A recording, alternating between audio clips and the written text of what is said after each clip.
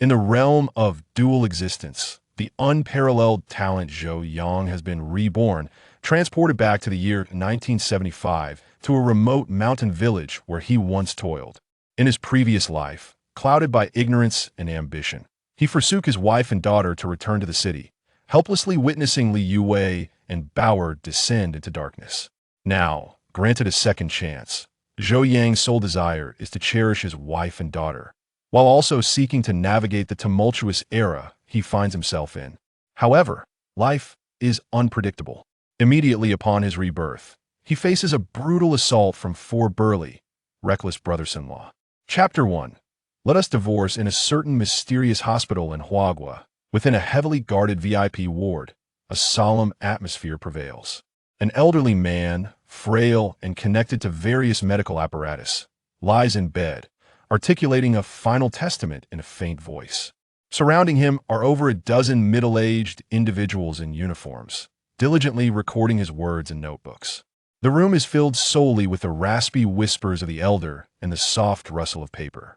After a lengthy discourse, the elderly man, gasping for breath, seems to dim as he concludes his revelations.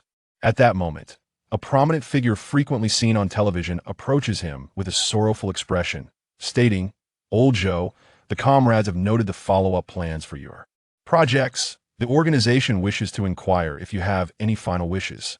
A flicker of light appears in the elder's murky eyes as he expends his remaining strength to articulate. "After I passed out, please bury my ashes at the Babao Liang Brigade in Yinshan County, with my wife and children. Youwei, Bao'er, I am coming to find you." His voice dwindles, and he slowly closes his eyes. The life monitor emits a series of alarming beeps, its waveform gradually flattening into a straight line. In the ward, everyone bows their heads in mourning, an overwhelming grief enveloping the atmosphere. "Comrades, I must announce a sorrowful piece of news. Zhou Yang, an academician of the Chinese Academy of Sciences, an expert in electromagnetism, an astronomer, and a pharmaceutical chemist, has passed away at the age of 70. Old Zhou dedicated his life to the nation, achieving unparalleled glory.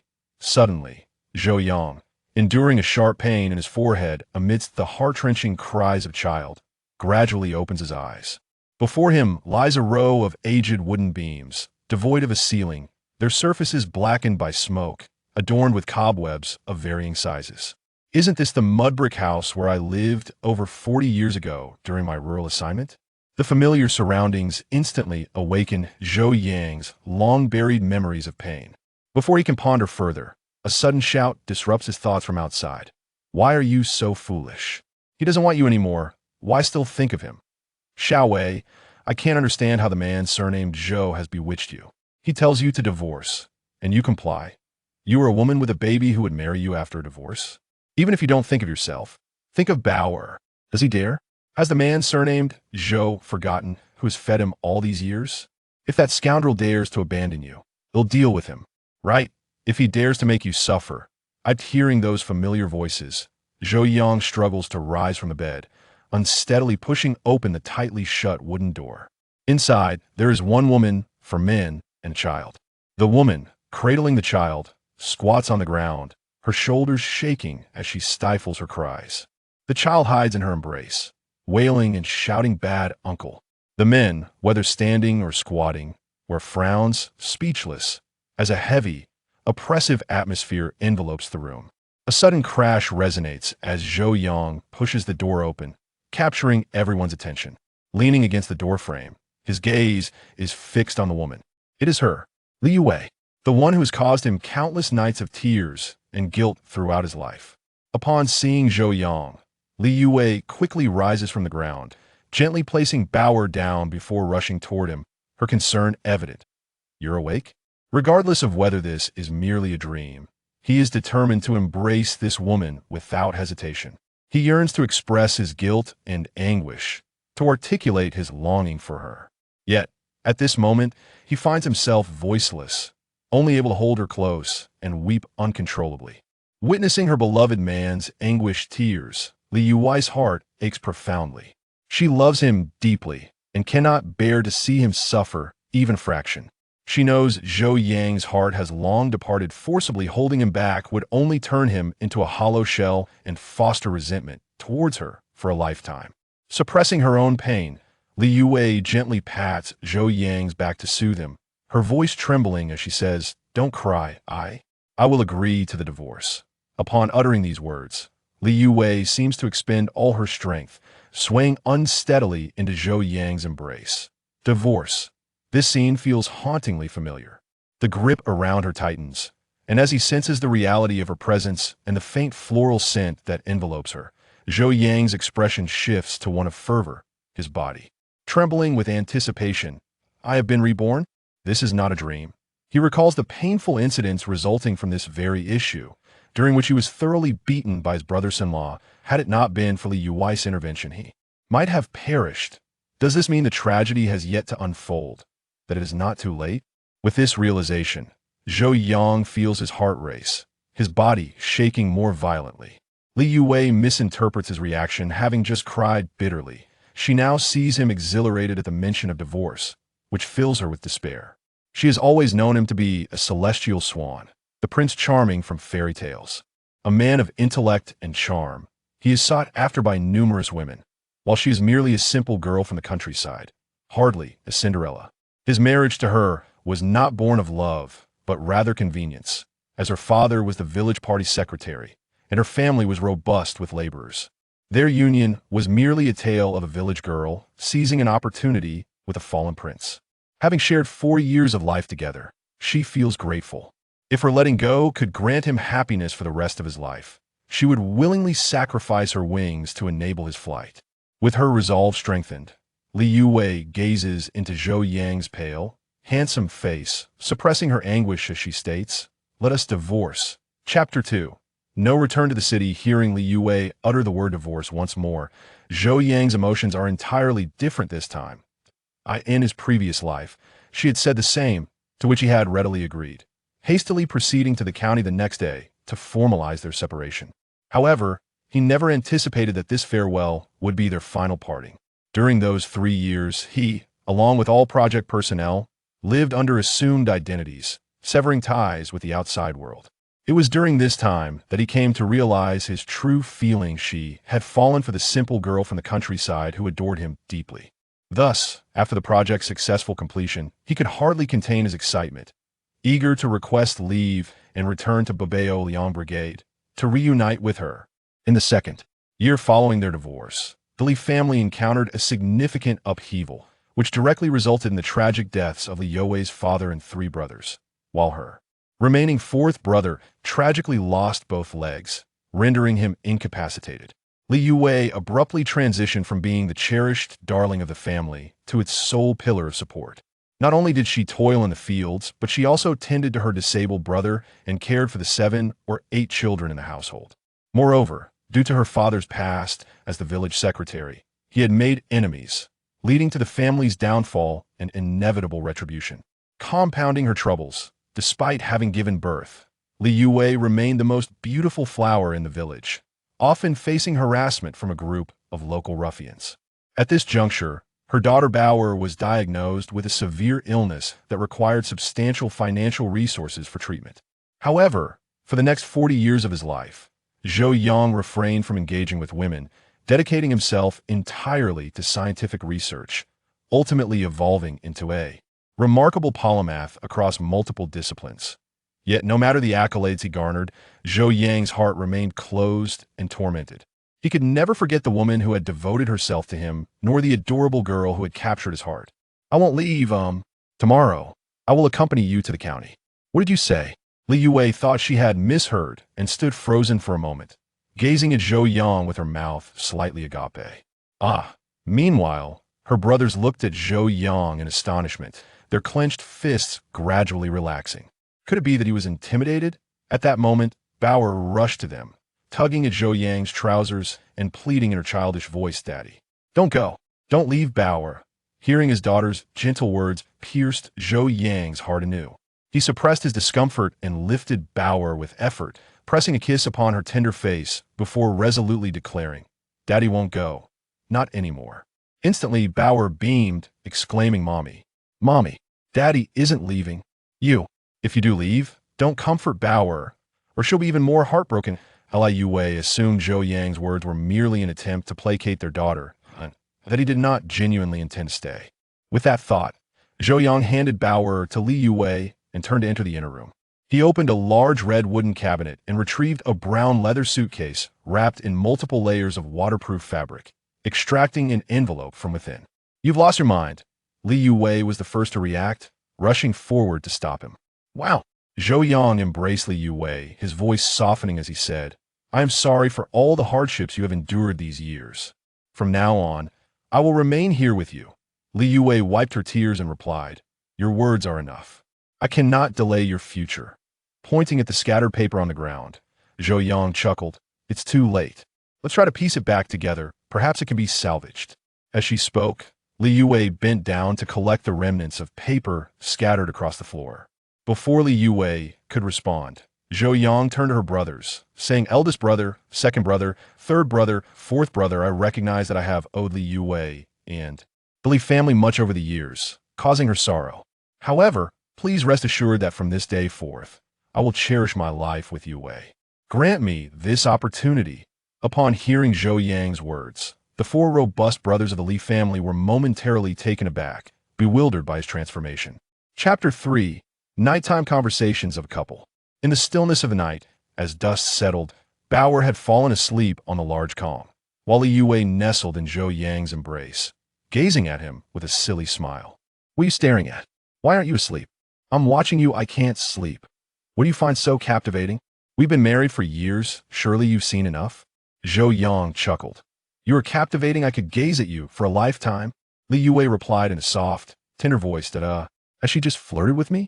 Zhou Yang realized that Li Youwei loved him deeply, akin to a moth drawn to a flame, fully aware that proximity could lead to devastation yet undeterred.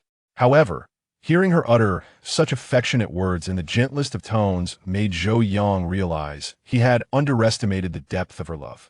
He gently kissed her forehead and said, If a lifetime of gazing is insufficient, then in the next life and the one after, I shall still be your man, so you can behold me. Endlessly. Li Youwei felt a sweet warmth envelop her heart. It was the first time she had heard such words, and it felt almost surreal.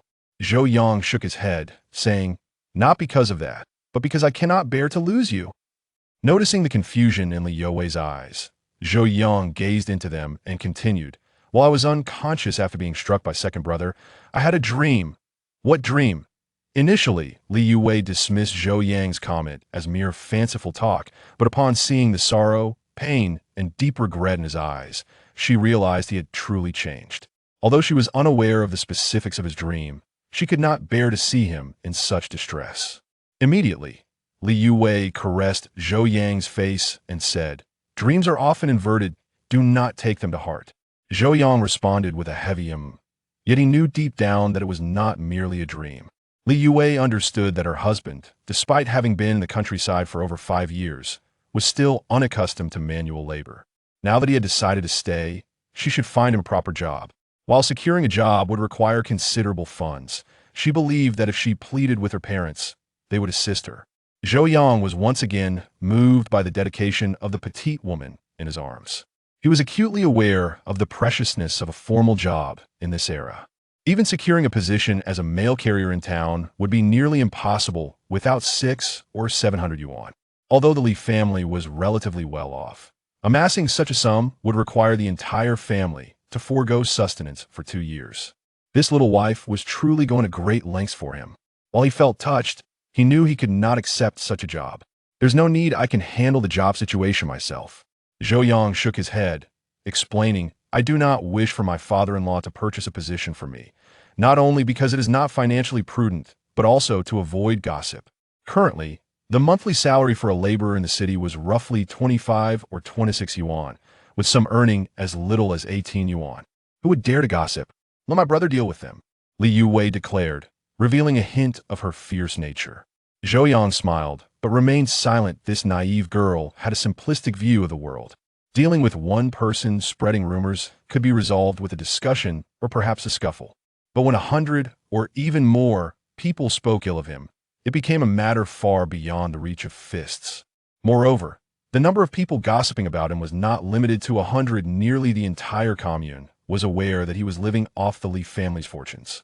Many claimed that Zhou Yang married into the Li family precisely because of their wealth, enjoying the benefits of not having to toil in the fields and feasting on fine grains. Daily, Zhou Yang did not deny that he was, in fact, living off Li Youwei's family. He had married her to avoid hunger, having arrived in Yinshan County from the capital with nothing but a few books. He had initially thought the county would provide for their first year's rations, only to discover that they were merely allotted 30 jin of coarse grain, leaving them to fend for the rest on their own. Those from affluent families could reach out for help, but at that time, Zhou Yang's entire family was overwhelmed with their own struggles, leaving no room to assist him. Thus, Zhou Yang had no choice but to bear the burden himself. At that time, Li Youwei had just graduated from high school. Upon encountering the tall and handsome Zhou Yang, she was instantly smitten and launched an ardent pursuit of him. Under the relentless charm offensive of Li Youwei, Zhou Yang surrendered without even a semblance of resistance.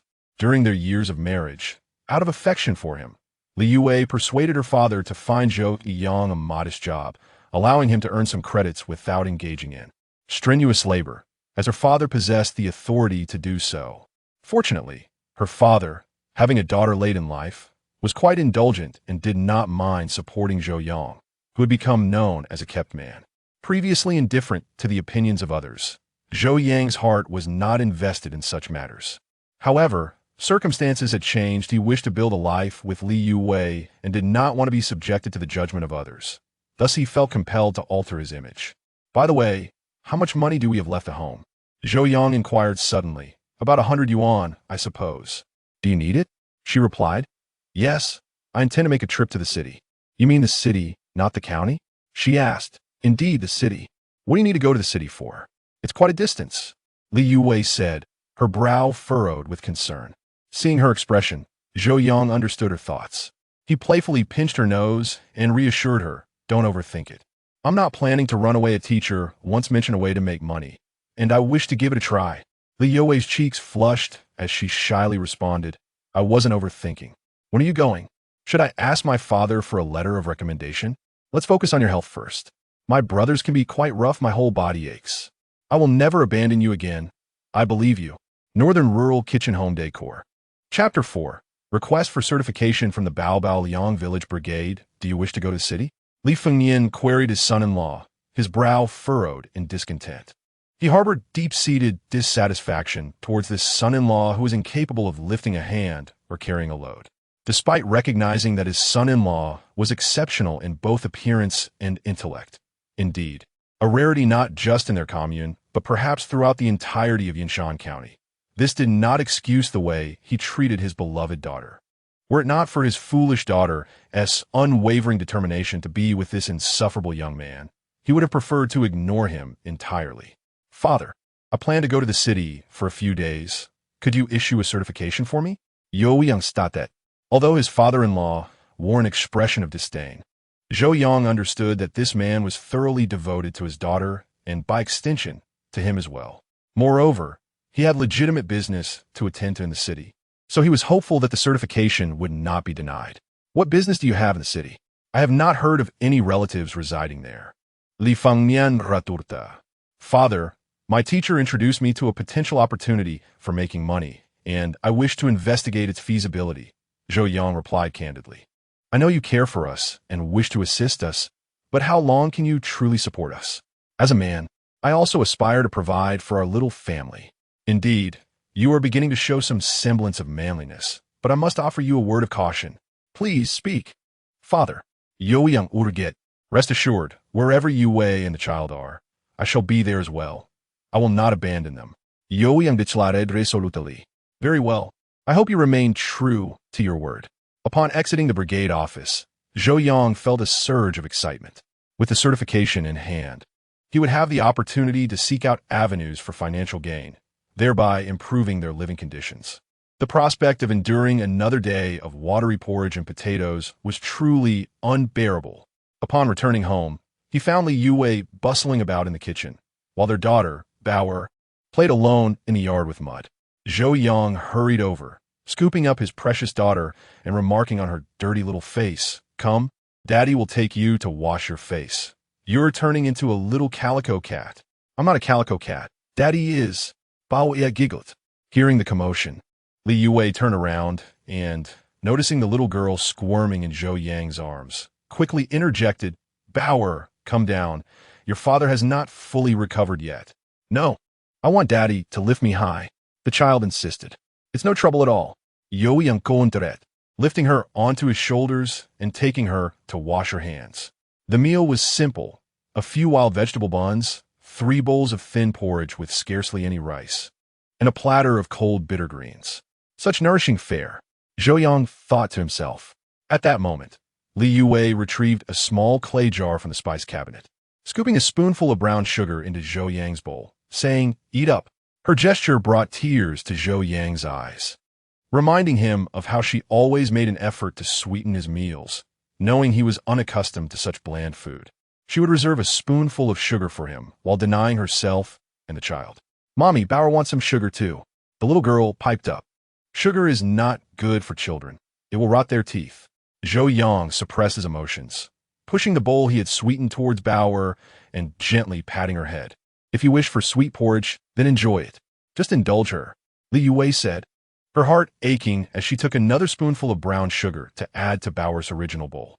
Zhou Yang, aware of the scarcity of resources in their time and the luxury that sugar represented, quickly interjected, "No need for that.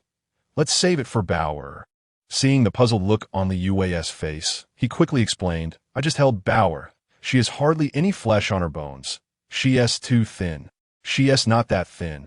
I've seen other children who are lighter than her, and they were born before her. Nevertheless, she is indeed lean. While her weight is acceptable by current standards, at 3 years old, she weighs less than 20 pounds, while children of her age in later years average around 28 pounds. The difference is significant." Though Li Youwei appreciated Zhou Yang's concern for their daughter, she still placed a spoonful of sugar into the bowl and pushed the porridge towards him. Feeling her deep affection, Zhou Yang accepted without hesitation, taking the sugar jar and adding a spoonful to Li Youwei's bowl. "Add some for yourself. No refusals," he insisted. Li Youwei felt a pang of concern. Brown sugar was precious, and acquiring sugar tickets was no easy task. The sugar she had was a gift from her father during her confinement 2 years prior. "Is the certification ready?" "Yes, my father issued it for 3 days," she responded, aware that the current climate was not as restrictive as before. Some villagers had begun to venture into the city's black market at night, reportedly finding financial success. However, the authorities remained vigilant. Being caught could result in confiscation of assets or even imprisonment. "I do not wish for you to risk everything for money," she added anxiously. Zhou Yang smiled reassuringly. "Do not worry, I understand the boundaries of risk. While reselling may yield quick profits, I have no interest in such ventures. I possess a more promising and less perilous opportunity in the city. Do not place too much pressure on yourself. Although we cannot have white flour buns for every meal, my parents will help ensure we do not go hungry." "Indeed, I understand." Yet, Zhou Yang was acutely aware that he needed to earn money, substantial amounts, to be precise. The urgency stemmed from the need to improve their living conditions and his concern for Bao'er's health. In his previous life, she was diagnosed with heart disease at 5 years old. While she showed no symptoms now, Zhou Yang resolved to take her to the provincial capital for a checkup as soon as possible. Additionally, it was already June of 1975, and the restoration of the college entrance examination was set for September 1977, leaving just over 2 years for them. This was their family's opportunity to step beyond the confines of agrarian life and onto a broader stage. Zhou Yang aspired not only to attend university himself, but also to ensure Li Youwei could join him. He had no doubt about passing the entrance examination. It was merely a matter of time. With his guidance, Li Youwei, who had previously attended high school, would surely succeed. However, the prospect of both attending university would place a significant burden on their family. Although attending college was free and students received stipends, the meager allowances would hardly suffice for 2 people, especially with a toddler in the mix. Thus, Zhou Yang knew he needed to amass enough funds over the next 2 years to cover their tuition and living expenses for the coming years. If feasible, he hoped to acquire a home in the city where they would study. All of this required money, substantial amounts of it. Chapter 5. Becoming a translator in a state of semi-consciousness. Zhou Yang heard someone calling his name. Upon opening his eyes, he discovered Li Youwei standing beside the Kong, gently urging him, "It's past 5. You must rise." Recalling his intention to visit the city, he realized that, due to the lack of direct transportation, he would first need to reach Yanshan County before proceeding to the city. The distance from Bao'er village to the county seat was 20 kilometers, necessitating his arrival before the first long-distance bus departed at 9 o'clock. As Zhou Yang dressed, Li Youwei set the breakfast she had prepared on the table. It was the usual porridge with potatoes, but today there were also a few eggs added. Zhou Yang carefully peeled an egg and placed it in a bowl, while the remaining eggs were packed by Li Youwei into a small cloth bag.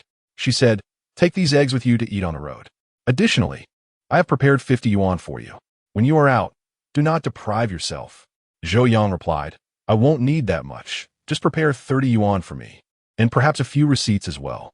After finishing the lovingly prepared breakfast by the young girl, Zhou Yang gently kissed the sleeping face of his daughter, Bao'er, and set off with a canvas bag slung over his shoulder.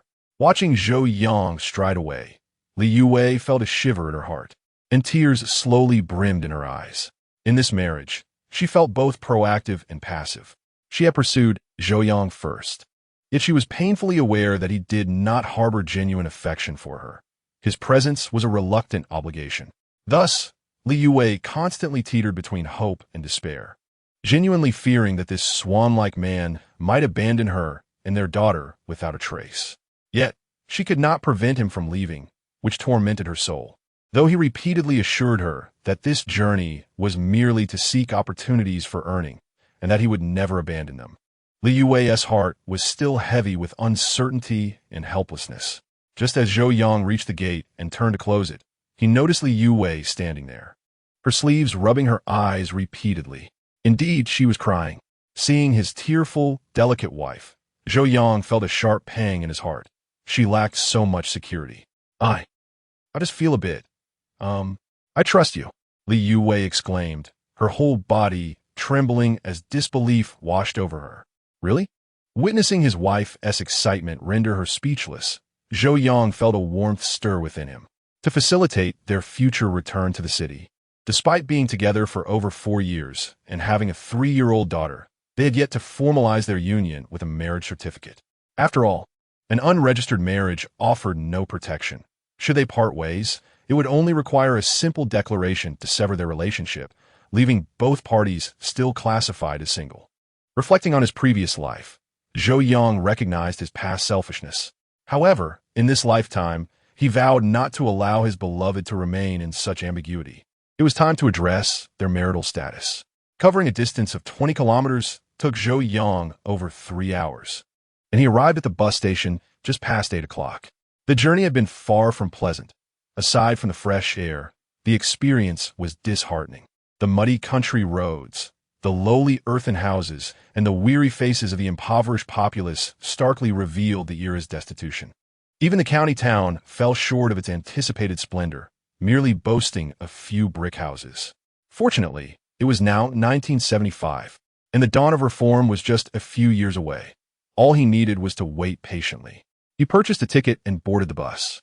Amidst the cacophony of noise, the long-distance coach rumbled toward Ning City, 120 kilometers away. Traveling during this era was truly a trial. What should have taken just over an hour by car in modern times stretched into 3.5 hours of jarring bumps, crowded passengers, an incessant noise that nearly drove Zhou Yang to madness. Nevertheless, he understood that given the current conditions, having access to a bus was already a luxury. Emerging from the dilapidated bus station, Zhou Yang scrutinized his surroundings, gradually aligning them with his memories. However, compared to the bustling transport hub he recalled from his past life, Ning City seemed somewhat desolate. In his previous existence, Zhou Yang had visited Ning City almost every year and was quite familiar with it. Rather than asking for directions, he relied on his memory and made his way toward the nearby Xinhua bookstore. The familiar sign brought a smile to his lips, and he entered with purpose. The bookstore was modest and simply laid out, and as he stepped inside, he was greeted by the unique scent of ink that only books possess. Instantly, his mood lifted, as if he were akin to a famished soul savoring the aroma of freshly baked bread. Apart from a balding middle-aged man, the store was void of other patrons. Upon noticing Zhou Yang, the man set aside his book and inquired, "Comrade, are you here to buy books?" "No, I see translation work. I wonder if that would be possible?" Zhou Yang explained it. Indeed, his means of earning was through translation. At that time, Hua lagged significantly behind Western nations in both science and technology, necessitating the translation of foreign materials and books to assimilate advanced techniques and management methods. A stark imbalance existed between the limited number of translators and the excessive demand for translations, which severely hampered national economic progress, often stalling scientific research due to the lack of timely translations. Consequently, the state had to delegate some less critical publications to various provinces and cities, seeking suitable individuals for compensated translations. This alleviated pressure on relevant departments while also uncovering talented translators in society. Naturally, Xinhua bookstores in each province and city became platforms for distributing these tasks. Upon hearing Zhou Yang's request, the middle-aged man's eyes lit up. "Comrade, I am Su Yongguang, the bookstore's manager. You can call me Old Su." "Hello, I am Zhou Yang." "Comrade Zhou Yang, do you understand foreign languages?" "Yes, I know a bit." "Which languages do you understand?" Zhou Yang hesitated to boast about his fluency in English, French, German, Russian, Japanese, and Korean, knowing that drawing too much attention could lead to unwelcome scrutiny. After careful consideration, he simply stated English. "English is excellent. Our country currently lacks individuals proficient in English. However, before you can take on translation tasks, I must assess your skills." "Of course." Old Su retrieved 2 sheets filled with English text from a nearby drawer and handed them to Zhou Yang. "You have 5 minutes." "5 minutes?" Old Su was visibly astonished. While he had only provided 5 or 6 sheets, it typically took 2 to 3 hours to translate such material. Without further ado, Zhou Yang produced his paper and pen and commenced translating on the spot. Chapter 6.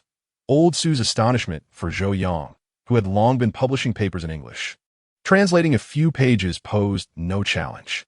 Had he simply needed to orally translate, he could have completed it in under 2 minutes. Yet even so, when Zhou Yang handed over the completed translation within 5 minutes, Old Su was left in awe. Aside from a few discrepancies in word choices, the overall quality was exceptional. Old Su recognized that this young man was a true translation prodigy, promptly stating, "Your skills are impressive.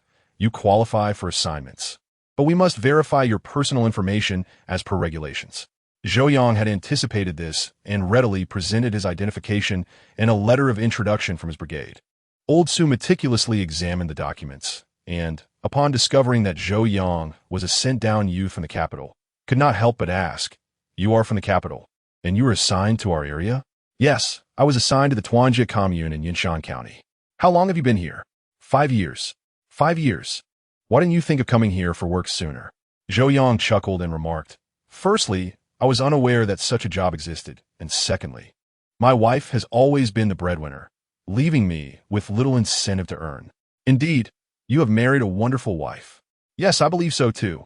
As he thought of that delightful young lady, a smile of happiness crept upon Zhou Yang's face. "I observed your identification appears to be in order. However, I am curious about how you wish to take on assignments. Is there even a choice?" "Yo yang cuestionet, bewildered." "There is. Depending on the translator's proficiency, we categorize all translators into tiers: translator, translation specialist, and senior translation specialist. The types of assignments vary with each tier." Old Su continued, "Your skills are commendable, but for now, you can only be classified as a translator, thus limiting you to translating foreign magazines and journals. Once you elevate your rank, you will be eligible for more advanced tasks. May I inquire how the remuneration is calculated and the process of advancing my rank?" "For magazine and journal translations, if the work is within 3,000 words, it is calculated per piece at 5 yuan. For anything above 3,000 words, it is calculated at 3 yuan per 1,000 words." Old Su elaborated, "As for how to elevate a translator's rank, there is only one method. The more works you translate, the better." "Are there specific criteria for advancement?" "To become a translator, You must translate over 10,000 words with an accuracy rate of over 90%. To become a translation specialist, you need to exceed 100,000 words with a 95% accuracy rate. And to ascend to senior translation specialist, you must surpass 1 million words with a 98% accuracy rate. Zhou Yang nodded, saying, "All right, please find me a few journals, preferably in the fields of industry or mathematics."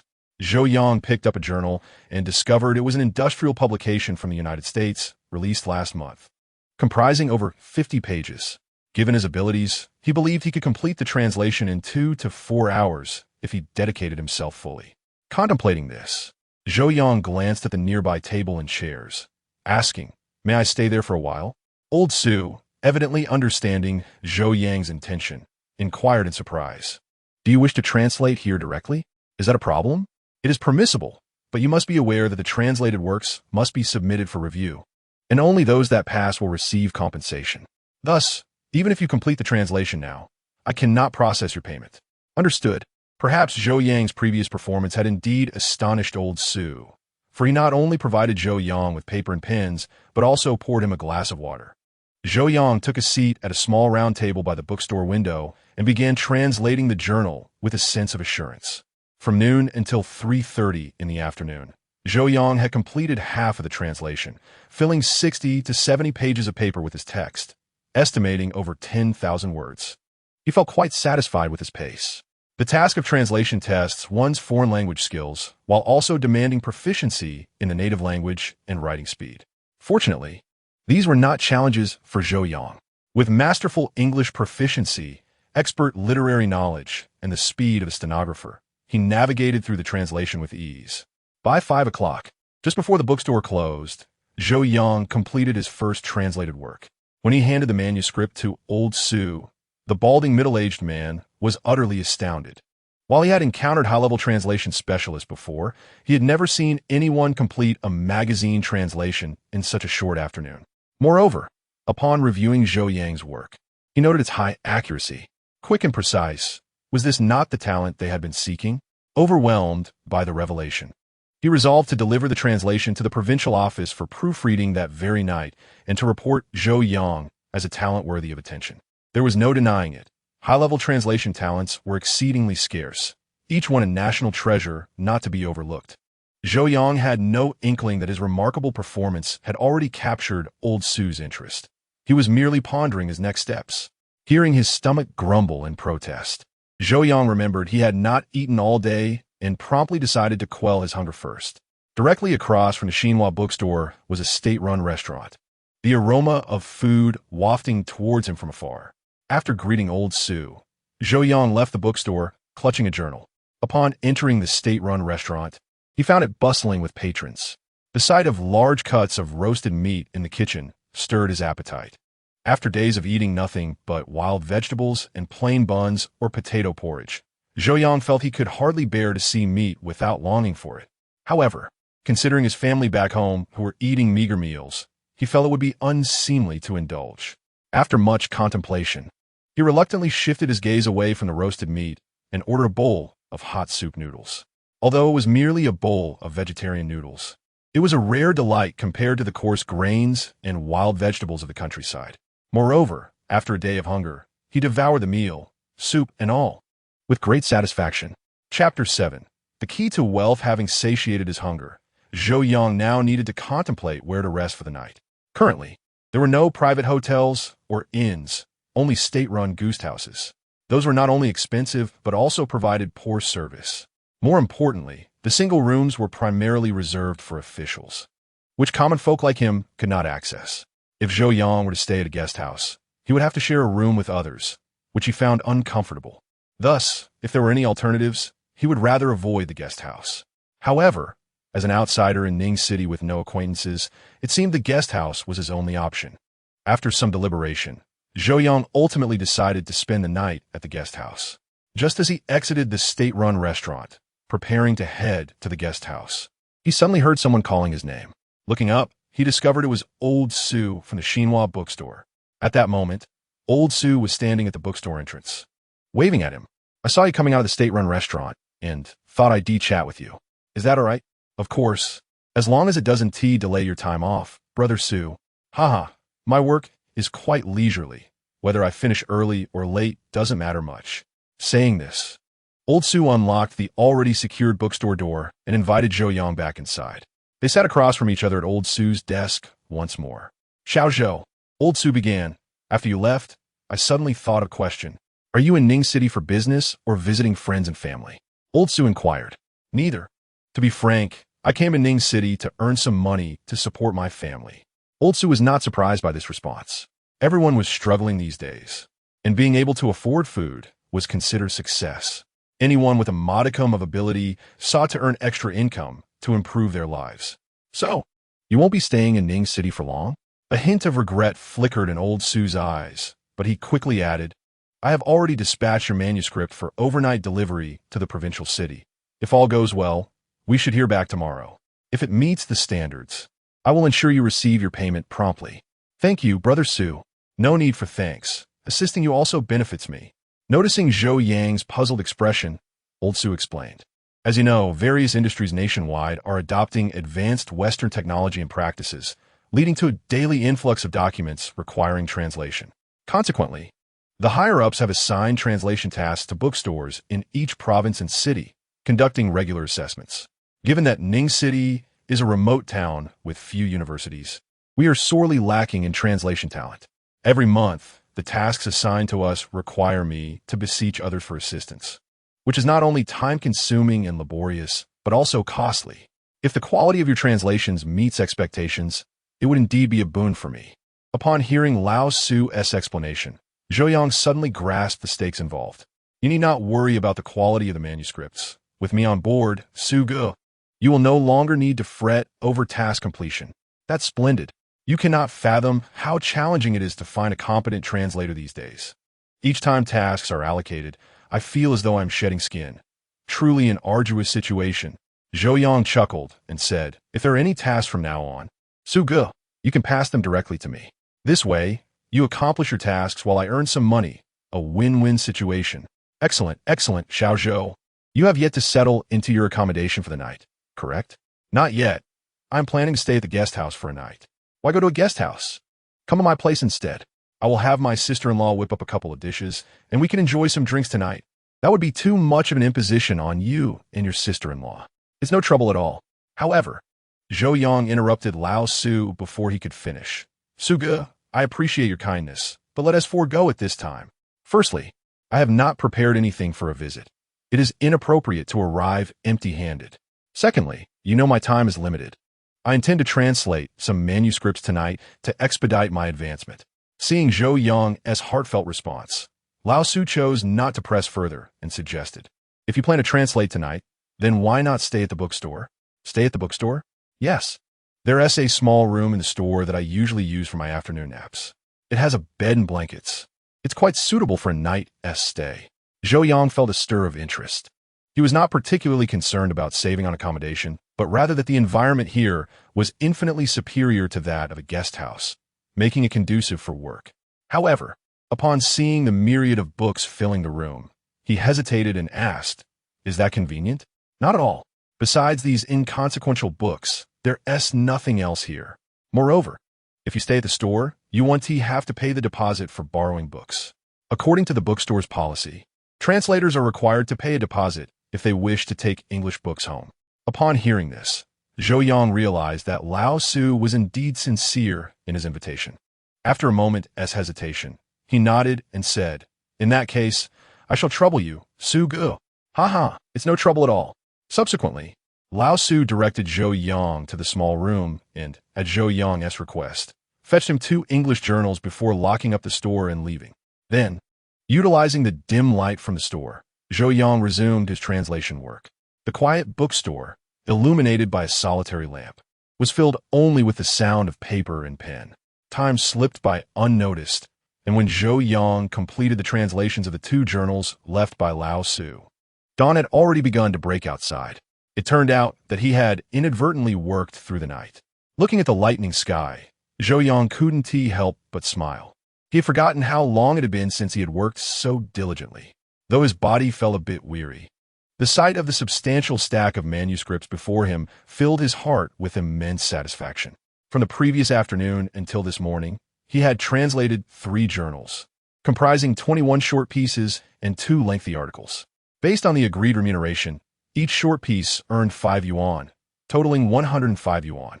The 2 long pieces, approximately 9,000 words, would yield 27 yuan at a rate of 3 yuan per 1,000 words. Thus, if all his manuscripts passed review, Zhou Yang would receive a total of 132 yuan. Although this amount would seem trivial to Zhou Yang, who had previously received special allowances from the government, it represented a significant windfall for him at this moment. He was well aware of the price levels in the 1970s. A factory worker in the county earned less than 30 yuan a month, with many earning even less. 130 yuan was equivalent to nearly half a year's wages for a common laborer, a not insignificant sum. Moreover, in the 4 years since his marriage, despite the support of his father-in-law, the village secretary, his family had barely managed to save over 100 yuan. In essence, Zhou Yang had earned in a single day what had taken him 4 years to accumulate. More importantly, this experience had unveiled to him the key to unlocking wealth. Chapter 8. News from the provincial capital the next day. When Lao Su arrived at work, Zhou Yang was still asleep in the small room. Lao Su had initially intended to wake him, but upon seeing the thick stack of manuscripts on the desk, he was taken aback. Regardless of whether the manuscripts met quality standards, the sheer volume Zhou Yang had produced in a single night was astounding. It is worth noting that the average person can write no more than 20 words per minute, while those exceptionally gifted can manage only 40 or 50. And that is without the burden of contemplation. Translation is distinct from writing in one's native language. It necessitates comparative translation, which is inherently time-consuming and labor-intensive. Throughout his many years in this field, Lao Su had encountered the finest translators, who typically managed to translate 7,000 or 8,000 words in a day, an absolute maximum. Yet, Zhou Yang was different. He had completed a 10,000-word journal in under 4 hours yesterday. Furthermore, his efficiency that night was astonishing, as he translated 2 more journals. Lao Su estimated that from the previous afternoon until now, Zhou Yang had written at least 20,000 words. Although he was uncertain when Zhou Yang had taken a break, even working until dawn, such a pace was still beyond comparison. Thus, it was clear that his English proficiency was exceptionally high, surpassing that of most native speakers. Translating these journals, which did not involve a plethora of specialized terminology, was genuinely not a significant challenge. Recognizing the gem he had discovered, Lao Su refrained from interrupting Zhou Yang's rest. Instead, he picked up the phone on the desk and hurriedly dialed a number in the distant provincial capital. When Zhou Yang awoke, it was already past 11 in the morning. Exiting the small room, he found Lao Su attending to a few young women who appeared to be purchasing books. Upon noticing Zhou Yang, Lao Su immediately said, "Xiao Zhou, wash your face, and we can have lunch together shortly." "Sure." When Zhou Yang emerged from the restroom, the young women had already departed, leaving Lao Su alone in the bookstore. "Xiao Zhou, I have wonderful news for you." "Su Ge, is there news from the provincial capital?" "Zhou Yang inquired eagerly." "Yes. After review and evaluation by the experts in the provincial capital, all your manuscripts have been approved with an accuracy rate exceeding 98. Therefore, you are now officially recognized as a translator. Upon hearing this delightful news, Zhou Yang's spirit soared, and he immediately expressed his gratitude. "Thank you for your support, Su Ge. It's the least I could do. I will need you to look after me in the future. Xiao Zhou, we are in this together, fostering mutual support and collaboration. Indeed, I have reviewed the manuscripts you translated last night and will expedite their submission for provincial review. Additionally, do you have any requirements regarding remuneration?" Lao Su inquired again. "Isn't their standard? Standards are one thing. However, to cater to exceptional talents like you, the authorities can also provide some vouchers in addition to monetary compensation." "What vouchers would you like?" Lao Su asked. Zhou Yang had not anticipated such a generous offer and promptly replied, "I would like some rice vouchers and meat vouchers. Additionally, if there are oil and sugar vouchers, that would be even better." In truth, Zhou Yang also desired a few industrial coupons. As the journey from Bao'er village to Yinshan County City was over 20 kilometers and would take at least 3 hours on foot. Moving forward, He would frequently need to travel to the county to mail manuscripts, necessitating a bicycle. However, the notion of obtaining industrial coupons proved to be quite challenging. When he first spoke to someone, he requested rice and meat tickets, feeling rather embarrassed to ask for industrial coupons. After all, there would be future opportunities. So Zhou Yang resolutely suppressed the desire for industrial coupons.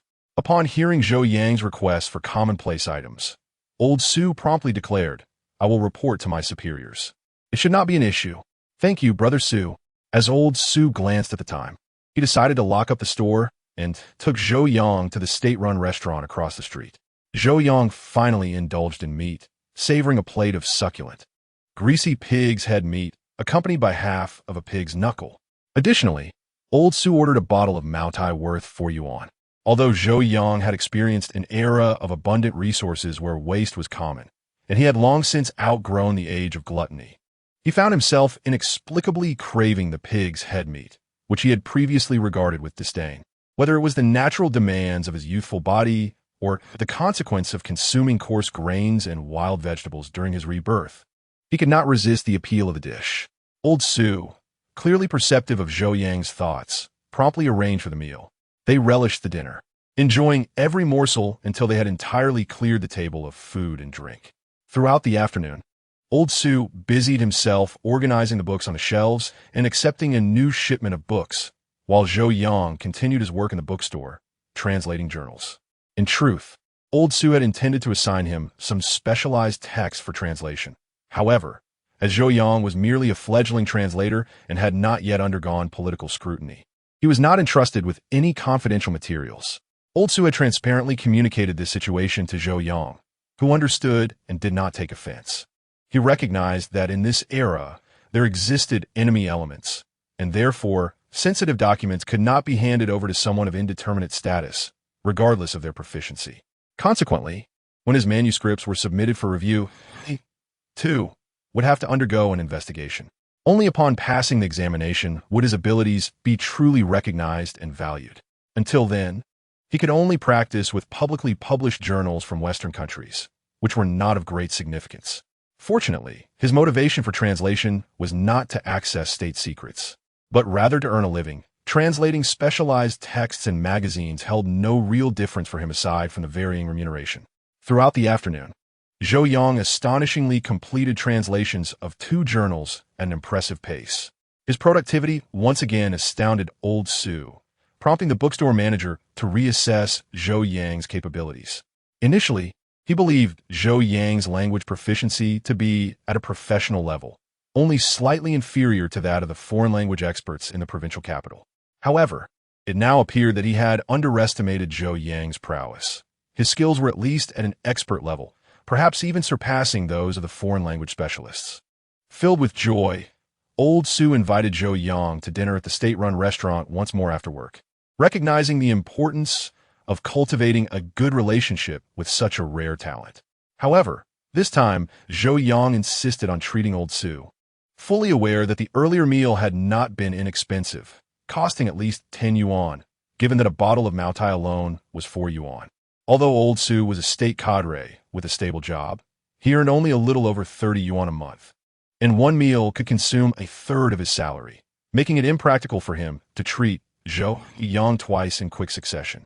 Therefore, Zhou Yang firmly paid for dinner himself, though with his limited funds, he only ordered 2 bowls of simple hot noodle soup. Chapter 9. A frenzied shopping spree after a night of silence. Zhou Yang awoke early the next day and packed his modest belongings. The long-distance bus from Ning City to Yinshan County only operated once daily in the morning, so he planned to bid farewell to old Su before heading to the bus station. Although old Su felt a genuine reluctance to see the talented translator leave, he understood that Zhou Yang was a sent-down youth and could not remain away from the commune for long. Moreover, his political review was still pending, making it impossible for old Su to keep him in Ning City before its conclusion. Fortunately, the authorities had agreed to allow old Su to settle Zhou Yang's payment in advance, which was undoubtedly good news for Zhou Yang. Receiving a stack of big Unity notes and a small bundle of tickets from old Su, Zhou Yang felt a surge of excitement. While this money would not make him wealthy, it was sufficient to improve his family's living conditions.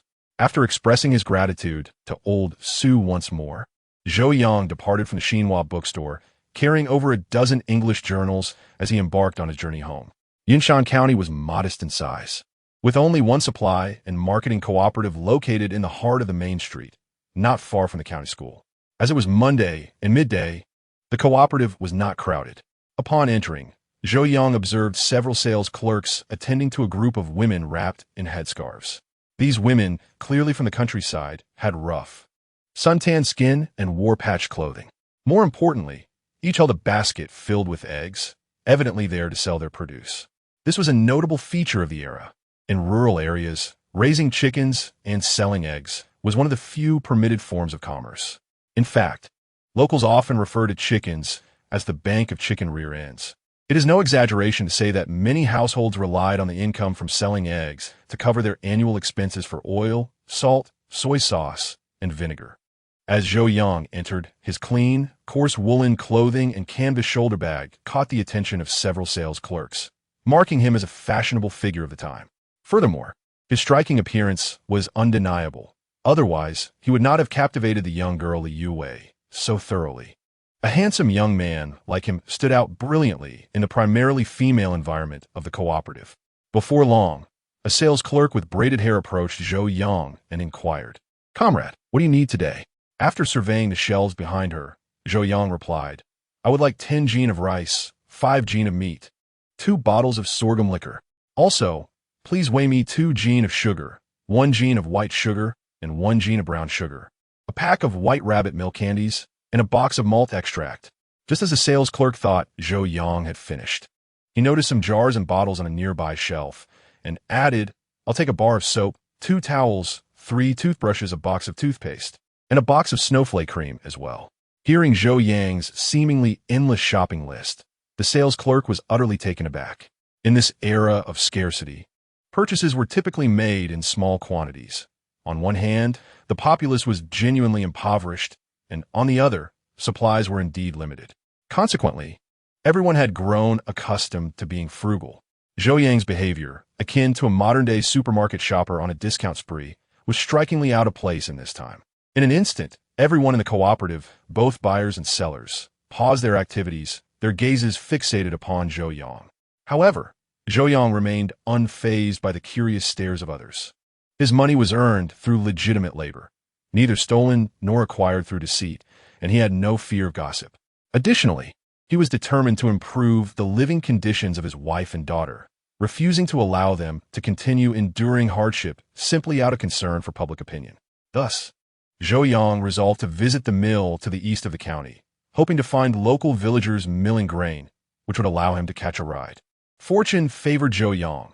Upon arriving at the mill, he spotted Niu Dazhuang from his brigade loading a vehicle. Niu Dazhuang looked surprised to see Zhou Yang, but quickly regained his composure. "All right, once I finish loading, we can depart." Soon, Niu Dazhuang loaded several bags of flour and bran onto the cart, while Zhou Yang placed the supplies he had purchased onto the horse-drawn vehicle as well. The two men drove the cart towards the Babao Liang Brigade.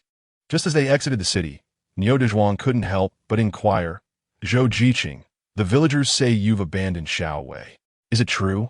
Zhou Yang was momentarily taken aback, furrowing his brow as he responded, "Who said that? How could I ever abandon my wife?" He then pressed on, "What else have the villagers been saying? Did Shaowei not clarify anything?" Hearing this, Zhou Yang felt a pang of sympathy. During his absence, that girl must have borne an immense burden. In the eyes of the villagers, he had always been perceived as a man who lived off the fruits of others' labor, and marrying Li Youwei was seen as insincere. It would be entirely expected for him to abandon her and her mother now.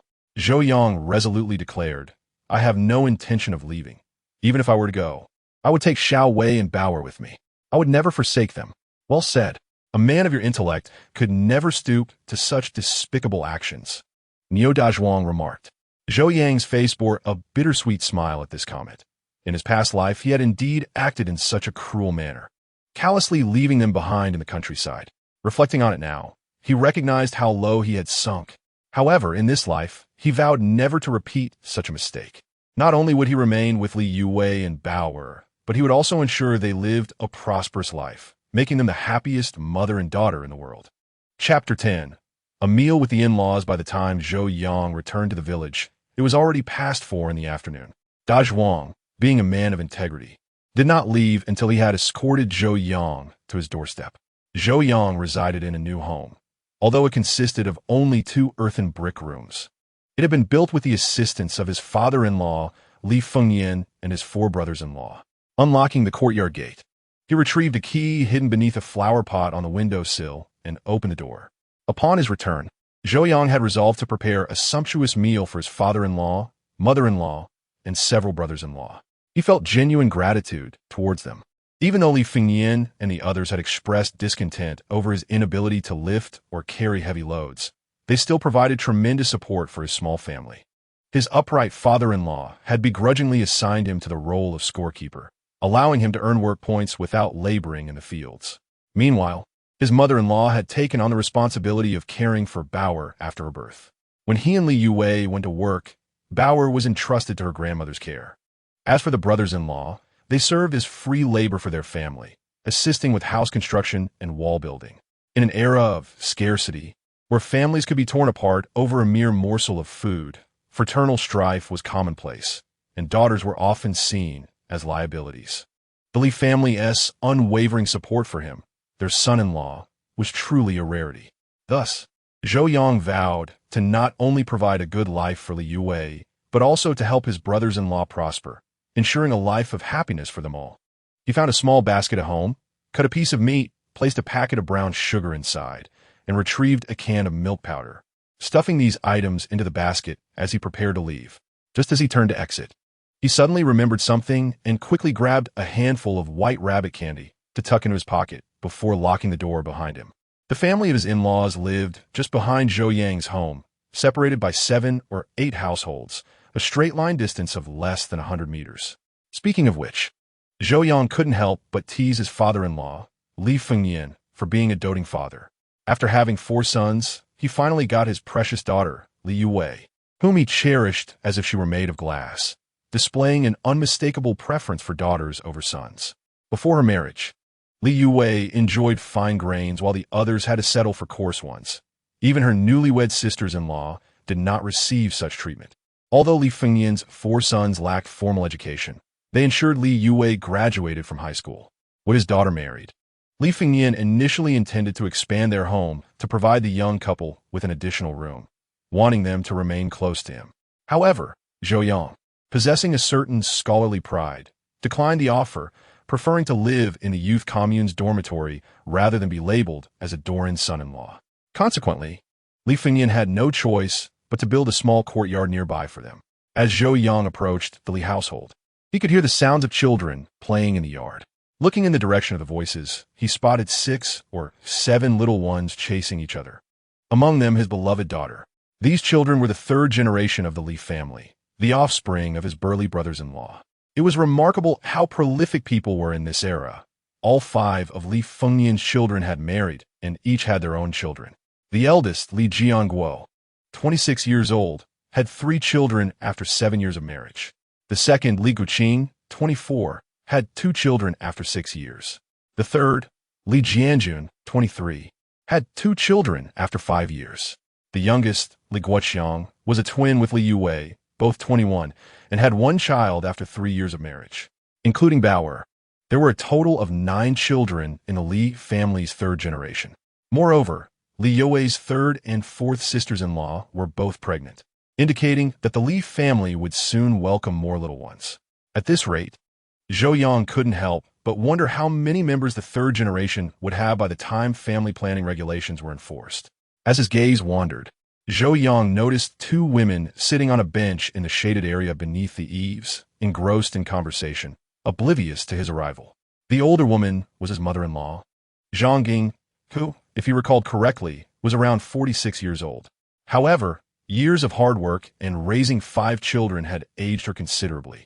She appeared at least 10 years older. The younger woman was Li Youwei's 4th sister-in-law, visibly pregnant and likely preparing to give birth at home. The creaking of the door startled the children in the yard. Upon seeing Zhou Yang, the eldest among them, Huzi exclaimed, "Uncle is here.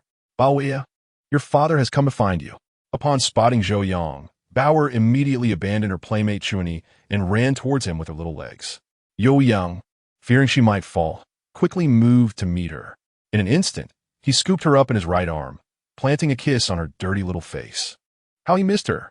As he expressed his longing, the little girl spread her arms wide, illustrating the vastness of her affection for him.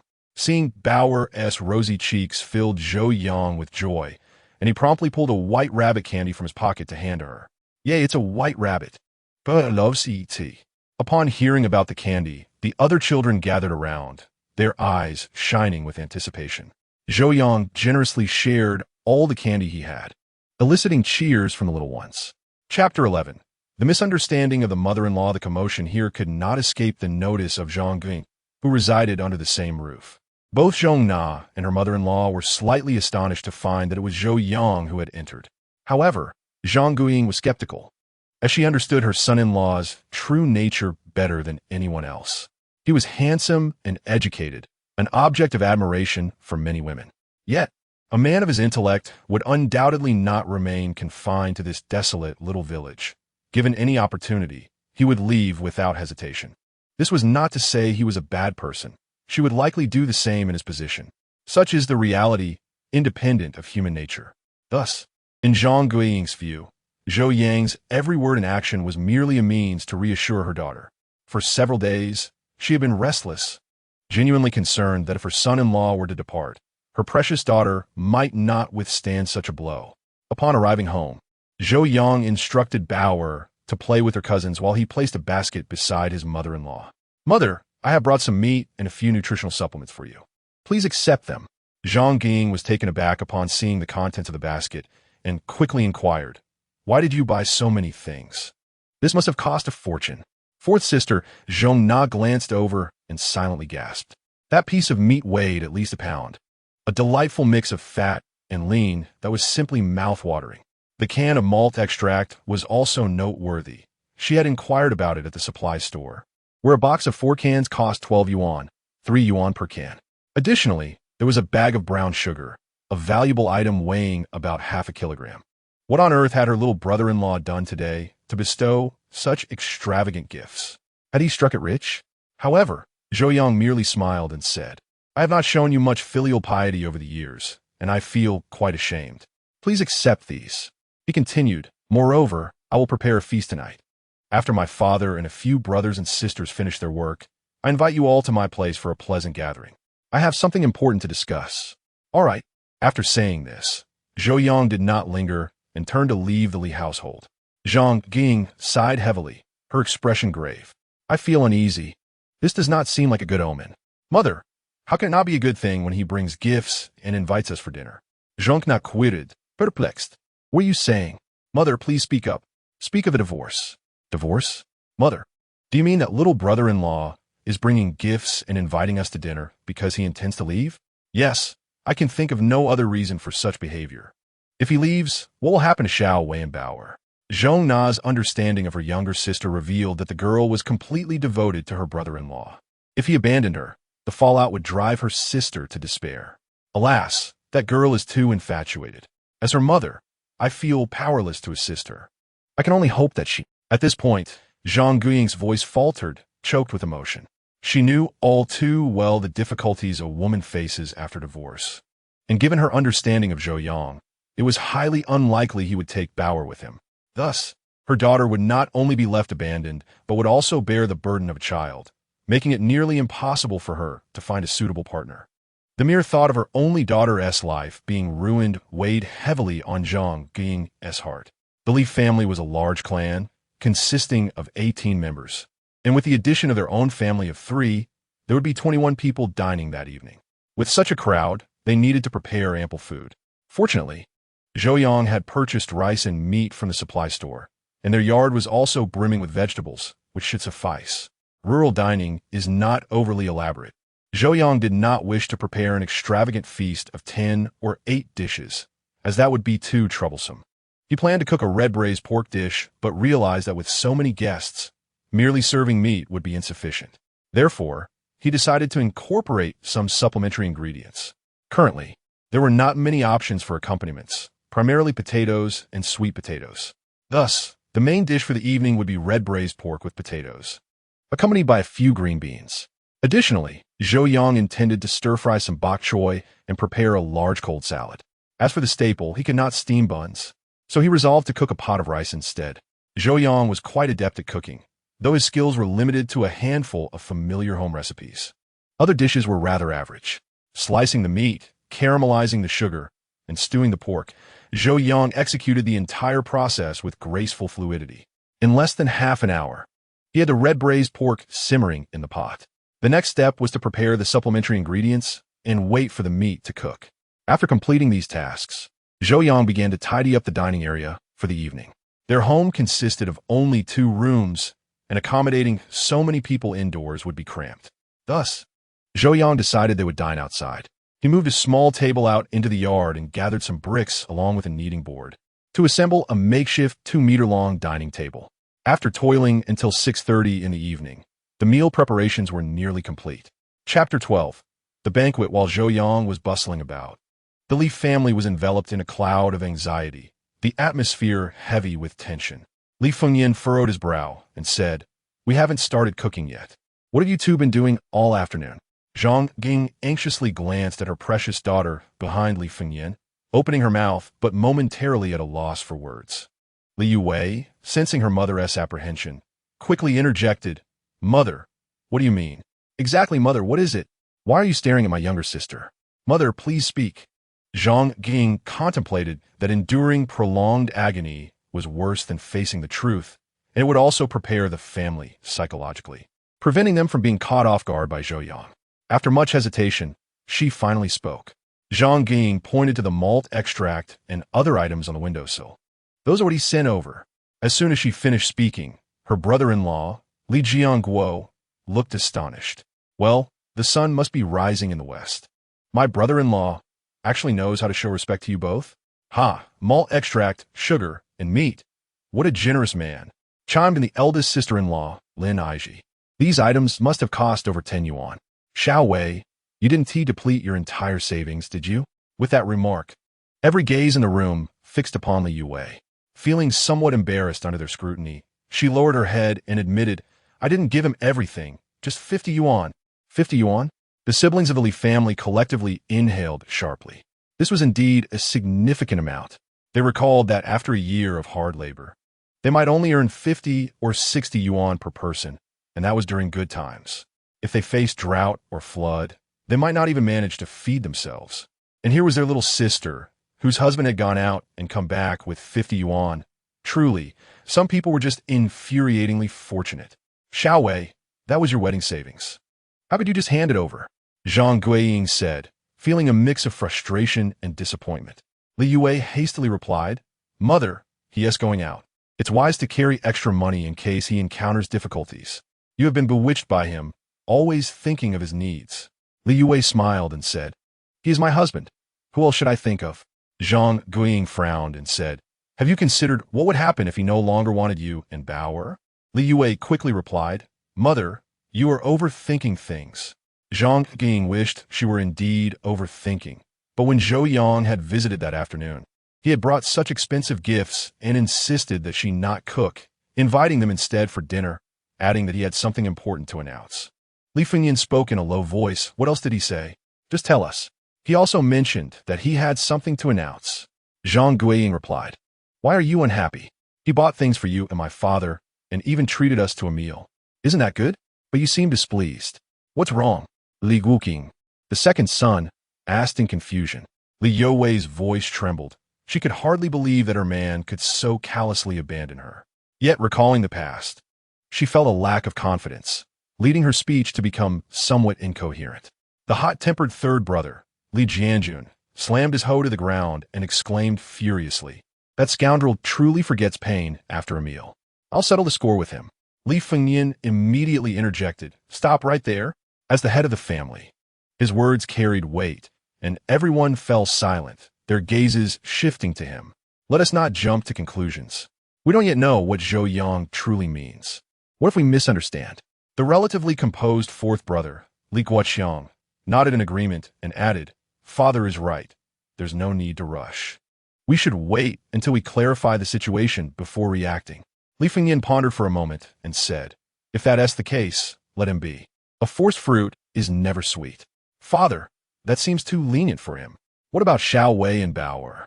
Li Fengnian replied coldly, "In this world, every action and decision is predetermined. Some matters can evade others' criticism, but they cannot escape the judgment of one's conscience. If he dares to abandon his wife and daughter, he will regret it later. As for Zhou Yang and Bao'er, can't we 5 strong men of the Li family take care of them?" The eldest son, Li Jiangguo, chimed in, "Father is right. If he doesn't want our little sister, we of the Li family will support them." "Father, what should we do now?" Zhang Guiying inquired. Li Fengnian promptly responded, "Let us go. He wants to invite our Li family for a meal. We should see what kind of banquet he is preparing." With that, Li Fengnian hung his hoe on the wall, shook off the dirt from his clothes, and walked out of the yard. Chapter 13. 1,000 yuan household. Each year at 7:30 in the evening, Zhou Yang, busy in the yard, heard the playful sounds of children. Looking up, he saw indeed that his in-laws had arrived with their entire family. The children ran ahead while the adults followed, each holding bowls and chopsticks. There was no choice. The poverty of the times limited each household supplies, including dishes and utensils. Hence, for any celebratory occasion, guests often brought their own bowls and chopsticks. In Zhou Yang's household, with 3 people, there were only 4 bowls and 2 plates, along with 2 enamel basins. With the Li family consisting of over 10 members, he found it impossible to provide enough utensils. Clearly, Li Fengnian and the others had anticipated this and brought their own. However, upon entering the yard, Zhou Yang noticed that their expressions were somewhat off, as if concealing some emotion. Even Li Youwei's eyes appeared red, as if she had just been crying. Although puzzled, Zhou Yang chose not to dwell on it and welcomed them instead. "Father, Mother, you've come. Please take a seat." Li Fengnian nodded slightly and followed Zhou Yang's guidance to sit at the makeshift dining table. The others also took their seats without hesitation. Though Li Youwei felt somewhat anxious, it was her home, so she quickly busied herself.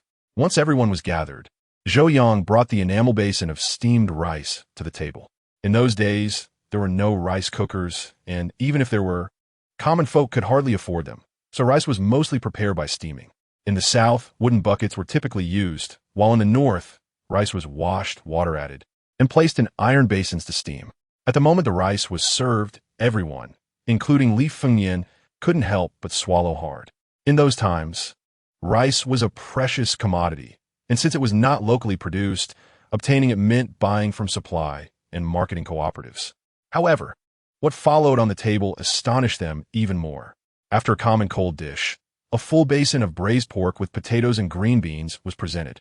The succulent, tender pork belly, paired with oily potato chunks, was enough to make anyone crave 2 bowls of rice. Both adults and children fixated on the meat dish, unable to tear their eyes away. Zhou Yang quickly stir-fried the last cabbage and fetched 2 bottles of sorghum liquor, joining the others at the table. Feeling everyone's gaze upon him, Zhou Yang awkwardly said, "Father, Mother, and all my brothers and sisters, please don't just sit there. Let us eat." Li Fengnian cleared his throat and replied, "Let us not rush into eating. Don't you have something to announce? Why not finish that first?" Zhou Yang considered and said, "That works." He then took Li Youwei's hand and, looking at his in-laws, solemnly declared, "Father, Mother, I plan to register my marriage with Zhou Yang tomorrow." Upon hearing Zhou Yang's words, everyone was taken aback. They had been anticipating a heartless revelation, yet it turned out to be about marriage registration. For a moment, they were all stunned. Li Fengnian cautiously asked, "Is the announcement just about the marriage registration?" "Yes. Zhou Yang and I have been together for 4 years. And Bao'er is already 3 years old. It's time to formalize it." Zhou Yang replied. Li Fengnian laughed heartily. "I wholeheartedly support your decision to register your marriage. Tomorrow, I'll grant you leave to go to the commune early and take care of it, so we don't have to worry." "Yes." At that moment, Zhou Yang's brother-in-law, Li Jiangguo, sighed in relief and said, "You scared me. If it's just about registering, why make it so formal? I thought you were going to divorce our Zhou Yang." Zhou Yang instantly understood the seriousness of their previous expressions. It had all been a misunderstanding. With this realization, he chuckled and said, "How could I ever think of divorce? In this lifetime, I only know of widowhood, not divorce." Zhou Yang continued. The reason for the formality is that I believe marriage registration is a significant milestone for both Zhou Wei and me, deserving of some solemnity. Indeed, a formal approach is best. Li Youwei expressed his satisfaction. Zhang Ging still felt somewhat uneasy and asked again, aside from the marriage registration, there is nothing else, right? Actually, there is. Zhou Yang's words once again thickened the tension in the air, and all eyes were fixed on him. Everyone, don't be anxious. What I'm about to say is good news. Zhou Yang hastily reassured them. What good news? Zhou Yang quickly explained. A few days ago, I went to the city and found a part-time job. My future work focus may shift there. What part-time job? Does it pay well? Li Guoqing, the second uncle, inquired. Does this mean you'll be working in the city? No, I could do it from home. I'll just need to mail the translated manuscripts to them, and they'll send me the payment. How much can you earn in a month? Zhang Guiying asked.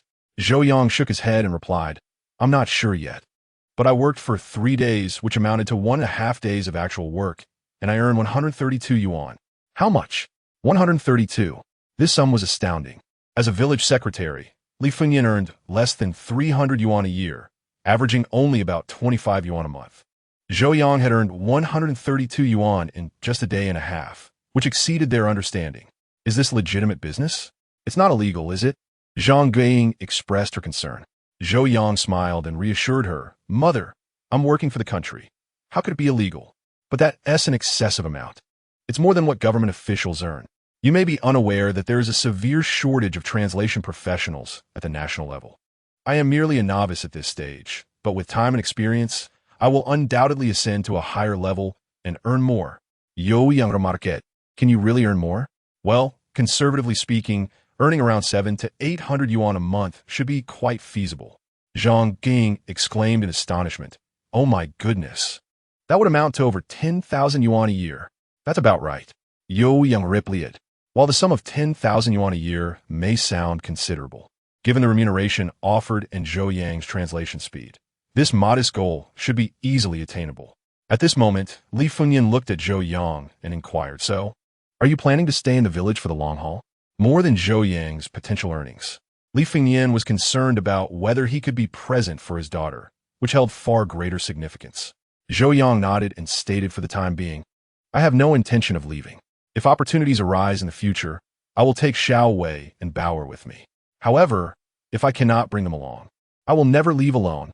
Indeed, I hope you remember these words today. Zhou Yang affirmed. Chapter 14. A heartfelt confession after a satisfying meal. It was already past 9 in the evening when my father-in-law and brother-in-law departed. Fortunately, my mother-in-law and several sisters-in-law were quite considerate, leaving the kitchen tidy, which saved Zhou Yang quite a bit of trouble. After coaxing Bao'er to sleep, only Zhou Yang and Li Youwei remained in the room. Under the dim light of the kerosene lamp, the two of them nestled closely together, the atmosphere tinged with a hint of awkwardness, yet predominantly sweet. You. Both spoke simultaneously, then abruptly paused. They exchanged a smile, and Zhou Yang said, You go first. Li Youwei mustered her courage and asked, Are you truly prepared to register our marriage? Yes, it is essential to do so. Once we are married, we will be recognized as a legitimate couple. Otherwise, we would be living together unlawfully, Zhou Yang explained. Come on, many people live together without a marriage certificate these days. Are they all breaking the law? If viewed from a legal standpoint, they indeed would be infringing the law. As law-abiding citizens, we must register our marriage. Zhou Yang insisted, but you are being too hard on yourself. Registering our marriage, Li Youwei declared without hesitation. Forgive me for being a selfish woman. I simply cannot imagine my life without you. As she spoke, tears welled in her eyes, glistening like dew as they cascaded down her smooth cheeks. Zhou Yang gently wiped away her tears and softly said, Do not cry. This is not selfishness, but rather an overwhelming love for me and for our family. He continued, Thank you, my dear. For what? Li Youwei asked curiously. Thank you for giving me a home and for blessing me with such an intelligent and adorable daughter. I also appreciate all that you have sacrificed for this family. Zhou Yang further elaborated. 5 years ago, I arrived at Baboliang village filled with resentment and despair regarding life. I, who once prided myself on my education, felt utterly useless here, unable to lift a finger or distinguish between crops and wild grasses. At that time, the hardships of life, the solitude within, and the uncertainty of the future completely overwhelmed me, and I often contemplated ending it all. Now, I have finally recognized my true desires. Having you and Bao'er is the greatest joy of my life. I will love you both eternally. Thank you, my wife. Zhou Yang's heartfelt confession broke down Li Youwei's defenses, and she tightly embraced him, her voice quivering as she said, "I love you too." The atmosphere in the room became increasingly intimate, and Zhou Yang could no longer contain himself. He lifted his beloved wife onto the bed, and the moment took a passionate turn. Just as Zhou Yang was about to immerse himself in a tender embrace with Li Youwei, a sweet voice interrupted, "Daddy, Mommy, what are you doing?" Startled, Zhou Yang and Li Youwei froze, their fervent actions abruptly halted. They hurriedly scrambled off the bed and quickly adjusted their clothing. Bao'er, still half asleep, sat up on the bed, yawning and rubbing her eyes, a picture of innocence and cuteness. Clearly, their earlier laughter and commotion had disturbed the newly slumbering Bao'er. Li Youwei, casting an apologetic smile at the bemused Zhou Yang, lifted their daughter into her arms, gently patting her back while softly humming a lullaby. Feeling the warmth of her mother's embrace and inhaling the familiar scent, Bao'er soon drifted back into slumber. However, the interruption had extinguished any desire for romantic interlude from either Zhou Yang or Li Youwei. Once Bao'er was soundly asleep again, they lay beneath the covers, planning their future together. "Do you think this translation work can be a long-term endeavor?" Zhou Yang responded to Li Youwei's inquiry. "I foresee no significant issues in the next 3 to 5 years, as cultivating translation talent is not accomplished overnight. Then you should focus solely on translating at home, and I will handle the work outside." Li Youwei insisted. "No, my intention is for you to refrain from external work as well. That is out of the question. At least one of us must contribute labor to earn our share of food. Otherwise, we would have no sustenance. Once we begin earning, we can certainly purchase food from the supply cooperative. With money, will we fear hunger? Even so, if none of us works, the villagers will surely gossip. Given that my father is the village secretary, there will be those who suspect he is abusing his power. We cannot give them that opportunity." Li Youwei asserted. "If you insist on working, then you should find a less demanding job. I probably won't be farming anymore. The position of record keeper is vacant, and as a high school graduate, you would surely excel in that role." Zhou Yang suggested. "Let us see. After all, many people are vying for the record keeper position.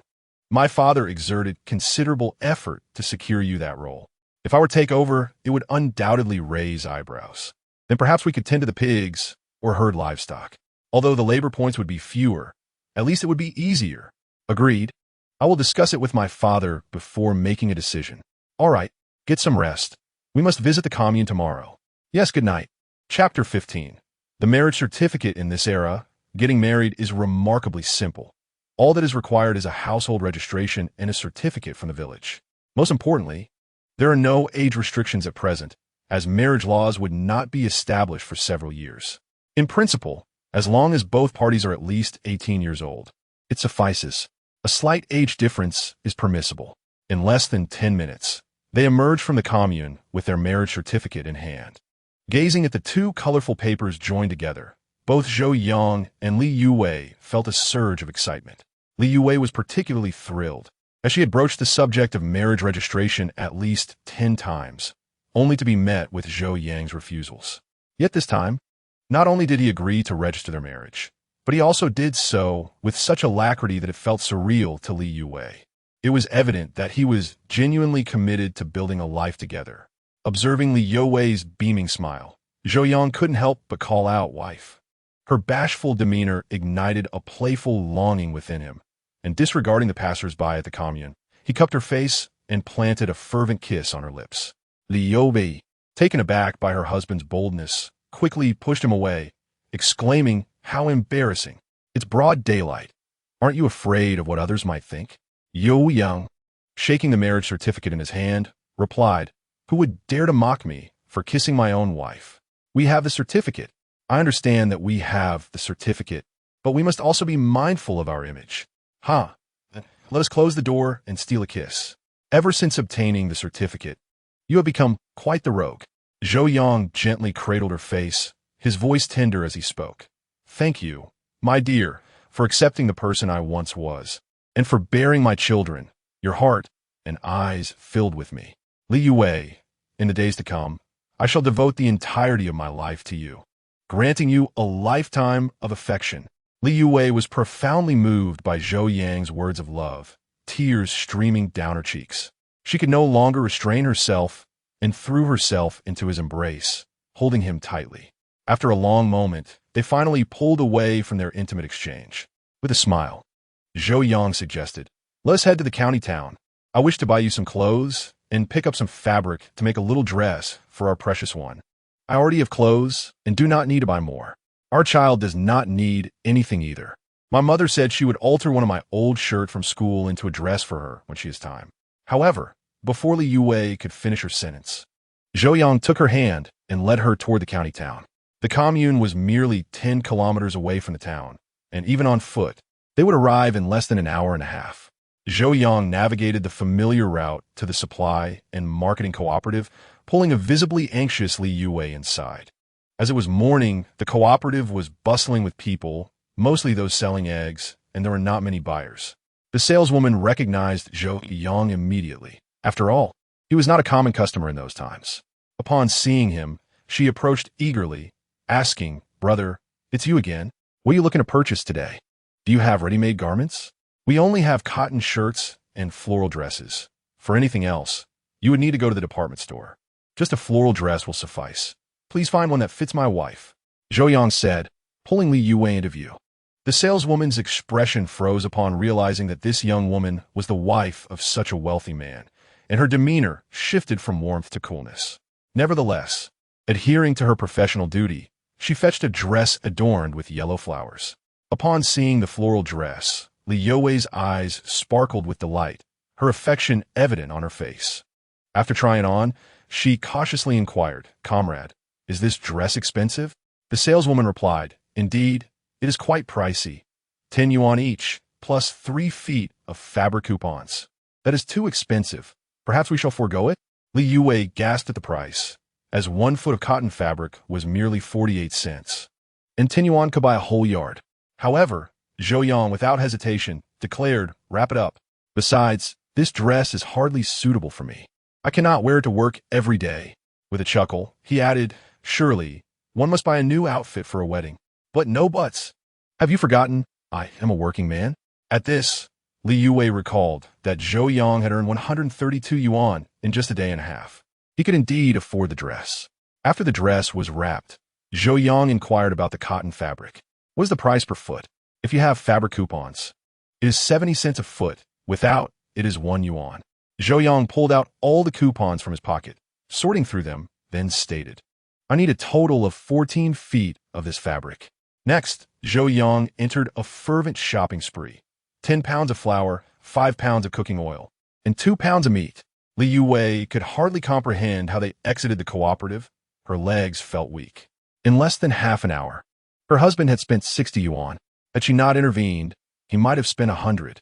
Once outside, Li Youwei remarked incredulously, "How did I not realize you could spend money so freely?"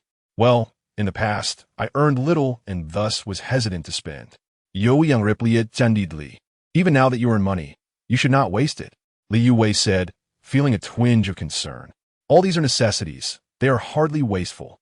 Li Youwei pointed to the dress, skincare products, and other items, exclaiming, "Are these also necessities?" "Not quite, but purchasing for my wife does not constitute waste. You deserve only the best." The sudden affection in his words made Li Youwei's heart flutter with sweetness. Aware that she could not dictate her husband's choices, she wisely chose to remain silent. Chapter 16. The Pursuit of Prosperity Upon Entering. Zhou Yang immediately produced the candies he had bought from the cooperative and shared them with the children. Meanwhile, Li Youwei presented their newly acquired marriage certificate to her mother. Her mother, aware of the hardships her daughter had endured for this man over the years, understood the significance of this certificate.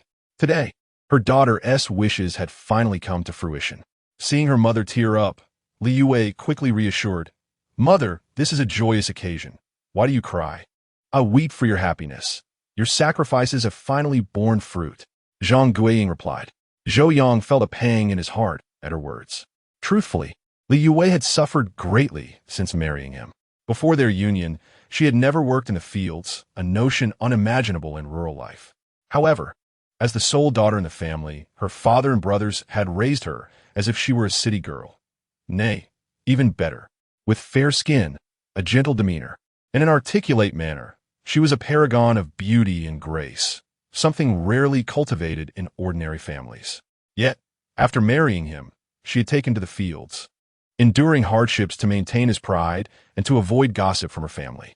They often said that marrying a man meant clothing and feeding him. Yet, Li Youwei found herself not only sustaining herself, but also supporting the entire household. While Zhou Yang held a minor position as a record keeper in the production team, his earnings were meager and sporadic. Thus, Li Youwei had to labor in the fields to supplement their family's income. Zhou Yang approached his mother-in-law, holding Li Youwei's hand, and promised, "Rest assured, I will treat Weiwei well. Yes, I trust you." "Wow, is this much fabric enough? It seems more than a yard," Zhang Guiying exclaimed. Sister-in-law Zhong Na expressed envy. "And there are floral patterns. How lovely! But this is too much fabric." Seeing his mother-in-law's reluctance, Zhou Yang insisted, "Mother, your support over the years has been invaluable. Without it, I cannot fathom how I would have fared. The assistance you and my brothers have rendered to our little family far exceeds this. I previously wished to honor you, but lacked the means. Now I have the ability, and it is only right to spend a little on you." Li Youwei chimed in, "Mother, just trust him." Witnessing her daughter and son-in-law's filial piety, Zhang Guiying couldn't help but wipe her tears, saying, "Ah, I will heed your wishes. You are both wonderful children." Then, she took Li Youwei into the inner room to discuss how to utilize the fabric. In the past few days, Zhou Yang had made numerous trips to the cooperative, spending nearly all the earnings from his recent writing endeavors. Thus, the pursuit of income had become his utmost priority.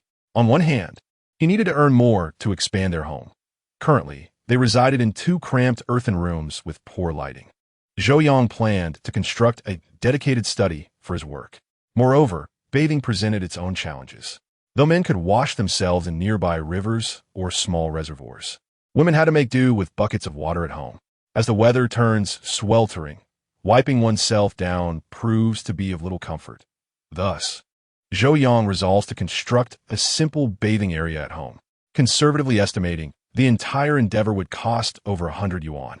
In addition to these immediate expenditures, Zhou Yang must find a way to cover the tuition fees for both individuals attending university. Calculating a basic monthly expense of 20 yuan per person, this amounts to 240 yuan per year, totaling 480 yuan for 2. With an undergraduate program lasting at least 4 years, the total comes to 1,920 yuan. This merely accounts for the most basic living expenses. Once at school, the required funds may far exceed this figure. Unsurprisingly, they plan to apply to institutions in the capital. As Zhou Yang hails from there, upon arrival in the capital, his disposition will inevitably lead him to purchase a courtyard. Although such properties are not exceedingly valuable at present, a complete Sihiyuan would still demand several thousand yuan. Therefore, Zhou Yang must begin saving diligently from this moment onward. Currently, his sole means of earning money is through translation work. Thus, he dedicates every spare moment to his tasks. Lacking a desk at home, he resorts to placing a low stool beside the grinding stone in the yard, leaning over it to read and write. During this time, his sister-in-law, Zhong Na, curiously approached to observe, but found the contents of the journal to be incomprehensible and promptly lost interest. To avoid disturbing his work, his mother-in-law left after a brief visit, taking along the group of little ones back to the old homestead. Zhou Yang welcomed the tranquility, which significantly enhanced his productivity. At noon, there was no meal prepared at home. Instead, Li Youwei brought him a bowl of stew along with 2 dark steam buns from her family. The stew, lacking in oil, was rather bland, and the coarse buns were a challenge for Zhou Yang, who was accustomed to finer grains. However, he recognized that this fare was considered quite good in the village, where many families subsist on wild vegetables, and few can afford to eat steamed buns. After managing to quell his hunger, Zhou Yang couldn't help but reflect on the hardships faced by the common folk in this era. Such struggles are not insurmountable. If the opportunity arises, he is determined to forge a path for them to prosperity. Chapter 17. A taste of meat that evening. The three of them lay on the Kong, and Zhou Yang felt a stirring desire for meat, his gaze towards Li Youwei growing fervent. Li Youwei, sensing her husband's intentions, felt a flutter of anxiety, unsure whether it stemmed from shyness or anticipation. However, both of them understood that to indulge in their romantic desires, they must first lull little Bao'er, their daughter, to sleep. After all, she was already 3 years old and capable of remembering things. One misstep could turn their private moments into the village's gossip. Such occurrences are all too common in rural areas, often recounted through the mouths of children. They did not wish to become the subject of idle chatter under the great elm tree at the village's edge. So the couple devised various strategies to coax the little girl to sleep. Yet, Bao'er seemed to be deliberately resistant that night. Regardless of their gentle coaxing, her bright eyes remained wide awake, showing no signs of drowsiness. After struggling for nearly half an hour, Li Youwei, feeling increasingly flustered, threatened Zhou Yang. "If you don't sleep soon, your father will spank you." Bao'er giggled, responding, "Mama is naughty. Daddy wouldn't dare to hit me." Zhou Yang was at a loss for words and quickly interjected, "Bao'er, it's already quite late. Hurry and sleep. Daddy, tell me a story, and I'll sleep after."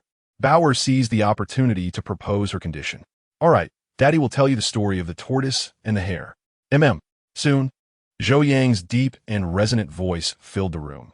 Once upon a time, in a forest, the rabbit and the tortoise had a race. The rabbit mocked the tortoise for being slow. As he concluded the tale, he gently inquired, "Bao'er, did you enjoy the story?" "Yes. The rabbit is so silly." "Do you know the moral of the story?" "No. The story teaches us that humility leads to progress, while arrogance leads to failure. One must possess perseverance. Steady and assured efforts will ultimately lead to victory." "Oh, I understand. I will not be a silly rabbit anymore." "So, do you wish to be a humble tortoise?" "No. I want to be a clever rabbit." "And why is that?" "Because tortoises are ugly." This unexpected twist caught both Zhou Yang and Li Youwei off guard, and the room erupted with laughter, their joyful sounds resonating within the walls. On this special night of marital union, Zhou Yang finally enjoyed the fruits of intimacy. Although it was late, it did not diminish his appetite. The little girl, having played hard all day, soon fell asleep after the story. Upon hearing her gentle, rhythmic breathing, Zhou Yang knew the moment had arrived.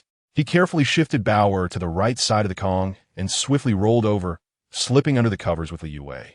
Amidst her playful resistance, passion ignited between them, filling the room with warmth. The following morning, Zhou Yang awoke early, glancing at the still sleeping Li Youwei and their daughter.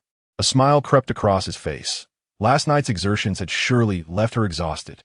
The pent-up desires he had restrained for so long were not easily subdued, and he had lost count of how many times they had come together, with dawn breaking by the time all was said and done. Despite the production team's morning call sounding twice, it failed to rouse her. Zhou Yang heard it, but chose not to wake her. The meager work points from the production team held little appeal for him, as after a full day of labor, he would earn only 5 or 6 points, barely enough for 50 cents. In contrast, with diligent effort, he could translate at least 20,000 words in a day, earning a substantial amount, far exceeding the few points his wife could earn. Perhaps it was due to having released his pent-up feelings, but Zhou Yang awoke feeling remarkably refreshed, devoid of any fatigue from the previous night's activities. He sensed that since his rebirth, his body had undergone subtle changes. While he did not notice differences elsewhere, he distinctly felt his physical prowess had improved and his mind was sharper. After emptying the chamber pot, Zhou Yang quickly washed up and began preparing breakfast. He simmered a pot of millet porridge and sliced the 2 leftover buns from yesterday, brushing them with oil and crisping them up in the pan, sprinkling a touch of salt for flavor. The result was exquisite. However, knowing the little girl should not eat anything too hard, he prepared a bowl of steamed egg custard just for her. As breakfast was ready, he heard Bao'er stirring. Recognizing that she was waking up, Zhou Yang promptly entered the inner room, swiftly dressing her and carrying her outside to avoid waking Li Youwei. This was his first experience caring for Bao'er, and the little girl's wide, curious eyes sparkled with delight. Her sweet dimples and eager little hands were indicators of her cheerful mood. After washing her face and brushing her teeth, Zhou Yang placed her beside the large grinding stone in the yard, and together they enjoyed their breakfast. Bao'er had a healthy appetite, finishing the custard made from 2 eggs and drinking a small bowl of millet porridge before contentedly setting down her bowl and chopsticks. After tidying up the dishes and placing the leftover breakfast into the pot, Zhou Yang finally stepped out of the door with Bao'er in his arms. Today, he needed to visit the production team to discuss his decision not to work there anymore and to facilitate a handover. After all, his primary focus would now shift to translation work, leaving him with little time to manage the affairs of the production team. Although the role of scorekeeper was not particularly taxing, it was time-consuming and required constant supervision of the villager's completion of production tasks, which significantly hindered his translation efforts. Most importantly, it was already 1975, with merely 2 years remaining until the resumption of college entrance examinations. He truly could not afford to squander any time. Chapter 18. Enemies meet upon arriving at the production team. Zhou Yang found his father-in-law, Li Youwei, along with Chen Jianying, the leader of the 4th team, and Zhang Zhenhuang, the leader of the 5th team, distributing tasks. As Zhou Yang approached, Chen Jianying immediately instructed, "Zhou, please record today's production tasks for the 4th team." Hearing this, Zhou Yang's face involuntarily clenched deeply. If it weren't for the inopportune timing, he would have loved nothing more than to confront this scoundrel and smash that villainous face into bits. In his past life, Li Youwei's tragic suicide with Bao'er was directly linked to this very individual. If Zhou Yang's abandonment had shattered Li Youwei's hopes for a better life, then the oppression from Chen Jianying and the entire Chen family was the final straw that broke the camel's back. However, Zhou Yang refrained from resorting to violence. Instead, he nodded and replied, "All right." It wasn't that he didn't wish to pummel this man. Rather, he believed that violence wouldn't resolve the underlying issues, and it would merely provide others with leverage against him. Moreover, he felt that someone like Chen Jianying deserved harsher punishment, perhaps even imprisonment, rather than just a beating, which would be far too lenient. Thus, he calmly picked up the heavy ledger and began recording the tasks assigned to each production group. Although Zhou Yang's primary intention for being there today was to inform his father-in-law about his decision to cease working, he understood that until he received official approval from the team, he had to diligently fulfill his responsibilities as scorekeeper. Failing to do so would be seen as neglecting his duties, which was a grave matter. Upon entering, Li Youwei was busy filling his pipe with tobacco leaves while inquiring, "Why isn't Xiao Wei here today?" Before Zhou Yang could respond, Bao'er chimed in, "Grandpa, Mommy is sleeping in the blanket." "Bao'er, don't say that." Zhou Yang quickly interjected, smiling as he explained, "Father, Xiao Wei isn't feeling well today, so I've let her rest at home." "Not feeling well? It's not an illness, is it?" Before Zhou Yang could answer, Chen Jianying interjected sharply, "Your daughter is quite pampered."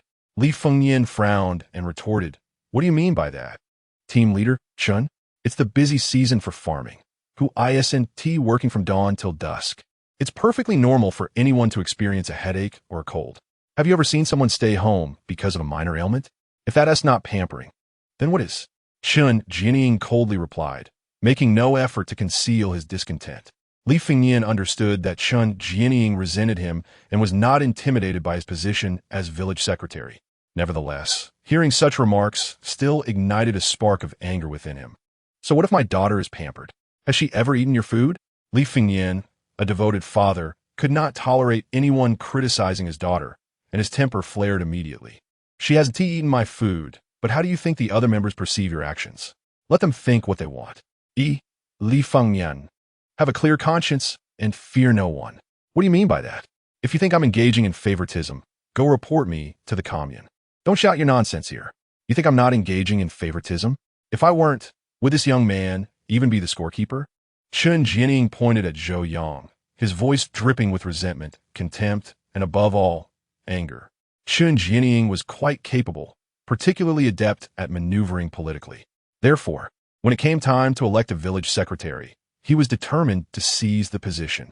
However, when his aspirations were dashed, he begrudgingly settled for the role of team leader for the 4th production team of the Tuanjia commune. Although the administrative rank of team leader and village secretary was similar, the power dynamics were significantly different.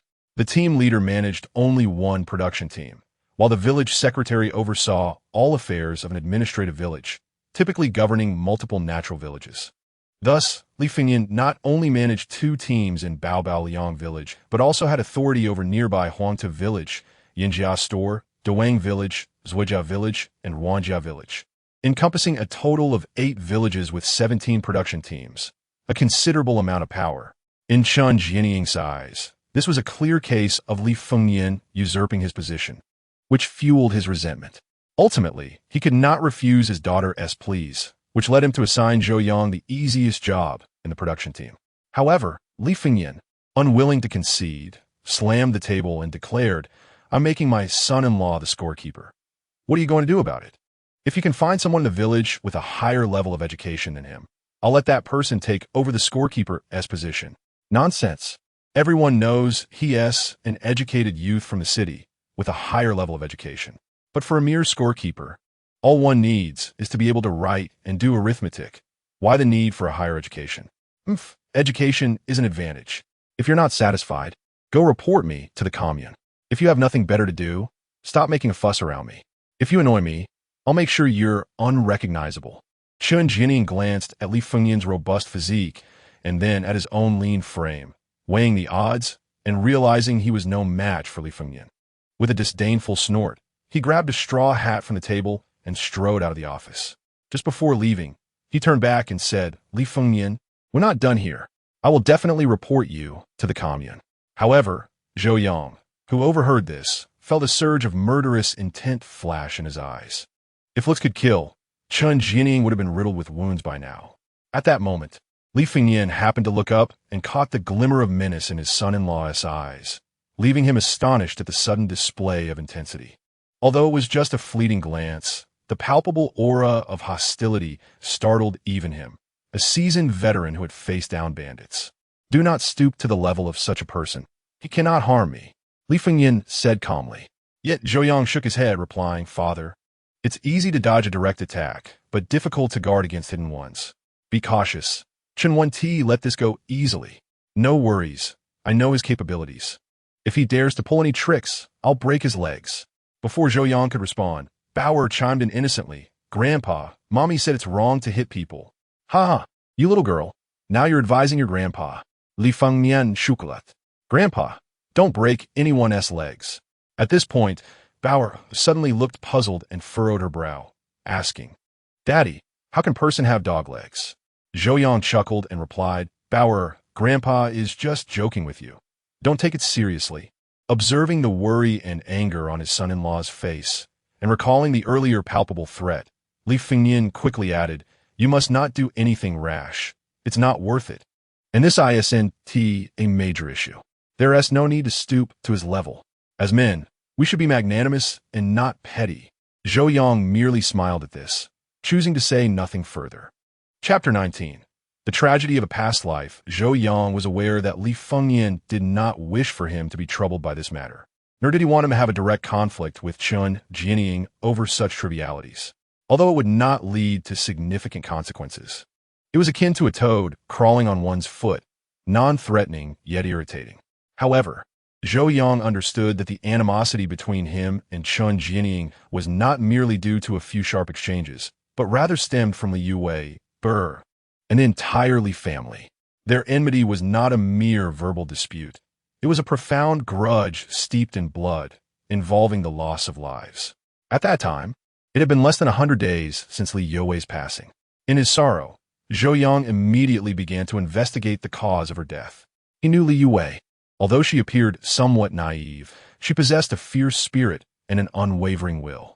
It was unlikely she would take her own life, especially not while taking her daughter with her. After all, she cherished Bao'er as her most prized possession. How could she be so ruthless?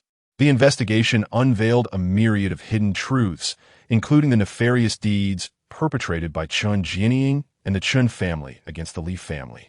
According to Zhou Yang's findings, the tragedy that befell Li Youwei and her family was precipitated by a natural disaster. In the autumn of 1976, merely a year after he departed from the Bao'er Brigade, Yinshan County experienced an unprecedented deluge, a once-in-a-century downpour that lasted for 3 consecutive days and nights. This torrential rain caused the water level of the Baofeng Reservoir upstream to exceed warning levels, leading to cracks in the aging dam. As the second-largest reservoir in Yinshan County, Baofeng Reservoir played a crucial role in flood control and irrigation for dozens of villages downstream. If the dam were to breach, it would unleash billions of cubic meters of water, endangering the lives of thousands. Upon realizing the imminent threat, Li Fengyan, as the village party secretary, acted decisively. He ordered the evacuation of all villagers and livestock downstream, while personally rallying thousands of able-bodied men from nearby villages to fortify the dam. All four sons of the Li family were also summoned to assist in the emergency efforts. Unfortunately, the alarm was raised too late, and the spillway was obstructed by silt and debris from upstream, preventing the excess water from being released. Ultimately, the dam could not withstand the pressure. It collapsed. Li Fengyan and his four sons were on the embankment, swept away by the floodwaters. Along with them, dozens of young men and women who had joined the rescue efforts also became the first victims of this catastrophe. When the waters receded, the only remnant found was Li Youwei, whose legs had been severed, hanging from a gnarled tree. In an instant, the Li family was left with 4 coffins, and 4 new graves emerged on the hillside at the eastern edge of the village. This flood utterly destroyed the Li family, a once thriving clan reduced to ashes in the blink of an eye. In stark contrast, the Chun family flourished. Following Li Fengyan's demise, the position of village party secretary became vacant. Through shrewd maneuvering, Chun Jinying successfully ascended to this position, becoming the new secretary of the Bao'er Liang Brigade. Upon assuming office, his first act was to suppress the Li family. His resentment stemmed not only from the rivalry for the secretary position, but also from Li Fengyan's refusal to ally through marriage. Chun Jinying had 3 sons and 2 daughters. His second son, Chun Gang, was of similar age to Li Youwei, leading him to seek a matrimonial alliance with the Li family. He frequently broached the subject with Li Fengyan, but shortly thereafter, Li Youwei married Zhou Yang, who hailed from the city. Following this, Chun Jinying attempted to arrange a union between his daughter Chen Shuang and Li Youwei, the youngest son of the Li family. However, Li Youwei was uninterested in the robust Chen Shuang and instead found himself drawn to the slender Zhong Na from a neighboring village, prompting Li Fengyan to reject Chun Jinying once more. Having faced rejection twice, Chun Jinying felt that Li Fengyan held his family in contempt, turning his resentment into a deep-seated vendetta. While Li Fengyan was alive, Chun Jinying remained relatively restrained, not daring to act inappropriately, as Li Fengyan was the village party secretary, overseeing his role as the brigade leader. However, after Li Fengyan's sacrifice, Chun Jinying unabashedly expressed his dissatisfaction with the Li family, even resorting to open retaliation. In the wake of the disaster, the Li family lost 4 of its 5 men, leaving Li Youwei paralyzed, and the burden of supporting their large household fell upon the women. Consequently, the frail Zhang Ging and Li Youwei were compelled to toil in the fields alongside their daughters-in-law. Driven by necessity, as their household was comprised mostly of children and the incapacitated, they had no choice but to work for sustenance. Meanwhile, Chun Gang, in a despicable act of vengeance, exploited his authority to target these vulnerable widows.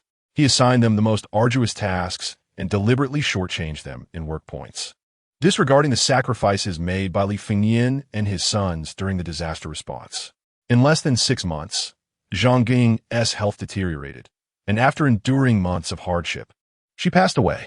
Shortly thereafter, Li Hu, the eldest son of Li Jiangguo, sought to improve the family's dire circumstances and provide nourishment for his younger siblings.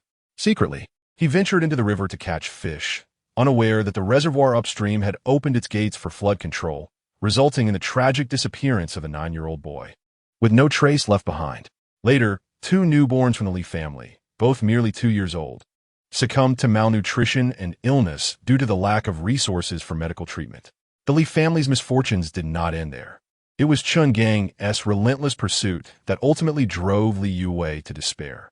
Much like his father, Chun Gang harbored a grudge against the Li family, feeling scorned. While Li Fengyan and his sons, robust and formidable, were alive, he dared not entertain any ill intentions. However, with the Li family in disarray, Chun Gang no longer held back, persistently harassing Li Youwei. On one occasion, he nearly assaulted her in a cornfield, only to be thwarted when villagers heard her cries for help. The year Li Youwei drowned, Bao'er was diagnosed with a terminal illness after suffering from frequent nosebleeds. She initially sought out Zhou Yang in the capital, but he was nowhere to be found. At that time, Chun Gang, having been widowed for over 2 years, found himself drawn to the still lively Li Youwei, but she spurned his advances once more.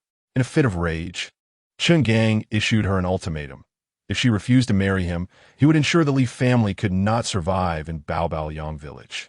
Faced with the abandonment of her husband, the deaths of her parents and brothers, her daughter's grave illness, and the relentless pressure from the Chun family, Li Youwei, already a fragile woman, finally shattered. One evening, after work, she plunged into the reservoir on the mountainside with her daughter in her arms. Her vibrant life extinguished at the tender age of 24. It can be said that had it not been for Chun Jianying and Chun Gang, the Li family's struggles, though arduous, would not have led to their utter demise. Therefore, both Chun Jianying and Chun Gang deserve their fates. Their lives must be forfeited to quell the fury that burns within Zhou Yang's heart. After Li Youwei's tragic suicide, Li Youwei, paralyzed and bedridden, erupted in a fit of fury. He relentlessly penned 20 letters to the commune and county authorities denouncing Chun Jianying and his son Chun Gang. Upon learning of these developments, Zhou Yang felt a tumult of anger, regret, and indignation, prompting him to personally write to a higher authority to expose the misdeeds of the Chun family. Subsequently, under the vigorous investigation of the relevant authorities, the Chun duo and their protective network were uprooted, bringing this chapter to a close. Chapter 20. Steam buns in this life. Zhou Yang's rebirth has altered many circumstances. However, hatred is not dissipated. Rather, it has intensified, particularly upon encountering Chun Jianying. The malevolence reflected in Chen's eyes upon his departure was unmistakable, and it was predictable that he would take further action. This time, Zhou Yang vowed not to allow him to inflict harm upon Li Youwei or any member of the Li family. Consequently, despite his initial resolve to abstain from work, Zhou Yang altered his decision. He must continue working, at least until he could bring down Chun Jianying. Although he had to work, Zhou Yang's duties were hardly taxing. While others toiled exhaustively, he merely needed to stroll through the fields to inspect whether the villagers' work met the required standards. The remainder of his time was spent leisurely sipping tea in the office. It was no wonder that Chun Jianying was so concerned about the position of the scorekeeper. It was far too leisurely, even more so than that of the brigade leader. The brigade leader bore significant responsibility, accountable for the production of the entire team, ensuring that there was sufficient grain for the winter and enough to be submitted to the state. Any failure in these duties would invite blame from above and scorn from below, making the role arduous. In contrast, the scorekeeper operated like a landlord, merely jotting down notes without any accountability, truly a comfortable position. However, Zhou Yang had no time to squander. Thus, while he resolved to continue as the scorekeeper, he could not neglect his translation work. Aware that Li Fengnian had no pressing matters, he entrusted Bao'er to him and went to inspect the work being done in the fields. Although this would inevitably slow his translation speed, he still managed to translate a short piece of fewer than 2,000 words that morning. In essence, Zhou Yang earned 10 yuan during his spare time, a sum that would surely incite envy among others.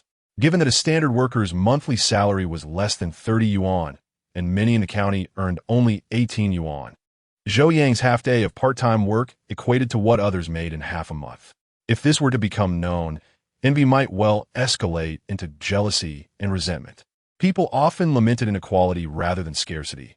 It was acceptable to endure hunger collectively, but if some feasted while others starved, that would not be tolerated. Thus, Zhou Yang remained discreet in his translation efforts, concealing his journal when others were present and only working on it in solitude. Even if he were to be seen, he would merely claim to be studying the speeches of great leaders. To this end, he carried a mundane book with him to divert attention. Meanwhile, as Zhou Yang worked at the brigade, Li Youwei awoke at home. Noticing the sunlight streaming into her room, she discerned that it was already quite late, at least 10 o'clock. To her embarrassment, she lay in bed clad only in a thin undergarment, feeling utterly weak and sore, particularly in her thighs, as if they belonged to someone else. Reflecting on last night's passionate escapades, Li Youwei felt too ashamed to step outside. Simultaneously, she couldn't help but ponder how her husband had transformed after their marriage. Not only had he become a provider, but he was also kinder to her and, more significantly, had changed in their intimate life. Previously, he had been somewhat clumsy and hasty, but last night was an entirely different experience. Though tinged with shame, that process was truly memorable. After musing for a while, Li Youwei reluctantly extricated herself from the warmth of the bed and donned proper clothing. After tidying up the bedding, she made her way to the main room. Starved after a restless night, she felt weak even while walking. Fortunately, breakfast had been prepared. She hurriedly consumed a bowl of porridge and a few deliciously flaky pieces of steamed bread before calling out for Bao'er. With a piece of meat left over from yesterday's market trip, and knowing it would spoil in the summer heat, Li Youwei resolved to cook it all to nourish her husband. After all, her mother had mentioned that such activities could be quite taxing on a man's health, and he must surely be exhausted after last night. In the family vegetable garden, she harvested a cabbage, then proceeded to chop the meat and vegetables for the filling, followed by preparing the dough for the buns. Before long, a steaming basket of plump, white meat buns was ready. Due to limited ingredients, she had made fewer than 20 buns in total. She set aside 6 for herself and Zhou Yang, intending to deliver the rest to her family. The sweltering summer days were particularly grueling. On one hand, the heat was unbearable, and on the other, this was the lean season when many families relied on wild vegetables to survive. During this period, agricultural work was demanding, often causing people to lose considerable weight over the summer, undoing any gains made over the winter. While she could offer little else, Li Youwei wished to prepare something nourishing for her parents and siblings. Placing the buns in an enamel basin, she was just about to head out when a thought crossed her mind. Hesitating briefly, she retrieved 3 more large buns from the basin, then locked the door behind her as she headed towards the Li family home. Upon arriving at her mother's house, she found her mother busy in the kitchen, while her sister-in-law, Zhou Yang, tended the fire, and the children played outside. Seeing Li Youwei enter with a basin covered by a white cloth, Zhang Guiying immediately knew her daughter had brought food again. "What have you brought this time?" Li Youwei smiled and replied, "Mother, I steamed some buns for you. Just make a pot of porridge for lunch." With that, she placed the basin filled with buns on the stove. Zhou Na lifted the cloth to take a look and gasped, "Mother, these are white flour buns. They look so tempting." Zhang Guiying noticed the yellow fat seeping from underneath the buns and exclaimed, Wei, are these filled with meat?" "Yes, they're filled with pork and cabbage." Li Youwei nodded affirmatively. "How much meat did you use? Besides, you just treated the family to a meal. Why are you bringing over so many buns?" Zhang Na interjected. Wei, you really shouldn't keep bringing us things. It doesn't look good and might make your husband think ill of you." Zhang Guiying nodded in agreement. "Your sister-in-law is right. You're family after all. It may not be proper to keep sending things to your parents." Li Youwei smiled. "You are overthinking it. Bao'er's father is not like that." Without waiting for her mother and sister-in-law to say more, she excused herself under the pretext of delivering food to Zhou Yang and left her family home. Chapter 21. A confrontation in the office of the brigade headquarters. When Li Youwei brought over lunch, it was still before noon. At that moment, Zhou Yang was diligently translating documents at a makeshift wooden table. Upon hearing footsteps, he hastily tucked away the English journal to avoid drawing unnecessary attention. However, upon seeing his beloved wife enter, he instantly relaxed. "Is it just you?" Li Youwei asked as she placed the packed buns and millet porridge on the table. "Yes, my father took Bao'er to the small riverbank, and everyone else is busy with their own tasks, so it's just me," Zhou Yang replied with a smile. "Then hurry up and eat." Zhou Yang's spirits lifted at the sight of meat-filled buns for lunch. Since his rebirth, he had been content with his life, but he couldn't help but lament the culinary offerings. Although he had only eaten coarse grains a few times, each meal of vegetable pancakes and dark bread had left him feeling unsettled. He picked up a fist-sized meat bun and, as he stuffed it into his mouth, asked wife, "Have you eaten?" "I have. I brought my meal with me," Li Youwei replied. "Why didn't you bring more?" "Father and Bao'er are here too. I steamed a lot today. I left 9 for us, and the rest were sent to the old house. Mother will take the buns to the fields shortly," Li Youwei explained. "Then I can rest easy." Just then, the sound of cloth shoes padding against the ground echoed from outside the office. Moments later, Chun Jianying entered with his third son, Chun Tai, who was carrying a small wooden bucket filled with an unknown substance. Hearing Chen Jianying's sarcastic remarks, Zhou Yang retorted, "Why do I sense a hint of jealousy in Captain Chen's words? With your family's resources, surely you can afford a meal of buns?" Zhou Jiqing, "How can you say that? We can afford a meal of buns. It's just that our family values simplicity, unlike your extravagant lifestyle." Chen Jianying replied coldly. Zhou Yang countered, "Captain Chen, you're exaggerating. It's merely a meal of buns. If that is considered extravagant, then every worker in the city must be living lavishly. Do you want me to report you to the commune for spreading rumors and undermining the camaraderie among the workers and peasants?" Chen Jianying's expression darkened, and he shouted in anger, "I didn't say that. Don't put words in my mouth." Beside him, Chen Tai glared at Zhou Yang and said, "Zhou Jiqing, my father merely thinks that we are all part of the same brigade. While other families are struggling, some without any food at all, living off wild vegetables and tree bark, your family enjoys fine white flour and meat. What do you think the other members will think?" Zhou Yang glanced at Chen Tai, who had received some education and was now a teacher in the village. His words carried weight. However, Zhou Yang remained unfazed and replied, "Shouldn't the members question you, the brigade leader, about their hardships? Why should that concern me? What do you mean by that?" Chen Jianying demanded loudly. "I mean, as the leader of our 4th production team, you are responsible for production. If the members cannot sustain themselves for a year, isn't that a failure on your part?" Zhou Yang articulated sharply. "If that is the case, shouldn't Li Fengyan, as the village secretary, bear an even greater responsibility?" Zhou Yang continued casually. "The village secretary's primary role is to oversee the overall situation and manage the members' thoughts. The production matters fall primarily on the brigade leaders," Zhou Yang asserted. "Thus, if the members are hungry, it's your fault. No excuses. An explanation is merely a cover-up." Zhou Yang had never feared engaging in verbal sparring, especially against someone like Chen Jianying, whom he could easily outmaneuver with just a few words. Chen Jianying was fuming, his chest heaving in anger, yet he found himself at a loss for words. Zhou Yang finished the last meat bun in a few bites, let out a satisfied burp, and wrapped the aluminum lunchbox containing the porridge again in the cloth. He truly wished to avoid lingering in the company of an antagonist like Chen Jianying, fearing he might lose his temper and resort to violence. As they stepped outside, they encountered Chen Jianying's second son, Chen Gang, coming in with 2 lunchboxes, clearly delivering food for Chen Jianying and Chen Tai. The moment Zhou Yang laid eyes on Chen Gang, he noticed a fleeting, lewd glint in the latter's gaze directed at Li Youwei, though it was well concealed. Had he not been vigilant, it would have been easy to overlook. "Wei, are you here to deliver food to Zhou Jiqing?" Shen Gong greeted Li Youwei. Li Youwei replied softly, but offered no further conversation. Although Chen Gang appeared clean-cut, he had a notorious reputation, and Li Youwei had no intention of engaging with him. Zhou Yang, too, had no desire for dialogue with Chen Gang, swiftly taking Li Youwei's hand and passing by him without any exchange. Chen Gang seethed internally at their blatant disregard, vowing to find an opportunity for retribution. Once they were away from the brigade headquarters, Li Youwei turned to Zhou Yang and asked, "What is the matter? You seem to have an aversion to Captain Chen. This morning, that Chen fellow had another argument with my father and kept bringing up my role as the scorekeeper. It's just irritating."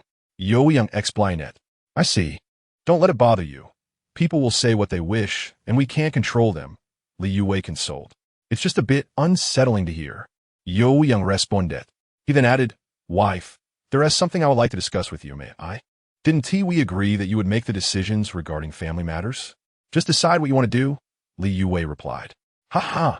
I believe we might not have any significant matters to address in the future." Although Li Youwei could occasionally be a bit scatterbrained, she rarely faltered in critical moments and quickly grasped the underlying meaning. Her face flushed, and her eyes sparkled with affection as she looked at Zhou Yang. "What is it? You're speaking so formally. It's a bit intimidating."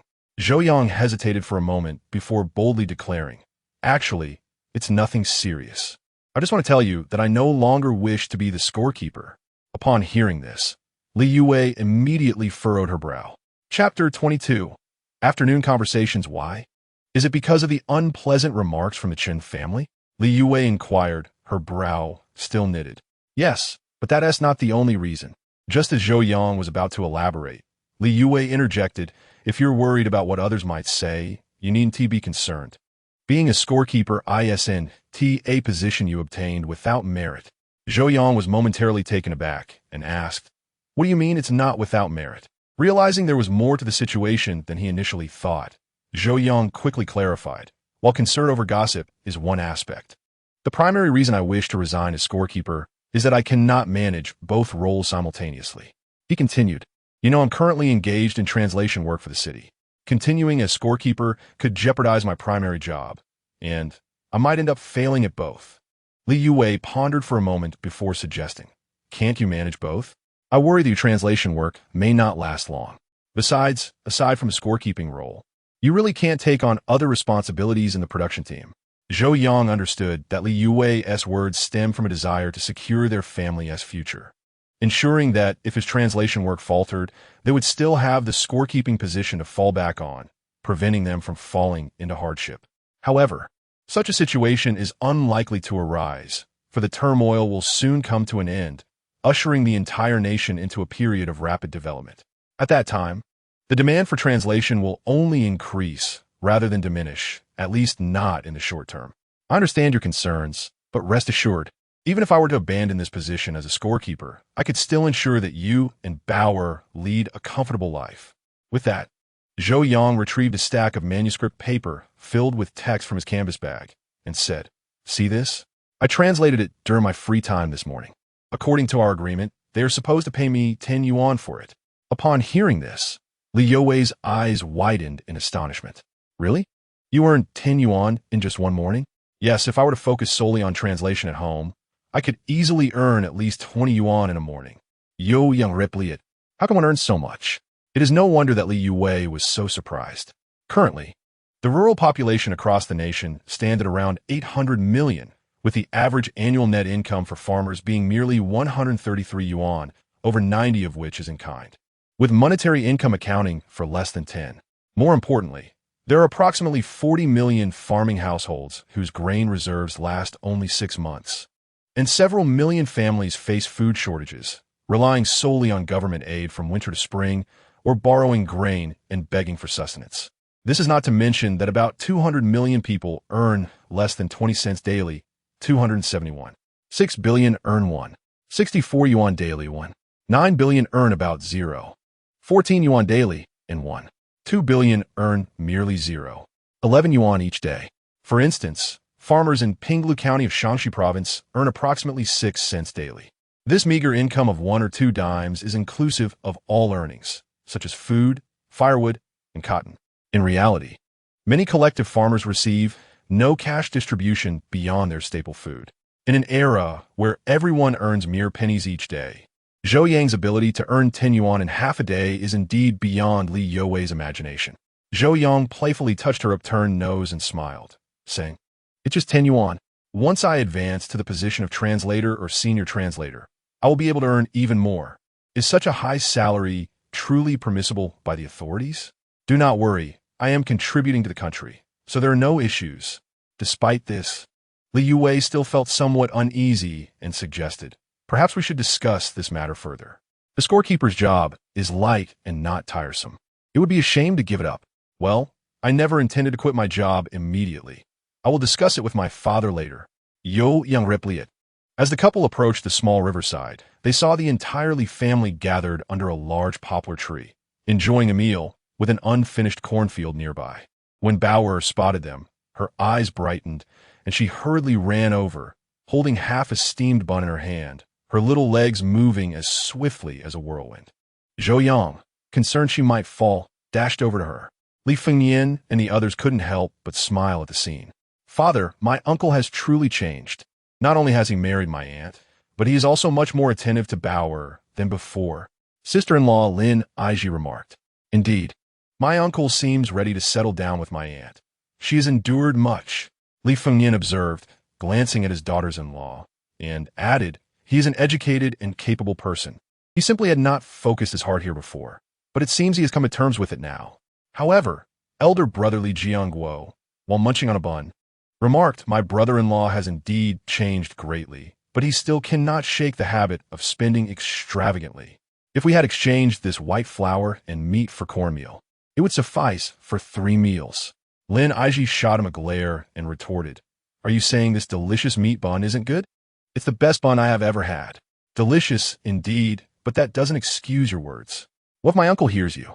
Lin Aiji replied, "Elder brother, don't take it to heart. My uncle brought us such delightful buns, and you criticize him for spending too much. Who would be pleased to hear that?"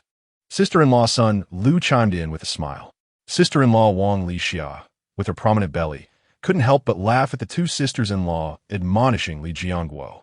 From a distance, Zhou Yang could hear the laughter and chatter from the Li family, and he couldn't help but admire their harmonious family atmosphere.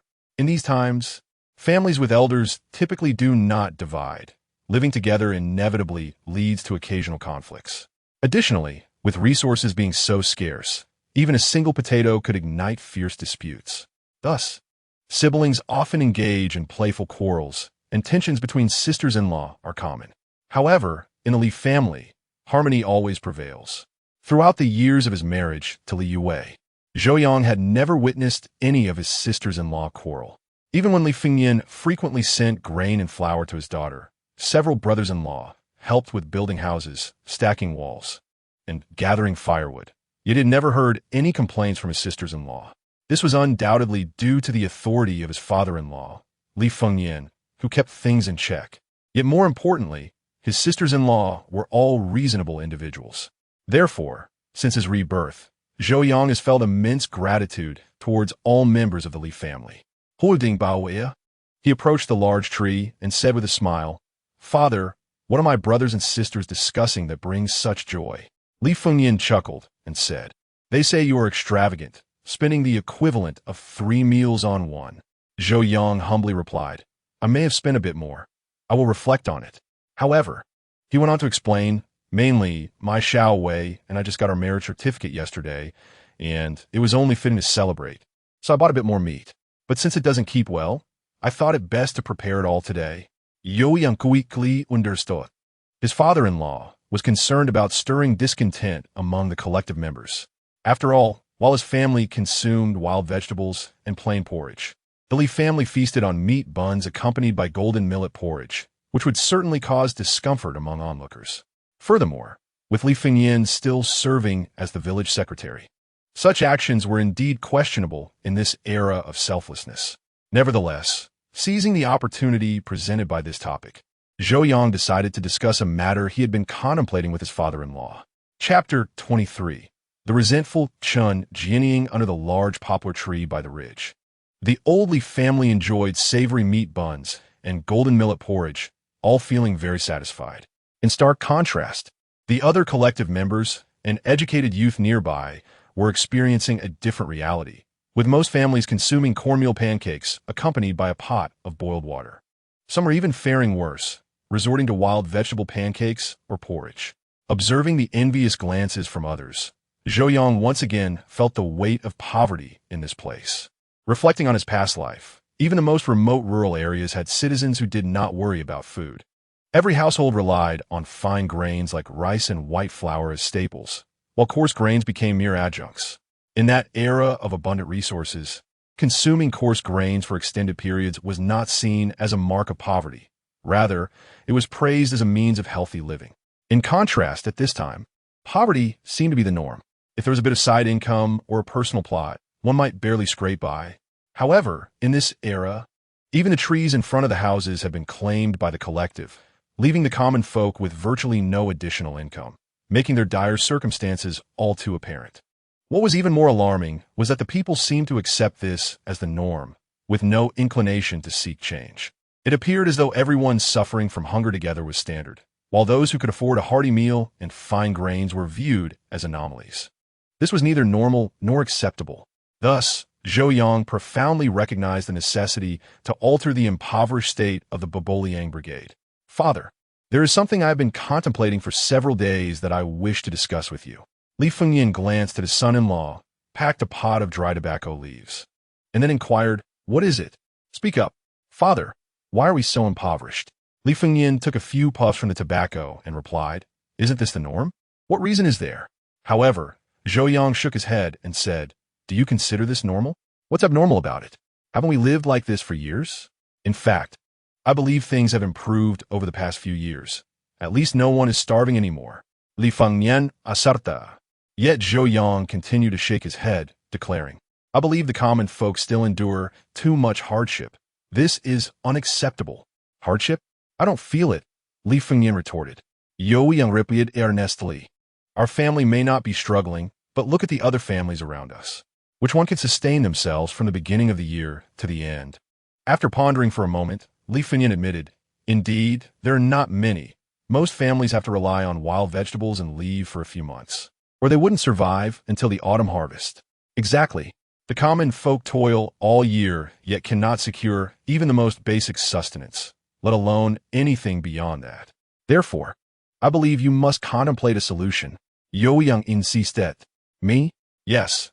As the village head, you ought to lead the people towards prosperity. Li Fengnian reflected for a moment and said, I have considered this before, but all the cultivable land has already been utilized. There's truly no way. Have you thought about developing side industries? Zhou Yang suggested. Side industries? Are you referring to raising pigs or chickens? Both can be raised. Zhou Yang replied. Huh. It's easier said than done. Have you considered that regardless of what is raised, it requires a substantial amount of grain? If people have no food, how can there be surplus to feed pigs or chickens? Li Fengnian kuntarat. Zhou Yang immediately responded, Father, I have a solution for the feed issue, but I'm not sure if our team can vigorously develop side industries. Li Fengnian looked at Zhou Yang and then said, Are you suggesting that the team raise more pigs? Currently, each production team has its own pig farm, but the scale is quite limited, usually housing only a dozen or so pigs. Thus, the production teams are not neglecting side industries. They are merely constrained by productivity, leading to small scales. Zhou Yang shook his head, stating no. I mean that individual members should raise pigs and chickens themselves, while the team provides them with piglets, chicks, and feed. Once these pigs and chickens are ready for market, the members will remit a portion of the proceeds back to the team. This way, the common people will have money in their hands, and the team's strained finances will also be alleviated, an all-around benefit. Li Fengnian frowned and said, setting aside whether this policy is feasible if every household engages in side industries, how can the team provide enough feed for them? Father, I've already said I will resolve the feed issue. Just confirm if this plan is viable. Zhou Yang urget. Li Fengnian reflected and said, This is a significant matter. I cannot decide on my own. I must consult with the leaders of each production team and also report to the director and secretary of the commune. All right. Zhou Yang understood that this matter could not be rushed and nodded in agreement. While the Li family chatted on the ridge, not far away, Chun Jinning's family was also having a meal. Though it was the height of summer and the midday sun was scorching, work could not be done.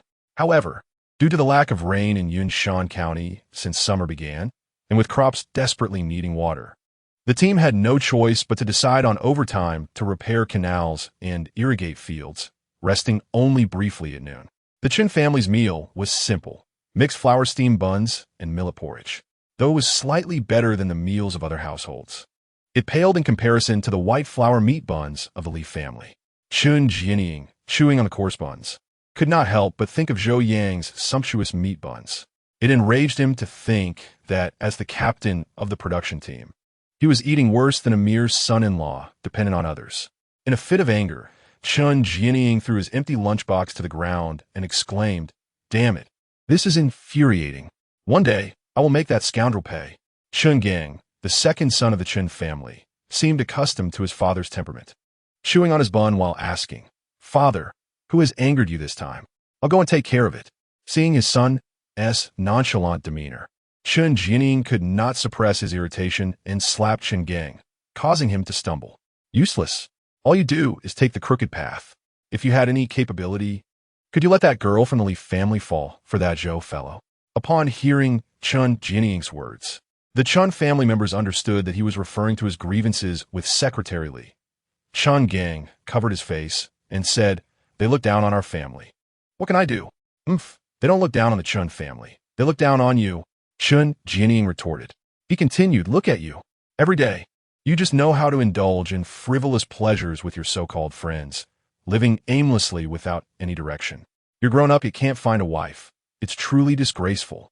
Chun Gang, unfazed, replied, I have no interest in country girls. City girls are much more stylish. Stylish, stylish. All you care about is style. Even if we found you a city girl, you wouldn't be able to keep her. Seeing the predatory look in his father's eyes, Chen Gang realized he needed to divert his father's ire, or he would certainly face the consequences. With a quick thought, he said, "Father, I can let it go. But what about you wanting to marry Shuangmei to the fourth son of the Li family? Didn't he also reject her? Clearly, the Li family is not looking down on me. They're looking down on our Chun family." Mentioning this matter only deepened Chun Jianying's frustration. He had approached the Li family twice to propose a marriage alliance. Yet Li Fengnian had consistently rebuffed him, humiliating him in the process. One day, I will make that Li fellow regret it, Chun Jianying declared vehemently. "Father, I have a way to deal with the Li family. I'm not sure if you're interested," Chen Gang said slyly. Chun Jianying, aware that his second son was clever and well-versed in dubious schemes, immediately inquired, "What idea do you have?" Chun Jianying glanced around, noting the presence of many people. Realizing this was not a suitable place for discussion, he simply nodded and fell silent. Chapter 24. Shun Chenlu faints in the afternoon. Zhou Yang translated journals for over 3 hours in the office. Once the sun was less oppressive, he took his work record and headed to the fields. As a record keeper, Zhou Yang's duties extended beyond merely logging each member's work points. He also served as an overseer and inspector. The quality of work performed by members and the points they earned were largely at his discretion. Of course, if members were dissatisfied, they could appeal to the team leader or the secretary, who would make the final judgment. Zhou Yang first walked around the dry land in Dongliang, where potatoes were planted. Currently, the primary task for the members was to hoe and loosen the soil. Compared to hoeing wheat, millet, or corn, the work in the potato fields was considerably lighter. This was primarily due to the larger spacing between the potato plants and the wider rows, which meant there was less risk of damaging the plants while hoeing. Consequently, when assigning tasks, the team typically entrusted this work to younger children or inexperienced young women.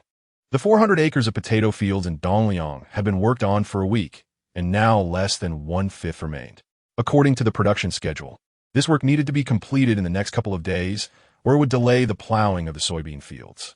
Zhou Yang stood on a mound of earth to assess the situation, finding no one who had completed their task ahead of schedule.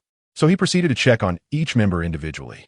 Seeing Zhou Yang approach to inspect the progress, the members greeted him.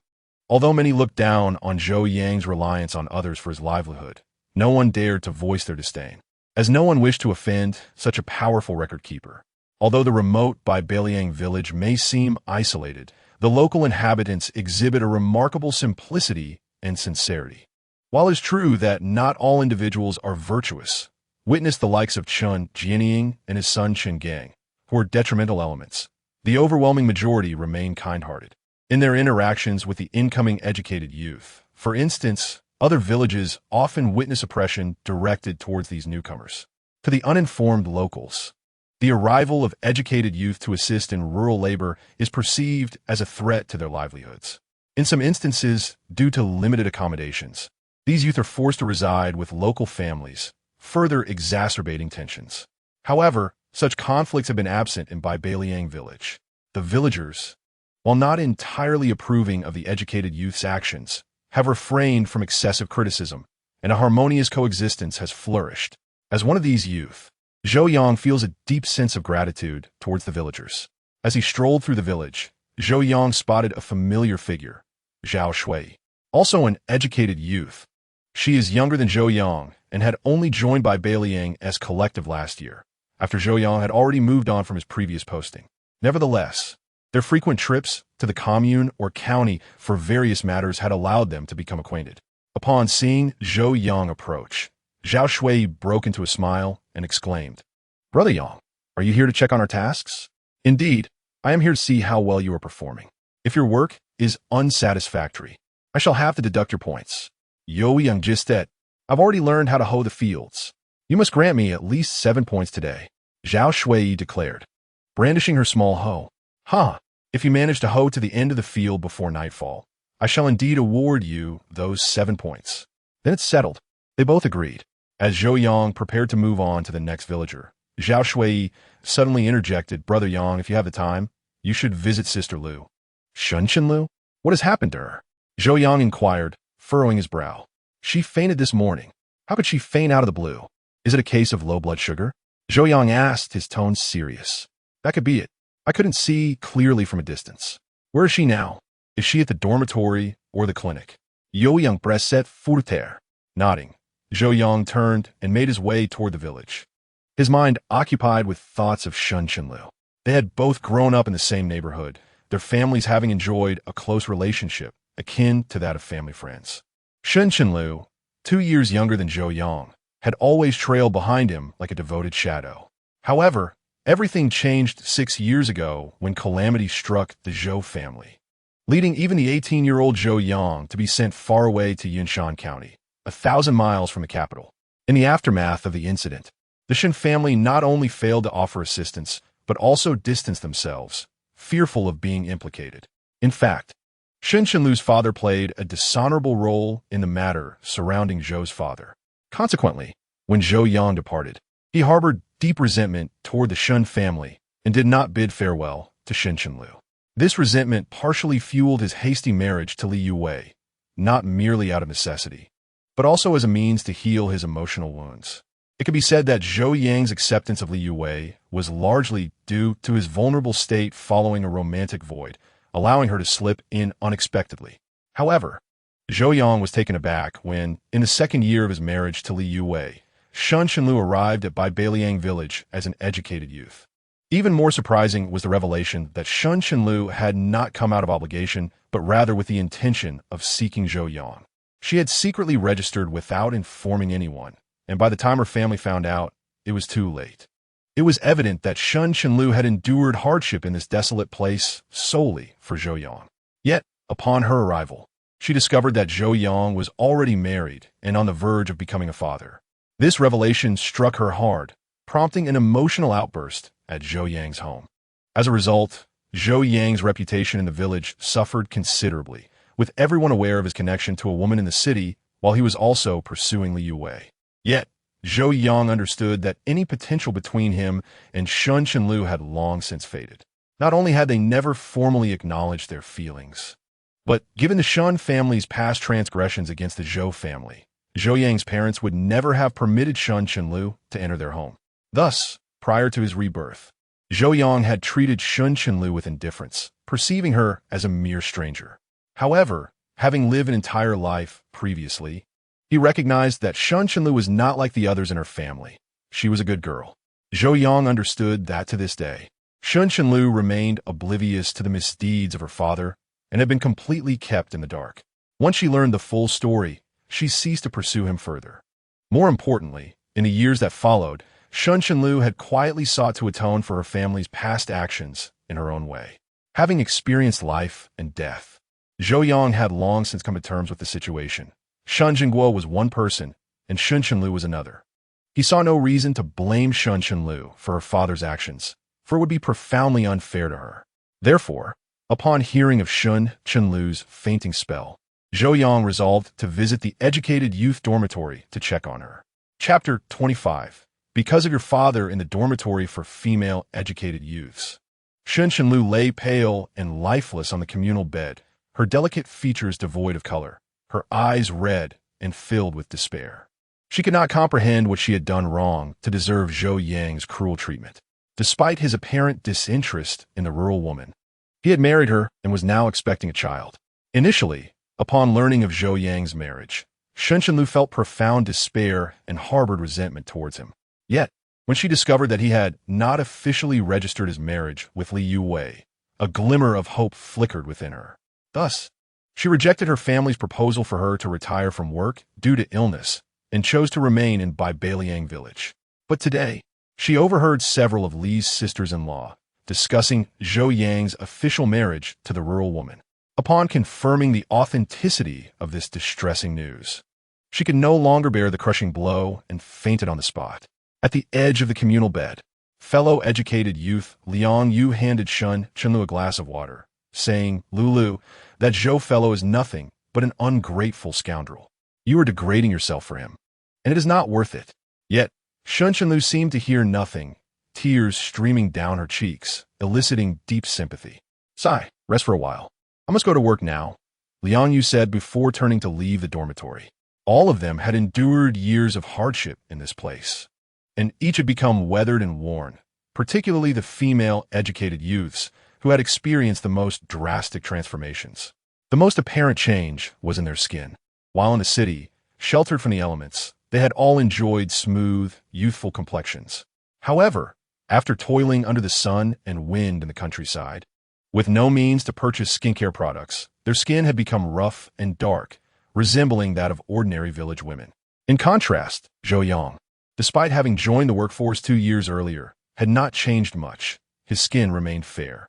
As the team's scorekeeper, he was not required to labor in the fields, allowing him to dress in a proper shirt and blue trousers, giving him an appearance akin to a cadre from the commune. Most importantly, he was clean, unlike the others who had to toil in the dirt and return home covered in grime. What brings you here? Li Youwei queried curtly. Zhou Yang had never held a favorable opinion of her. The woman arrived merely half a year later than him, and before Li Youwei's appearance. She had been persistently entangled with him. If it had been only that, it would have been bearable. However, the most disconcerting revelation for Zhou Yang was that while she flirted with him, she was also entangled with several other young men. She even exchanged flirtatious glances with the third son of Chen Jinying's family, embodying the very essence of a scheming temptress. Having discerned Li Youwei's true nature, Zhou Yang resolutely distanced himself from her and eventually married Li Youwei 6 months later. I am here to see Shen Chenlu. This has nothing to do with you, he declared, maneuvering past Li Youwei and pushing open the wooden door to Shen Chenlu's dormitory. To avoid any misunderstandings, Zhou Yang left the door ajar. How can you do this? This is a girl's dormitory, Li Youwei exclaimed, but Zhou Yang disregarded her entirely. Instead, he retrieved several pieces of candy he had prepared for Bao'er from his pocket and directly placed them in Shen Chenlu's mouth. With a calm demeanor in response to her astonished gaze, he stated, I have something to discuss with you. Wait for me outside. Shen Chenlu was startled by Zhou Yang's sudden appearance. Over the years, she had sought him out multiple times, but he either avoided her or remained silent when they met, never speaking to her in such a manner. Moreover, the sweet treat she tasted was undoubtedly candy, and she recalled her condition of low blood sugar. This thought brought a sudden sweetness to her heart. Remembering that Zhou Yang was waiting for her outside, she suppressed her physical discomfort and rose from the communal bed, making her way to the door. In the courtyard of the youth cadre station, Zhou Yang leaned against a stone mill, his mood heavy. There was indeed a sense of regret between him and Shen Chenlu, had it not been for the unforeseen events that followed.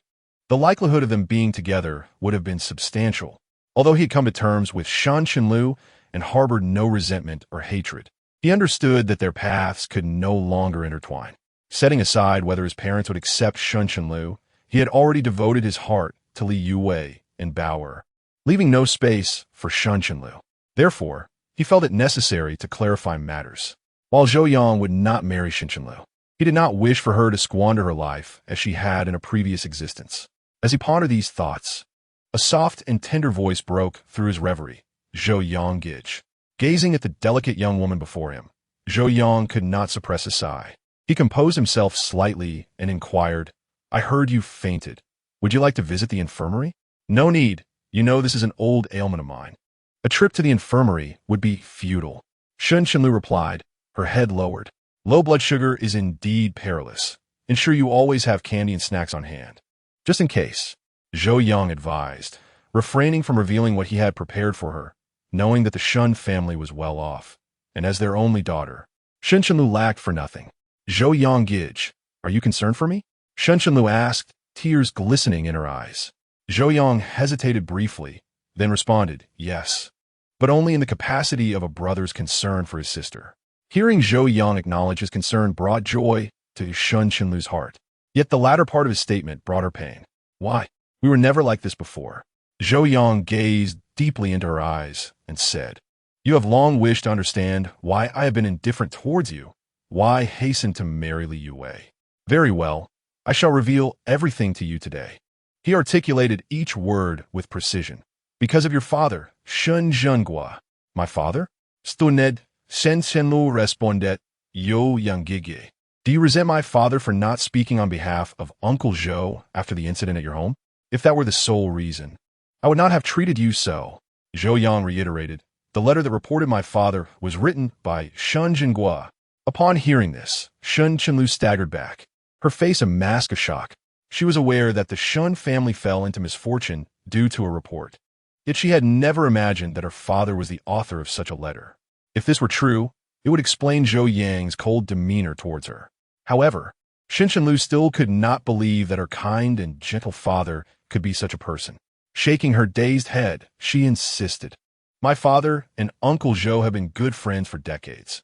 How could he report him? There must be some misunderstanding." Yet Zhou Yang replied firmly, "There is no misunderstanding. The majority of the content in that report was only discussed between my father and Shun Jinghua. Yet those words ended up in the report. Who else could have written it?" With that, Shun Qinlu fell silent. Zhou Yang Gij, is this your own conjecture, or did Uncle Zhou inform you of this?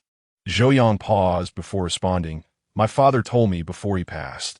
He instructed me to keep my distance from you. Tears streamed down Shun Qinlu's face, her sorrow palpable. At that moment, her heart was not only aching, but also filled with despair. She had come here initially for love, for the Zhou Yang Gij who had protected her for 16 years. Yet, she had not anticipated that by the time she arrived. Zhou Yang Gij was already married and had a child.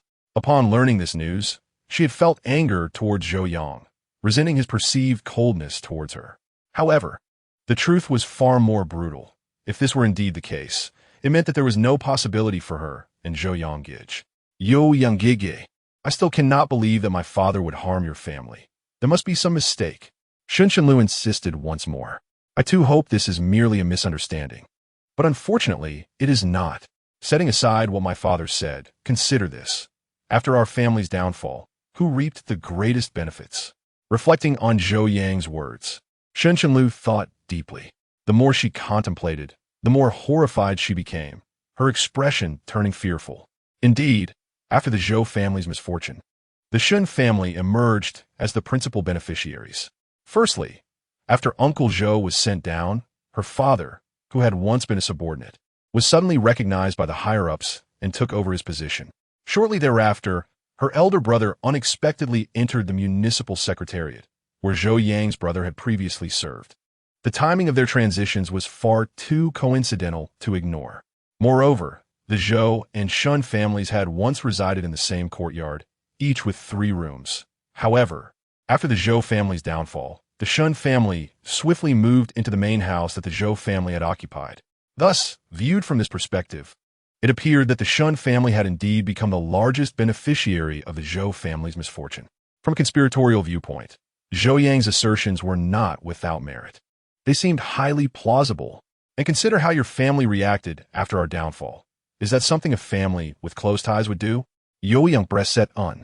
Shun Qinlu fell silent once more, recalling how shortly after the Zhou family's calamity, her father had sternly instructed the children to maintain distance from the Zhou family, especially admonishing her not to contact Zhou Yang Gij. Given their prior relationship, such a drastic severance could only be attributed to her father's betrayal.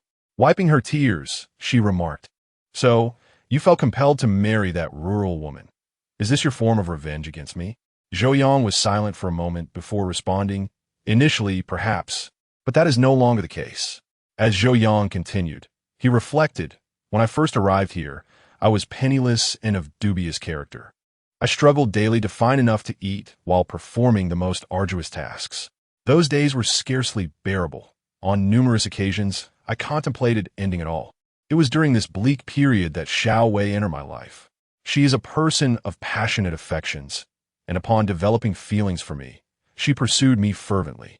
In my vulnerability, I accepted her proposal of marriage. Initially, I believed I married her out of necessity or to fill the void in my heart. However, I now realize with certainty that I genuinely love her." Upon hearing Zhou Yang's words, Shun Qinlu's voice trembled as she asked, "And what about me?" Zhou Yang's feelings toward Shun Qinlu were conflicted. They had been childhood friends, and their bond, forged over years, was authentic. Yet, the betrayal by Shun Jinghua had led to the disintegration of the Zhou family, bringing them to the brink of ruin. It seemed justifiable to distance himself from her and build a life with another. Still, he was taken aback to discover that Shun Qinlu had tracked him down from the capital and had remained here for 4 years. Coupled with the events of her past life, Zhou Yang understood that the Shun family and Shun Chenlu were distinct entities that could not be conflated. Lulu, there is no possibility for us anymore. I love my wife and daughter, and I wish for you not to disturb our lives. More than anything, I hope you find happiness. Zhou Yang spoke with sincerity and gravity. In his eyes, Shun Chenlu had transformed into more of a little sister than a romantic interest. Although he would never marry her, he genuinely wished for her to experience joy. Shun Chenlu's expression turned sorrowful as she replied, "Without you, can I still be happy? Since childhood, everyone has told me that I should marry you when I grow up. I have always prepared to be your bride." Overcome with emotion, she sank to the ground, weeping uncontrollably. Zhou Yang offered no comfort. Instead, he reiterated, "Your health is fragile, and you suffer from severe hypoglycemia. It is no longer suitable for you to remain here. If possible, have your family arrange for your departure due to illness."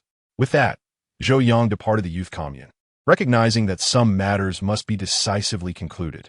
Since the truth had been laid bare, there was no need to linger. His concern for Shun Chenlu did not imply that he could offer her any false hope. Otherwise, given her feelings for him, she might remain forever emotionally tethered to him. After leaving the commune, Zhou Yang felt a weight in his heart. The animosity between the Zhou and Shun families was intricate, rooted not merely in jealousy and personal interests but also entwined with factional strife. Although Shun Jingguo's actions played a significant role, the prevailing societal conditions of the era also contributed. Nevertheless, Zhou Yang harbored no intentions of forgiving the Shun family. He recognized that their circumstances were dire, and in a few years, misfortune would likely befall them. He had little desire to take action against them. Regaining his composure, Zhou Yang proceeded to the fields, mindful that his primary responsibilities remained unfulfilled. Chapter 27. Together forever in the Liang family's potato field.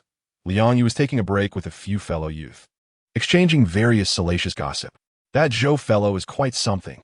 Just recently, I heard he married the secretary's daughter, and now he's making advances towards Shun, the youth from the commune. You should have seen it. He boldly entered the female dormitory without knocking, telling me not to meddle. As I left, I heard Shun crying. Who knows what that Zhou fellow did to her? The greatest pastime of the people is to indulge in gossip, regardless of its veracity." As Liang Yu's tales unfolded, the flames of curiosity ignited among the listeners, who eagerly probed into the relationship between Shun Chenlu and Zhou Yang. "What do you think their relationship is? I heard they were once engaged, but Zhou's heart wavered and he chose the secretary's daughter for the sake of food.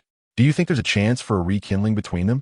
After all, they did have quite the tumultuous past when Shun first arrived in our village." Just as the youth were engrossed in their speculations, a few younger children overheard the conversation, and soon the news spread like wildfire. Before nightfall, many had learned that the son-in-law of the Li family had visited the commune and intruded into the female dormitory. Gossip, after all, is merely unverified rumors, hinging on the unreliable tongues of those who spread it. With some intentional manipulation, by the time evening labor concluded, the narrative had morphed into Zhou Yang being unable to let go of Shun Chenlu, suggesting they spent the afternoon together in the female dormitory. Some even claimed to have heard her crying. In a whirlwind, rumors about Zhou Yang and Shun Chenlu circulated wildly. However, out of respect for Zhou Yang, the villagers spoke of these matters in hushed tones, unaware that he remained oblivious to the unfolding drama. Yet, they did not extend the same courtesy to the Li family, with some even divulging the details to Li Youwei's siblings. Concerned for Li Youwei's well-being, the Li family discreetly informed her of the situation, oblivious to the gossip surrounding him. Zhou Yang finished recording the work points of the last member before gathering his belongings and heading home. Upon arrival, he noticed his sister-in-law's son, Lu, hastily exiting his house. Her expression not quite right. Zhou Yang greeted her, and she managed a strained smile before quickly heading towards the Li family. Sensing her unease, Zhou Yang dismissed it and entered the courtyard, where he spotted Bao'er chasing the hens, causing them to scatter in panic, while the little girl laughed joyfully behind them. Meanwhile, Li Youwei stood by the stove, seemingly lost in thought, holding firewood without adding it to the fire. Zhou Yang approached her without her noticing. "What occupies your mind so deeply?" he inquired. Startled by his voice, Li Youwei jumped. She hesitated, unsure how to respond, when Zhou Yang continued. I want to hear the truth. You are incapable of lying. When you do, you stutter and fidget with your clothes. Her face flushed. Li Youwei finally spoke earlier. My sister-in-law came by and mentioned that someone saw you at the commune this afternoon, visiting Shun. Yes, that did happen. You aren't worried about that, are you? Zhou Yang replied. She also said someone saw you enter the female dormitory, and others claim to have heard Shun crying. Some even suggested that you two were rekindling something. Li Youwei explained. Zhou Yang chuckled and asked, do you believe it? No, I know you're not that kind of person. If you wanted something to happen with Shun, it would have already occurred. Then why the dazed look? Believing you alone is not enough. The villagers don't trust you. If they keep gossiping like this, your reputation will be ruined. Li Youwei asserted. Upon hearing these words, Zhou Yang felt a surge of emotion. This girl truly held him in her thoughts at all times. The pure are self-purified. As long as you trust me, that is enough. I do not concern myself with what others think, Zhou Yang declared. However, he acknowledged the significance of reputation, stating that a good name would shield one from unjust accusations. Li Youwei then insisted, moreover, we must uncover the person behind the rumors. Tarnishing another's reputation is utterly despicable. Zhou Yang affectionately tousled his beloved wife's hair and replied, no need to investigate. I already know who is spreading the gossip. Who? She asked. Liang Zhou Yang confirmed. Indeed, when I went to the U station to find Shen Chenlu today, she was the only one present. Given our history of discord, she has ample motive to speak ill of me. Why does she always target you? Li Youwei castionat perplexa.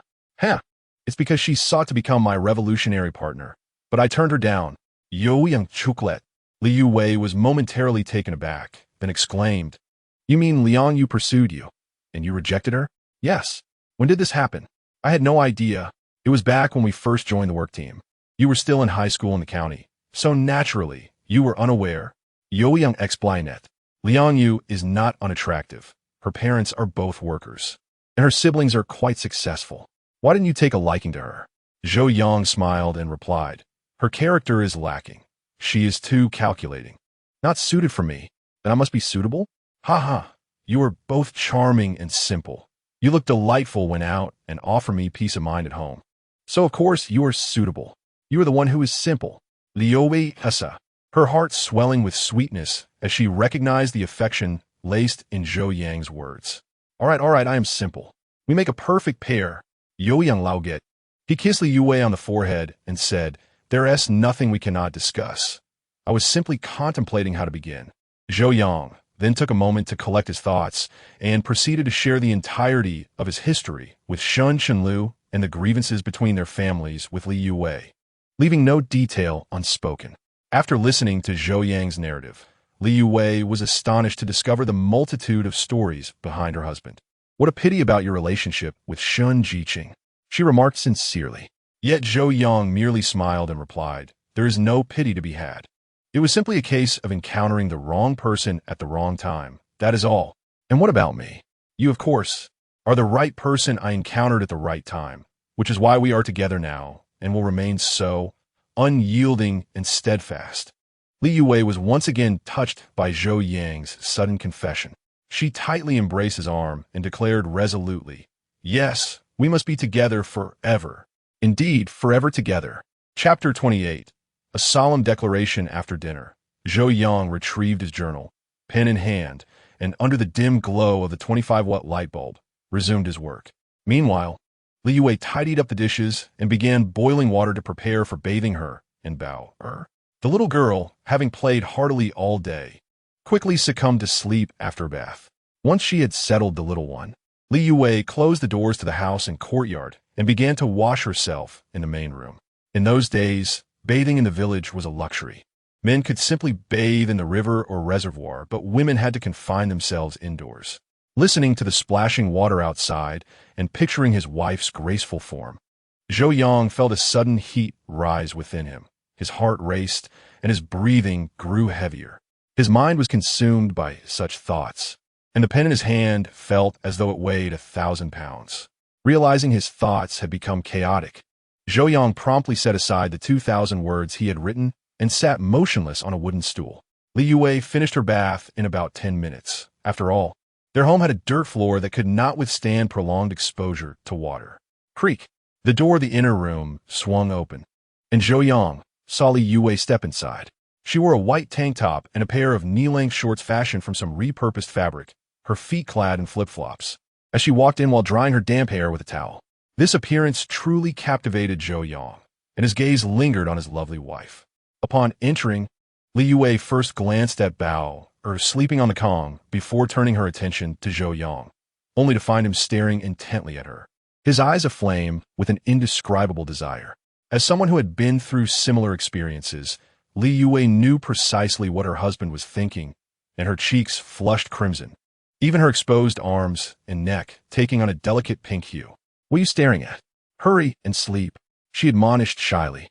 Her bashful demeanor rendered Zhou Yang momentarily speechless, and he couldn't help but recall the famous scene from Baiju's classic poem, Song of Everlasting Regret. With a backward glance, a smile ignites 100 charms. The beauty of the 6 palaces pales in comparison. In the spring chill, she bathes in the Huaqing pool. The warm spring water caresses her silky skin. Attendants gently support her, as she is weak from newfound affection. With cloud-like hair and flower-like beauty, her golden steps sway. The warm curtains of hibiscus shelter the spring night. "All right, I admit my little wife has stirred my heart." Zhou Yang confessed. He quickly grabbed a towel, told Li Youwei to wait for him, and headed outside with a basin of water. Soon, the sounds of water splashing could be heard from outside. After a simple yet refreshing wash, Zhou Yang entered the room bare-chested and slipped into his wife's warm bed. After an exhilarating encounter, the couple nestled closely together, undeterred by the heat. Li Youwei rested her head on Zhou Yang's arm, her finger tracing circles on his chest, a look of satisfaction gracing her face. Having exhausted themselves the previous night, Zhou Yang was careful not to prolong their activities. However, Li Youwei's playful touches made his chest itch, prompting him to free one hand to gently pin her hand against his chest while asking, "What are you thinking about? Why aren't you asleep?" "I'm thinking about us." "What about us?" "Zhou Yang inquiret, Buzlet. Do you know where my parents are?" "Judios, Zhou Yang asket." "Why do I want to know that?" "Now that we are married, have our certificate, and have had our child, I, as the daughter-in-law, have yet to meet my parents-in-law, and Bao'er has not met her grandparents." Li Youwei explained. "So you wish to meet my parents? If possible, it would be best to meet them. If that isn't feasible, a letter would suffice, so they at least know of my existence as their daughter-in-law, and that Bao'er is their cherished granddaughter." Zhou Yang replied, "I didn't know where my parents were sent. They are at a small farm just beneath the neighboring provincial city. Once the autumn harvest concludes, I will take you and Bao'er to see them." In truth, Zhou Yang had not known the location of his parents' assignment initially, but with the memories of his past life, he was aware that they were currently at Dongquan Farm undergoing reform. In his previous life, they had often recounted the hardships of those years, leaving him with a vivid recollection of such matters. Really? Of course it is true. After all, an unsightly daughter-in-law must eventually meet her in-laws. Zhou Yang joked, "You are the unsightly one. I am unsightly indeed. Ha ha ha. Now, hurry and sleep. We have work tomorrow." With that, the couple fell silent for the night. The next morning, before the work whistle sounded, Li Youwei rose early. She prepared a simple porridge and reheated the bun she had saved for Zhou Yang and Bao'er the previous night. Once the whistle blew, she called the sleeping father and daughter to wake them. After breakfast, Li Youwei first took Bao'er to the Li family courtyard before heading off to work, while Zhou Yang went directly to the brigade office with his work points book in hand. When Zhou Yang arrived, most of the villagers had gathered. In the interim, while awaiting the leaders to assign tasks, the villagers congregated in small groups, exchanging light-hearted banter about their daily lives. "Did you hear? The son-in-law of Secretary Li sneaked off to the youth station yesterday afternoon to meet his mistress." One remarked, "It's that Shin youth, right? I heard they were both sobbing like a pair of star-crossed lovers." Another added, "That fellow is utterly shameless. How could he betray such a good wife like Xiaowei?" A third chimed in, "And that Shen youth has no shame either. Does he not know Zhou, the youth, is already married?" Though the villagers spoke in hushed tones, Zhou Yang, having been mysteriously transformed in his rebirth, could hear their conversations clearly from a distance. He understood that this gossip must be quelled. Otherwise, it would not only harm Shen Chenlu and himself, but it could also affect Li Youwei and Bao'er. Upon seeing Zhou Yang approach, Chen Jinying and Zhang Jinwang promptly began allocating tasks. Once the assignments were made, just as Chen Jinying was about to instruct everyone to commence work, Zhou Yang suddenly declared, "Everyone hold on. I have something to say." Although Chen Jinying felt slightly displeased at being interrupted, he conceded, "Since Zhou Youth has something to say, let's pause before we begin." Zhou Yang strode to the front of the villagers and announced loudly, "I have heard whispers about me and Shin Youth. I had not intended to address it, but as a married man, I owe it to my wife and children to clarify. Therefore, I hereby declare that there is nothing inappropriate between Shin Youth and myself. The reason I visited her at the youth station yesterday was that she suddenly fainted in the field. We grew up in the same courtyard. To me, she's like a sister. How could I ignore my sister in distress? Isn't that so?" He continued, "Furthermore, I must emphasize that I have obtained a marriage certificate with Comrade Li Youwei. We are a legally recognized couple, bound by love and fidelity to our marriage. I will not permit anyone to tarnish our union. Thus, I warn those who spread slander against us. Should I discover further gossip, I will ensure you face the consequences." Chapter 29. Plotting against Chun Gang. Originally, Zhou Yang's mother-in-law, Zhang Ging, would prepare lunch for them, delivering it to the field while bringing food for the Li family. However, Zhou Yang found it difficult to adapt to the bland meals at the Li household. So he asked the Youwei to inform her mother that they would no longer require her cooking. His reasoning was straightforward. He intended to establish his own household to avoid being labeled as a dependent. Li Fengnian and Zhang Ging considered this a positive development and readily agreed. For lunch, Zhou Yang simply prepared a tomato and egg dish and boiled some noodles, then brought the meal to the brigade office. He instructed Li Youwei to wait for him at the office during the lunch break. As Zhou Yang approached the office, he overheard a familiar voice from within. "Chun Gang, don't speak nonsense. I trust my man. He would never betray me." Followed by a male voice, "Xiao Wei. I'm not lying. Zhou Youth and that Shun Youth are definitely entangled. They were at the youth station yesterday. Chun Gang, that scoundrel, was deliberately trying to undermine him in front of Li Youwei. His intentions were truly malicious." Zhou Yang could not allow this to go unchallenged. He quickened his pace, delivering a forceful kick to the brigade office door. With a loud crash, the already unstable wooden door flew open, and Zhou Yang stormed in, his presence commanding attention. "Chun Ergu, you bring shame to our Babaliang brigade by gossiping like a busybody. Have you no sense of decency?" Zhou Yang exclaimed. Chun Gang, whose nickname was Ergu, despised being referred to by his full name as an adult. Zhou Yang's words felt like an affront to his dignity, and anger was evident on his face. "What? You think you can act however you please? What kind of reasoning is this?" Chun Gang retorted, showing no embarrassment for being caught in the act. His tone was brash. "Dismissing Zhou Yang? I knew Chomer, entirely. What have I done? Speak clearly, or I'll report you to the commune." Zhou Yang contrat. "You should be aware of the repercussions of slandering a youth. A couple of months in confinement is certainly not out of the question. Do you think I'm easily intimidated? You're just making baseless accusations." Shen Gong scoffed, taking advantage of his father's position at the commune to disregard Zhou Yang's threats. Youths from better-off families often look down on those from rural backgrounds, but that did not grant them superiority here. They were all living under the same roof of dependency. "Enough of this. You're going down." Zhou Yang declared, shoving the lunchbox into Li Youwei's hands before striking Chun Gang across the face. Taken aback, Chun Gang retaliated instinctively, throwing a punch. Zhou Yang cried out in pain as he stumbled backward, blood streaming from his nose, staining his work clothes. Li Youwei initially froze in shock, but quickly rushed to Zhou Yang's side, her heart racing with concern as she cried out, "Zhou Yang, what happened? Don't scare me." Seeing her panic, Zhou Yang felt a pang of guilt in his eagerness to confront Chun Gang.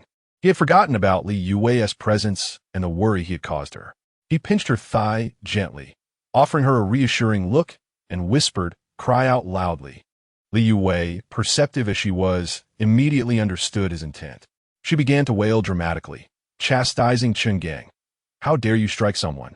Just because you heard a rumor. Not only that, but you struck him with such malice. It's as if you wanted to kill him. Shen Gong, don't think that just because your father is the brigade leader, you can act with impunity. Li Youwei's piercing cries attracted the attention of nearby villagers, who quickly gathered to witness the unfolding scene. Upon seeing Zhou Yang on the ground and Li Youwei in distress, all eyes turned to Chen Gang, filled with scrutiny and wariness. Blocked from Chen Gang's view by Li Youwei, he failed to notice the silent exchange between the couple and began to feel a rising sense of panic. Although Chen Gang enjoyed bullying others, he was merely a coward who picked on the weak. Zhou Yang, however, was Li Youwei's husband and the son-in-law of Li Fengyan. Despite Li Fengyan's usual disdain for Zhou Yang's lack of assertiveness, he would not tolerate anyone mistreating his daughter as husband. If this escalated, Li Fengyan would surely defend Zhou Yang. Just as Chen Gang prepared to approach Zhou Yang to assess his injuries, Zhou Yang, struggling to retreat, exclaimed in fear, "Don't come near me." This reaction, misinterpreted by the other villagers, only fueled their concern for Zhou Yang. What the hell does that even mean? It was just a slap, right? Before he could finish, Zhou Yang, trembling, interjected, "Chen Gang, do you have any shame left? That was not just a slap." He continued, "Is it so necessary to resort to such violence just because I stopped you from speaking ill of me in front of Xiao Wei? You're talking nonsense. You were the one who struck first, and I merely retaliated." Chen Gang shouted, his tone furious and his expression menacing.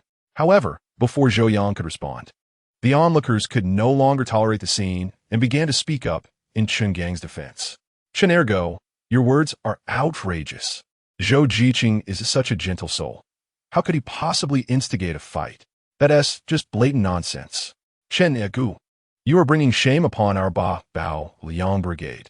How dare you act so brazenly? Chen Ergo, you've really let your father's position as brigade leader get to your head." Chen Gang felt helpless. It was clear that this scoundrel had initiated the conflict, and he had only responded in self-defense. Why would anyone believe him? In his frustration, he noticed a hint of amusement in Zhou Yang's eyes and realized he had been tricked. With a roar, he shouted, "Zhou, you're playing dirty, aren't you? I'll make you pay." With that, he seized a wooden stool and charged at Zhou Yang. Chapter 30. Call the police. The crowd gasped as they witnessed Chen Gang charging towards Zhou Yang like a madman. They knew how reckless he could be. If he reached Zhou, that stool could easily inflict serious harm. Several young men rushed forward to restrain him. Amidst the chaos, a stern voice pierced through the commotion. "Stop it." Recognizing the voice of Secretary Li, everyone immediately ceased their actions and parted to create a path. Soon, Li Fengyan, along with the formidable Li family, entered, accompanied by Chen Jianying and his youngest son, Chen Tai. They had hurried over after hearing the villagers' cries.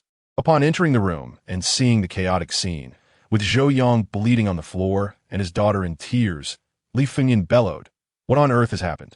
Who struck him?" Wiping the blood from his face, Zhou Yang replied, "Father, it was Chen Gang. You must stand up for me." Before Li Fengyan could respond, the Li family's 4 brothers erupted in anger.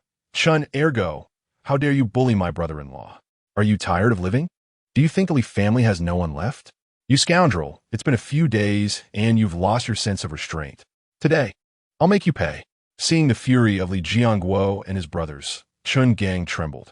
He had always considered the Li brothers his rivals. They had clashed numerous times over trivial matters since childhood, with Chen Gang often ending up on the losing side. The Li brothers were fearless in confronting anyone from the brigade, but they dared not cross Chen Gang's father. They were well aware of his past as a reconnaissance soldier in the army, and even with old injuries, he could easily handle them. As the Li brothers quieted down, Li Fengyan turned to Zhou Yang and asked, "Explain clearly, why did he hit you?" While it appeared that his son-in-law had been wronged, Li Fengyan knew that in fights, the narrative of who was at fault was not always clear-cut. Thus, he decided to ascertain the details before passing judgment, lest he be accused of favoritism toward his son-in-law. Zhou Yang recounted, "Father, fellow villagers, here's what happened. I had just come to the brigade to bring lunch to my wife when I overheard Chen Gang speaking ill of me to her. Xiao Wei refused to listen to him and reprimanded him. In a fit of rage, he threatened to strike my wife, and I intervened. Before he could finish, the Li brothers erupted again. The brothers were fiercely protective of their sister. Hearing that Chen Gang not only harassed her, but also intended to resort to violence was unacceptable. In a fit of anger, the second brother, Li Guoqing, picked up a nearby stool and hurled it at Chen Gang. Fortunately, Chun Gang had anticipated their aggression and dodged, causing the stool to smash against the earthen wall behind him. With a loud crash, the wooden stool splintered into pieces, leaving a significant dent in the wall. Everyone, including Chun Gang, felt a shiver of fear. The reputation of the Li family was well-deserved. If they had truly struck him, Chun Ergo's fate would have been grim. "Stop. Wait until I finish speaking before you act," Zhou Yang exclaimed, startled. His intent today was not to incite the Li brothers to beat Chun Gang senseless. That would serve no purpose. If violence solved problems, he could easily handle Chun Gang himself. However, that would not address the deeper issues at play with the Chun family. Thus, without waiting for Li Wuqing to speak, Zhou Yang continued, "As everyone can see, I've been severely injured by Chun Gang. I am feeling dizzy and my chest is tight. I suspect I have internal injuries and must seek medical attention." Before he could finish, Chun Gang shouted angrily, "You're talking nonsense. I only hit you once, and you instigated it." "Silence," Li Fengyan commanded sharply before turning to Chun Jianying. "Captain Chun, your son is becoming increasingly reckless. I initially thought his behavior stemmed from a carefree nature, but now it seems he is a blatant liar. Your parenting has truly been commendable." Chun Jianying's face turned pale. He knew Zhou Yang's character. While he might believe Zhou Yang could exaggerate, he could not accept the notion that Zhou Yang had struck his son first. After all, in a fair fight, even with his hands tied, his son would easily defeat Zhou Yang. In front of so many witnesses, he could not show favoritism toward his son. If reported, the consequences could be dire. Turning to Chun Gang, he asked, "Did you hit him?" "Father, he struck first." "I'm asking you, did you hit Zhou Jiqing?" Chun Jianying demanded sternly. After a moment of hesitation, Chun Gang finally nodded and admitted, "Yes." "Apologize." "Father, what are you saying?" Chun Gang exclaimed in disbelief. "I said apologize. Regardless of the circumstances, you struck him, and you must apologize to Zhou Jiqing," Chun Jianying declared, his voice filled with righteous authority.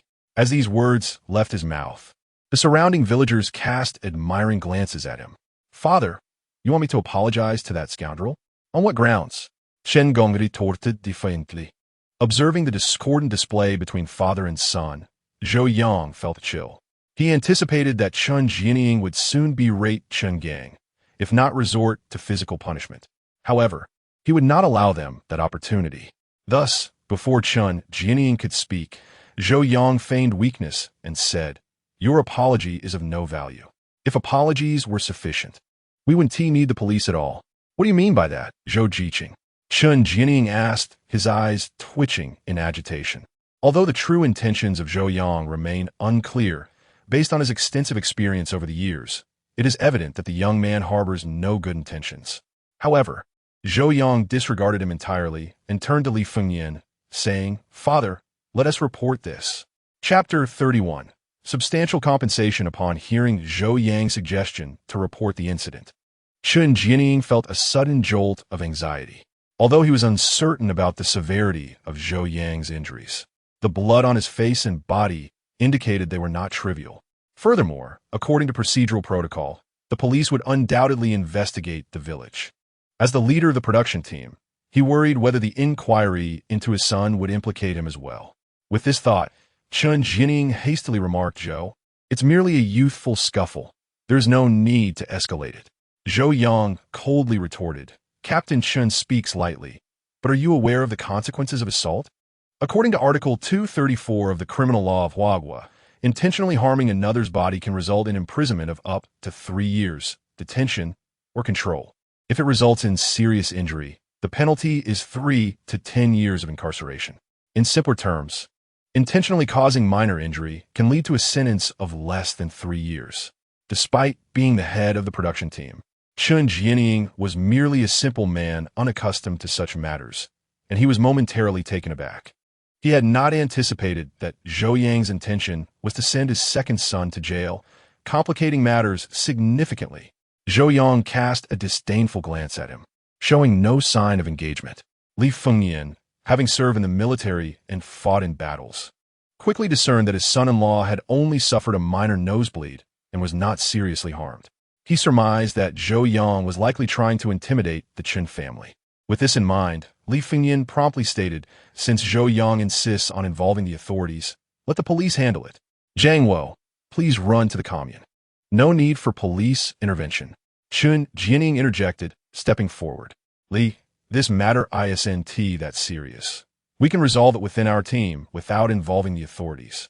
However, Li Fengyan replied calmly, Old Chun, given that one party is your son and the other is my son-in-law, we must avoid any appearance of bias. Allowing the police to manage it leaves no room for dispute. Chun Jianing quickly countered, but this incident occurred within our team. If it escalates, it will tarnish the reputation of our Li production team. What do you propose we do? Li Fengyan inquired, sensing that the discussion had reached a critical point. How about this? We will offer 20 yuan as compensation for Chun Gang's actions, and we can consider the matter settled. Sound fair? Before Li Fengyan could respond, Zhou Yang decisively interrupted. That won't suffice. You think 20 yuan can resolve this? Captain Chun, perhaps you're unaware of the compensation standards for personal injury. Let me enlighten you. As the offending party, you are liable to compensate the victim for all medical expenses incurred and lost income due to work absence, including wages, care fees, transportation costs, accommodation fees, hospitalization allowances, and necessary nutritional expenses. In other words, regardless of whether Chun Gang faces criminal charges, he is obligated to pay. The Chen family was once again left in stunned silence. In their view, brawls among villagers were commonplace, often resulting in a few yuan in compensation, or sometimes merely a visit with gifts like eggs and canned goods to signal reconciliation. The notion of involving the police and discussing compensation was entirely foreign to them.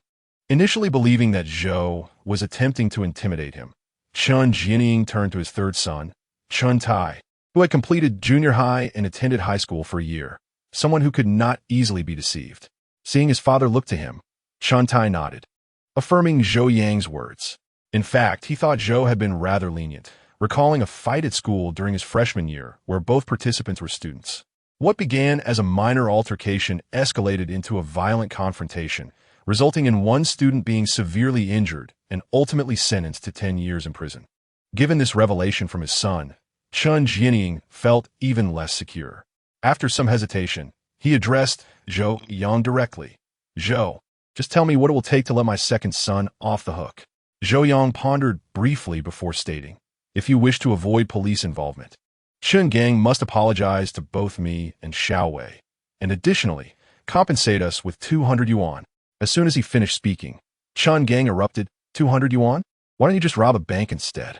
In response, Chun Jianing swiftly slapped his son across the face, shouting, shut your mouth. Staggered by his father's anger, Chun Gang quickly fell silent, his eyes directed at Zhou Yang, filled with resentment and defiance. Zhou, I accept your terms, Chun Jianing said, despite his son's protests. Chun Tai soon returned with the money, 20 crisp bills. Chun Jianing handed the cash to Zhou Yang, stating, Zhou, with our fellow villagers present, there is no need for written agreements. Let us consider this matter settled. An apology is necessary, Zhou Yang replied coolly, recognizing Zhou Yang's implication for his son to apologize. Chun Jianing angrily commanded, you insolent brat, hurry up and apologize to Zhou. Though reluctant, Chun Gang, after receiving 2 slaps, understood his father's seriousness and reluctantly muttered, sorry. What? Did you skip lunch? I didn't hear you. Zhou Yang had no intention of letting this scoundrel off easily. He aimed to crush what little dignity Chun Gang had left, ensuring he would regret his past misdeeds. With another swift slap, Chun Jianing barked, don't you know an apology should be sincere? Louder. I'm sorry, I was wrong, Chun Gang exclaimed, and upon finishing, he covered his face and fled the production team headquarters. Chapter 32. Zhou Yang's intentions with Chun Gang gone. Chun Jianing and Chun Tai followed suit. Seizing the moment, Li Fengyan announced, it's time to return to work. Everyone disperse. Although the crowd remained intrigued, they recognized that both parties had settled the matter privately and began gossiping as they headed to the fields. Once the area cleared, Li Fengyan turned to Zhou Yang and said to his sons, you all should get to work. Don't be late. Xiaowei, you too. Li Youwei glanced at Zhou Yang with concern, but remained rooted in place. Rest assured, this young man is fine. I assure you, Li Fengyan remarca, fully aware of his daughter's feelings. Zhou Yang pointed to the tomato and egg noodles on the table, saying, "Let us eat first. Though it's soggy, it's better than go to work on an empty stomach." Li Youwei promptly retrieved 2 lunchboxes, handing one to Zhou Yang while taking the other for herself, and they began to eat at the production team headquarters. The 4 stalwarts of the Li family dared not defy their father's command. Seeing Zhou Yang was indeed unharmed, they left the headquarters together. At that moment, only Li Fengnian, Li Youwei, and Zhou Yang remained in the office. Once he was assured they were alone, Li Fengnian asked in a hushed tone, "You intentionally provoked Chen Gang, didn't you?" Recognizing that he could not hide anything from his astute father-in-law, Zhou Yang nodded affirmatively. "Why? You must know that the Chen family's money is not easily acquired," Li Fengnian queried. "Due to Chen Gang's intentions toward Xiao Wei, he deserves condemnation." Zhou Yang gritted his teeth, not concealing the murderous intent in his eyes. Startled by the fierce aura emanating from Zhou Yang, Li Fengnian was taken aback. He was astonished at how his seemingly frail son-in-law had developed such a formidable presence, and simultaneously worried that he might act irrationally. Chen Gang is merely a worthless individual, not deserving of your schemes against him. Moreover, with my presence, the Chen family cannot stir up any significant trouble. Li Fengnian asarta. What if you are no longer around? Zhou Yang retorted. Li Fengnian furrowed his brow, responding, "What do you mean by no longer around? Are you cursing me?" "I'm not cursing you, but life is unpredictable, and misfortune can strike at any moment. No one can guarantee whether an unexpected event or tomorrow will arrive first." Zhou Yang replied, "Even if I were gone, there's still Jiangwo, Guiqing, and Juanxiang. Can't those brothers protect Weiwei?" Li Fengnian guntarat. "Father, there's a saying that one cannot guard against thieves for 1,000 days. Zhou Yang declared. "What do you mean by that?" Li Fengnian asked, frowning. Zhou Yang's gaze turned sharp as he solemnly stated, "Though I may not possess much ability, I will never allow my wife and children to be in danger. Whoever dares to lay a hand on Weiwei or Bao'er will deeply regret their existence." Feeling the profound affection in Zhou Yang's words, Li Youwei could not help but feel a warm sensation in her heart. She approached Zhou Yang and gently said, "Please do not be angry. He merely spoke a few unpleasant words, which I did not heed." Zhou Yang smiled and replied, "His intentions towards you are as transparent as daylight. Everyone knows that my woman is beyond his reach. Your father fears that you might offend the Chen family too severely, and they could turn against you," Li Fengnian said. However, Zhou Yang astonishingly replied, "Father, have you heard the saying, to make one's adversary reckless is to bring about their demise?" Li Fengnian was taken aback, immediately asking, "Are you setting a trap for the Chen family?" Zhou Yang nodded, stating, "From Chen Jinning's provocation yesterday to Chen Gang's gossiping, the Chen family's hostility towards me has become blatant. Thus, I cannot remain idle." Continuing, Zhou Yang said, "Given my understanding of the Chen father and son, after suffering such a significant loss today, their vindictive nature will compel them to retaliate against me swiftly. And should they take action, I guarantee they will find themselves ensnared in an irreversible predicament." Li Fengnian frowned, saying, "But wouldn't that be excessive?" Upon hearing this, Zhou Yang clenched his fists. If his father-in-law were aware of the unforgivable transgressions the Chen family had committed against the Li family in his past life, he would likely take action himself, accompanied by his 4 formidable brothers, to obliterate the Chen family. Of course, many things had yet to unfold, and Zhou Yang would not invoke the past at this moment. He revealed a meaningful smile and said, "Excessive? It's merely a sum of money. What's the issue?" Li Fengnian, puzzled, asked, "What is significant about that money?" "This money is brand new, and they're all sequentially numbered."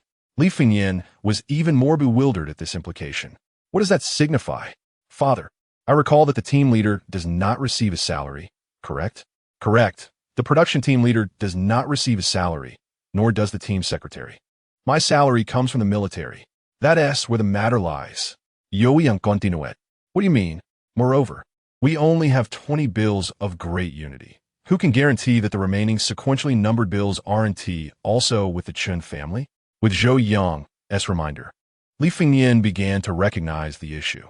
Although Chen Jining was the team leader, his normal income was hardly different from that of ordinary members.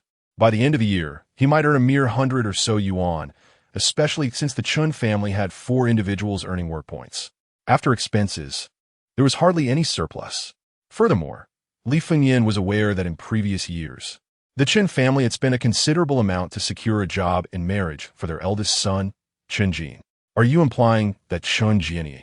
Before Li Fengyan could finish, Zhou Yang interrupted, saying, "Father, we have yet to investigate this matter, and we lack evidence. So let us keep it to ourselves for now." However, he swiftly added, "But there is undoubtedly an issue with the Chun family's assets. When I proposed a compensation of 200 yuan, Chun Jianying hesitated briefly before agreeing, indicating that this amount was not substantial in their view."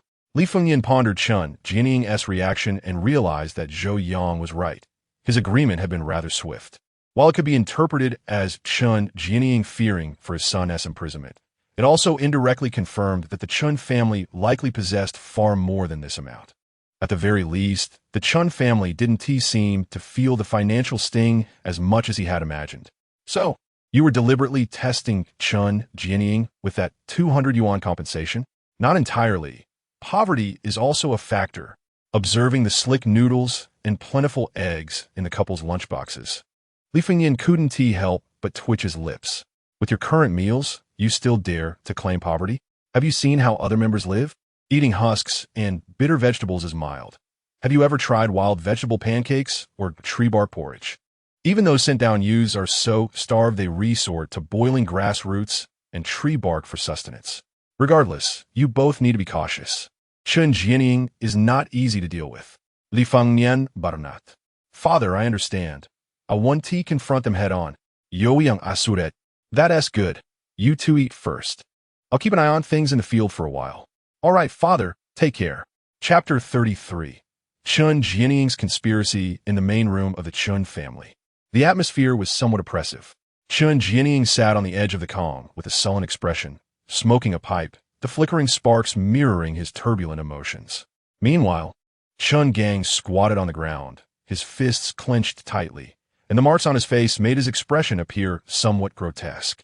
"Did what you just said hold any truth?" Chun Gang recounted the events of the afternoon to his father. "Father, it was indeed the Zhou fellow who struck first. I merely retaliated with one punch, and besides that, I didn't touch him," Chun Gang said, feeling somewhat aggrieved. Chun Jianying was well aware that their family had been duped. The thought of losing 200 yuan made his heart ache. That amount could buy a pig. Now it had been squandered on the Zhou family. Seeing his father silent, Chun Gang hastily added, "Father, you must believe me. That brat was clearly pretending." Chun Jianying exhaled a puff of smoke and replied solemnly, "How can you still have the face to say that? What business do you have lingering around that girl? Or else how could you have been duped?" "Father, it's just that Zhou was opposing you, so I went to give him a little scare, but unexpectedly, enough. You little rascal. Do you think I don't know your devious mind? You're simply enamored by that girl from the Li family." Chun Jianying was more aware of his second son's character than anyone else. "Regardless of the circumstances, you must avenge me." Chun Gang gritted his teeth. He had never felt so wronged in his life. Was it just one punch? Not only had he received 5 or 6 slaps from his father, but he also had to pay 200 yuan, and to be publicly humiliated in front of so many members was disgraceful. Chun Jianying snorted coldly and said, "Do you think our Chun family's money is easy to swindle?" Upon hearing this, Chun Gang's eyes brightened, and he eagerly asked, "Father, what do you plan to do?"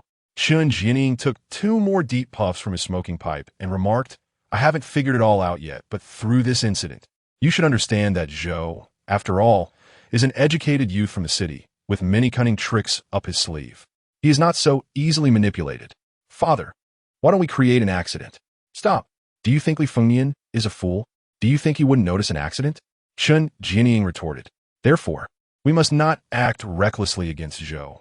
Otherwise, today's events will serve as a cautionary tale." "Then what shall we do?" Shen Gong inquired.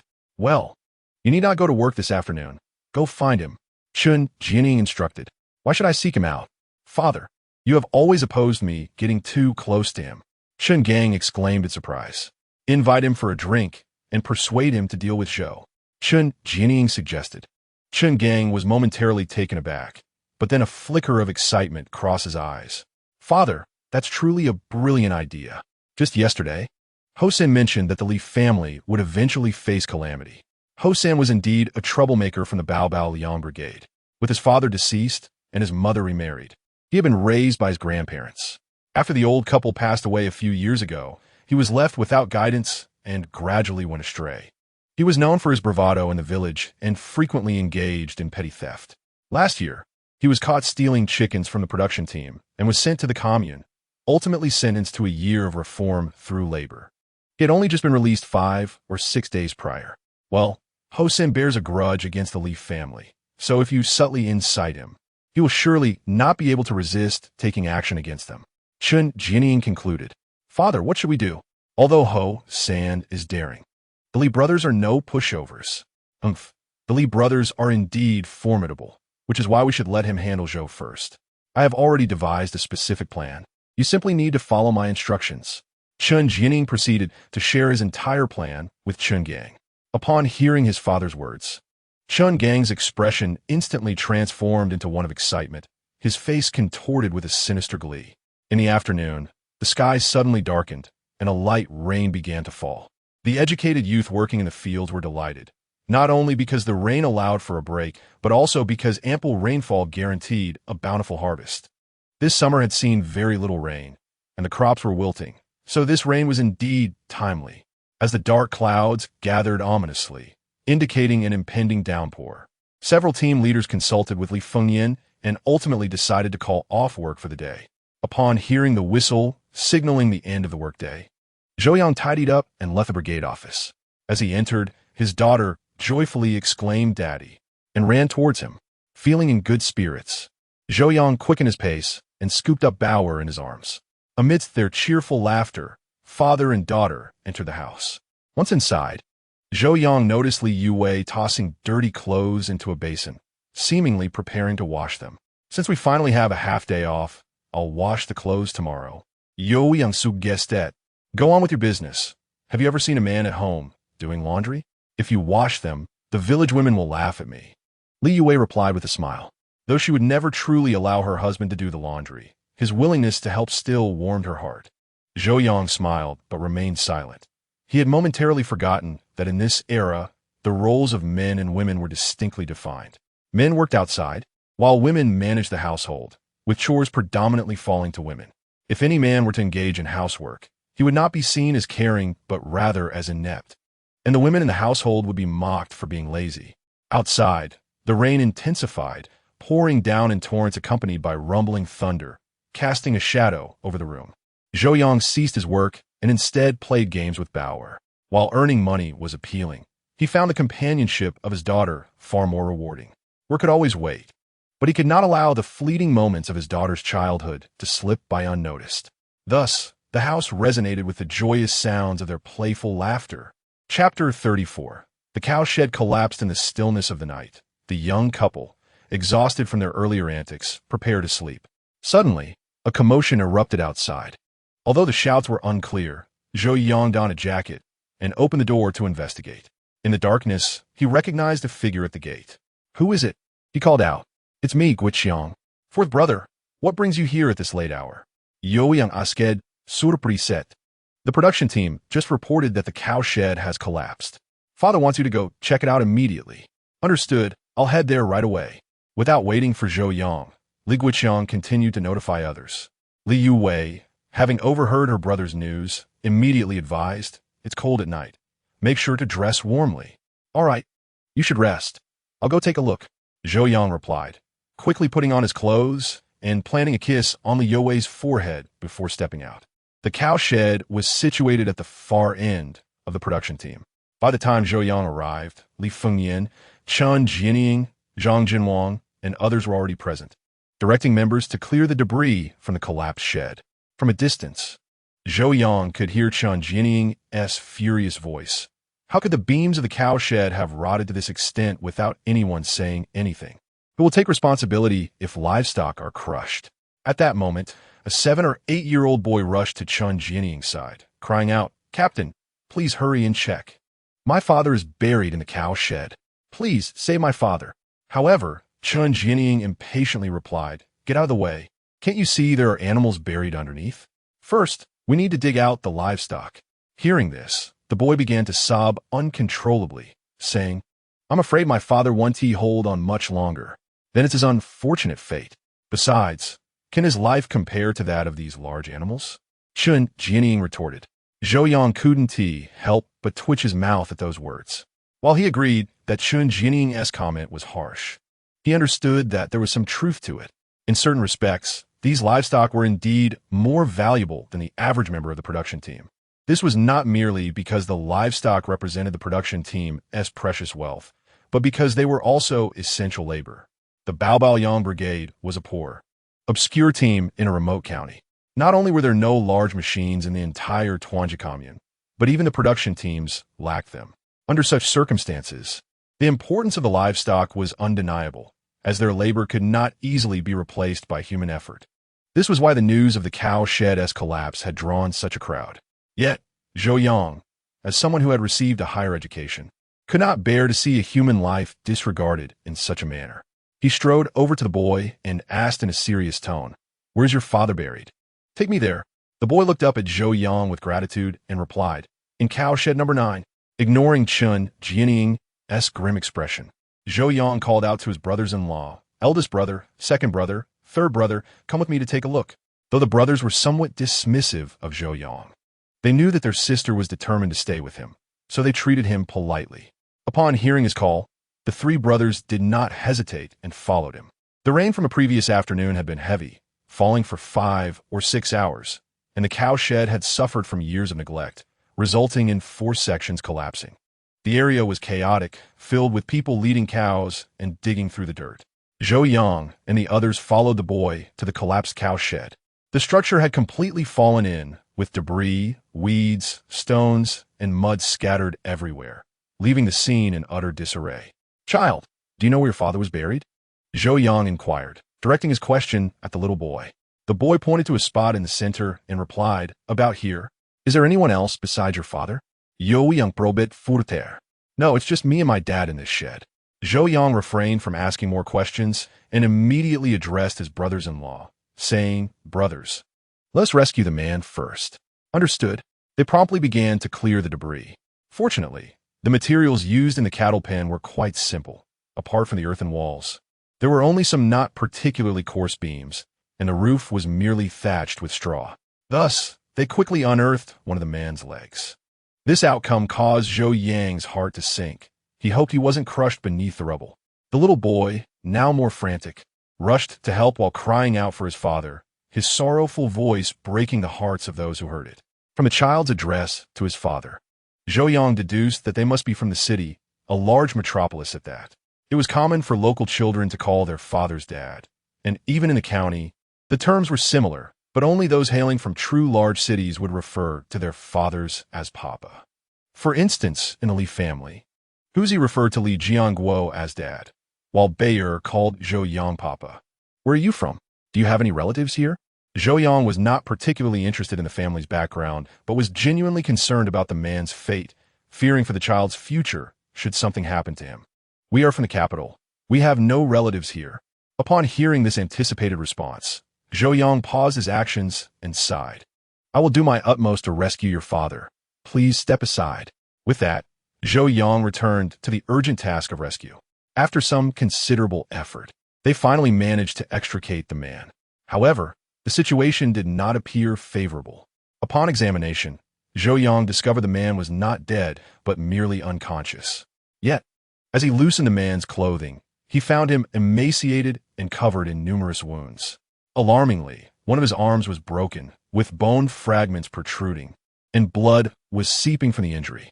Realizing that the man might be in shock from excessive blood loss, Zhou Yang decided to apply a tourniquet.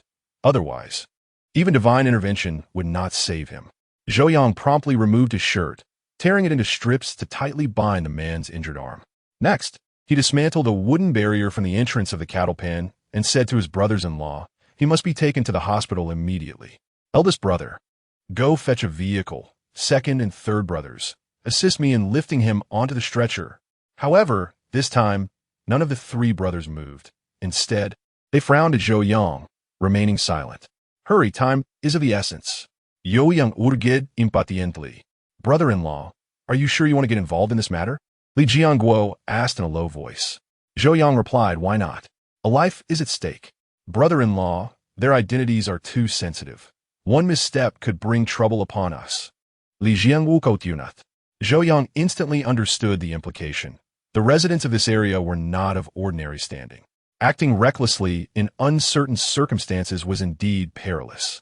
However, looking at the gravely injured man and the sorrowful child, Zhou Yang couldn't help but reflect on his own past from a few years ago.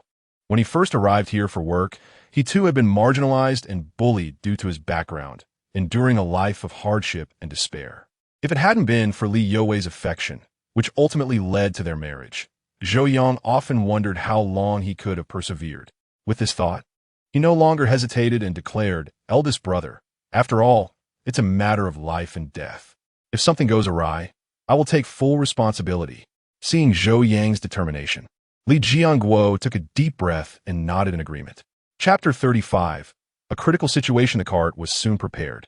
Amid the astonished gazes of the villagers, Zhou Yang and his brothers-in-law lifted the injured man onto the cart and set off towards the city of Yinshan, 20 kilometers away. Since Zhou Yang had never driven a horse cart before, Li Fengyan instructed Li Jiangguo and Li Guoqing to accompany him for support along the way. After leaving the village, Li Jiangguo turned to Zhou Yang and said, brother-in-law, it's best if you refrain from getting involved in such matters in the future. Zhou Yang understood his concern and sighed. Eldest brother, are you worried that our rescue might bring us trouble? Well, you know the situation these past few years. While it's not as severe as before, any slight misstep could lead to significant trouble. Zhou Yang nodded, acknowledging the truth in his words. I understand, but a true man must act when necessary. A living soul is struggling before us. We possess the ability to help, yet choose inaction, merely watching him perish. Such a thing I cannot accept. Li Guoqing glanced at his elder brother and said, brother, I agree with brother-in-law. If he has committed a crime, that is his responsibility. Our duty is to save lives. Just because you say there's no issue doesn't mean there isn't. Many are waiting to exploit any misstep. You're handing them ammunition. Li Jianggu raplia tarseli. Being older, he had vivid memories from the onset of the turmoil, when he was already 15 or 16. Zhou Yang smiled and said, all right, let us focus solely on saving him. We needn't concern ourselves with anything else. At this point, there was no turning back. Eldest brother, my reasons for saving him also consider our father. After all, he is from the capital, and should anything happen, our father, the village head, will be the first to bear the responsibility, Zhou Yang reiterated. Well, you make a valid point. Let's hope he can hold on. With that, the three men couldn't help but glance at the injured man on the cart. Seeing his numerous wounds and nearly deformed arm, they all shook their heads in dismay. Such a frail body with such grave injuries. His chances were slim. With a mindset of hoping against hope, the three arrived in the county town late at night and took the man to the emergency room. Fortunately, there was a doctor on duty in the emergency department. Although young, he handled the situation adeptly, leaving the three men with no choice but to entrust the man to him. After the two brothers-in-law departed, Zhou Yang sat on a bench in the hospital and unknowingly drifted into slumber. In a hazy state, Zhou Yang heard someone calling his name. Upon opening his eyes, he saw a young nurse, around 17 or 18 years old, standing before him. Zhou Yang instantly became alert. Before he could speak, the nurse hurriedly said, the doctor is looking for you. You should go see him. What is the situation? Zhou Yang inquired. I don't know much. You should speak directly with the doctor. Recognizing the nurse's limitations, Zhou Yang followed her to the doctor. At the surgery room door, Zhou Yang encountered a different doctor than the young one he had previously met. This time, it was an elderly physician, perhaps his 50s or 60s. His hair was graying, and he wore a white coat with medical gloves, clearly having just come from the operating room. Approaching the elder doctor, the nurse promptly introduced him, saying, Dr. Zhong, this gentleman is a relative of the injured man. The old doctor glanced at Zhou Yang and said, to be brief, during the surgery, we discovered that the patient's condition is far more complicated than we initially diagnosed. It's not just a broken arm. He has 3 broken ribs, one of which has punctured his chest cavity. Due to prolonged trauma, the bone has penetrated an organ, necessitating an open chest surgery. As soon as the doctor finished speaking, Zhou Yang exclaimed. Is there any hope for him? There is a chance, but the expenses will be substantial. We need to discuss this with you, as his family. The doctor replied. Zhou Yang quickly clarified, I am not his family. We are merely from the same village. Please contact his family as soon as possible. The cost of surgery, combined with hospitalization expenses, is something that an average family simply cannot bear, Dr. Zhong sighed. Doctor, please tell me, approximately how much will it cost? Zhou Yang asked in a somber tone. The surgical fee itself is not exorbitant, but when you factor in hospitalization and various medication costs, a conservative estimate would be over 150 yuan, with 200 yuan being quite possible, the doctor replied. Zhou Yang hesitated briefly, then said, I will take care of the payment. I leave him in your capable hands, Dr. Zhong. The elderly doctor was momentarily taken aback, then remarked, Are you certain you can make decisions for his family? Shouldn't you wait for them to discuss this? Can he afford to wait? A decision should ideally be reached within 20 minutes. Besides, he has no other family aside from his 8-year-old son, Zhou Yang asserted. 200 yuan is no small sum. Are you truly not going to reconsider? What if he awakens and cannot repay you? The doctor queried, intrigued. Zhou Yang chuckled softly. 200 yuan is indeed a considerable amount, yet in comparison to a life, it is negligible. As for whether he will acknowledge his debt or repay it, I haven't given it much thought. Besides, whether he survives the operation remains uncertain. So why dwell on such matters? The doctor regarded him with admiration. You possess a refreshing clarity, young man. I am impressed. Just as he turned to leave, a thought seemed to strike him. Zhou Yang then turned to the nearby nurse. What did the doctor say his name was? Zhong Jinan, that S him. Zhou Yang felt a jolt within. It was the same name he had seen earlier when meeting the old doctor. To his astonishment, it was the father of his dear friend, the renowned Jiangnan physician, Zhong Jinan. Indeed, Zhou Yang was quite close to Zhong Jinan's son, Zhong Qi, though their acquaintance would not blossom until years later, after Zhong Jinan's passing. He vaguely recalled Zhong Qi mentioning that his father had spent some years in Yinshan County, seemingly due to some misstep. However, Zhou Yang had not anticipated that Zhong Jinan would be at the county hospital. Evidently, someone with his expertise would be in high demand wherever he went. Zhou Yang silently vowed that if given the chance, he would avert any tragedy. Chapter 36. Dividing the spoils after paying the fees, Zhou Yang could not help but feel a pang of regret. 200 yuan was a substantial amount, especially in a city where a laborer would have to forego food and drink for nearly a year to save that much. Life was even tougher for the farmers in the village, who would need 2 or 3 years to settle such debts. In truth, Zhou Yang could have avoided payment, as the hospital would not neglect their duties. After all, in this era, doctors and hospitals adhered to the principle of saving lives and practicing humanitarianism, unlike the hospitals of later years that would withhold treatment for lack of funds. Many families in the village were already indebted to the hospital, often visited by debt collection teams. Nevertheless, Zhou Yang chose to make the payment. On one hand, he did not wish to place Zhong Qi's father in a difficult position, as he was the surgeon. On the other hand, the money he used was obtained from extorting the Chun family. It would be unsettling to spend it frivolously. Thus, using it for medical expenses felt like an appropriate act of goodwill. Worrying about the injured man's condition, Zhou Yang did not rest. By 10 o'clock that morning, the surgery room door finally opened, revealing several medical staff wheeling out a movable bed. Zhou Yang nodded appreciatively. Thank you. I will handle the subsequent matters. Yes. Please take him to the ward. After ensuring the patient was settled, and while he remained unconscious, Zhou Yang went to a nearby supply store to purchase essentials for the hospital stay, including a wash basin, towels, and a meal box, spending an additional 6 yuan. Reflecting on his generous act, Zhou Yang felt a twinge of pain as he realized he had now spent over 200 yuan. More importantly, the man not only had a broken arm, but also required an open-heart surgery, making it improbable for him to be discharged anytime soon. Relying solely on his young son was clearly inadequate. It dawned on Zhou Yang that he was indeed entangled in a troublesome situation. Fortunately, by noon, the man regained consciousness. Although his body was frail, he managed to muster a word of gratitude.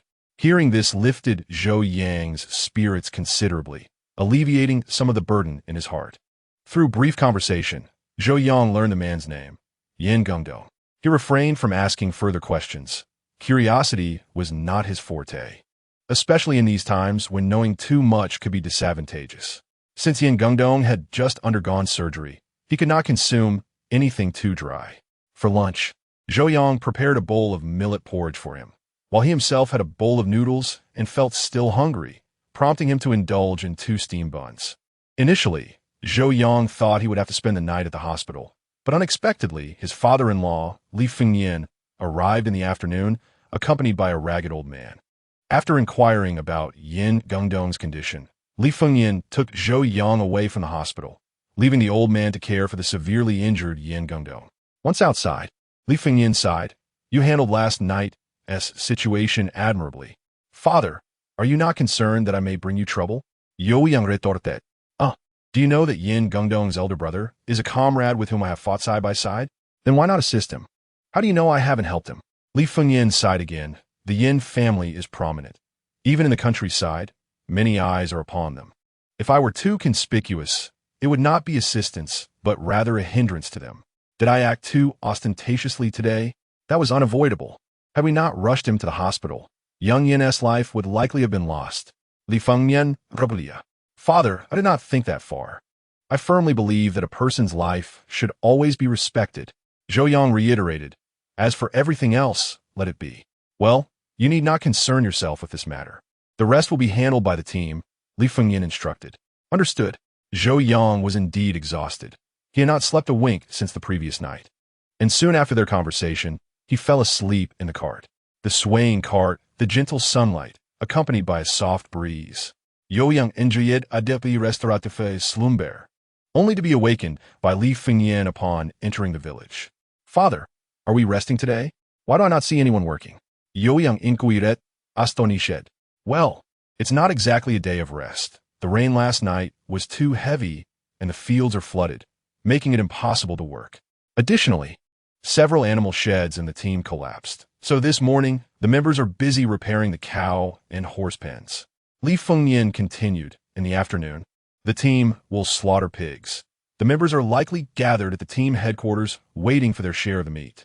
Li Youwei siga. We cannot avoid slaughtering this pig today. What happened? Alas, the pigsty also collapsed last night, and several pigs were injured, likely beyond recovery. So, after conferring with a few team leaders, we decided to slaughter those injured pigs to provide a meal for everyone. Li Youwei explained helplessly. How many were injured? 11. Zhou Yang could not help but gasp. He was aware that the team raised only about 50 or 60 pigs in total. To lose 11 at once was a significant setback. More importantly, these pigs were not solely for the members' consumption. They were also raised for sale. At present, the team had produced sufficient grain to keep the members from going hungry. However, the common folk found themselves devoid of funds, relying solely on their few old hens to procure the essentials such as oil, salt, and vinegar. In an effort to address this predicament, the team decided to raise pigs. In previous years, most of these pigs would be slaughtered and sold for meat around the new year, with the proceeds distributed among the members according to their labor points. Now, having lost a third of their stock, the members' year-end bonuses would undoubtedly be significantly diminished. Nevertheless, with circumstances as they were, Zhou Yang had little to say and followed Li Youwei to the team office. Chapter 37. The magnanimous Zhou Yang. The courtyard of the team office was teeming with people, reminiscent of a bustling market. In the central open area, dozens of men were busy slaughtering pigs and removing their hair, while women stood at the periphery with various tools, eagerly awaiting their share of the meat. Unlike the joyous meat distribution during the new year, a faint sorrow lingered on everyone's faces. Clearly, they all understood that after this batch of pigs was slaughtered, the meat to be shared during the new year would be minimal. After handing the cart over to the horseman Chen Liuzi, Li Youwei turned to Zhang Jianwang and inquired, Jianwang, how many have been slaughtered? All have been slaughtered, but only 9 have been processed. 2 are still being dehaired. Have they been weighed? Yes, the largest weighed 125 pounds, while the smallest was only 68 pounds. Upon hearing this, Zhou Yang couldn't help but furrow his brow. In this era, not only were people thin, but the pigs were also undernourished. He recalled that in later years, rural families would raise pigs that often weighed 300 to 400 pounds, with some even reaching 500. Yet in this time, even after a full year of raising, it was rare to find a pig that could be slaughtered at 200 pounds. Not to mention, the pigs being slaughtered today had not even reached half a year in age, so weights of 100 to 180 pounds were to be expected. What a pity! Li Fengyan sighed, his eyes filled with regret. Indeed, had it not been for this calamity, these pigs could have yielded at least 2,000 pounds of meat by year-end. Zhang Jianwang concurred. Li Fengyan chose not to elaborate further and addressed Zhou Yang, saying, "The pigs are nearly processed. Please keep track of the accounts. Dad, how will the meat be distributed?" Zhou Yang asked. "According to the old custom, it will be divided by head count." Li Fengyan continued, "For those who worked in the fields, adults will receive 1 pound, and children half a pound. Those wishing for more can purchase it at 70 cents per pound without needing a ticket." Zhou Yang nodded and promptly fetched paper and pen to prepare for the meat distribution. Although the slaughter of the pigs was indeed lamentable, the prospect of receiving meat uplifted the spirits of the members somewhat. Particularly when the distribution began, everyone rushed forward, eager to claim their share of the better cuts. Unlike later generations who selected lean meat in supermarkets, these members sought out the fattier portions. Some women nearly came to blows over a piece of fat. When it was Li Youwei's turn, Zhou Yang noticed her gazing longingly at a piece of fatty meat, and he shuddered at the sight. He immediately intervened, instructing Li Youwei to wait at the back, as his family would be served last. Although she did not comprehend his intent, she complied. By 6 in the evening, all the members had received their meat, though at least half remained unallocated. However, the leftovers consisted mainly of bones and offal, which were not particularly desirable to the members. Once the meat was distributed, the remaining portions would be sold for money. Those wishing to purchase meat would do so at this time, as the Team's slaughtering prices were not only cheaper, but also did not require tickets. Yet in this era, the number of people who could afford to buy meat was limited. After the last buyer left, there remained no less than 300 pounds on the cutting board. Chun Jianying, puffing on his pipe, stated solemnly, "We must find a way to dispose of this meat. Otherwise, it will spoil overnight in this heat. If it comes to that, we can give the offal to those inside, and the rest can be sent to the supply and marketing cooperative, Li Fengyan Siga." During this time, the supply and marketing cooperative not only sold goods, but also purchased agricultural products, a system known as unified procurement and marketing. Families could exchange eggs or slaughtered pigs for cash at the cooperative if they were unwilling to consume them. Zhang Jianwang lamented, "It's all just bones and offal. The cooperative will offer us at most 40 cents per pound. 40 cents is better than letting it spoil." Li Fengyan replied. At that moment, Zhou Yang suddenly spoke up. "Dad, if it's 40 cents per pound, may I buy some?" "Yeah. Didn't you just receive 2.5 pounds for your family? Do you still want more?" Li Fengyan asked, furrowing his brow. "You know I'm not fond of fatty meat, so I wish to buy some ribs." Zhou Yang responded. "I see over 100 pounds of ribs left. I'll take all of it for $40. Zhou Yang declared astonishingly. "All of it?" The village officials were taken aback by Zhou Yang's audacity. If one were to claim the young man was wealthy, it was contradicted by his disdain for fatty meat, choosing only the unwanted bones. Conversely, if he were deemed penniless, it was perplexing that he would suddenly buy over 100 pounds of ribs. Immediately, the crowd categorized Zhou Yang as a person who, despite lacking funds, had a craving for meat, their gazes filled with envy, tinged with disdain. Li Fengyan opened his mouth as if to say something, but ultimately remained silent. Meanwhile, Chun Jianying could not help but sneer. "Zhou, you truly are extravagant, purchasing over 100 pounds of meat. We are all envious of you." However, Zhou Yang coldly retorted, "If I could buy so much meat, I must thank team leader Chun. Had he not compensated me those $200, I wouldn't have had the funds to buy meat." Upon hearing this, Chun Jianying's face darkened. The memory of the $200 he had lost to this young man the previous day made his heart bleed. "Oof. Do you not feel a sense of shame, acquiring wealth through deceit?" Chun Jianying exclaimed angrily. "Ah, that was not extortion, but rather compensation. Who instructed some individuals to be so careless? If a lesson isn't taught, they might truly believe that the Babao Liang team belongs to them." Zhou Yang shot back. Fuming, Chun Jianying glared at Zhou Yang, stating, "Zhou, let me remind you that our family's wealth is not easily obtained. tread carefully, where you may encounter misfortune. Yet, before Zhou Yang could respond, Li Funyan interjected in a low but authoritative tone. Team Leader Chun, are you threatening my son-in-law in my presence, thinking I am powerless? Li Funyan's voice was not loud, but it carried enough weight that Chun Jianying had no choice but to suppress his anger. Despite being the captain of the production team, he had connections within the commune, and figures like Zhang Jinwang and other village officials would not dare to challenge him. However, Li Funyan was different. Having served nearly 20 years in the military, he had earned commendations and had once held the rank of battalion commander. He had retired due to severe injuries, but his connections were formidable. Unless absolutely necessary, he preferred to avoid a direct confrontation with Li Funyan. Nonetheless, a sinister smile crept onto Chun Jianying's face as he contemplated a certain plan. Zhou, enjoy your moment of happiness. There will come a time for your tears. And you, Li Funyan, if this plan comes to fruition, not only will Zhou face calamity, but you too shall suffer the consequences.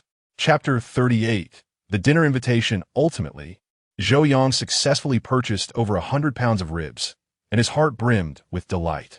At 40 cents per pound and without the need for tickets, it was impossible to find cheaper meat throughout Yinshan County.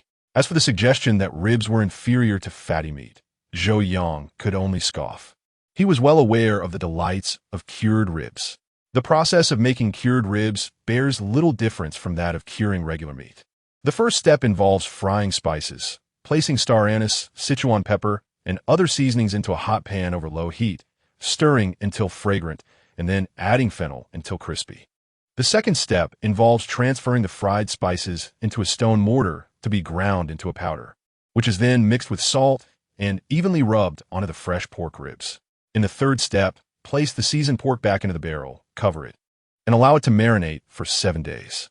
During this marination period, gently turn the meat over to ensure an even infusion of flavor, taking care not to discard the blood and juices that seep from the meat. Next, create a small hole at one end of the marinated meat using scissors. Thread a string through it and secure it tightly. Hang it in a well-ventilated area or let it bask in the sunlight until it is firm enough to remain upright without sagging. The final step involves igniting straw to smoke the meat for approximately 35 hours until the surface achieves a golden hue, signifying the completion of the process. Although this undertaking is laborious and time-consuming, the resulting cured ribs not only have a long shelf life, but also boast an enticing aroma.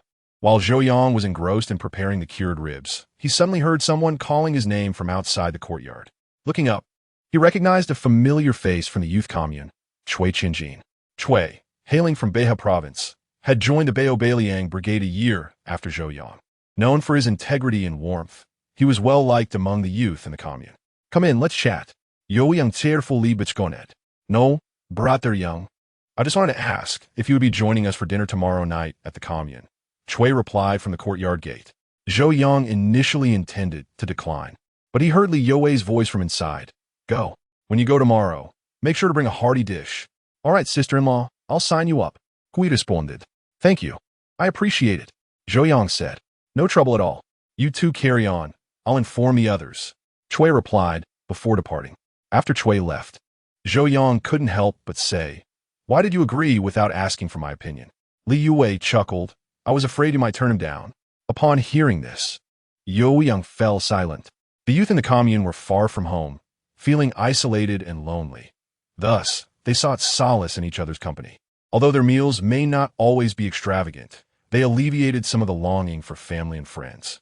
However, ever since marrying Li Youwei, Zhou Yang, driven by a fragile sense of pride and a desire to avoid Shun Chenlu, had turned down nearly all invitations to gatherings. You're not upset with me for making the decision, are you? Li Youwei asked cautiously. Zhou Yang shook his head. No, I was in the wrong before. It's good to clear the air with everyone. Well, you all are youth. It's not ideal to distance yourself from them, Li Youwei remarked. I understand. I want to do that again. Zhou Yang replied. I think they slaughtered pigs today, so they should have plenty of meat. Should we bring some wine tomorrow? Zhou Yang pondered aloud. Let us take 2 bottles, he concluded. However, Li Youwei laughed. With over 10 people at the commune, 2 bottles won't be enough. Tomorrow morning, let us get some bulk wine from the commune.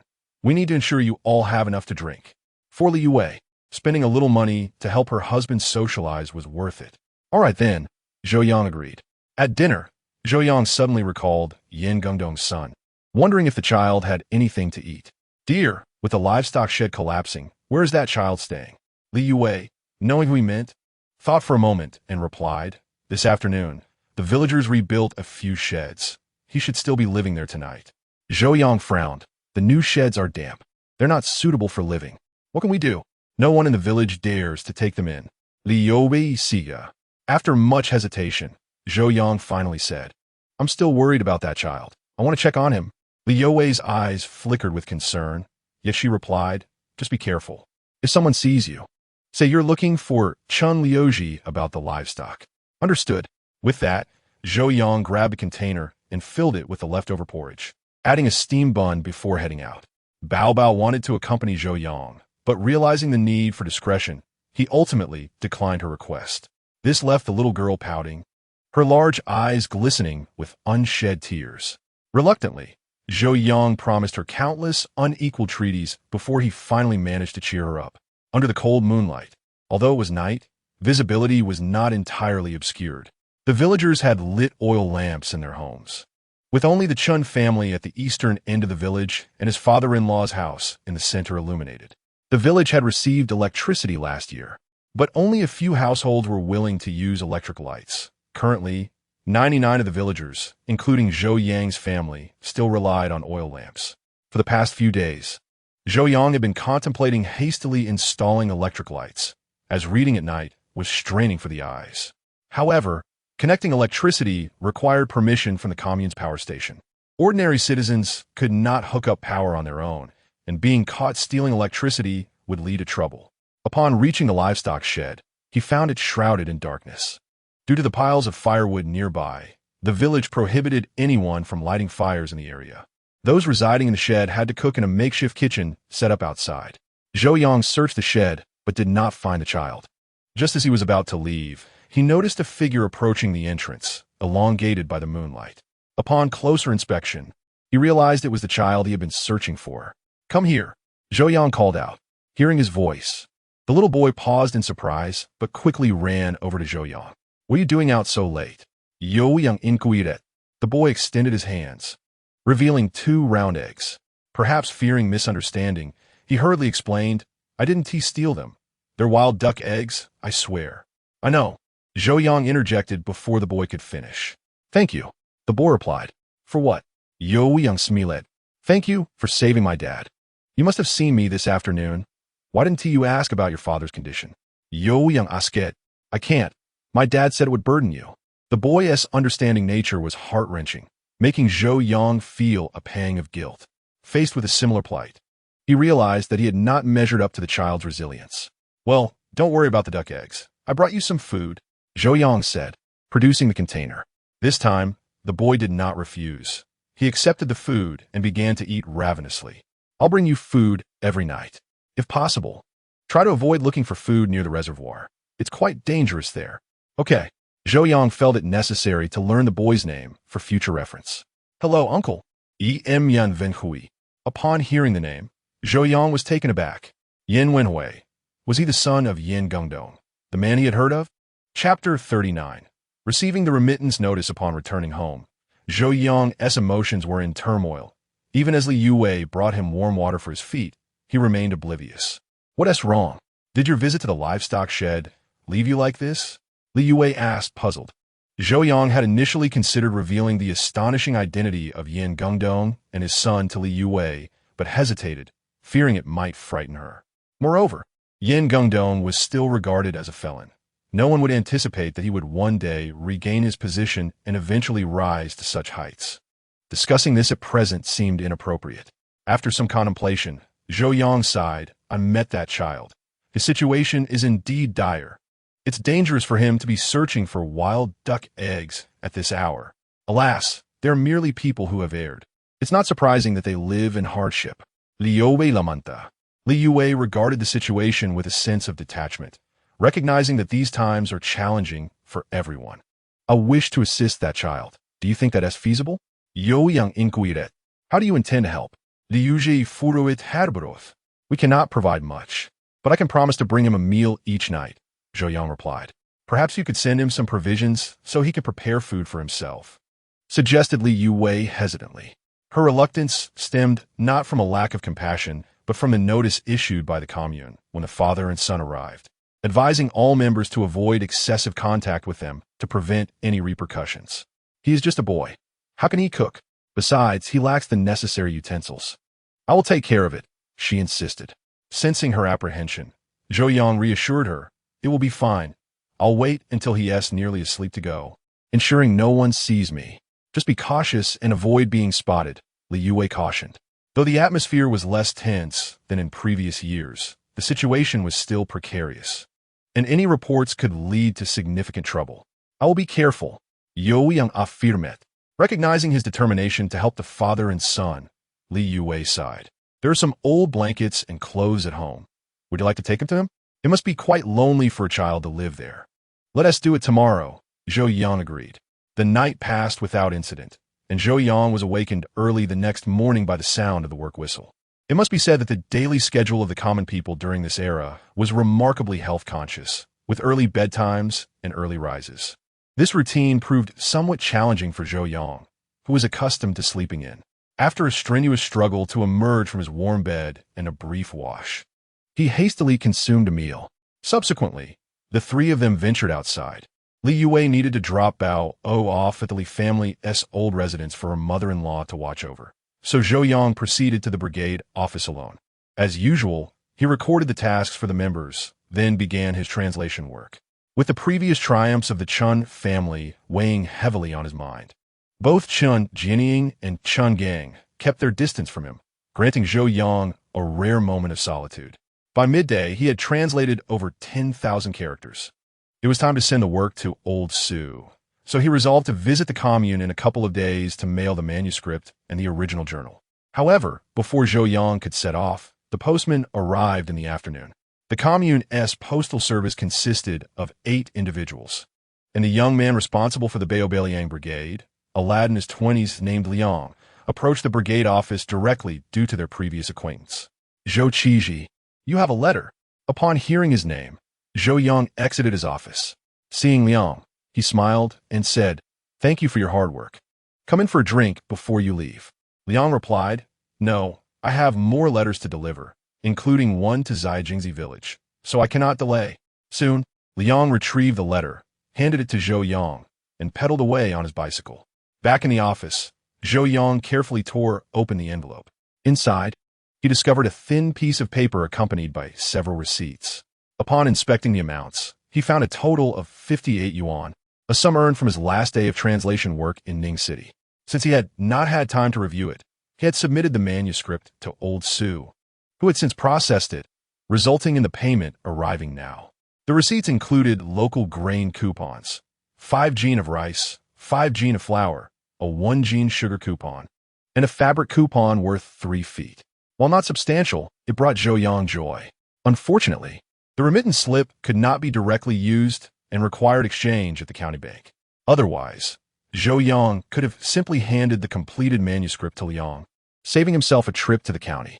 He preferred to avoid unnecessary exertion. Although his mother-in-law, Zhang Ging, had repeatedly offered to assist with their meals at the old residence, Zhou Yang declined her generous offer, as he knew her cooking to be frugal, skimping on oil and salt. While this saved some trouble, it also diminished their quality of life, which Zhou Yang did not wish to see happen. Having distributed meat the previous evening and now receiving the remittance slip, Zhou Yang was in high spirits and decided to treat himself to an extra meal at noon. He skillfully washed and rinsed the rice before steaming it. While waiting for the rice to cook, he ventured into the yard to gather a few green onions and slice 2 liang of meat. Once the rice was steamed and cooled, he heated oil in a pan to stir-fry the meat with the rice. In no time, a fragrant dish of meat-fried rice was ready. He portioned the meal into 2 containers, filled a thermos with cool boiled water, and after locking the door, set off for the Zhaijingzi where Li Youwei worked. Chapter 40. Purchasing liquor at the supply and marketing cooperative at the eastern end of the village, in Zhaijingzi, Li Youwei was busily gathering pig fodder alongside 3 sisters-in-law, each having filled 2 large baskets to the brim. The ground was too muddy for any other tasks, So the men remained occupied at the livestock shed while the women were assigned to collect pig grass. Such was the nature of the production team. Unless heavy rain fell, they rarely took breaks. Whenever there was a moment of free time, the leaders would assign tasks to the members. It is said that 3 women can put on a show. With 4 together, the atmosphere becomes even livelier. Especially since these 4 women were kin, the camaraderie was palpable. Observing Li Youwei's slender figure, her second sister-in-law, Sun Lu, could not resist teasing, "Xiao Wei, you seem even more beautiful. No wonder your uncle is becoming increasingly attached to you." Li Youwei blushed and replied, "Is that so? I don't really notice." In truth, she had sensed a change in her husband. Ever since that incident when her brothers had beaten Zhou Yang, he had transformed. However, she dared not acknowledge it, knowing her sisters-in-law enjoyed teasing her. If she admitted it, they would surely unleash a torrent of playful remarks. True to form, as soon as she spoke, her third sister-in-law, Wang Lixia, chimed in with a laugh. "Still in denial? Just look at how listless you've been lately. Your uncle must be keeping you quite busy at night." "Sister-in-law, why do you ask such things?" Li Youwei chided playfully, her face turning a deep crimson, akin to a ripe apple, irresistibly alluring. "Ha ha, we are all family. What is the harm in discussing it?" interjected the eldest sister-in-law, Lin Aiji. "To be honest, Weiwei, Bao'er is already over 3 years old. It's time for you to consider having another child. Yes, if you have another chubby little one, your uncle will surely dote on you even more." As they spoke, the women noticed Zhou Yang approaching from a distance, prompting another round of playful banter directed at Li Youwei. In an instant, the shower ditch was filled with laughter and cheer. Zhou Yang, hearing the jovial teasing from afar and catching sight of the familiar figure, quickened his pace. Li Youwei immediately declared, "That's enough, but I want to earn more work points." Zhou Yang said little in response. While he certainly did not value the 3 cents per work point highly, he preferred to let his wife rest rather than push her into more labor. Yet he understood that voicing such thoughts would only lead her to worry. "Let us eat first. We can work afterward." "All right," Li Youwei called out, bidding farewell to her sisters-in-law. She washed her hands in the river and then joined Zhou Yang beneath the large willow tree for lunch. As she had prepared a modest amount, Zhou Yang did not invite the others to share. They, too, understood that during these hard times, even relatives did not frequently host one another for meals. Under the willow tree, Li Youwei gazed at the golden, aromatic fried rice in her container, instinctively swallowing her saliva. "Is it delicious?" Zhou Yang asked with a smile. "The fragrance is delightful, but isn't this a bit extravagant? If we continue to indulge like this, our family will inevitably face financial ruin." Li Youwei expressed her concerns. "Ha, we won't go bankrupt." Zhou Yang chuckled as he retrieved an envelope from his pocket and placed it in Li Youwei's hands. "Where did this letter come from? Did your parents send it? Take a look for yourself." Zhou Yang replied while pouring her a glass of water. With curiosity and doubt, Li Youwei opened the envelope. Her expression turned to one of shock as she discovered it contained a remittance slip and various receipts. "What is this money for?" It's from a bookstore. A total of 58 yuan. Youyang explained. "Is this all from your previous earnings?" "Indeed, I earned a total of 190 yuan last time. But some of the manuscripts are still pending review, which is why the remaining amount has been delayed." Li Youwei gasped at the revelation. "So, if you work diligently, you could potentially earn 1,900 yuan in a month?" Upon this realization, rather than feeling elated, a profound sense of urgency washed over her. Noticing her expression, Zhou Yang understood her self-doubt and smiled reassuringly, saying, "Don't overthink it. No matter how much I earn, I'm still your husband." "But what if?" Li Youwei's voice trembled slightly. Hearing her concern, Zhou Yang recognized the validity of her thoughts. If his translation work proved sustainable, perhaps they could indeed continue living in the village together. This notion gave Li Youwei a slight sense of relief, yet her underlying apprehension remained. Zhou Yang chose not to elaborate further, knowing that actions would speak louder than words over time. In the afternoon, Zhou Yang spent his time translating manuscripts at the team office. By 4 o'clock, as team members began to submit their tasks, he completed an additional 8,000 words. To avoid any gaps in his work, he decided to send the manuscripts to the county the following day. Subsequently, he made his way to the Li family's old residence. Since there was a gathering at the youth station that evening, Zhou Yang opted to visit the commune supply and marketing cooperative to purchase some bulk liquor. In order to save time, he chose to borrow his father-in-law's bicycle. Upon arriving, he found the Li family present. Xiao Wei just took Bao'er away. Li Fingyan mistakenly thought Zhou Yang had come to pick up the child. Zhou Yang smiled and replied, "Father, I'm not here for Bao'er. I'm here to borrow a bike." "What bike?" "The bicycle to go to the supply and marketing cooperative. You can take it from the living room." "All right." After wheeling out the Phoenix brand bike, Zhou Yang added, "Father, I won't be returning it today. I needed to go to the county tomorrow to submit some manuscripts." "All right, be careful." "Yes." With that, Zhou Yang rode off towards the Tuanjie commune. Chapter 41. Before the gathering, the supply and marketing cooperative in Tuanjie commune was modest, consisting of only 3 small rooms. Aside from the wooden sign hanging at the entrance, it bore no distinction from an ordinary household. In stark contrast to the upscale cooperative in the county, this one was decidedly lacking.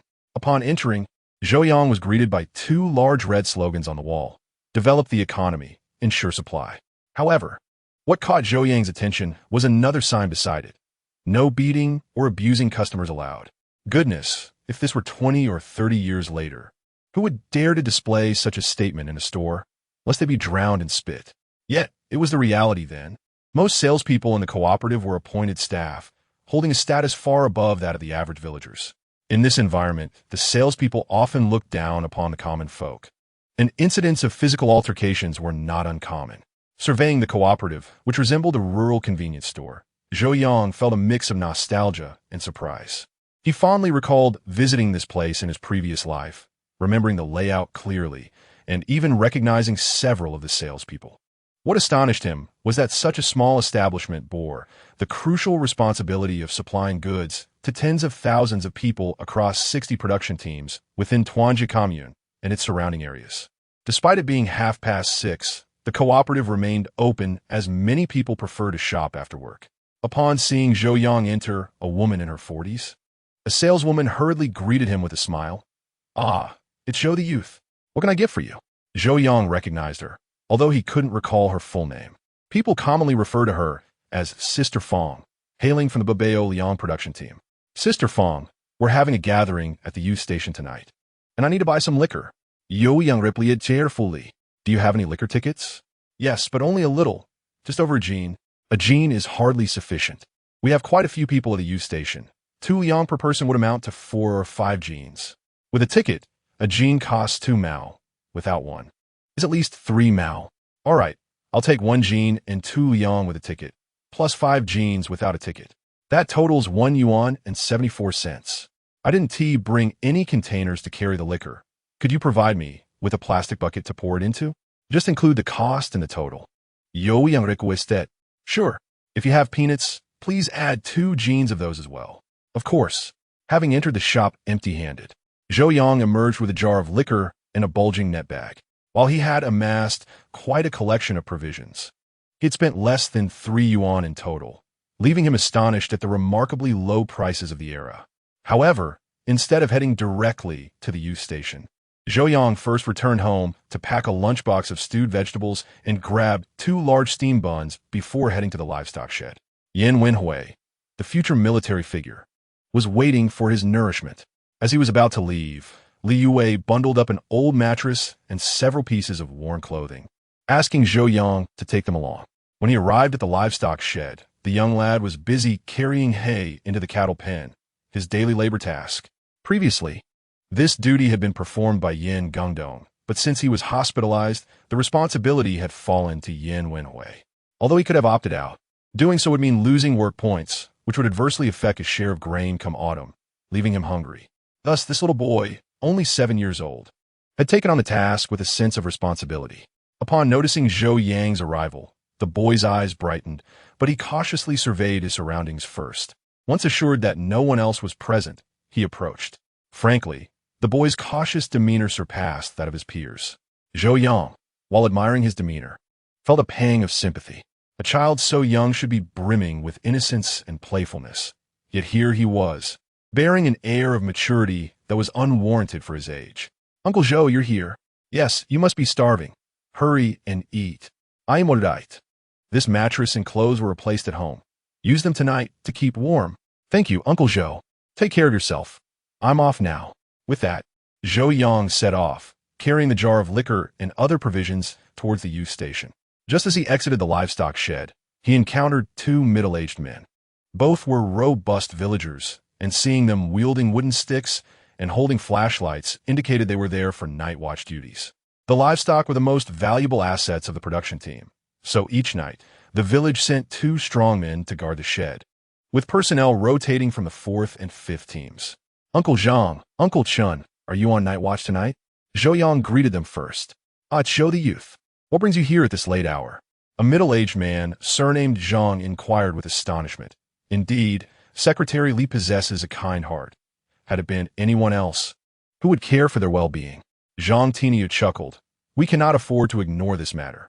If we disregard any young child and they succumb to hunger within our brigade, the reputation of our Bao'er brigade would be irreparably tarnished. Chun Fugui, nearby with a pipe in hand, added, My father shares the same concerns. Although these individuals have erred, they have nonetheless been sent to our brigade by higher authorities. We cannot allow them to perish, can we? Zhou Yang smiled and remarked, You make a valid point. But I have heard that the man is gravely injured. I wonder if he will survive. We have taken him to the hospital, and he has undergone surgery. Whether he survives now rests upon fate, Zhou Yang continued. Uncle Zhang, Uncle Chun, I must head over to the gathering of educated youths. They are waiting for me, he declared. Then off you go. Both men replied in unison. After watching Zhou Yang depart, Zhang Tiniu sighed. Aside from his inability to endure hardship, Zhou, the educated youth, is quite commendable. It is a pity he cannot remain in our village. What a pity indeed. With a father-in-law as secretary, even in the worst circumstances, he lives better than us. Truly, one can only fret over the trivial. You are right. I heard that last night. Zhou bought over 100 jin of pork. Is that true? It wasn't pork. It was merely some unwanted bones. Bones are fine. They are certainly more palatable than pickled vegetables and cornbread. True.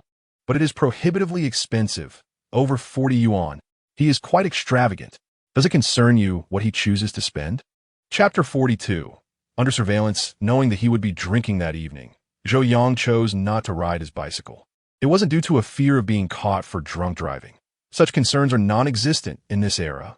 His main worry was safety, considering the dilapidated roads of the village, which required caution even during daylight. At night, devoid of streetlights, the risk of falling into a ditch while intoxicated was too high. It was best to avoid any potential mishaps. The gathering of educated youths was held at the village's primary school, as their quarters consisted merely of a few ordinary dormitories, lacking any tables or chairs suitable for dining. Thus, for each meal, they borrowed the space from the school. When Zhou Yang arrived at the school, it was already 20 minutes past 7, and preparations were nearly complete. Little did he know, as he stepped into the school, a shadow peeked from a distance. After waiting for several minutes without seeing Zhou Yang emerge, the shadow hastily retreated from the village, oblivious to being watched. Zhou Yang was captivated by the enticing aroma wafting from the makeshift kitchen. Although he was unaware of what dish was being prepared, the fragrance was utterly irresistible. Upon seeing Zhou Yang enter with a jar of wine and a parcel, Cui Qianjin promptly approached him. Brother Yang, you've arrived. Yes, I brought a jar of wine. Let us all enjoy ourselves tonight. Zhou Yang responded with a smile. I bought 6 jin. With 18 of us, including the ladies, each person can have half a jin. He continued cheerfully. Wonderful. Please, take a seat. The meal will be served shortly. Soon, the dishes were ready, comprising 2 main courses and a soup. The centerpiece was braised pork with potatoes, served in a basin typically used for washing one's face, filled to the brim. The side dish was stir-fried pork with bean sprouts, also in a large bowl. The soup was a simple tomato and egg broth, still in the pot, not yet ladled out. The staple was steamed buns, stacked high in 2 large baskets. After days of consuming wild vegetables and cornbread, everyone's eyes lit up at the sight of meat. Before the dishes were even served, many could not help but swallow hard at the sight.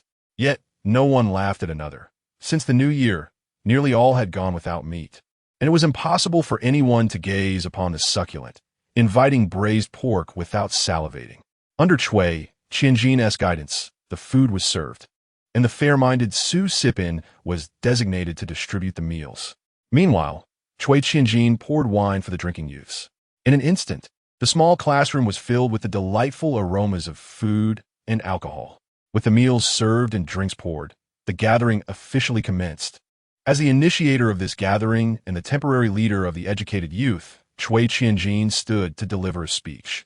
Comrades, in response to the nation's call, we, the spirited students, have left our parents and the city behind to immerse ourselves in the vast classroom of rural life.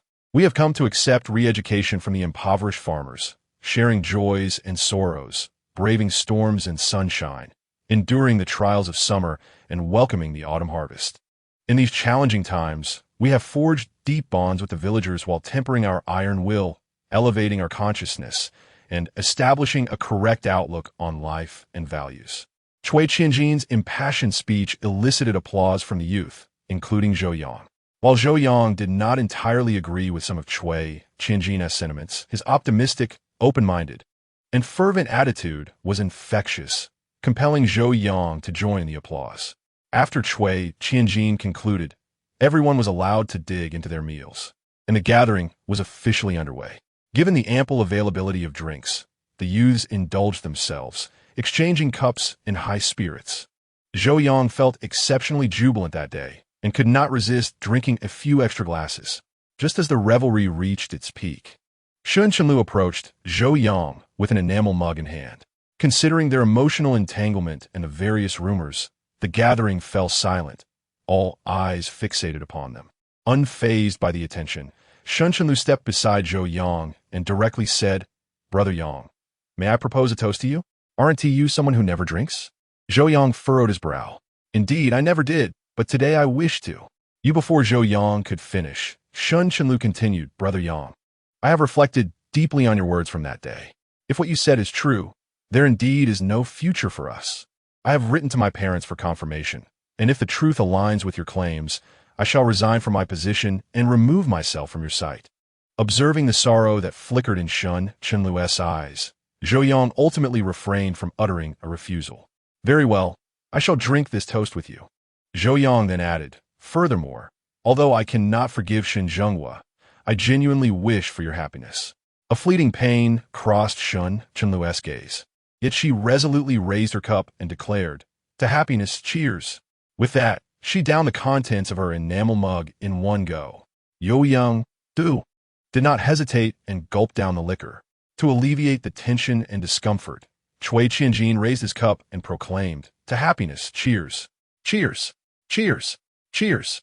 With Chui Qianjin and the others encouragingly urging them on, the atmosphere within the classroom surged once more, filled with laughter and joy. This gathering continued until around 10 o'clock, concluding only after every drop of alcohol was consumed. However, unbeknownst to Zhou Yang, just as he stepped out of the school's gate, several shadows followed closely behind him.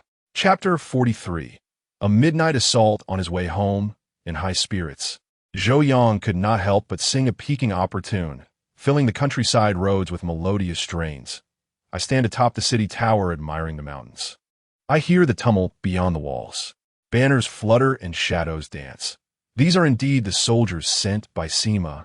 This gathering had proven to be immensely rewarding for Zhou Yang, not only fostering closer ties with his fellow educated youths, but also bringing a preliminary resolution to the entanglement with Shun Chenlu. Despite the hardships inflicted upon the Zhou family by Shun Zhenghua in the past, leading to nearly a decade of suffering, Shun Chenlu had devoted her life to atoning for those wrongs. For the ensuing 2 decades, Shun Chenlu devoted herself to caring for his parents until her life was abruptly halted in the summer of her 56th year. During this time, she tended to the elderly couple of the Zhou family with the same devotion as if she were their own daughter. Despite the fact that she belonged to the Shun family, the Zhou elders forgave her, even suggesting on multiple occasions that their son marry her. In a bid to prevent the ties between the Zhou and Shun families from becoming a barrier, her parents even pardoned Shin Zhenghua. Thus, whether in this life or the last, Zhou Yang harbored no resentment towards Shun Chenlu, only a profound pity. He had his own wife and child, unable to offer her any promises, nor did he wish to impede her future.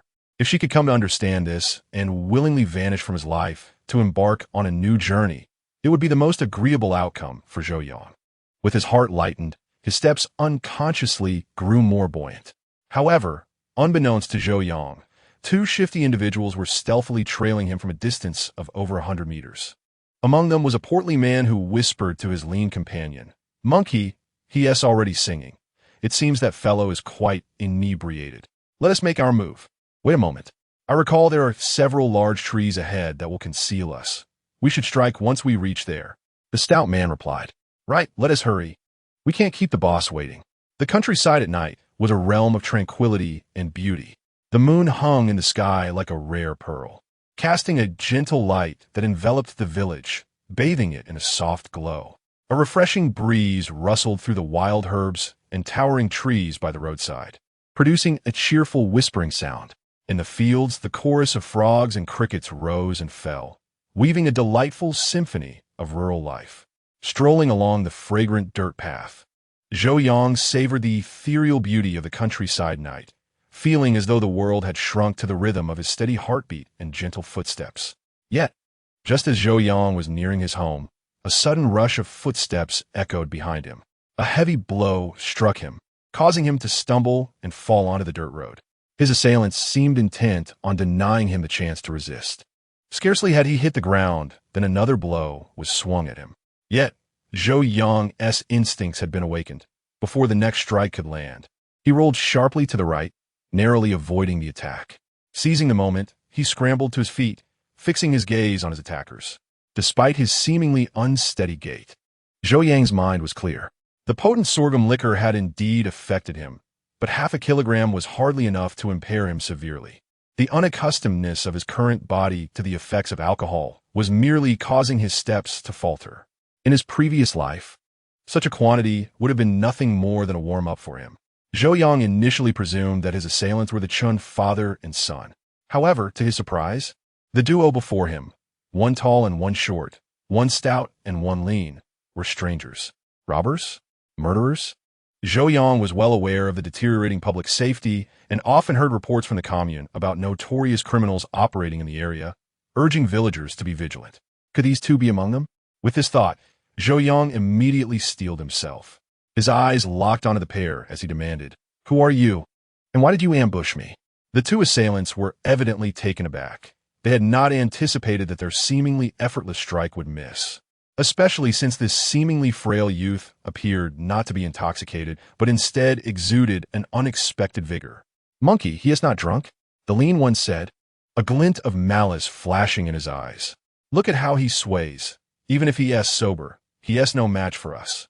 Let's take him down." With that, both men charged at Zhou Yang with their clubs raised. Yet, contrary to their expectations, Zhou Yang did not flee.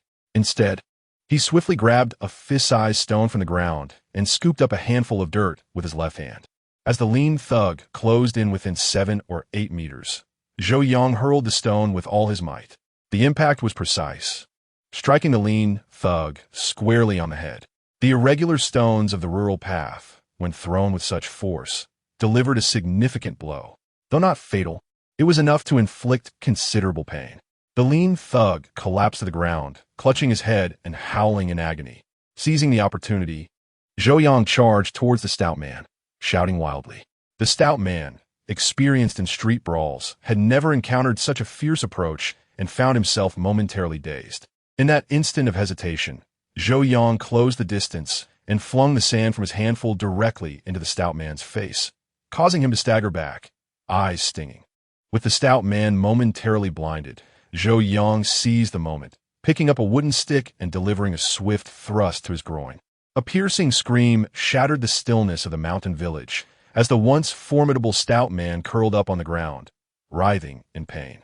The lean thug, witnessing the stout man's distress, felt a chill run down his spine.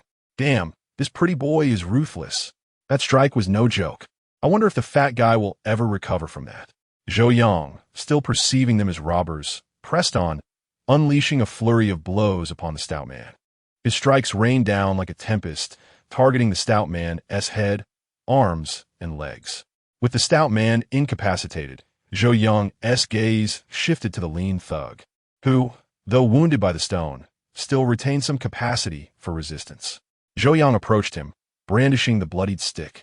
Seeing Zhou Yang advance with the weapon, The lean thug's spirit faltered. Desperately, he struggled to rise, intent on fleeing. Zhou Yang would not grant him that chance. He hurled the stick with precision. The impact struck the lean thug's calf, sending him sprawling to the ground. Zhou Yang swiftly mounted him, delivering powerful punches to his head, reminiscent of the legendary warrior Wu Song battling a tiger.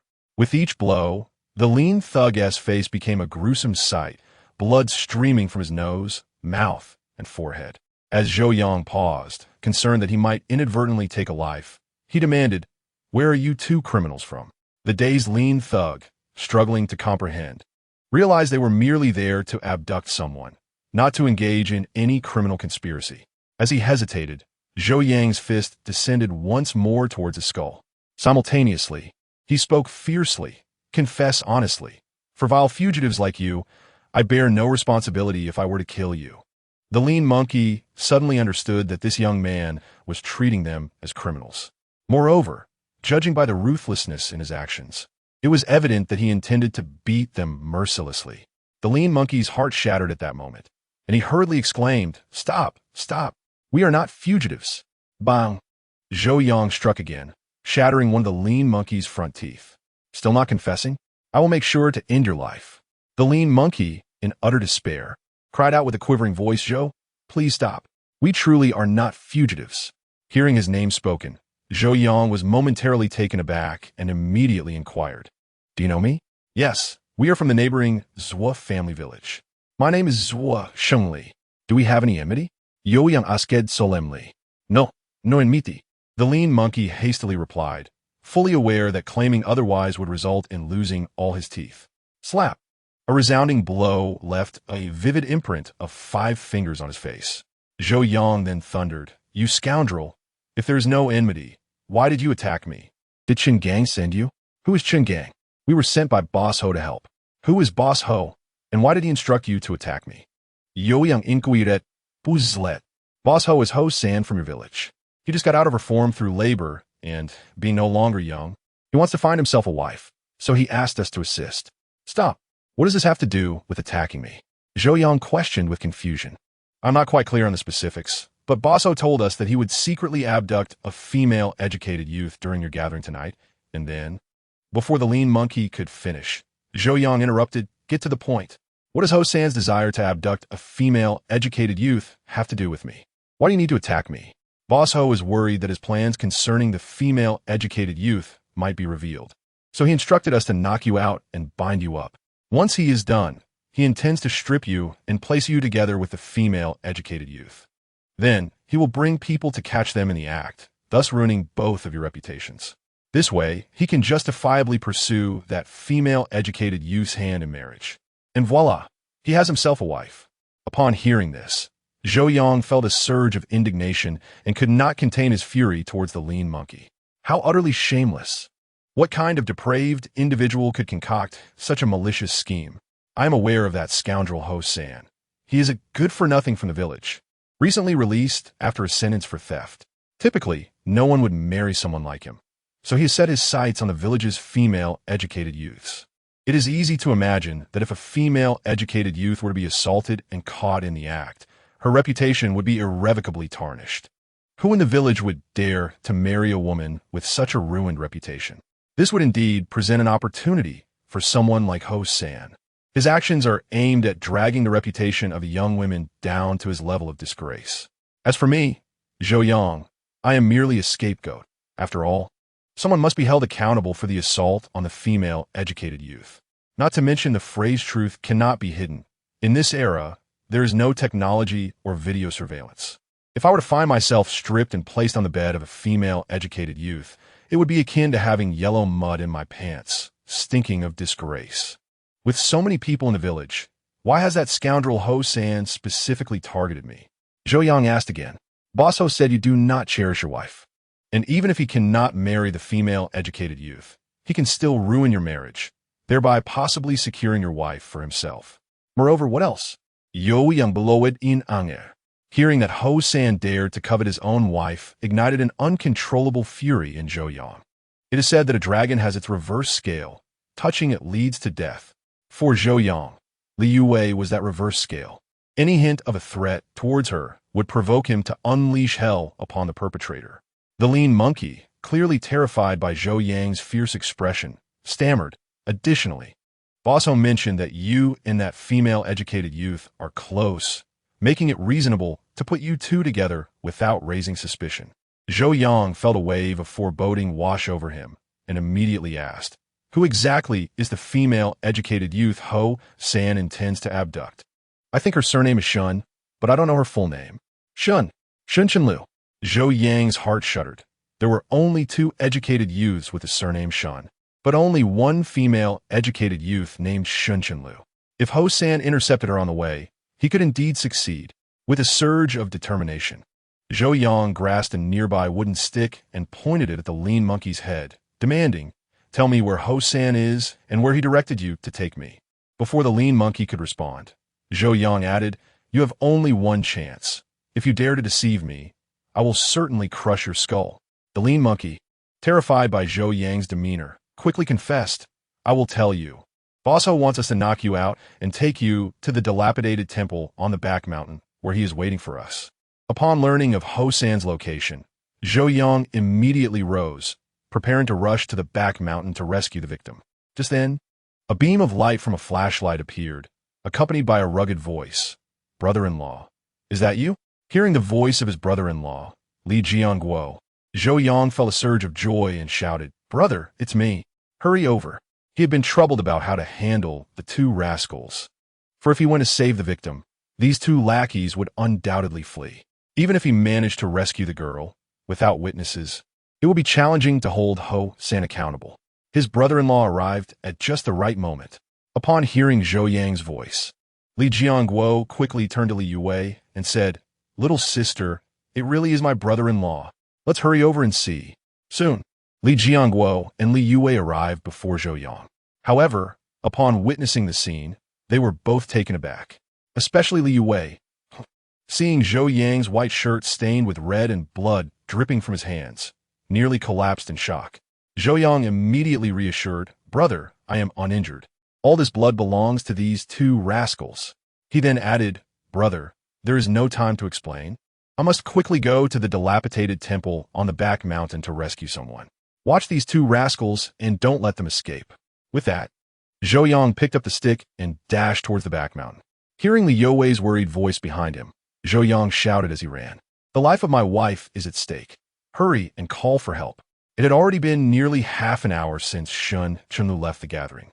Time was of the essence. If he was late, the consequences would be dire. Li Youwei realized that although his brother-in-law might not be adept at enduring rural hardships, he was no fool. Given that there were 2 strangers lying on the ground, it was clear that something significant had occurred. With that thought, Li Youwei stepped forward, swiftly removing the lean monkey's belt and tightly binding his hands behind his back. He followed suit with the other stout fellow, and after ensuring that neither could escape, he wasted no time in rushing towards the back mountain. Although he was unaware of what had transpired, he understood that his brother-in-law had managed to subdue the 2 rascals single-handedly. However, in Li Youwei's heart, his brother-in-law had always been that frail scholar, certainly incapable of handling life-threatening matters. In the dilapidated temple on the back mountain, Ho San gazed eagerly at the beautiful young woman on the altar, his eyes betraying an undeniable possessiveness.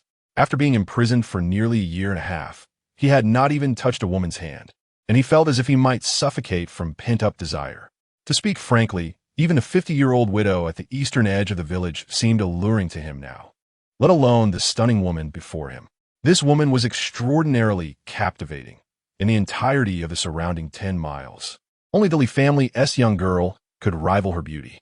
The thought that not only could he sleep with such a beautiful woman, but also receive a reward of 200 yuan and perhaps even acquire a wife afterwards, ignited a fervor within Ho San's heart.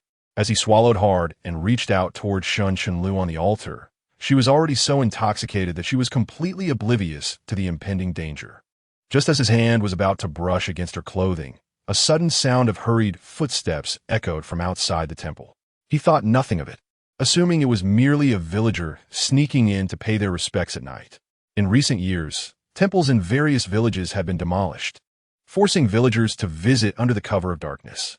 To avoid attracting attention, Hosen promptly carried Shun Chenlu behind the half-destroyed statue, hiding himself behind the temple door to observe the situation. Upon glancing outside, he was startled to see Zhou Yang ascending the path. Realizing that his two brothers must have encountered trouble and that he might have already been sold out, Hosen knew he had to flee. If captured, he would likely face dire consequences. Yet, he felt a sense of reluctance to leave empty-handed. On one hand, there was the woman behind the statue he had yet to claim, and on the other, the promise of 200 yuan from Chun, of which he had only received half. It would be a grave loss to skulk away without seizing what was rightfully his. With this in mind, Hosen cautiously peered behind Zhou Yang, and upon seeing no one else, he clenched his teeth and decided to first deal with this pest before claiming the woman and escaping with the money from the Chun family. He hid behind the door, raising the hammer high in his hand. Outside the temple, Zhou Yang, slightly out of breath, stared at the temple door, which remained ominously silent. Yet, from the deep footprints on the ground, he deduced that Hosen was inside, along with Shen Chenlu. This dilapidated temple had been destroyed 3 years prior, and, given its remote location, it was generally avoided by villagers.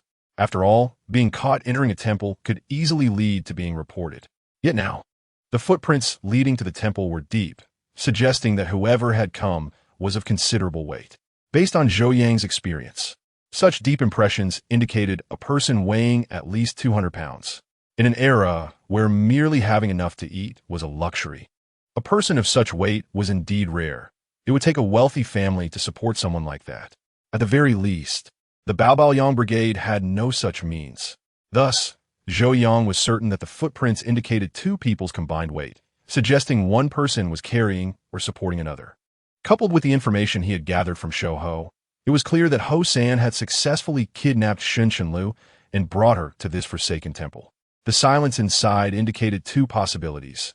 Either Ho San had fled, or he was lurking in the shadows, poised for a lethal strike.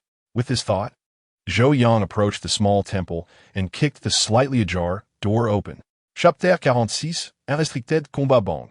The temple door swung backward with a forceful kick, colliding squarely with Ho San, who had been hiding behind it. Realizing he was likely bleeding from his nose, Ho San wiped the blood with his sleeve and stepped out from the shadows, angrily addressing Zhou Yang. "You dare to find me here, Zhou? You got guts."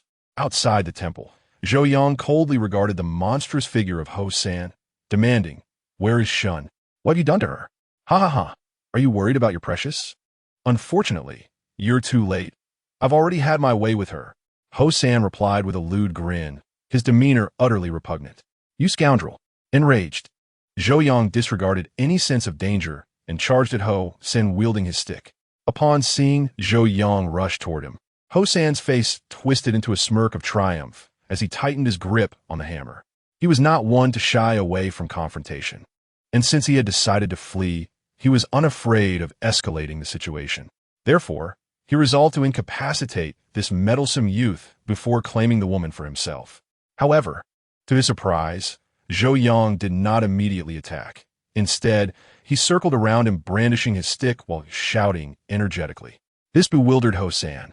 He wondered if Zhou Yang was attempting to intimidate him. Little did he know, Zhou Yang was employing the techniques of unrestricted combat, and his loud shouts were characteristic of his fighting style. Chinese martial arts are often steeped in tradition, but unrestricted combat is the only style with verifiable kill records since the founding of the nation. The founder of this style, Chen Hegao, was small in stature, yet capable of delivering swift, decisive strikes to his opponent's vital points.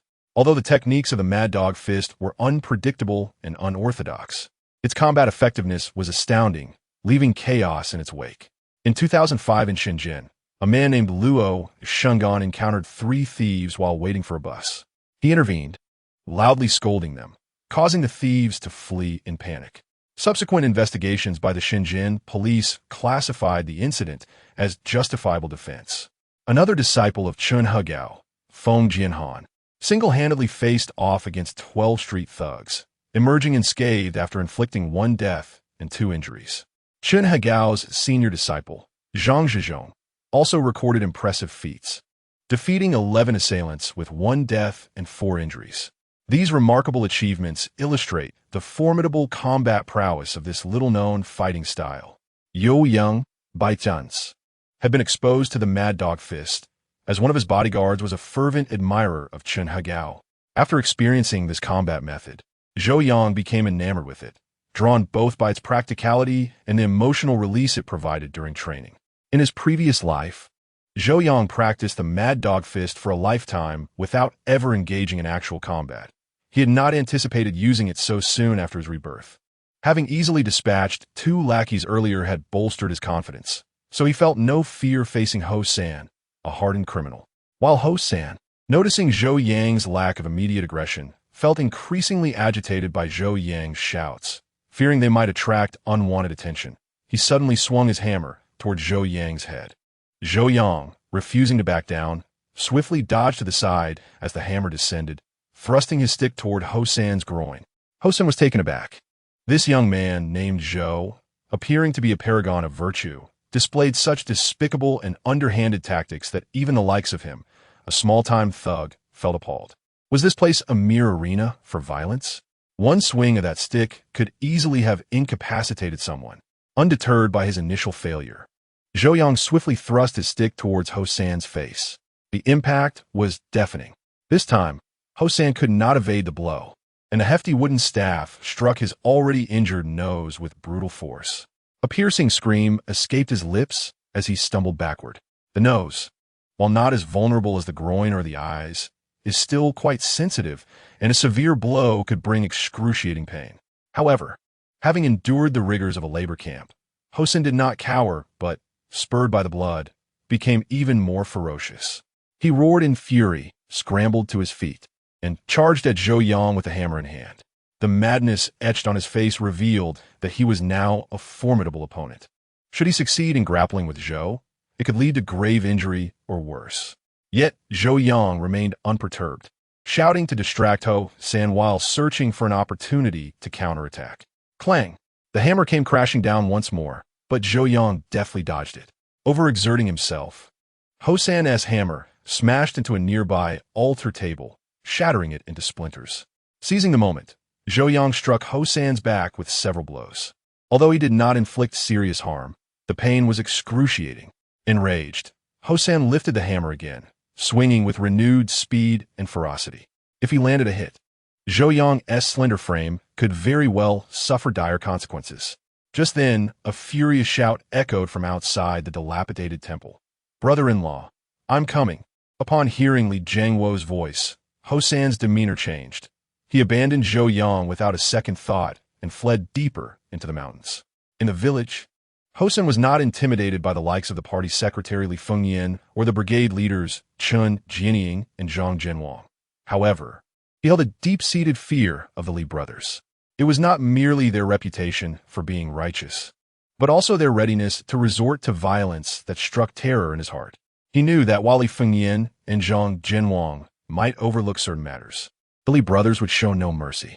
Therefore, upon hearing Li Jiangwo's voice, Ho-san's instinct was to flee as far as possible. Chapter 47. A successful rescue. Li Jiangwo, having heard the commotion from the derelict temple, grew anxious for Zhou Yang's safety. He shouted even before arriving, intending to intimidate the assailant. As he approached within 100 meters of the temple, he suddenly spotted a figure bolting from the ruins, racing up the mountain. Instantly, Li Jiangwo's instincts kicked in, and he shouted, "You bastard, stop right there!" Zhou Yang recognized that Ho-san was now desperate, and in his frenzied state, he was likely careless. Even if his brother-in-law caught up, it could still be perilous. Moreover, with Shun Shenlu's condition uncertain, he called out, "Brother, don't chase after him." Hearing Zhou Yang's voice, Li Jiangwo was immediately concerned for his well-being and halted his pursuit, turning back into the dilapidated temple. Upon entering, his gaze fell upon Zhou Yang, whose body and hands were smeared with blood, with drops of a reddish-brown hue scattered across the floor. Shocked, he exclaimed, "Brother-in-law, where are you hurt?" Zhou Yang quickly reassured him, "Don't worry, brother. I'm not injured. This blood belongs to that scoundrel Ho-san." "Ho-san? You mean the one who just ran out?" "Yes, he bound Shinziking. I'll explain everything in a moment, but first, We must locate her. Familiar with the temple's layout, Li Jiangguo wasted no time. Before Zhou Yang could finish, he found Shun Qinlu unconscious behind the shattered idol. Together, they carefully lifted her and laid her down to assess her condition. Zhou Yang checked her breathing and pulse, discovering they were steady, accompanied by gentle snoring. Clearly, she was not injured, but merely intoxicated. Next, he examined her clothing, which, though crumpled and dusty, showed no signs of damage or violation. He sighed in relief, grateful they arrived in time. Had they delayed even a moment longer, the consequences could have been dire. Brother-in-law, what on earth happened? Seeing Zhou Yang's relaxed demeanor, Li Jiangwu inquired. Zhou Yang recounted the events of the night in detail. Hearing that Ho San intended to abduct Shun Qinlu and frame Zhou Yang afterward, while even daring to target his own younger sister, Li Jiangguo's fury ignited. Damn it, that bastard dares to commit such acts. It seems that year in the labor camp taught him nothing. With that, Li Jiangguo picked up the hammer Ho San had discarded and strode toward the temple entrance. Brother, what are you planning to do? That scoundrel fled toward the back mountain. I must pursue him. He cannot be allowed to escape, Li Jiangguo declared, seething with rage. Brother, don't chase after him. Why not? Zhou Yang explained. First, we mustn't pursue a desperate foe. Second, if you leave, it will just be me and Shun Ziking here. When the villagers arrive, no matter how many excuses I make, I want to be able to justify our presence. After a moment's hesitation, Li Jiangguo ultimately decided to heed Zhou Yang's advice. He was not particularly concerned about Ho San. In a one-on-one confrontation, that little brat was no match for him. However, leaving his brother-in-law and Shun Ziking alone in the temple, especially after both had been drinking, could lead to complications. Besides, the urgent sound of gongs echoed from the mountain below. It would not be long before the villagers assembled. If they were discovered alone in the temple, it would be scandalous. What should we do now? Li Jiangguo asked. Zhou Yang pondered briefly before suggesting. When Shun Ziking left, she was with Liang Yu. Now that we have only found Shun Ziking and not Liang Yu, let us search nearby to see if she was hidden away by Ho San. Although Zhou Yang harbored no fondness for Liang Yu, having suspected her of spreading rumors about his relationship with Shun Qinlu and recalling her previous advances toward him, he could not turn a blind eye to the potential danger to a fellow youth. Then let us search. They carefully placed Shun Qinlu in a secure position and began to scour the small temple. The dilapidated structure was not large, and within minutes, they had searched every conceivable hiding place but found no sign of Liang Yu. A chill crept into Zhou Yang's heart. Ho San, that scoundrel, would undoubtedly consider Liang Yu his first target to eliminate. To prevent her from revealing his involvement in Shun Qinlu's abduction, he might resort to murder. This thought instilled a sense of foreboding in Zhou Yang. What if Liang Yu had met with a tragic fate? Just then, shouts from the villagers echoed from the foot of the mountain, followed by a swarm of flashlights and torches illuminating the night. Realizing the villagers were searching for them, Zhou Yang and Li Jiangguo promptly carried Shun Qinlu out, with Li Jiangguo taking her on his back, and made their way down the mountain. Midway down, they encountered the arriving group. Upon seeing their disheveled appearance, Li Fengyan immediately inquired, what on earth happened? How did it come to this? Brigade Leader Chun Jianying glanced behind Zhou Yang and asked, Zhou Ziking, how did you end up with Shun Ziking? Without waiting for Chun Jianying to speak, Zhou Yang continued, you don't think I need to bring along my brother-in-law when I'm out on a date with Shun Ziking, do you? The villagers burst into laughter at this remark, dissipating the tense atmosphere. Observing Zhou Yang covered in blood, Li Fengyan realized something was amiss and immediately said, enough of this nonsense. Get to the point, what happened? He asked solemnly, are you certain it was Ho San? Absolutely, I've faced him directly. I couldn't be mistaken, Zhou Yang asserted confidently. The villagers erupted in shock, expressing their disbelief. Wasn't Ho San just released from the labor camp? How did he get into trouble again? Some people never change their ways. Does he not fear the consequences of his actions? That scoundrel is audacious enough to resort to kidnapping. Being a former soldier, Li Fengyan quickly grasped the gravity of the situation. This was no ordinary village dispute. It involved serious crimes such as kidnapping, framing, intentional injury, and attempted rape. He then commanded silence. Once the crowd quieted, he added, this is beyond what we can resolve within the team. I will take charge. Dad, I'm on my way, Li Jianguo said, handing Shun Chenlu over to a few women for care before preparing to descend mountain. Suddenly, Chun Jining called out loudly, "Wait." He continued, "We are all from the same village. Can't we just teach him a lesson ourselves without involving the authorities?" As soon as he finished speaking, others in the crowd echoed, "Exactly. If we alert the authorities, that kid from the whole family will just end up in trouble, and we'll all be embarrassed." They reasoned that it was unnecessary to involve the authorities for the sake of an outsider. Let's just catch him and give him a beating. Involving the authorities seems excessive. Chapter 48. Reporting to the police and searching the mountains, seeing the villagers voicing their opinions, Li Fengyan hesitated. However, Zhou Yang firmly declared, "No, we must involve the authorities." Without waiting for others to respond, he continued, "It's commendable that you care about the village's reputation, but we cannot allow good intentions to lead to disastrous outcomes. How can we be causing trouble with good intentions?" A villager questioned. Zhou Yang replied, "What Ho-san has done far exceeds our imagination. It is a serious criminal offense. More importantly, there is a female intellectual whose fate is uncertain. She may already be in danger. If we prioritize village loyalty over reporting this crime, we are effectively shielding a criminal, and we will be held accountable." He further added, "Moreover, have you considered that if Ho-san is capable of colluding with outsiders to kidnap a female intellectual, might he not set his sights on your daughters in the future?" Upon hearing this, the crowd fell silent. Their reluctance to report the crime stemmed from a desire to protect their own, not wanting to see one of their own imprisoned for the sake of an outsider. The thought of one of their own serving time in prison was a disgrace to the entire village, so they sought to downplay the incident.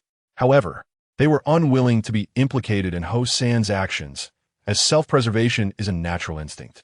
Zhou Yang's final words resonated deeply with them. After all, who among them did not have daughters? If Ho-san dared to kidnap a female intellectual, he might very well target their daughters next. Realizing this, the villagers who once opposed calling the authorities began to shift their stance. Zhou Jiqing is right. Ho-san is a menace, and we must report him. Indeed, we cannot become accomplices to a criminal. Li's secretary reported. Zhou Yang's lips curled into a subtle smile. He had anticipated this outcome. It was not that the villagers were fickle, but rather that they were motivated by self-interest. People despise thieves not merely because theft is immoral, but because anyone could become a target. To safeguard their possessions, they wish to root out any potential thieves. The villagers' initial reluctance to report was not due to any affection for Ho-san, but because they perceived no immediate threat from him. Zhou Yang, however, made them realize that if Ho-san could harm a female intellectual, he could just as easily threaten their families. Consequently, Ho-san became the common enemy, a threat to every household with daughters. Li Fengyan decisively stated, "This is no ordinary fight. We must report it. Anyone who dares to obstruct this will have to explain themselves when the police arrive." Shin team leader, what do you think? Chun Jinning's face shifted between pale and flushed as he awkwardly conceded, "Well, I meant well. Since everyone feels we should involve the authorities, let's do so." Li Fengyan raitarata. Involving the authorities is necessary, but we must also act swiftly. Zhou Yang mentioned there is still a missing female intellectual. We need to locate her. Furthermore, since Ho-san has fled to the back mountain, we must find him before he retaliates. Zhang Jinwang, take your team and search the village. We must find him, dead or alive. Yes, yes, under Li Fengyan's orders.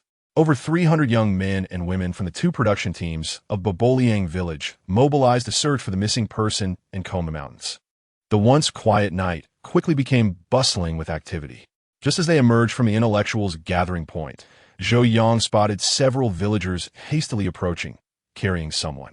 Although he couldn't hear clearly, he caught a glimpse of the name Liang Yu, indicating that the troublesome woman had been found. Soon, the villagers reached the entrance of the intellectuals' gathering point, and upon seeing Zhou Yang, one of them greeted him. Zhou Yang called out to one, "Dogsheng, where did you find Liang Jiqing?" Dogsheng replied, "We found her in the small ditch behind the gathering point.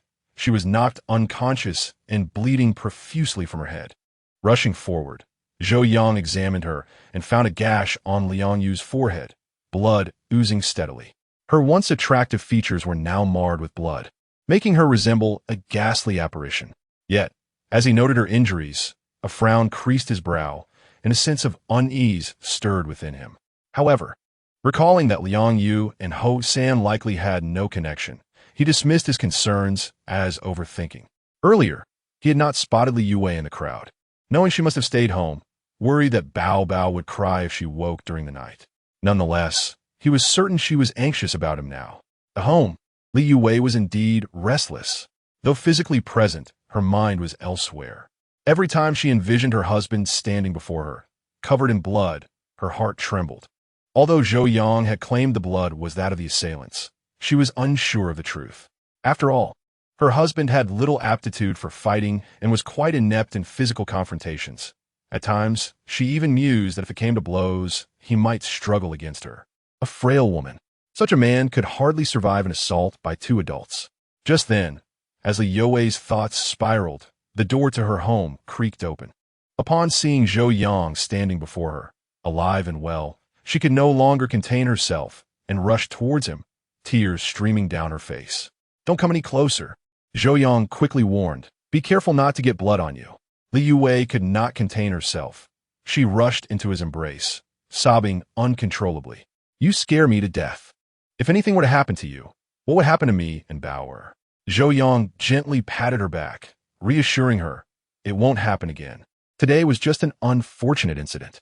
After a brief moment of tears, Li Youwei climbed out of Zhou Yang's arms, eager to check his condition. Zhou Yang, feeling grimy and reeking of blood, asked her to fetch a basin of water. He washed himself with cool water before changing into clean clothes. Chapter 49. The police arrived. While changing, Zhou Yang recounted the events of the evening to Li Youwei in detail. Upon learning that Shun Shenlu had been abducted by Ho San to a dilapidated temple on the back mountain, she could not help but ask, "Is Shun Jiqing all right? Did Ho San harm her?" Zhou Yang, anticipating her concern, replied, "No. Fortunately, I arrived in time. That scoundrel hadn't had the chance to do anything further. That's a relief. Shun Jiqing is such a beautiful girl. She shouldn't be mistreated by someone like Ho San," Li Youwei said, still shaken. "Huh. No matter how beautiful she is, she can't compare to my wife. Zhou Yang te said, "Zhao Xing Liu tu blush." How could I possibly compare to Shun Jiqing? She is a city girl. Zhou Yang pulled his petite wife into his arms, saying, "So what if she's from the city? Your height, complexion, beauty, and even knowledge are all on par with hers. In my eyes, you are the second most beautiful woman in the world." "And who is the first?" Li Youwei asked. Intrigued. "My mother." Upon realizing her standing in Zhou Yang's heart was only slightly below his mother, Li Youwei felt a sweet warmth envelop her heart. "What did you become so smooth-tongued?" "Did I? Perhaps you misinterpreted?" "No." Before Li Youwei could finish her thought, Zhou Yang leaned down and kissed her alluring lips. After what seemed like an eternity, they parted. Li Youwei's face was flushed, her body weak. Had Zhou Yang not held her, she would have surely collapsed. "You are wonderful. If this is a dream, please never let me wake up," Li Youwei murmured. Before their marriage, he had never taken the initiative to hold her hand or kiss her like this. She had always been the one to initiate. Even on their wedding night, it was she who took the first step, and he had merely gone along with it. He had never been proactive with her, nor did he refuse her. But now, he not only cared for her, but also prepared meals for her, earned money, and even initiated intimacy. He had even suggested getting a marriage certificate, something she had never dared to hope for.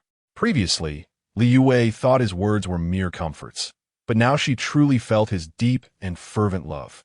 Just as the atmosphere in the room began to reach an overwhelming crescendo, a sharp and piercing siren blared from outside. Zhou Yang snapped back to reality. He placed Li Youwei on the bed and said, "The police have arrived. As one of the parties involved, I must go out. You stay here and rest. Be careful." Li Youwei replied obediently. "All right." After affirming, Zhou Yang walked towards the door, closing it behind him. As he stepped outside, Zhou Yang noticed 3 beams of light on the main road leading to the commune, accompanied by flashing police lights.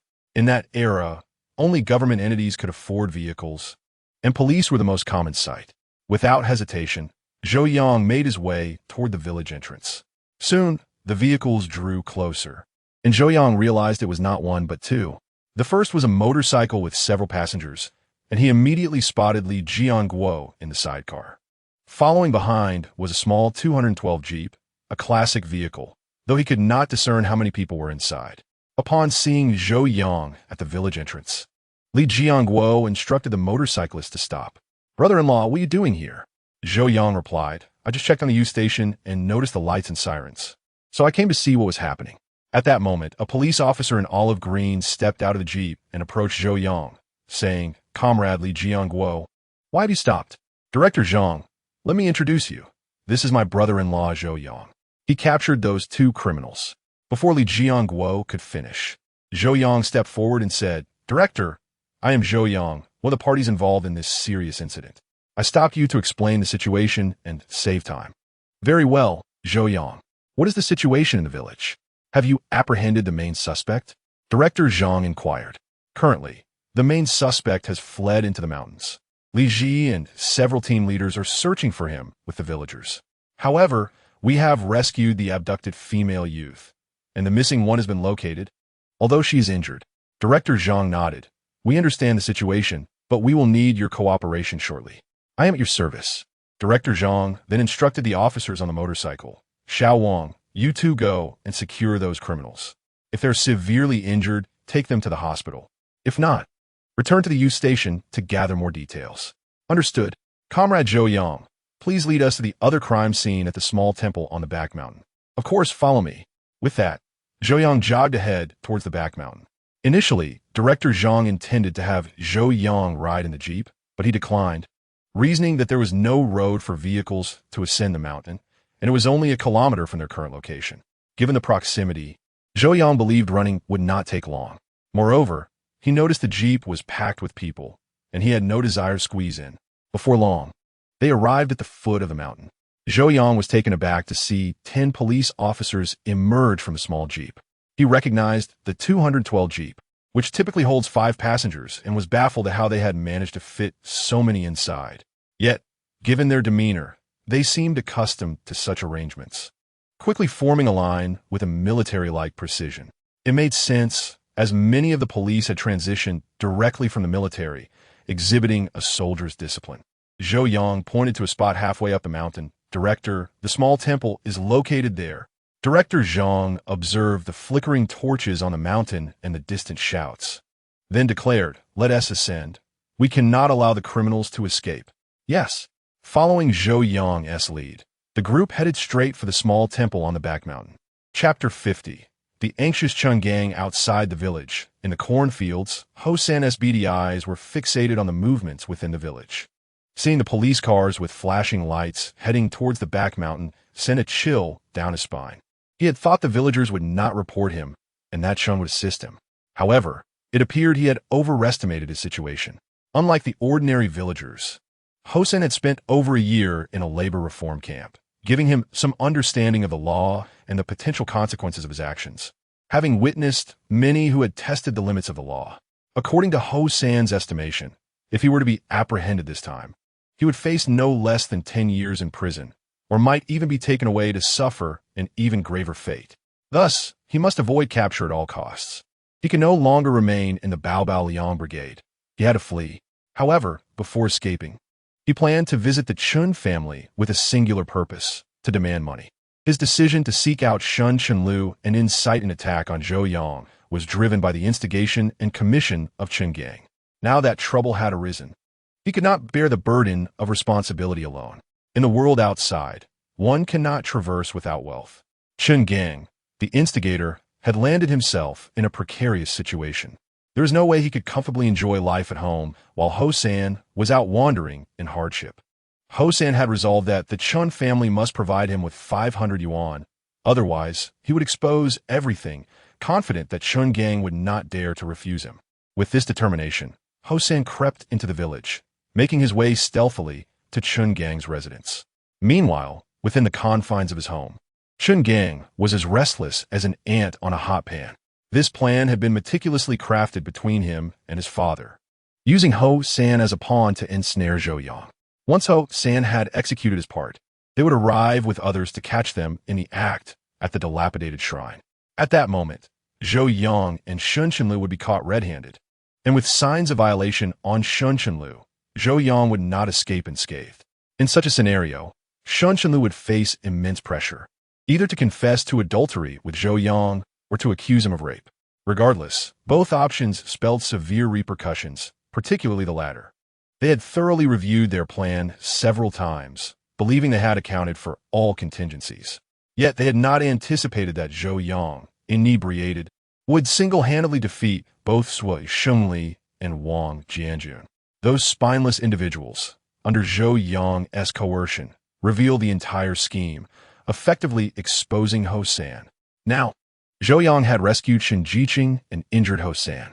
Their plan was utterly foiled, and they faced impending incarceration.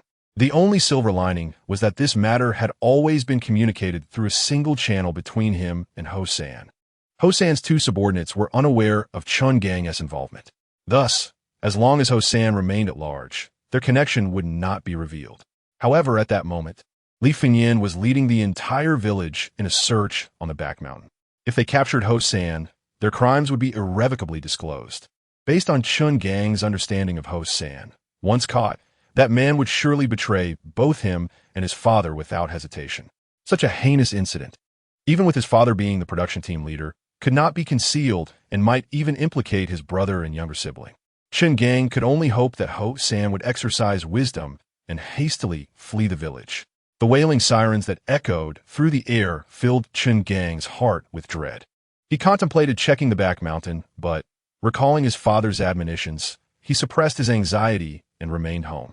As Chun Gang endured this torment, a shadow appeared outside his yard. Glancing around and finding no one else, he tossed a few stones into the courtyard. In the stillness of the night, the sound of stones hitting the ground was loud and jarring. Upon hearing the noise, Chun Gang's heart raced. He knew his awaited visitor had arrived and rushed to meet him. Chun Gang was acutely aware that Hosan was like a cornered dog, desperate and unpredictable. He had to be cautious. Once in the yard, Chun Gang looked around and quietly said, "No one is inside. Come in." Upon hearing Chun Gang's voice, Hosan wasted no time and climbed over the wall into the yard, hastily making his way into the house.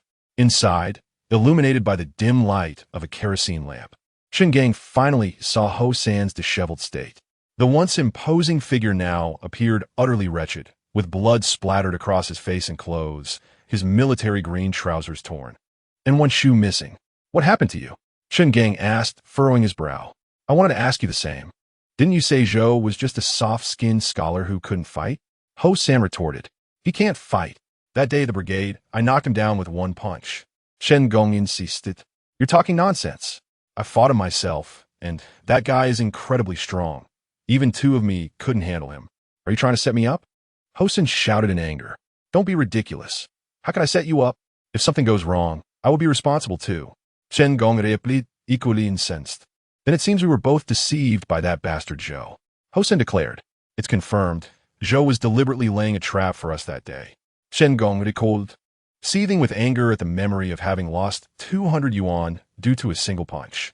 "Zhou Yang, you bastard, if I find the opportunity, I'll make you wish you were never born. Stop shouting. I can't help you take revenge on Zhou, but right now, you need to give me money. I have to escape." Hosan said sternly, "Fine, I'll give you 200 yuan, but you still need 100. Take the money and leave Yunsan quickly." 100 yuan? Is that all you can muster? You think I'm a beggar? Hosan's expression twisted into a grimace. "Keep your voice down. If someone hears us, we're done for." Chun Gang urged, "Enough. I'm not wasting time. I want 500 yuan.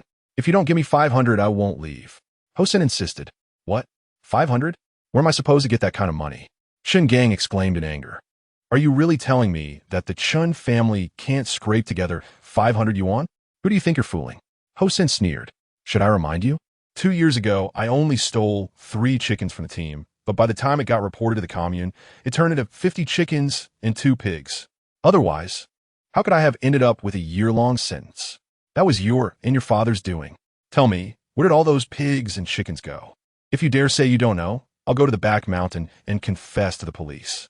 Upon hearing this, Chun Gang's face turned pale instantly. Chapter 51.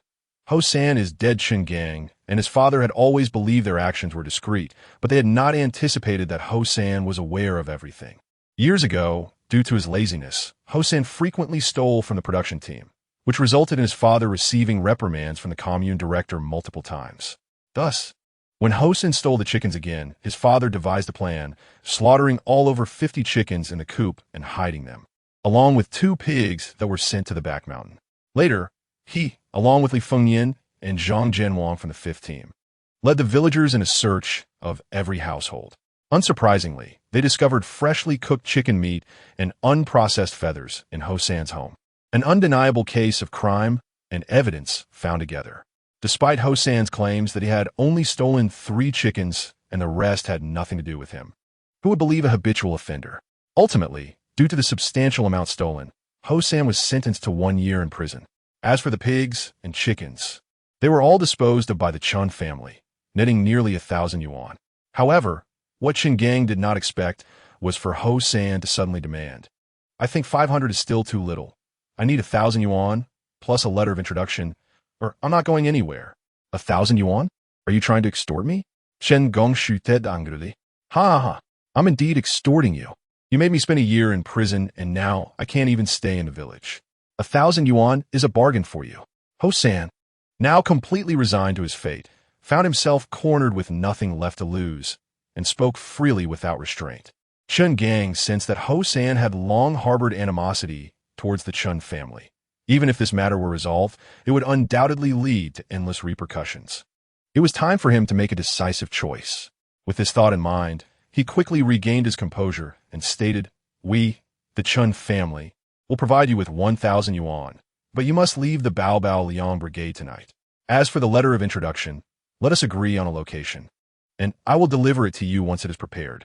Upon hearing that this young man was indeed willing to hand him 1,000 yuan, Hosen ceased to quarrel and promptly replied, "All right, bring it to the small dilapidated house by the reservoir once you have it ready. I will collect it myself. Let be settled then. You should go outside and wash the blood from your face while I fetch the money," Chen Gang said in a low voice. "Hurry." With that, Hosen turned and walked towards the main hall outside. However, at the very moment Hosen turned his back, Chen Gang suddenly drew the butcher knife concealed at his waist and, without warning, plunged it into the center of Hosan's back. The sharp blade pierced through Hosan's body, eliciting a piercing scream of agony as he struggled to turn around and uttered, "Chen Gang, how could you be so ruthless as to kill?" After delivering the fatal blow, Chen Gang felt a surge of anxiety as the knife penetrated Hosan's body. He found himself momentarily dazed. Yet, Hosan's anguished cry and subsequent words jolted him back to reality. It was as though a primal instinct had taken hold of him. He yanked the knife free and unleashed a flurry of stabs upon Hosan. Initially, Hosan fought back with a few desperate movements, but soon succumbed to Chen Gang's relentless assault.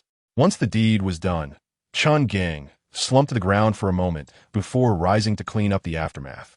He retrieved a stack of cash hidden in a drawer and stuffed it into Hosan's pocket, then placed the butcher knife in Hosan's hand, forcing his fingers to curl around it.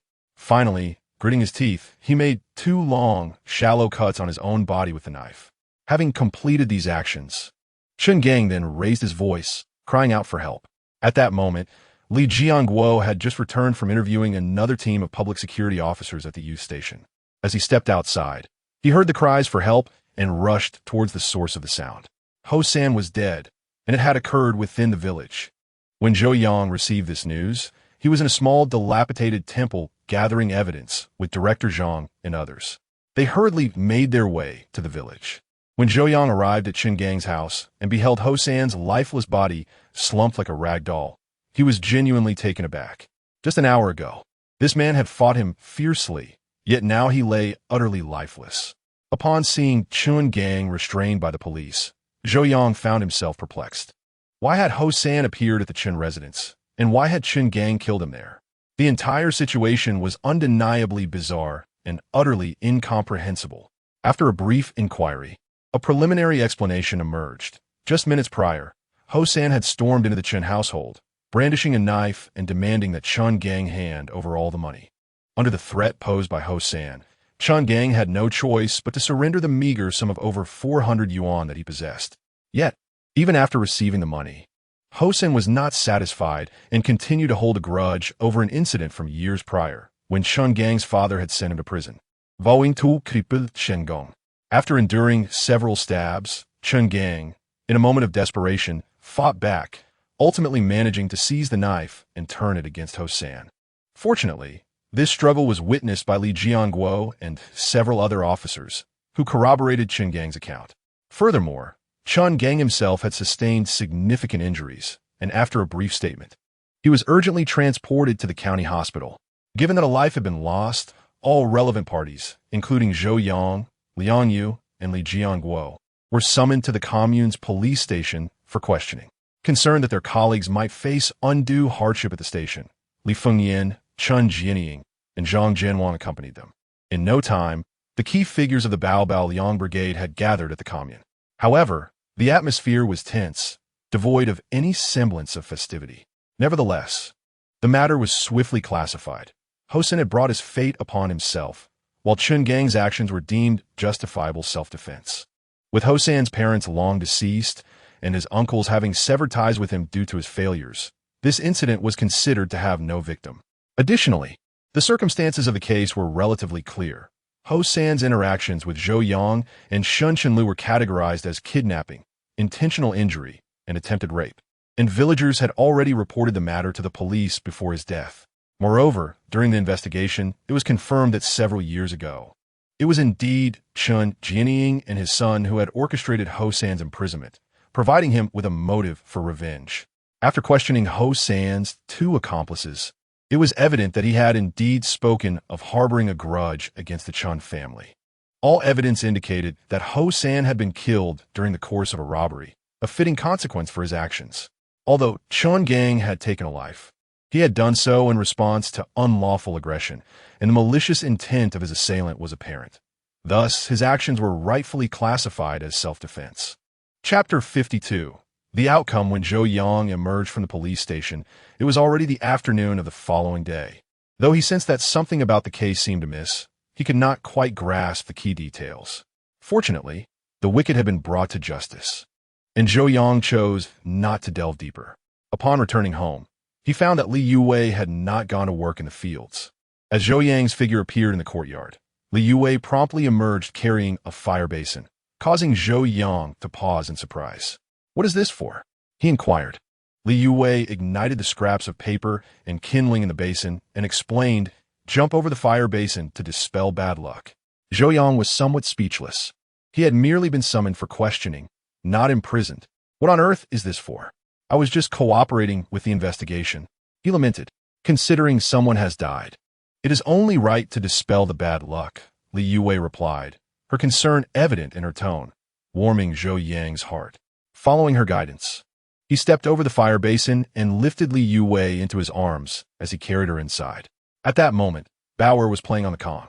Seeing her father carrying her mother, she immediately expressed her displeasure, stretching out her little arms and saying, "Daddy, Bao'er want a hug too."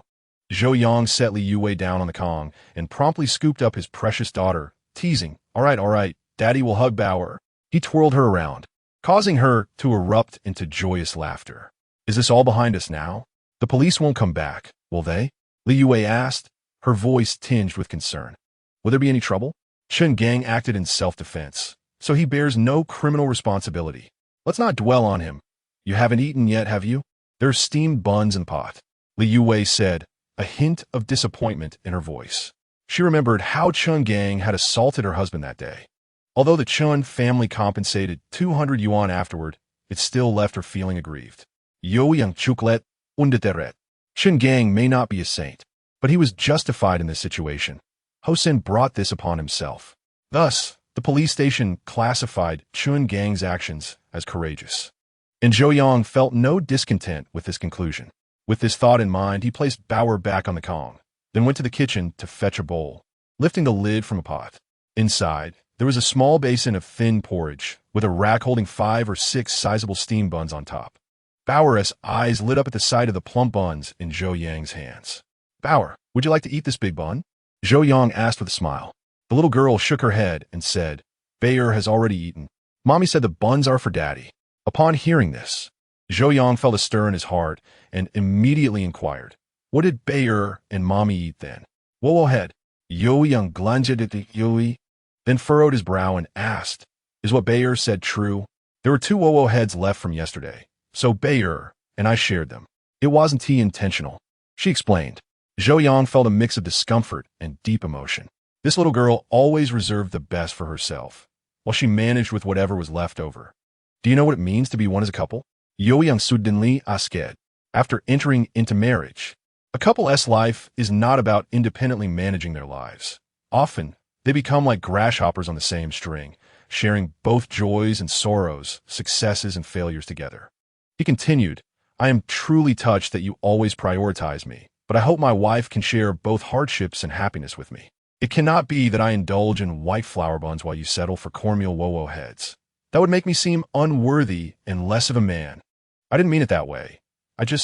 Li Youwei began, but Zhou Yang interrupted her, saying from now on, whatever you and Bao'er eat, I will eat too. Can you do that? Yes, she replied. Good. I see there are 5 or 6 buns left in the pot. You and Bao'er can each have one. Without waiting for Li Youwei to respond, Zhou Yang set down his bowl and went out to fetch buns for the mother and daughter. Upon seeing the buns, Bao'er's big eyes instantly gleamed with joy, her mouth even watering, utterly adorable. Meanwhile, Li Youwei held the buns brought in by her husband, her eyes brimming with tears. Her husband had truly changed. Over the years, he had never cared what she ate daily and remained oblivious to her saving some of her rations to supplement his meals. But now, he not only knew but insisted on sharing with her. What warmed Li Youwei's heart the most was the phrase one as a couple. Indeed, they were now legally married, a true couple. After a simple yet warm lunch, Li Youwei suddenly asked, by the way, Shun Jiqing came by this morning. Although Shun Chenlu was also involved, she had been heavily intoxicated the night before and remembered nothing. So the police had not called her in for questioning. What did she come for? Zhou Yang asked, what could she possibly say to you? To be honest, Zhou Yang felt somewhat anxious. After all, from a woman's perspective, Shun Chenlu and Li Youwei were rivals. It is said that enemies meet with heightened animosity, and Zhou Yang worried that Shun Chenlu might say something hurtful to Li Youwei. However, Li Youwei blushed and smiled. It was nothing much. We just talked about some things from before. What is there for us to discuss? If she says something unkind, you must not believe her. Zhou Yang warned. Li Youwei chuckled. There was nothing unkind. Shun Jiqing told me that you two grew up in the same courtyard, and she followed you around as a child, always dreaming of marrying you. But fate had other plans, and you both ended up like this. It's clear that she genuinely likes you, deeply so. Zhou Yang hurriedly replied, that was all in the past. There is no possibility between us anymore. At the very least, she would never pass my parents' scrutiny. Yes, she mentioned that to me as well, saying she plans to leave here and wanted to ask me one thing before she goes. Zhou Yang quickly asked, what is it? She asked me to make sure to take good care of you. Did you agree? Zhou Yang frowned. No. Li Youwei looked at Zhou Yang and declared, I will definitely take good care of you, because you are my man, Li Youwei's man. Caring for and protecting you is my responsibility, not for someone else. Upon hearing this, Zhou Yang was deeply moved. He could no longer hold back, disregarding their daughter nearby. He pulled Li Youwei into his embrace and kissed her passionately. Meanwhile, the little girl watched her parents share a tender moment, looking adorably bewildered. Chapter 53. The father-in-law's discovery. After a long night and an exhaustive day of questioning by the police, Zhou Yang felt utterly exhausted. Thus, after lunch, he lay down and fell asleep. To prevent Bao'er from disturbing his rest, Li Youwei took her to the old house. Zhou Yang slept soundly until 8 in the evening, waking up to find the sky completely dark. Remembering that Yin Wenhui had not eaten, he quickly reheated the leftover porridge from lunch and grabbed a few buns, heading straight to the livestock shed. Upon arriving, he found the little boy squatting at the entrance of the cow pen, peeling eggshells. Did you go to the reservoir again to collect wild chicken eggs?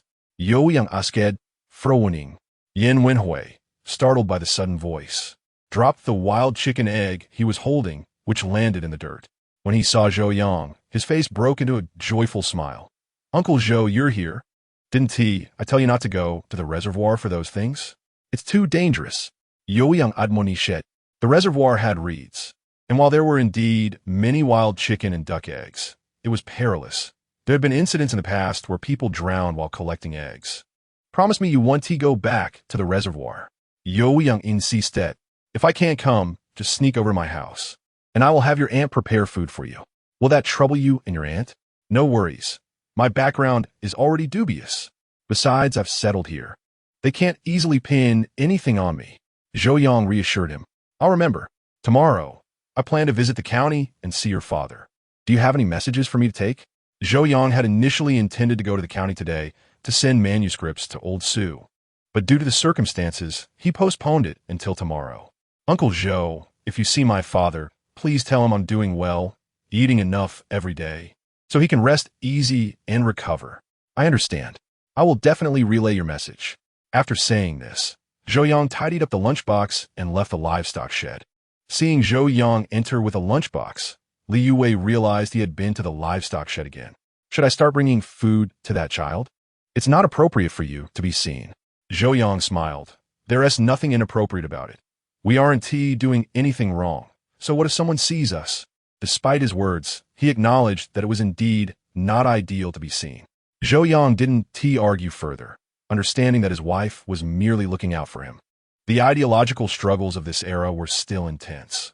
Actions that seemed simple in later times could be misinterpreted or exaggerated in this age, leading to trouble if one got caught up in it.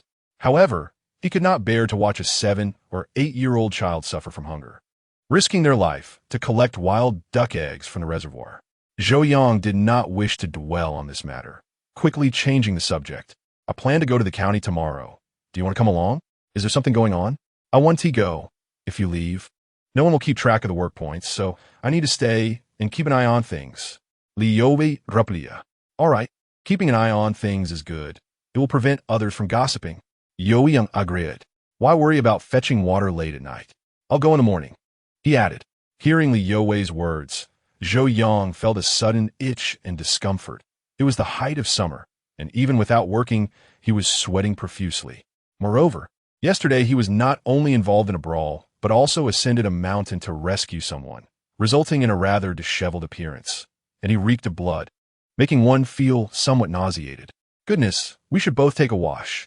With that, Zhou Yang made to leave, but was halted by Li Youwei, who said, You stay home. Dad is coming over shortly. What business could he possibly have at this hour? He mentioned he needed to discuss something with you. Just then, the sound of the door creaking open echoed, and in walked Li Fengnian, holding a pipe. Zhou Yang held a deep respect for his father-in-law, a man of military background, and promptly stood to greet him, saying, Dad, please come inside. Bao sweetly chimed in, Grandpa, come sit on the Kong. Li Fengnian's expression was solemn as he took a seat on the edge of the Kong and lifted Bao onto his lap. He then glanced at his daughter and said, Xiaowei, go fetch some water. Son-in-law, you stay. Li Youwei understood that her father intended to discuss something significant with her husband and sighed before stepping out. Zhou Yang furrowed his brow and asked, Dad, is there something urgent that brought you here so late? Indeed, the events of last night have been troubling me, and I have some inquiries for you, Li Fengnian replied. What seems amiss? Have you discovered any new leads? Zhou Yang inquired. Not exactly. It's just that certain aspects do not add up, and I wish to analyze them with you. As you are well-educated, Li Fengnian explained. Zhou Yang furrowed his brow and urged, Please share what puzzles you. Let's contemplate it together. Li Fengnian nodded and remarked, Logically speaking, your gathering as educated youth should not be public knowledge. How could Ho San, a good-for-nothing who does not toil in the fields, know so much detail about it? Even to the extent of knowing whether you drank or when it concluded. It is entirely unreasonable for him to have set an ambush in advance. Zhou Yang pondered for a moment and replied, Didn't the thin fellow who was captured confess that they had been watching us closely these past few days? Perhaps they observed us in secret. Even if they were tailing you daily, it would be impossible for them to have such intricate knowledge. Li Fengnian raturta. Let's not forget, I am a former scout, and I understand this matter far better than you do. Zhou Yang exclaimed. Are you suggesting that there is an informant among the educated youth? That is a possibility.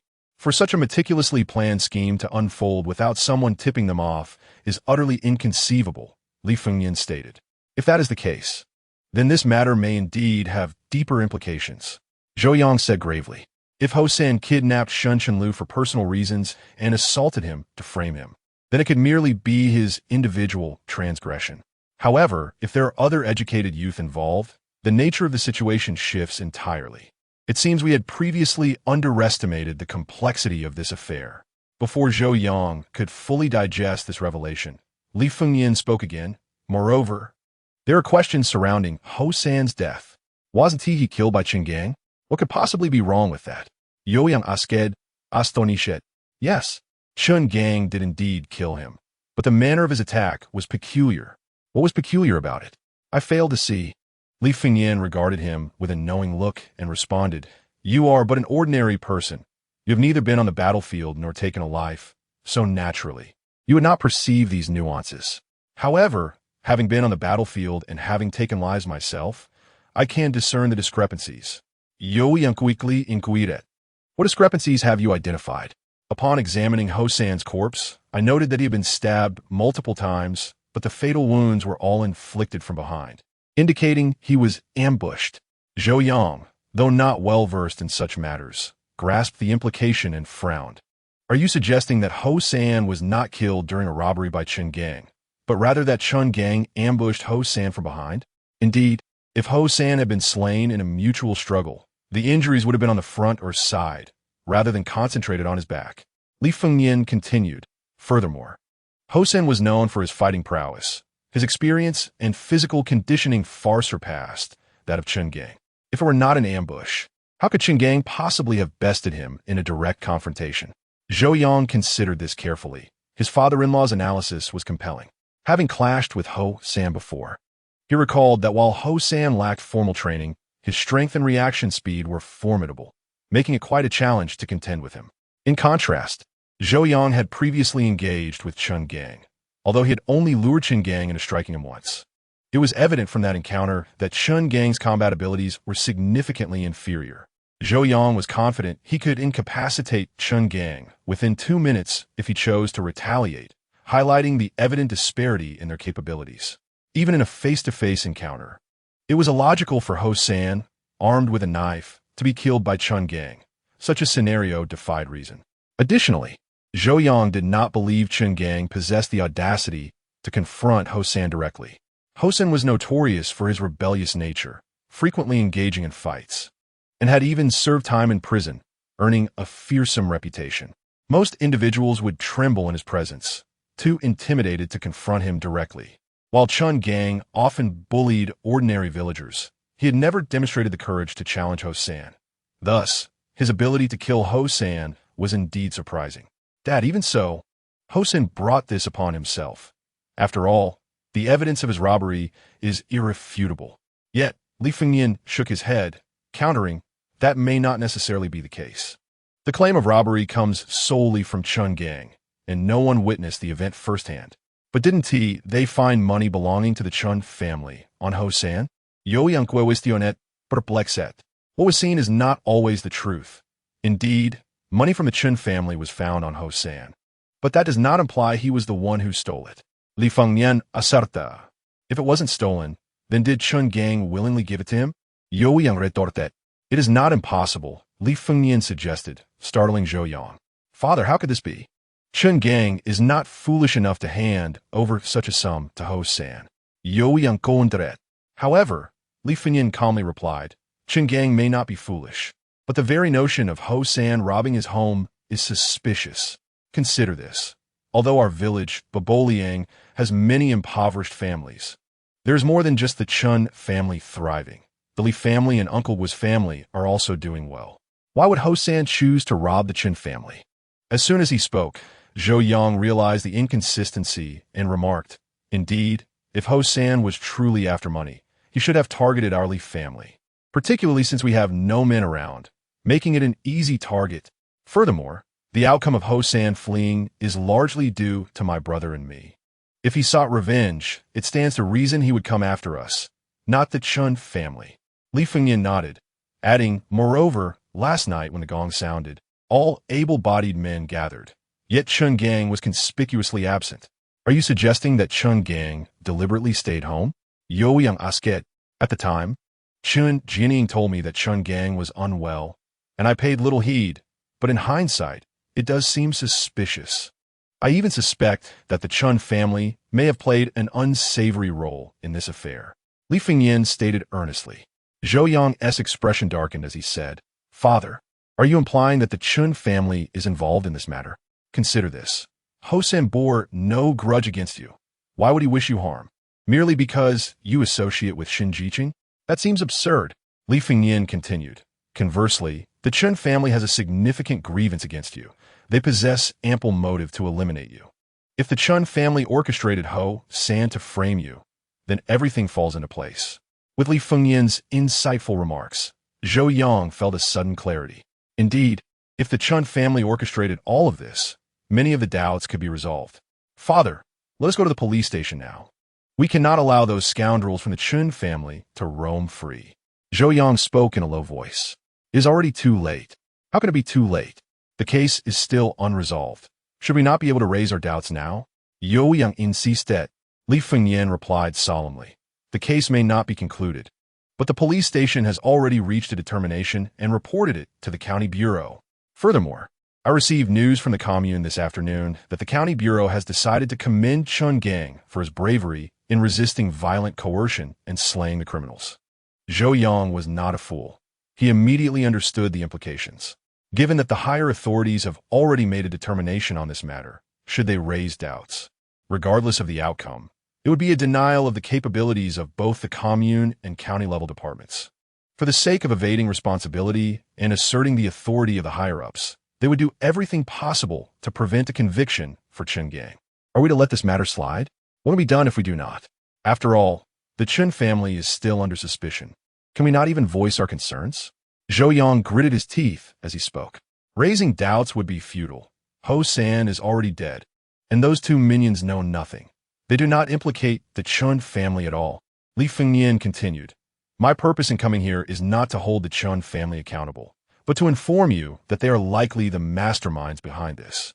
You must be cautious going forward. Your hasty visit to the small temple on the back mountain alone last night was exceedingly perilous. Thankfully, it was only Ho San. What if that fellow had accomplices? Although Zhou Yang was confident in his combat abilities, he recognized his father-in-law's concern and humbly replied, Father, I will take heed. Yes, the Chen family is not to be trifled with. Be wary when you encounter them. Very well. Also, regarding that child from the Yin family, you should assist him without hesitation. If anyone objects, just say, I sent you. Li Fengyan stated. Understood. Chapter 55. A reminder from Yin Gungdong in the hospital ward. When Zhou Yang arrived, Yin Gungdong was engaged in conversation with old Zhang. This hospitalization might be the most leisurely time he has had in years. Previously, he would rise early each day to clean the livestock pens, tending to over 20 cattle, 20 mules, and more than 10 donkeys, all of which required his diligent care. The physical labor was arduous, but the mental anguish was far more intolerable. Due to his status, everyone in the production team avoided him like the plague. Aside from his son, no one dared to speak to him. Over the years, he felt as though his ability to converse was nearly atrophying. During these days in the hospital, having escaped his previous environment, no one knew he was one of those who lived in the livestock pen. Whether it was the doctors, nurses, or other patients, they treated him with a sense of normalcy, allowing his long-repressed spirit to relax a little. Creak. As the ward door swung open, Zhou Yang entered with a package in hand. Upon seeing Zhou Yang, old Zhang quickly got up and said, It's Zhou the educated youth. Please sit. I'll fetch you some water. Uncle Zhang, I am not thirsty. Please take a seat. Zhou Yang replied with a smile. I sit all day. My body is rusting away. I'll step outside for some fresh air while you chat. With that, old Zhang took the thermos and left the room. Once it was just the two of them, Yin Gungdong rasped. Thank you for saving my life. I will find a way to repay you. Although Yin Gungdong was unconscious when Zhou Yang saved him, he was not entirely unaware. Moreover, old Zhang had frequently discussed that day's events with him. So Yin Gungdong understood that without Zhou Yang's insistence on rescuing him from the rubble and bringing him to the county hospital, covering the substantial medical expenses, his life would have likely been forfeit. Focus on your recovery. We can talk about money later. Yin Gungdong knew that a life-saving grace could not merely be repaid with words of thanks.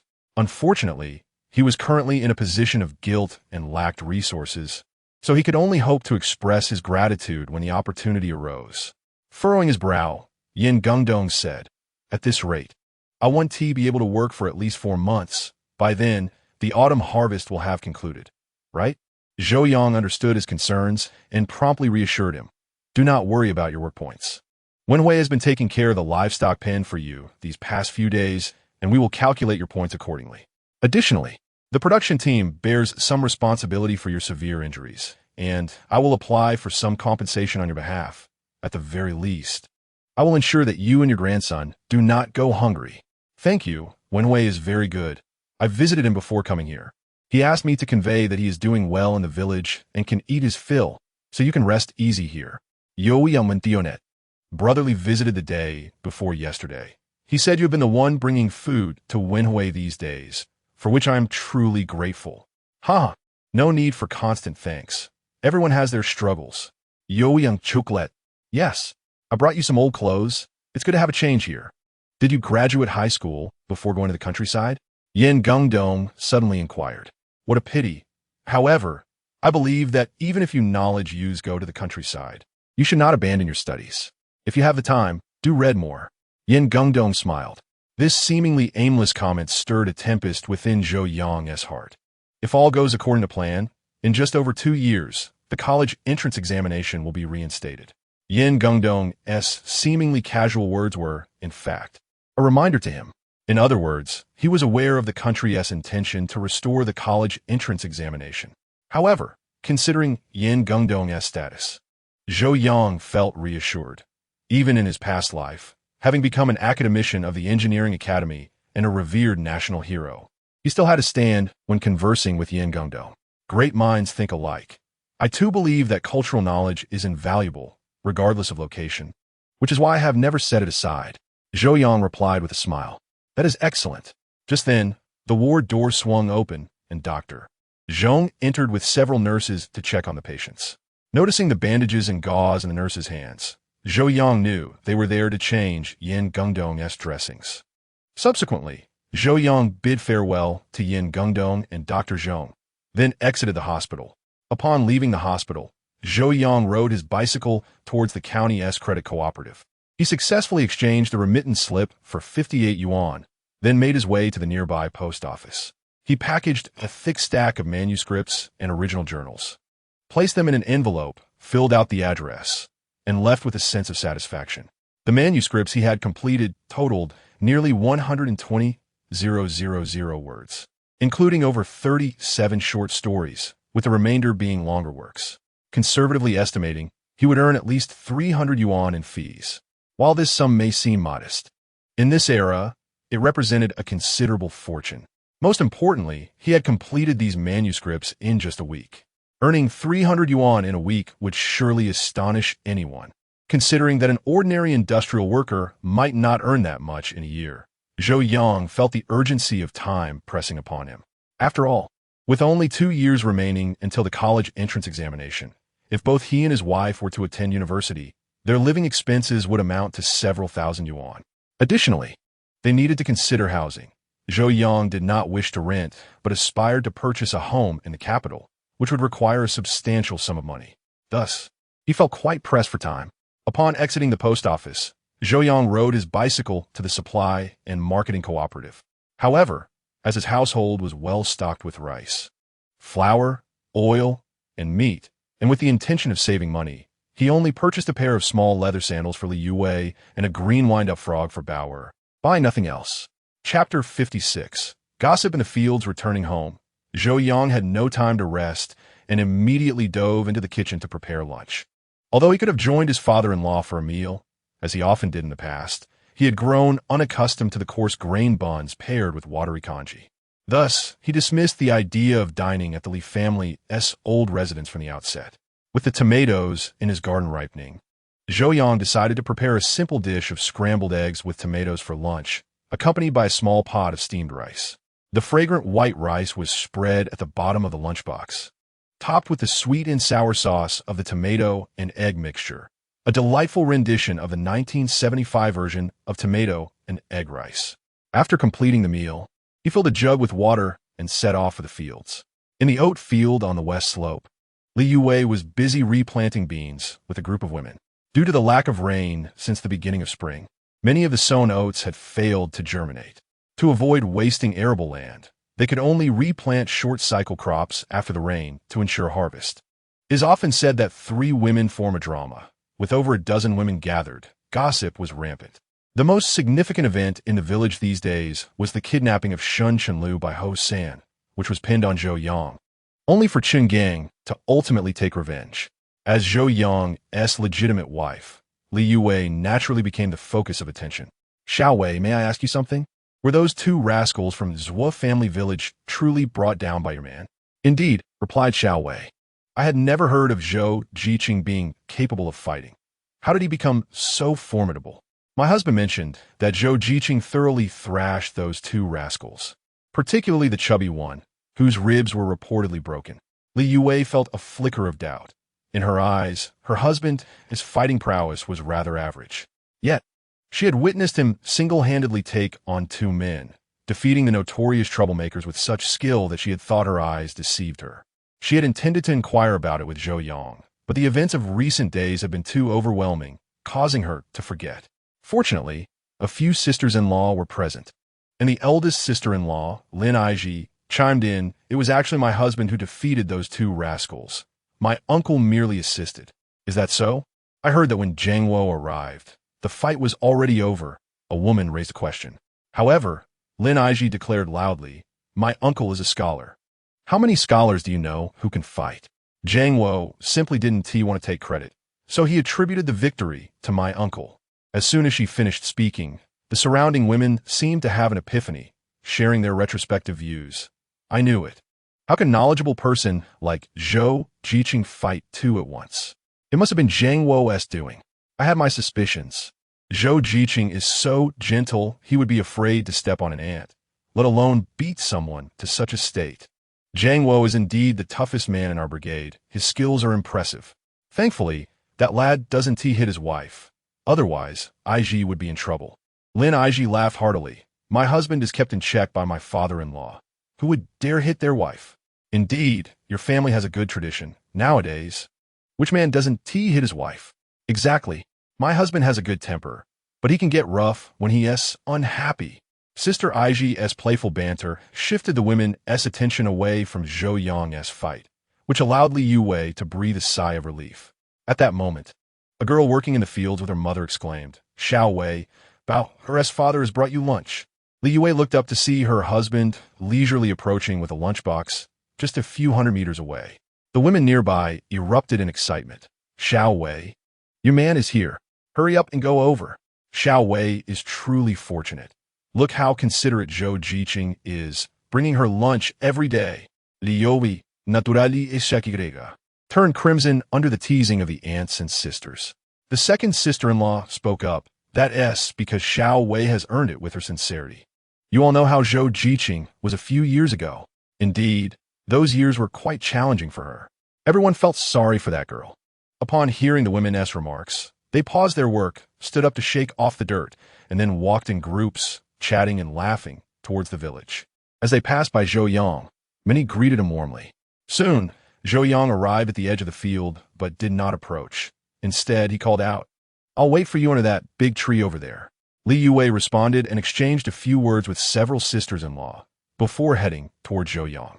Seeing the girl glisten with sweat and dust on her forehead, Zhou Yang felt a pang of affection and said, "How about we not work anymore? I can support you. How can we not work? Besides, staying home would be terribly boring." Li Youwei felt a sweet warmth in her heart. She could sense her husband's concern for her. However, avoiding work was simply not an option. In the entire Bao'er brigade, very few could afford to be idle. Those who didn't work without a valid reason would be ridiculed, and over time, they might even be reported as hindering socialism, a fate she wished to avoid. Zhou Yang understood her stubbornness. Mere preaching would not suffice, and he decided to think of another approach later. "Let us wash our hands and eat." What delicious food did you prepare today?" Li Youwei asked with a smile. "Guess. I can smell the eggs. Did you make scrambled eggs? Your nose is so sharp. You could have been a police dog." Zhou Yang opened the lunchbox and handed it to Li Youwei. The sight of golden eggs paired with the red tomatoes wafted an enticing aroma, making Li Youwei excitedly exclaim, "I guessed right." However, seeing the lunchbox filled with eggs, she felt a twinge of regret. "You must have used all the eggs at home. That is too wasteful. Yet, Zhou Yang dismissed her concern. Once it's in our stomachs, how can it be considered waste? To be honest, Zhou Yang didn't see the eggs, priced at 8 cents a pound, as a luxury. As long as there was food to fill their bellies, that was all that mattered. They were not capitalists expecting gourmet meals. Haha, with this meal, we aren't even reaching the standard of a well-off family. Wait until you see what a true capitalist eats. Zhou Yang chocolate. I don't want to see. I'm already content if I can afford white rice every day. Haha, we'll eat white rice every day from now on. Haha, then I shall be quite fortunate. Chapter 57. The commendation meeting in the following days, life was relatively peaceful. Zhou Yang spent his days working and translating manuscripts, while evenings were dedicated to teaching Bao'er to read and count, occasionally enjoying intimate moments with Li Youwei, leading to a life of simple happiness. However, that morning, their tranquil existence was abruptly interrupted by an urgent call over the loudspeaker. Attention, all members. Please gather at the brigade office immediately if you are participating in labor. The announcement echoed 3 times before Li Fengyan finally turned off the broadcast. Hearing the loudspeaker, Zhou Yang immediately set down his pen, gathered his manuscripts, and went outside to assess the situation. As soon as Zhou Yang stepped outside, he spotted his father-in-law emerging from the broadcasting room with a grim expression. Father, what has happened that requires everyone to assemble urgently? Zhou Yang inquired. The county is preparing to commend Zhou Yang. Zhou Yang felt a wave of discomfort wash over him. Although there was no concrete evidence linking Zhou Yang to the incident, both he and his family were undoubtedly suspect. If they indeed had a hand in that affair, then Zhou Yang's actions could hardly be deemed self-defense or heroic. Rather, they amounted to murder to silence witnesses. The thought of such a person being honored in front of the entire village was profoundly unsettling for Zhou Yang. Li Fengyan noticed Zhou Yang's disquiet and placed a reassuring hand on his shoulder, saying, "We can only comply with the higher-ups' decisions." Zhou Yang understood that Li Fengyan could not prevent this. He was merely a village secretary, not the county secretary. "Father, I understand." Li Fengyan nodded and added, "Do not act impulsively. We will gradually settle accounts with the Chun family. If they are indeed involved, I believe they will not be able to restrain themselves." Zhou Yang nodded in agreement. "They are just a few scoundrels. I won't jeopardize myself for them." He was resolute in not letting the Chin family escape his grasp. Regardless of whether they instigated the incident involving Ho San, their past transgressions against the Li family, which led to the deaths of Li Youwei and Bao'er, could not be forgiven. Moreover, Zhou Yang was confident he could bring the Chun family to justice. In his previous life, he had meticulously investigated every member of the Chun family to avenge his wife and child, and their hands were far from clean. However, the time for exposing them had not yet arrived. Zhou Yang understood the principle of uprooting the weeds against a family like the Chens. One must either refrain from action or strike decisively to ensure they could never recover. The men gathered to smoke and boast, occasionally sharing risky tales, while the women sat in small groups in the shade, discussing trivial matters and gossiping, eliciting bursts of laughter. Just then, a cloud of dust stirred up on the dirt road outside the village, followed by several cars pulling up at the entrance of the brigade office. The villagers were captivated by the unexpected arrival of the cars. In an era when bicycles were a rarity, a car was regarded as a treasure. Soon, the doors swung open, and several officials emerged, accompanied by police officers and Chun Gang himself. Could it be? Didn't Captain Chun say he was fine? Who knows? Perhaps Captain Chun deliberately said that to us. As the villagers speculated about the unfolding events, Li Fengyan, Chun Jianying, and several other village officials approached the newcomers. After exchanging pleasantries, a middle-aged man in a Zhongshan suit stepped forward and announced loudly, "Greetings, fellow villagers. I am Jian Wenming, the director of our Tuanjia Commune Revolutionary Committee. We have gathered today primarily to commend Comrade Chun Gang for his courageous actions during the 615 incident. Now, let us invite the county police to read the commendation decision. Please give a warm round of applause." After a sparse round of applause, an officer wearing a wide-brimmed hat stepped forward, holding what appeared to be a certificate. He proclaimed, "Comrade Chun Gang, during the vicious kidnapping and robbery incident on June 15th, you bravely fought against armed assailants, ultimately overcoming them. The county police have decided to award you the title of an advanced individual in selfless heroism. We hope you will raise the great banner higher and contribute further to the people." As soon as the words were spoken, Chun Jianying enthusiastically led the applause. The villagers, believing this to be a matter of honor, joined in, creating a thunderous sound of clapping. Only Zhou Yang and Li Youwei, harboring doubts, refrained from applauding. As the clapping began to wane, Director Jian added, "Our Bao'er Brigade is a collective of heroes.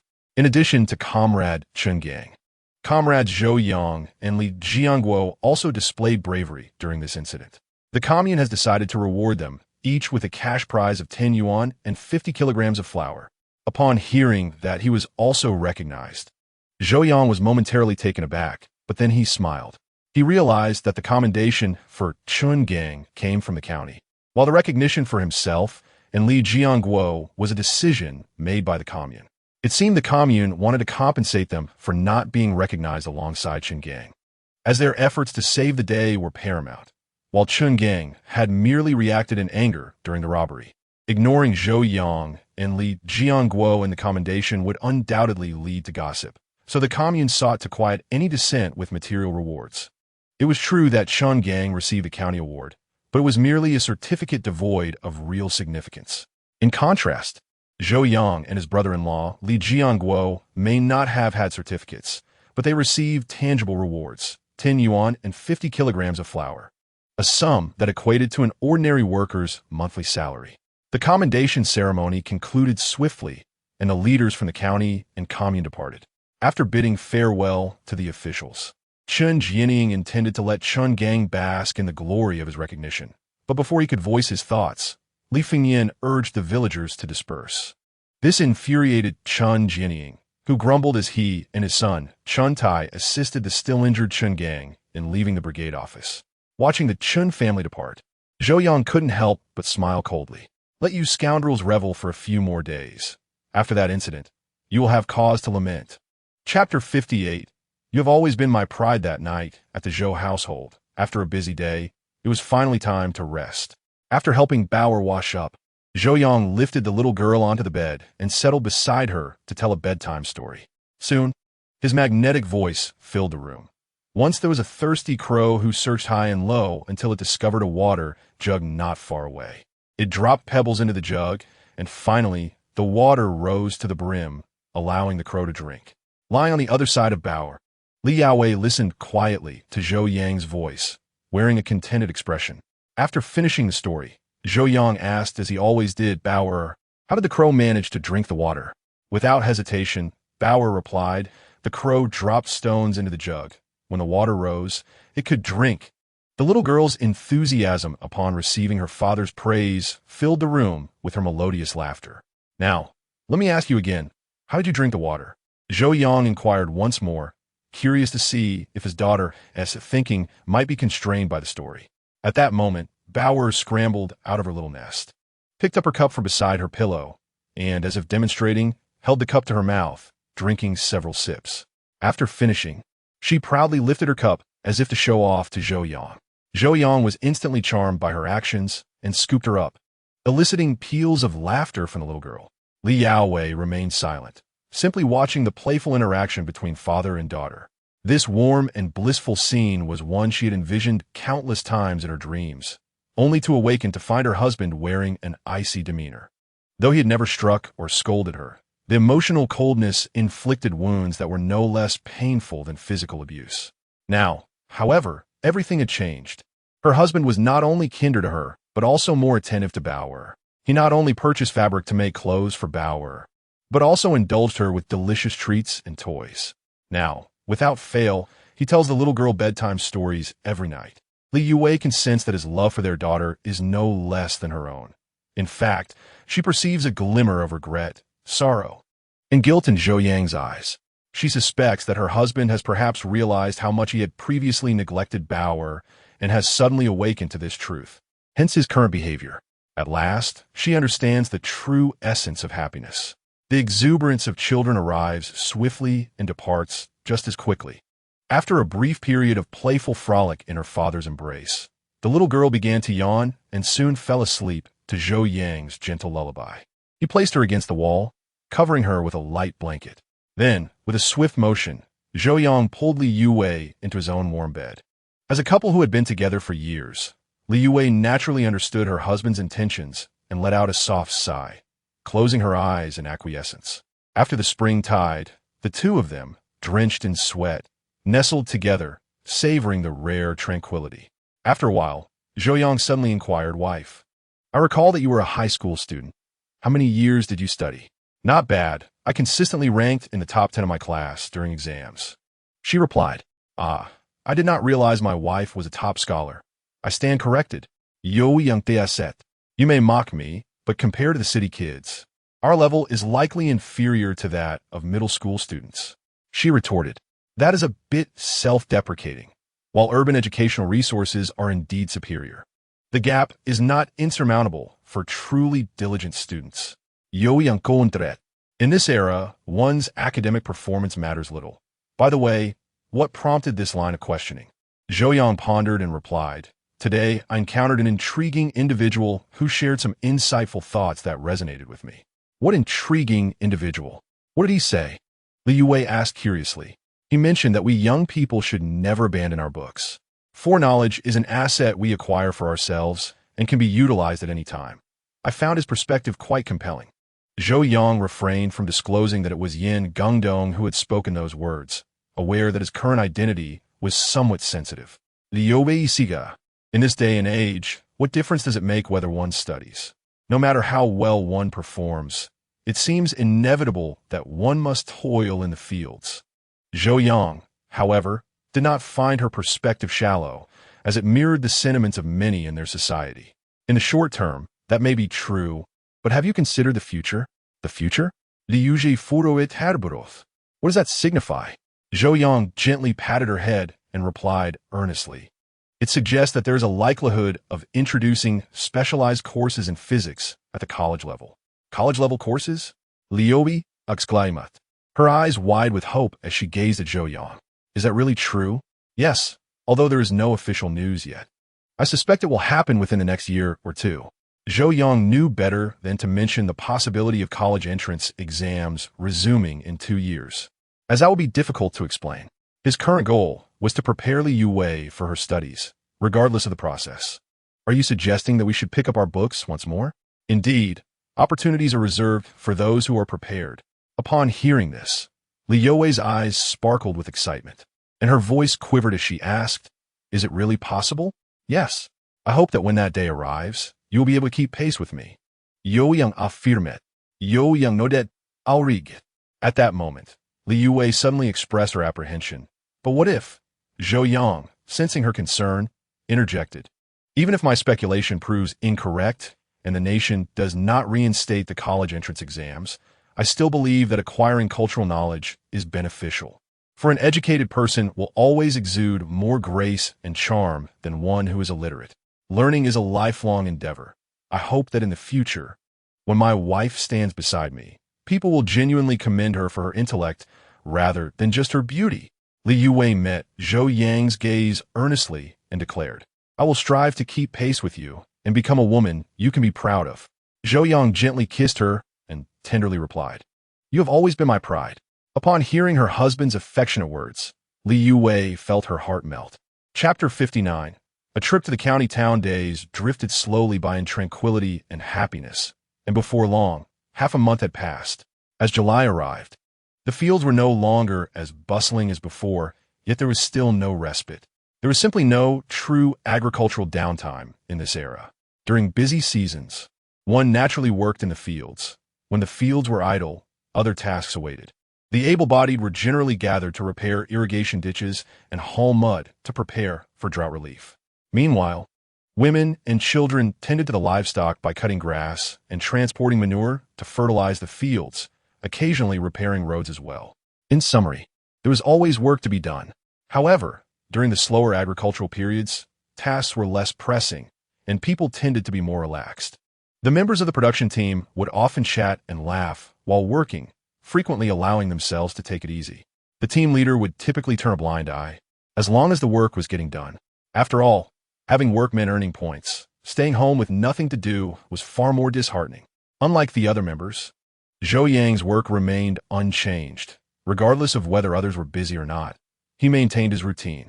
After recording the tasks of the team members each day, he would complete his translation assignments and, when time permitted, take Li Youwei and Bao'er out for leisurely strolls, leading a simple yet fulfilling life. On July 2nd, Li Fengnian summoned several village leaders, including Zhou Yang, to announce two important matters. The first was that the county's film projection team would be visiting the village to screen open-air movies for 2 days. The commune required the village committee to make arrangements, including securing a venue and organizing personnel. Additionally, they needed to ensure proper accommodations and meals for the projection team. The second matter was that Yin Gungdong was nearing recovery and preparing for discharge from the hospital. However, given that he had sustained serious injuries, he was still unable to walk, necessitating the village to send a vehicle for his transport. After some discussion, it was decided that the open-air movie would be screened at the village's elementary school, with the 4th and 5th teams alternating responsibilities for the projection team's meals and lodging. Zhou Yang did not shy away from this responsibility, as he had already planned to venture into town in the coming days. Early the next morning, Zhou Yang set off in the production team's mule cart. Li Fengnian, concerned about Zhou Yang's ability to handle the mule cart, had specifically sent his 4th son, Li Guoqiang, to accompany him. Among Li Fengnian's 3 other sons, the 4th, Li Guoqiang, was somewhat of an anomaly. Perhaps due to being a twin, he and Li Youwei had inherited their mother's admirable genes, both standing tall and strong, yet possessing a somewhat refined appearance. In modern terms, he was a blend of a muscular man and a handsome youth. Unlike his 3 more boisterous brothers, Li Guoqiang's demeanor was relatively calm, though he had been somewhat influenced by their temperamental nature. While driving the cart, Li Guoqiang casually remarked, "Brother-in-law, may I ask you something?" "What is it?" Zhou Yang replied, momentarily distracted. "I don't know if she went or not. I haven't seen her in a while," he added, reflecting on his longing for his sister. "Studying." "What? Studying?" Li Guoqiang exclaimed in surprise, as if he had heard something unbelievable. "What use is that? Acquiring knowledge is always beneficial, and who knows if there will be opportunities to attend university in the future." Zhou Yang asserted. "Are you referring to the Workers' Peasant Soldiers University?" Zhou Yang is aware of it. This approach to cultivating university students emerged only after the movement began. According to the aforementioned policies, college graduates were required to participate in labor and military training in factories, rural areas, and the military, serving as ordinary laborers or soldiers, thereby undergoing re-education by the workers, peasants, and soldiers. This line of thought subsequently led to the establishment of the Workers' Peasant Soldiers University. In contrast to conventional universities, the curriculum at these institutions is markedly shorter, with students selected exclusively from among workers, peasants, and soldiers. However, compared to the previously prevalent college entrance examination model, the number of spots at the Workers' Peasant Soldiers University is exceedingly limited, with only a handful available each year in a county. When allocated to communes and townships, the numbers dwindle even further. Zhou Yang and Xiao Wei believe that the state will eventually reinstate the college entrance examination, hence the need for early preparation. Zhou Yang remarqued, "Who told you that? You mustn't speak carelessly." "Fourth brother, no one said it. We merely deduced it ourselves." Zhou Yang continued, "Consider this. The nation is developing at such a rapid pace, and talent is required across all sectors. Take my current work as a translator, for instance. While it may not be considered a scarce position, if every university were to properly establish foreign language programs, we would hardly have a place. Yet the reality is that there is a nationwide shortage of translators, forcing the state to seek talent from society, which is an abnormal phenomenon. Do you think the authorities will permit such a situation to persist indefinitely?" Li Guoqiang fell silent. Nevertheless, he possessed the critical thinking skills expected of an educated individual. After Zhou Yang's remarks, Li Guoqiang also felt that the state would not allow such an abnormal circumstance to continue. All right. During their conversation, the mule cart finally arrived at the county seat. However, Zhou Yang did not head to the hospital first. Instead, he asked Li Guoqiang to take him to the post office. He intended to send out the completed translations as well. Chapter 60. She's My Entire World Today is Wednesday, and the post office isn't very crowded. After successfully sending off his package, Zhou Yang turned to the young woman who had assisted him with his transaction and said, "Comrade, could you please check if there are any letters or packages for me?" The staff member, noticing that Zhou Yang's attire did not resemble that of an ordinary member of society, responded with a pleasant demeanor, inquiring, "Which commune are you from?" "Bao'er Brigade, Tuanjia Commune, Yang." After searching through the registration book for a while, the staff member said, "Indeed, there is something for you. Please hold on a moment." With that, she turned and walked into the back room, emerging with a package the size of a television. After carefully verifying the address and recipient information, she retrieved a letter from a large stack of correspondence and handed both the letter and package to Zhou Yang. Upon receiving the letter and package, Zhou Yang tore open the letter to discover, in addition to familiar remittance slips and receipts, a handwritten note from old Sue. The letter congratulated him on successfully advancing to the position of translator. Furthermore, old Sue mentioned that his identity had been reviewed by the authorities, and he was formally accepted as an external staff member of the National Translation Bureau. His work permit and relevant professional certificates had been sent along with the original manuscript requiring translation, which was included in the package. Simultaneously, old Sue emphasized that this translation task was significant and urgent, urging him to complete it promptly. He also noted the importance of the original manuscript and instructed him to maintain confidentiality. After reading the letter, Zhou Yang then examined the remittance slip. 326 yuan. It was slightly more than he had anticipated. As for the receipts, Zhou Yang noted that there were 50 jin of flour tickets, 30 jin of rice tickets, as well as 1 ticket each for bicycles and sewing machines, alongside several tickets for oil, sugar, and other industrial goods. Zhou Yang was quite satisfied with the benefits outlined on these tickets. To be frank, these receipts held considerable value. They also indicated the high regard the authorities held for his talent as a translator. After leaving the post office with a sense of contentment, Zhou Yang placed the package onto the mule cart for Li Youwei to safeguard while he personally went to the nearby credit cooperative to exchange the remittance slip for cash. After completing these tasks, Li Youwei assumed Zhou Yang was finally heading to the hospital, but unfortunately, he was mistaken once again.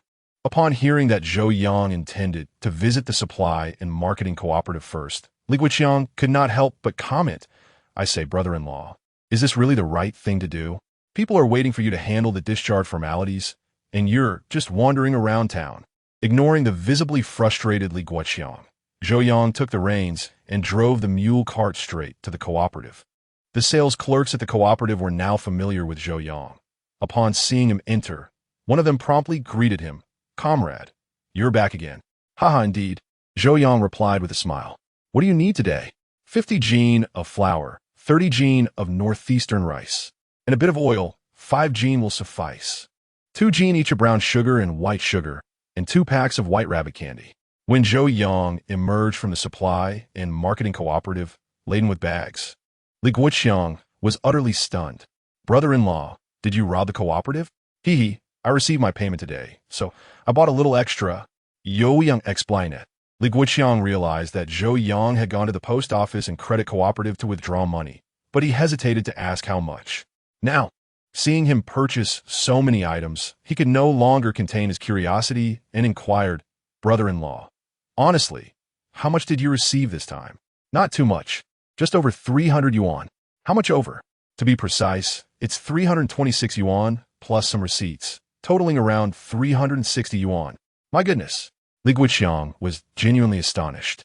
He had only been working as a translator for a little less than a month, and yet he had already earned close to 500 yuan overall. Reflecting on their entire family, with over 10 members working tirelessly for a year, they would probably end up with less than 300 yuan after deducting food expenses. In other words, their family would earn less in a year than Zhou Yang did in a single month. Amidst his shock, Li Youwei couldn't help but worry about his sister. With such impressive earning capabilities, coupled with good looks and education, would Zhou Yang truly be content to remain in this small mountain village with a sister? Noticing his brother-in-law as sudden silence, Zhou Yang could not resist asking, "What's wrong? Feeling disheartened?" "Not exactly, just a little concerned," Li Youwei sighed. "Concern about what?" "I know you didn't team marry Xiao Wei out of genuine affection. Now, with your remarkable earning potential, I can't help but wonder if you would no longer need our Li family as support. Will you abandon Xiao Wei? Li Youwei stated solemnly. Zhou Yang chuckled softly. So, you believe I should continue to be complacent and live off others, and that would make you feel secure? Although reluctant to admit it, the reality seemed to align with that notion. Ha ha! Well, Xiao Wei and I have already registered our marriage. Zhou Yang then spoke with a serious demeanor, and I can say with utmost confidence that I like Xiao Wei. I love her. To the world, she may be just one person, but to me, she is my entire world. Witnessing Zhou Yang's sincerity, Li Youwei replied earnestly, So you want to abandon my sister? I want to. Even if one day I must leave Babaliang Brigade in Yinshan County, I will take Xiao Wei and Bao'er with me. Zhou Yang assured him. Good. I hope you remember what you said today. Afterward, Li Youwei drove the mule cart, carrying Zhou Yang toward the hospital. At the hospital, Yin Gungdong had completed the necessary preparations and was waiting for Zhou Yang and the others to process the discharge formalities. Since the discharge procedures required the signature of the attending physician, Zhou Yang took some items and personally went to Zhou Zhenan's office. Upon seeing Zhou Yang enter, Zhou Zhenan greeted him with a smile. Ah, Chao Zhou, are you here to discharge a patient? Zhou Zhenan had a strong impression of Zhou Yang. The clarity of thought exhibited by this young man had left him quite impressed, fostering a sense of fondness. Uncle Zhou, I wish to inquire about his recovery. Is it true that he can be discharged? I understand. Zhou Zhenan glanced at the items in the basket. 2 cans of malt extract, a bottle of honey, and a few pastries, certainly not inexpensive. After all, I do refer to you as uncle, so this is my humble offering to you. You should graciously accept it. With that said, Zhou Yang did not give him a chance to refuse, and promptly closed the door behind him. Chapter 61. Offering shelter to others as he departed from the livestock shed. Li Youwei could not suppress his feelings of sympathy.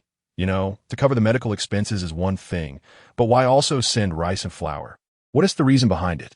Zhou Yang chuckled softly and replied, Fourth brother, seeing him reminds me of my own arrival here, utterly alone and impoverished. I am immensely grateful for the kindness shown by Xiao Wei during my most helpless and desperate moments, as well as the acceptance from your family. Otherwise, given my state back then, I might not have survived that winter. Such is humanity. Having weathered the storm ourselves, we wish to shelter others from the rain. Thus, when I saw him amidst the ruins that day, I acted without hesitation to save him. This compassion stems from my own experiences. When I see Yin Gungdong and his son, I am reminded of my struggles from years ago, when life was unbearably difficult. Other children who were sent to the countryside at least had some money or provisions sent by their families. But when I arrived, I had merely 2 old garments and 2 books, nothing more. With no funds to purchase food, I survived the train journey from Beijing to Yinshan County solely on the free water provided on board. I expected to savor a hearty meal upon arrival. But due to train delays, by the time we reached the village, it was already late and no one had prepared food for us. Consequently, I endured 3 days and nights of hunger from my departure in Beijing to Babaliang Brigade. And this was merely the beginning. Since the educated youth were temporarily assigned to rural areas, there were no rations provided, although the county distributed a meager resettlement allowance to each person. The scant few yuan each month could hardly sustain a living. Thus, hunger became the dominant theme of the first year for every educated youth in the countryside. If a family was well off, they would send money and food coupons regularly. However, I had none, and for the first half of the year, I was constantly preoccupied with how to fill my stomach, often dizzy from starvation, having lost hope in life. I hardly required any persuasion from Li Youwei before I capitulated willingly. Hearing Zhou Yang recount past events, Li Youwei could not help but sigh. Let bygones be bygones. What matters most is living well in the present. As Zhou Yang entered the room, Li Hu, the eldest brother's child, joyfully exclaimed, Grandma, it's Uncle Yang. The little ones were quite fond of Zhou Yang, not only because of his friendly demeanor, but also because he always brought them delightful treats. Upon hearing the commotion, Bao'er dashed over, her tiny legs moving with spirited enthusiasm. Slow down, Bao'er, Zhou Yang called out, concerned she might fall. The little girl paid no heed. She quickly reached Zhou Yang and chirped, Daddy hug. Zhou Yang smiled and replied, I have something in my hands. I can't hug you right now. Before disappointment could register on her face, he pulled out a package of white rabbit candy from his pocket and handed it to her. Bao'er, go share these delicious candies with your siblings. The little girl, upon seeing the candy, instantly forgot about the hug and scampered off to join the other children, where, under Li Youwei's guidance, she began distributing the sweets. Zhou Yang observed Zhou Yang carrying flour and a couple of bottles of liquor and curiously inquired, "What on earth are you bringing all this for?" "Mother, today I received my manuscript payment. So I bought some flour for the old house and 2 bottles of liquor for my father." Zhou Yang replied with a smile, "With food in the house, why waste money?" Although Zhang Guiying feigned annoyance, a look of satisfaction graced her face. Her son-in-law was thoughtful and showed filial piety, making their years of support for the young couple worthwhile. Zhong Na exclaimed in surprise, "Is that erguo too? That liquor costs a bottle." Upon hearing the price, Zhang Guiying expressed her concern. That old man should just drink some homemade liquor. How can he afford such expensive stuff?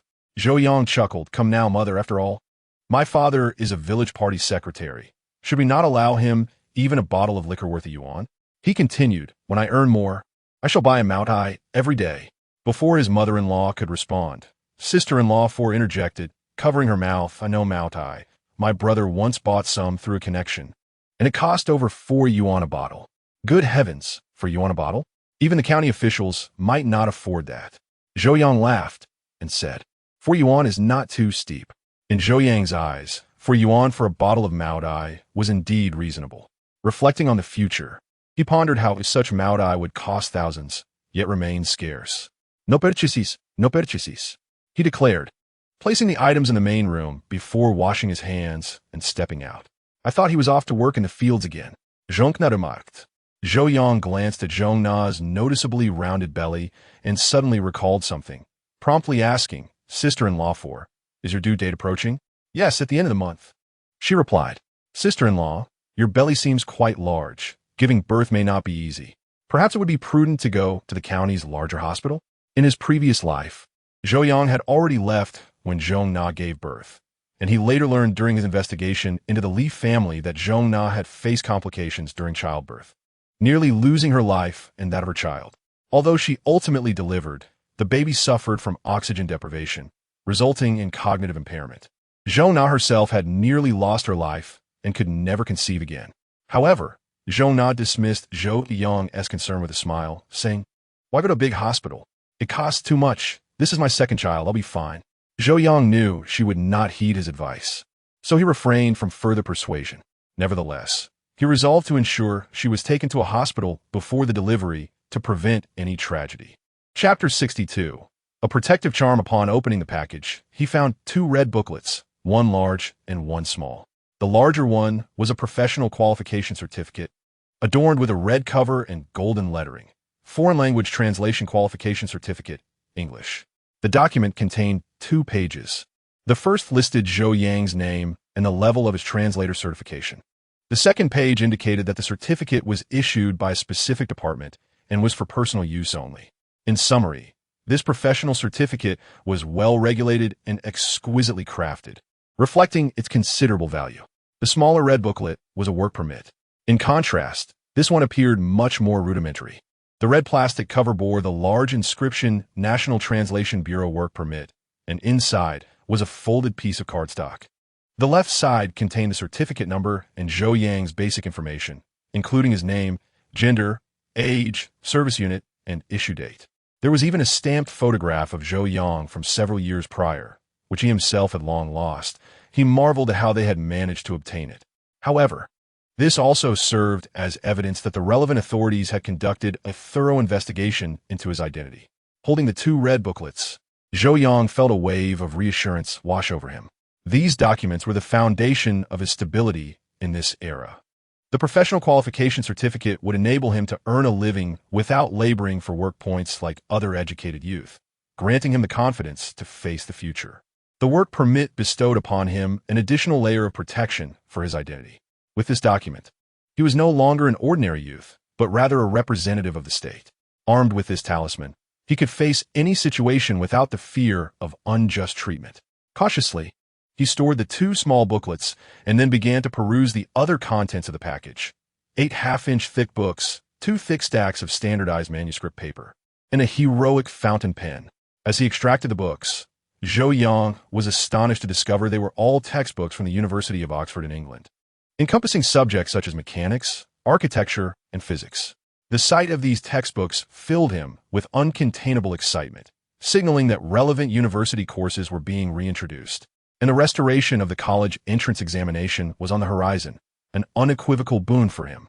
After calming his exhilaration, Zhou Yang took out a mechanics textbook and, armed with paper and pen, made his way to the large poplar tree outside the courtyard. There, he settled on a stone millstone and commenced his translation work. Upon entering the house, Li Youwei spotted a bag of flour and a bottle of liquor on the ground. He immediately called out to his mother outside, "Mother, has my brother-in-law come over?" Before Zhang Ging could respond, Zhou Na chimed in with a smile, "Yes. My uncle has come bearing half a bag of flour and 2 bottles of liquor. Quite a valuable contribution." Zhang Ging added, "That boy truly is something. Though he has earned a bit of money, there is no need to be so extravagant." However, Li Youwei replied nonchalantly, "Mother, accept it. He doesn't lack for money. How could he not? You know his family's situation." Zhang Guiying retorted, "Mother, you don't understand. My brother-in-law has struck it rich. Do you know how much he exchanged at the credit union today? How much? 326 yuan. Upon hearing Li Youwei's words, both women under the eaves gasped in astonishment. Li Youwei continued, "It's for translation work. The higher-ups not only sent him over 300 yuan, but also a plethora of different receipts, even a bicycle ticket. I recall that my uncle had previously received 2 sums of money. So soon again, he must be earning 500 to 600 yuan a month." Zhongkena exclaimed in disbelief. "I suspect it's even more. If he focuses solely on translation, he could earn 1,000 yuan. Li Youwei asarta. Oh my heavens!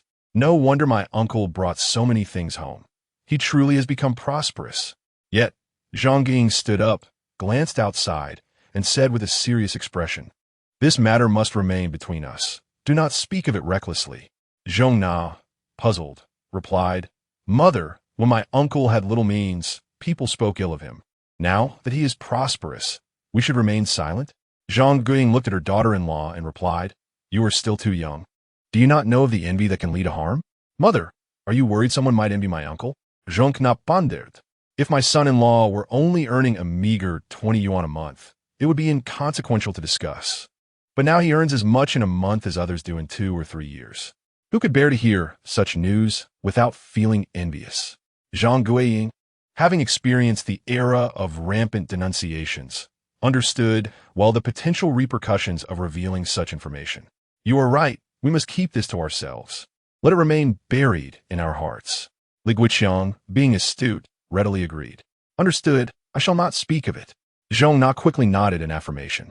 Li Youwei glanced at his wife's burgeoning belly, a gentle smile gracing his face as he asked, "Is the little one kicking today?" "How could it not? I don't know what is going on. The little one has been quite active these days." Zhongkna chuckled. "Could it be that this little one intends to arrive early?" Zhongna paused, then added, "Just now my uncle mentioned that my belly might be a bit intimidating, suggesting I should give birth at the county hospital." Zhang Ging laughed lightly, saying, "Those city folks are peculiar. Our family has welcomed 9 children, including the one in your belly, and none have encountered issues. There is no need for a hospital, which would only waste money." Nevertheless, Li Youwei felt a stir of concern. He knew his brother-in-law, despite his hardships, possessed a wealth of experience. If he suggested it, there must be merit in his advice. Moreover, his wife's belly was indeed larger than during her first pregnancy, and should complications arise, it could lead to trouble.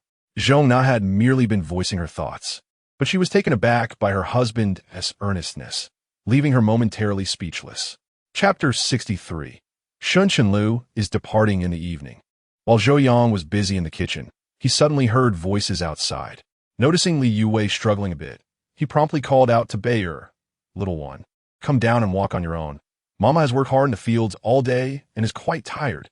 Bao'er, clearly reluctant to leave her mother's warm embrace, stubbornly replied, "No, Bao'er likes Mama's hugs."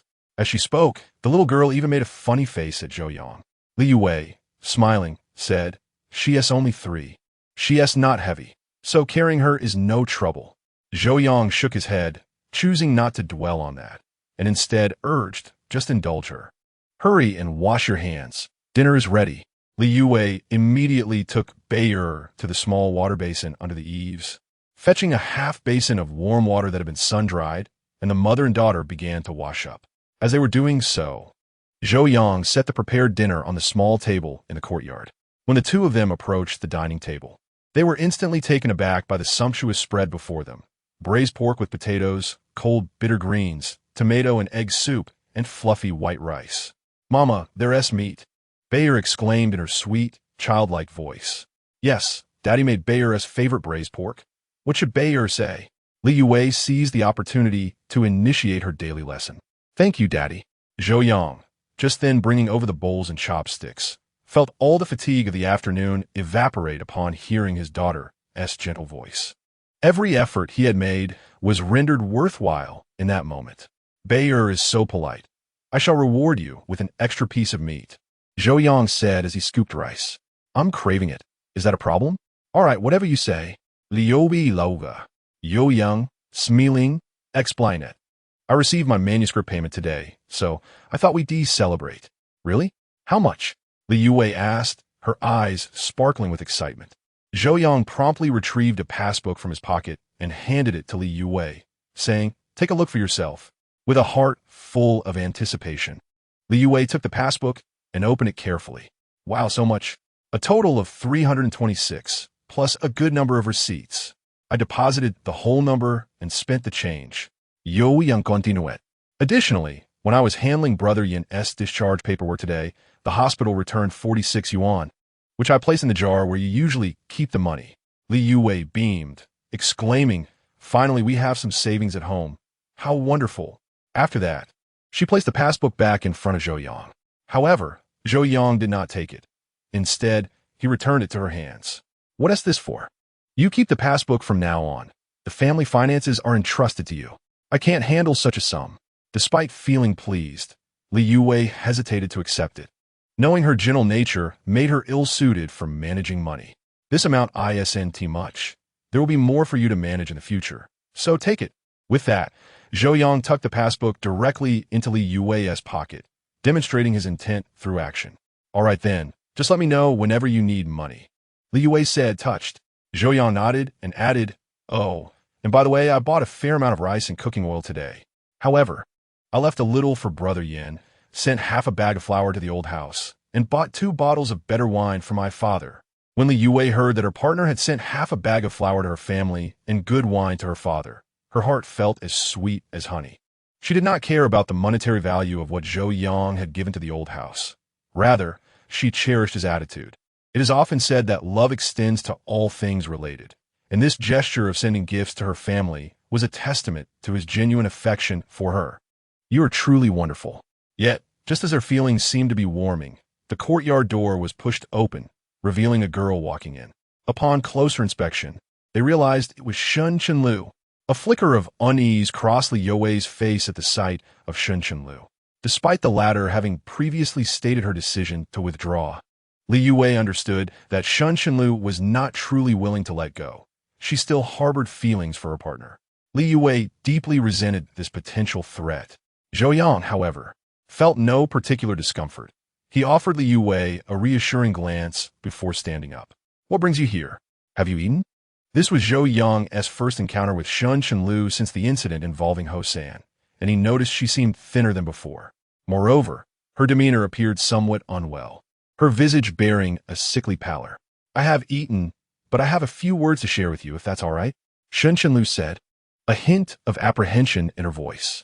Realizing her words might lead to misunderstandings, she quickly added, "Sister Weiwei, I'm not here to cause trouble. I actually came to bid farewell to Brother Yang." Li Youwei nodded and then told her daughter, "Mommy will take you for a bath. Let Daddy and Aunt Shin talk for a bit." After Li Youwei left with her daughter, Zhou Yang turned to Shun Chenlu and asked, "Are you preparing to leave?" "Yes. My father has arranged for my medical retirement, and the approval from the capital has come through," Shun Chenlu replied in a subdued tone. With a bittersweet smile, she continued, "I don't mind hard work. I just have no reason to stay anymore." Zhou Yang felt compelled to apologize. for it was indeed moving that such a beautiful young woman had traveled so far to find him, enduring 4 years in this remote place. Yet, as the words lingered on his lips, he found himself unable to articulate them. The harm caused by Shun Zhenghua to Zhou's family was profound, a devastation that could only be described as catastrophic. At present, their families were not merely estranged. They were at odds, with deep-seated animosity. In such circumstances, how could he accept Shen Qinlu? Brother Yang, I'm sorry. Shen Qinlu bit her lip and said. Initially, she had difficulty believing her father could commit such disgraceful acts. Yet his reactions upon receiving her letter left no doubt that he was implicated in the troubles faced by the Zhou family. Thus, she felt compelled to express her apologies on his behalf before departing. However, Zhou Yang merely replied coolly, I have said before, you are you, and Shun Zhenghua is Shun Zhenghua. I will not hold you accountable, but I cannot forgive him. Brother Yang, Shun Qinlu began, but he raised his hand to interrupt her, inquiring, when will you be leaving? The commune and county have already approved it. The paperwork should be finalized by Friday at the latest. But I plan to wait until Xiao Yu's wedding before I go. Shun Qinlu explained. Xiao Yu is getting married? To whom? Youwei Yang Astonished. To team leader Qin's second son, Chun Gang. Shen Gong? I hadn't heard they were dating. Upon hearing this news, Zhou Yang felt an inexplicable discomfort. Nevertheless, he did not dwell on it and told Shun Qinlu, let me know when you're leaving, and if I have time, I will see you off. All right, Brother Yang. Chapter 64. A mother's worth inside.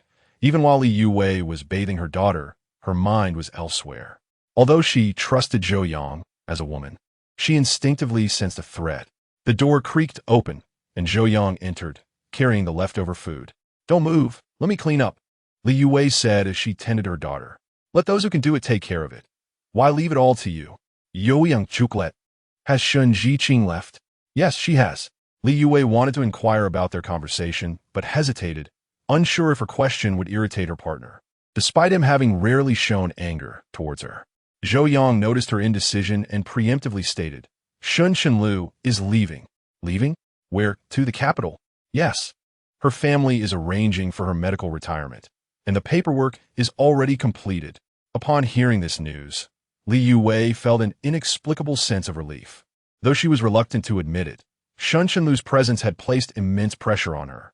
Setting aside Shun Qinlu's advantageous background, beauty, and extensive knowledge, the fact that she and Zhou Yang had grown up as childhood friends was enough for Li Youwei to recognize her significance. Now that she was finally departing, it would be disingenuous for Li Youwei to claim she was unhappy. With this thought, her worries vanished, and a subtle smile graced her lips. Xiaoxing Youyang du chukli softly. Are you happy? Youyang asked, figning seriousness. Li Youwei's heart raced, and she hurriedly replied, no, I just don't want you to be upset. Zhou Yang softened his expression, gently ruffling her hair as he said, I was just teasing you. Honestly, I am indeed quite happy that Shun Qinlu is leaving, and you should be happy too. Are you really happy? Yes. You should understand that marriage is not merely the union of two individuals. It involves the joining of two families, even two clans. Youwei Yang continued. While free love is encouraged nowadays, a marriage without the blessings of family is inevitably more challenging. Our family situations are particularly complex. My parents will never accept a woman from the Shun family as my wife, so there's no hope for us to be together. Do you think that I say pity? After all, Shun Jiqing is such a beautiful, gentle, and devoted girl. Even I, as a woman, find her admirable. Li Youwei remarca. Zhou Yang smiled and replied, perhaps, but I want to dwell on such thoughts. Why not? Because I have a woman far superior to Shun Qinlu. She is beautiful and gracious, kind-hearted and forgiving of all my flaws, willing to bear my children. With her, I'm already immensely content, Zhou Yang said with tenderness. Hearing such a heartfelt declaration made Li Youwei's heart race, and a rosy blush spread across her cheeks. Isn't that Mommy? Yes. Mommy is the best woman in the world, and the one Dad loves the most. However, before Li Youwei could fully appreciate the moment, the following scene left both young parents in a state of amusement. Their daughter, Bao'er, suddenly frowned, her eyes welling with tears, and pouted her lips as she exclaimed, Daddy is bad. Bao'er is Daddy's favorite person. Zhou Yang couldn't help but burst into laughter, truly a reflection of his little darling's heartwarming words. Meanwhile, Li Youwei looked at her daughter with exasperation, wondering if she had given birth to a little rival who was now making her mother jealous. Seeing Zhou Yang chukle, Li Youwei playfully scolded, "It's all your fault." Zhou Yang lifted their daughter from the basin, dried her off while soothingly saying, "Bao'er, be good. Mommy is Daddy's favorite woman. And you are Daddy's favorite girl."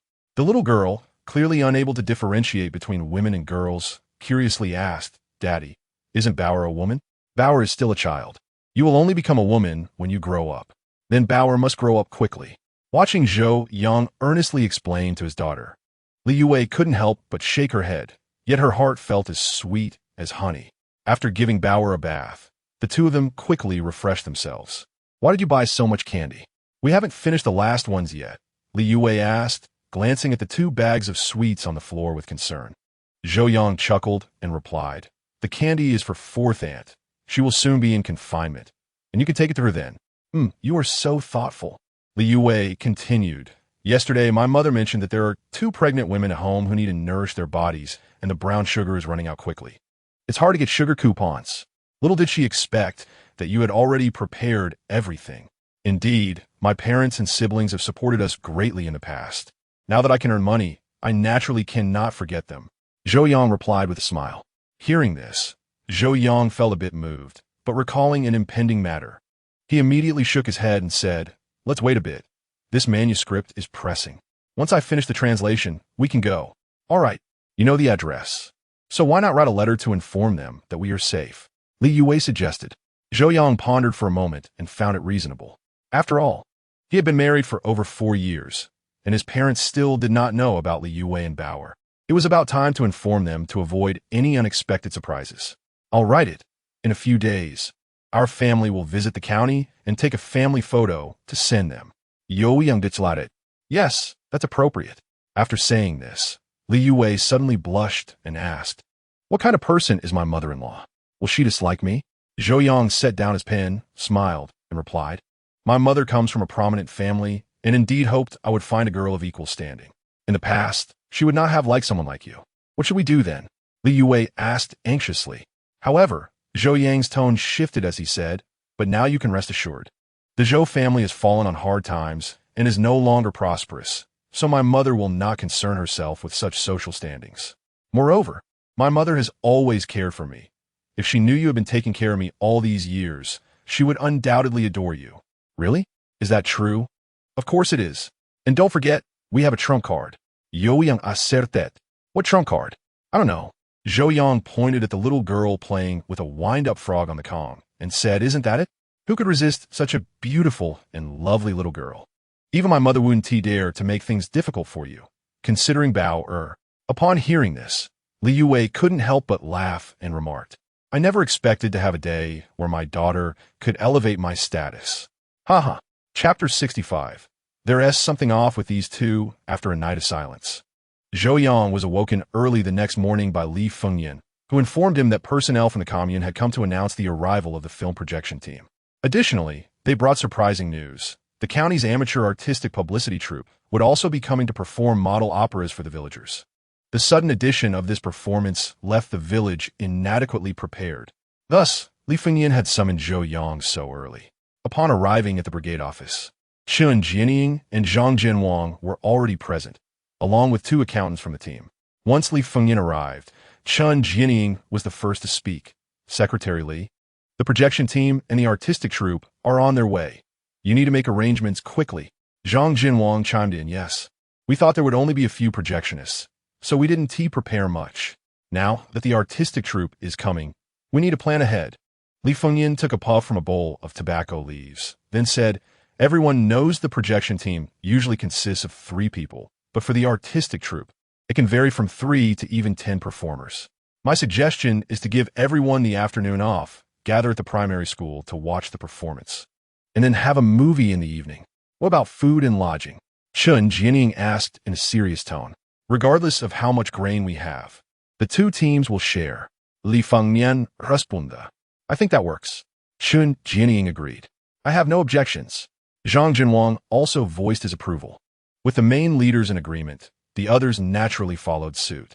Soon, the village's loudspeaker announced that everyone would work normally in the morning, then take the afternoon off to watch the performance and film in the evening. Upon hearing this, the entire village, young and old, erupted in joyous excitement. Throughout the morning, men and women in the fields discussed the news, their conversations filled with anticipation. Around 10 o'clock, the projection team and the artistic troupe arrived.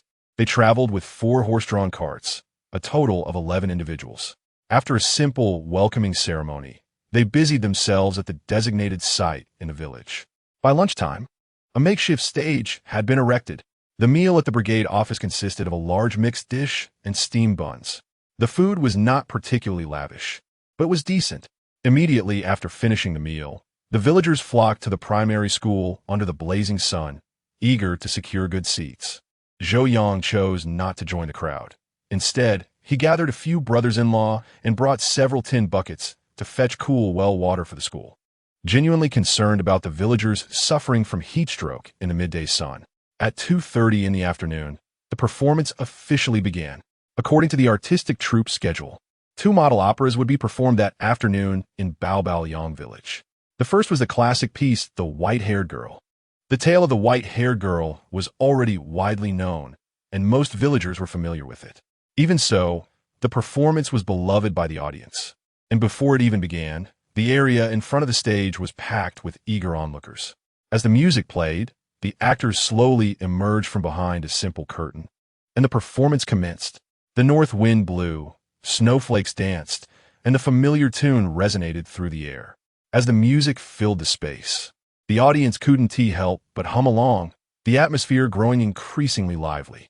When they witnessed Huang Shuren's brutality towards Sierra at the White Tiger Hall, many in the audience were already weeping uncontrollably.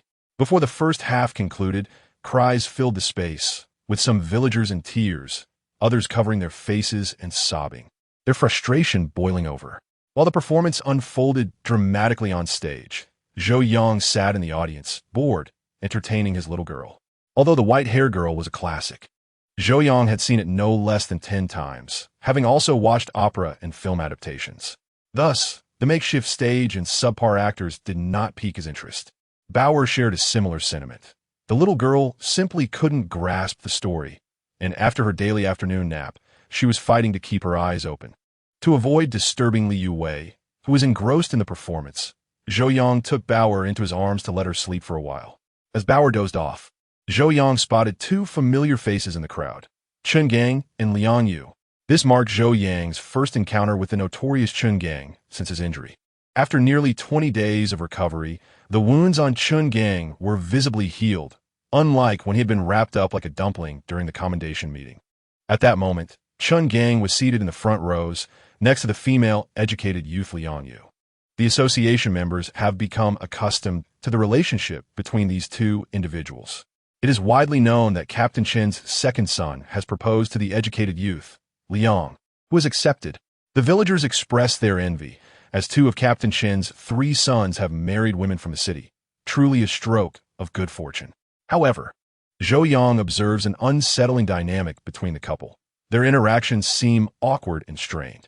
Typically, engaged couples bask in the sweetness of their affection, their eyes reflecting dreams of the future, unburdened by the mundane concerns of daily life.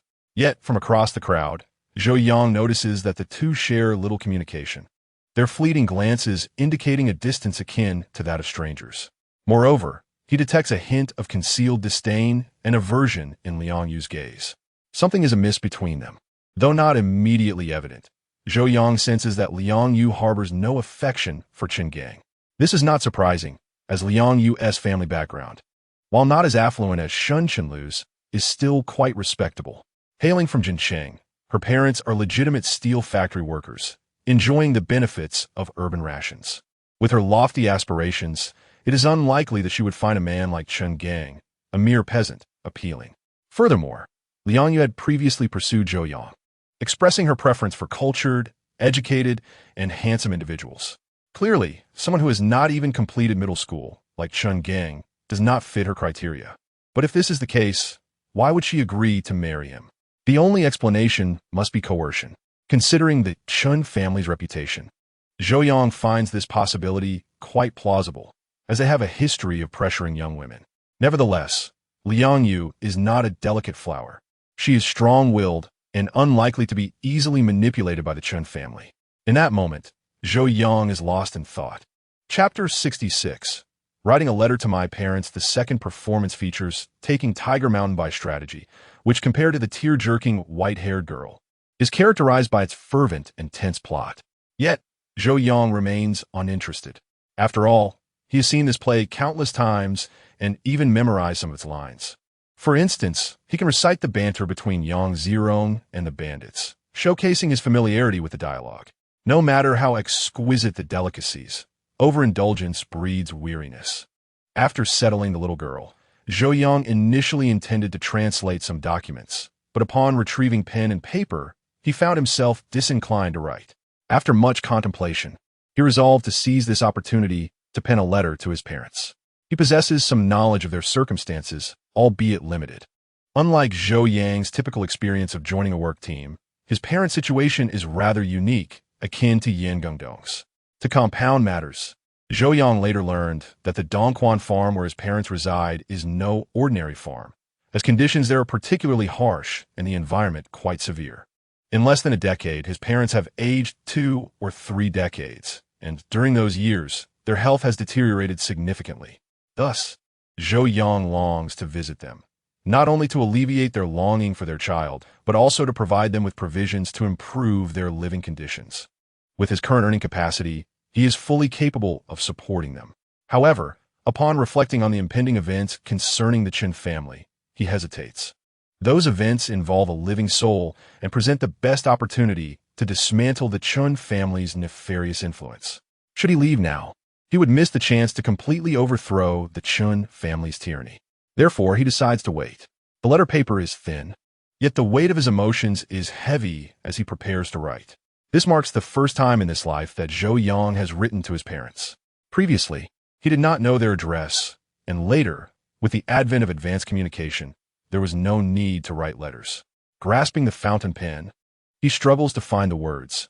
A myriad of sentiments yearns to be expressed, yet he is at a loss for how to begin. After a considerable pause, he calms his racing heart and writes, "Dear Mom and Dad, greetings. It has been 5 years since we last parted ways, and time has flown by." After spending half an hour, Zhou Yang finally completes the letter. He starts by inquiring about his parents' well-being, then shares his own situation, mentioning that he is doing well, has married, and has a clever and adorable daughter. Beyond that, he refrains from discussing anything further, such as policies or their future. It is not that he does not wish to share, but rather that he cannot. Zhou Yang is acutely aware that the circumstances surrounding his parents are sensitive, and all correspondence is subject to scrutiny. Any mention of such topics could lead to confiscation of the letter. Additionally, certain matters are better discussed face-to-face, as they could easily become incriminating if mentioned in writing. Little Bao slept soundly until 5:30 in the afternoon, and by the time she awoke, Zhou Yang had prepared dinner. Around 6 o'clock, the performance of the model drama concluded. Through the courtyard wall, Zhou Yang observed villagers departing in small groups, chatting animatedly about the show, their faces aglow with joy. Zhou Yang couldn't help but marvel at how easily the common folk of this era are satisfied. The happiness radiating from their smiles attests to the afternoon's splendid performance, particularly taking Tiger Mountain by strategy, which was truly exceptional. Yang Zirong is indeed a towering hero. Reflecting on how her husband sacrificed such a thrilling experience to care for their daughter, Li Youwei felt a twinge of guilt. "I should have been the one to look after Bao'er this afternoon," she said. Zhou Yang smiled and interrupted her. "Do not blame yourself. In truth, I am not particularly fond of these two plays, having seen them numerous times in the capital and grown weary of them." "Really?" she asked, intrigued. "Of course. I can recite the plot by heart," he replied, playfully mimicking lines from the play.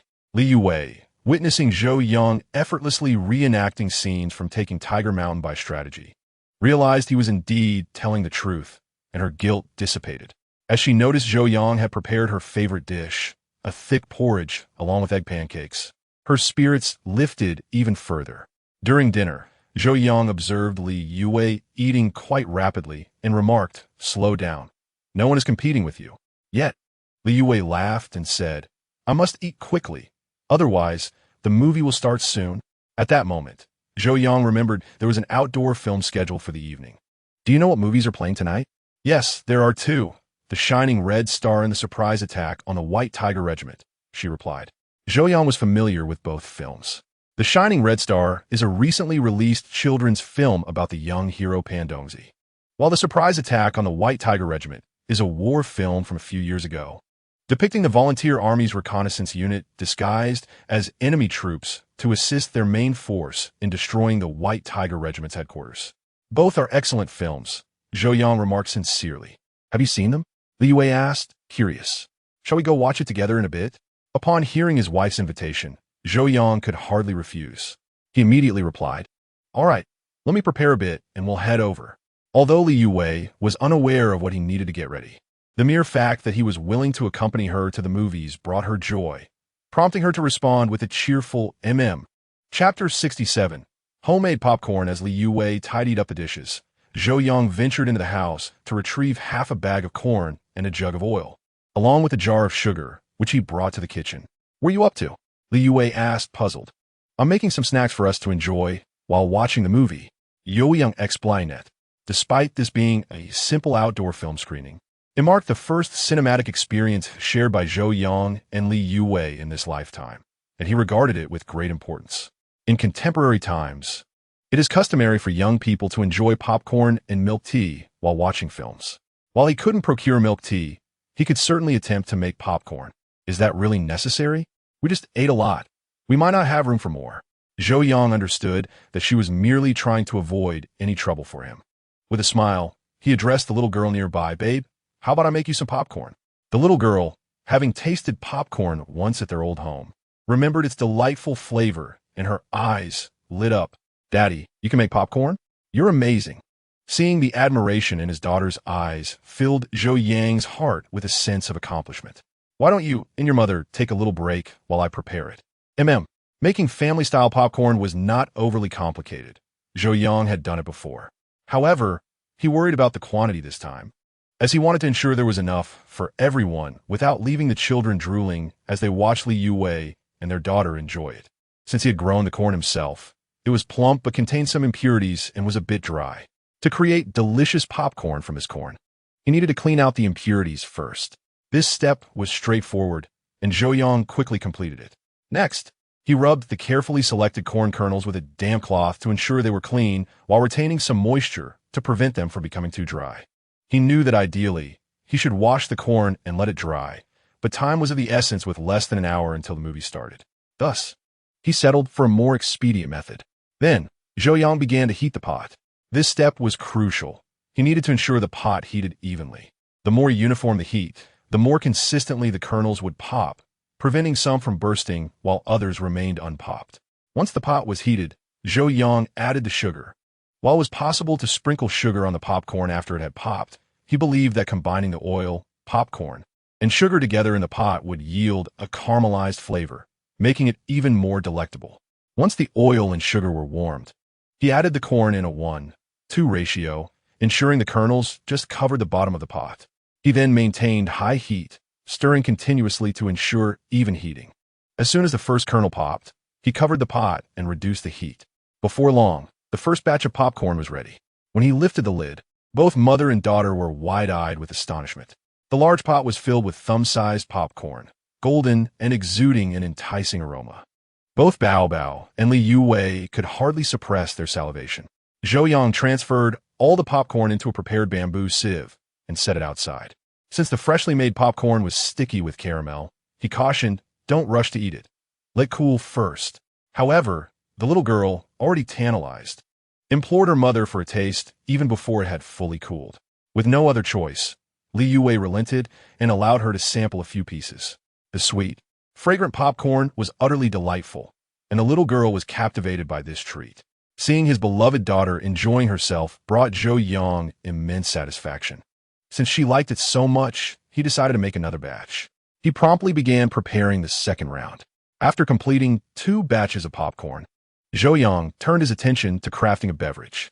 In his view, making drinks was not particularly complex. It merely involved the interplay of various chemical elements. Given sufficient ingredients, he could concoct any flavor of beverage, including cola and Sprite. Unfortunately, all he had on hand was water and sugar, so he opted for a simple fruit tea instead. Dissolving sugar in water, he sliced cucumbers and borrowed 2 diced peaches from the neighbors, mixing everything in a bowl to create a rudimentary fruit tea. Of course, enjoying a cold drink in the summer would lack spirit without ice. Knowing that his father-in-law had some saltpeter, Zhou Yang filled a bamboo sieve with freshly made popcorn, covered it with a steaming cloth, and made his way to the old house. Don't ask how Zhou Yang knew the Li family had saltpeter. It was common knowledge that the rough and tumble Li boys often took homemade black powder to the nearby reservoir to fish. Black powder isn't sold. It must be made, and without saltpeter, it can't be produced. When Zhou Yang arrived, the family had just finished dinner and were sitting under the eave chatting.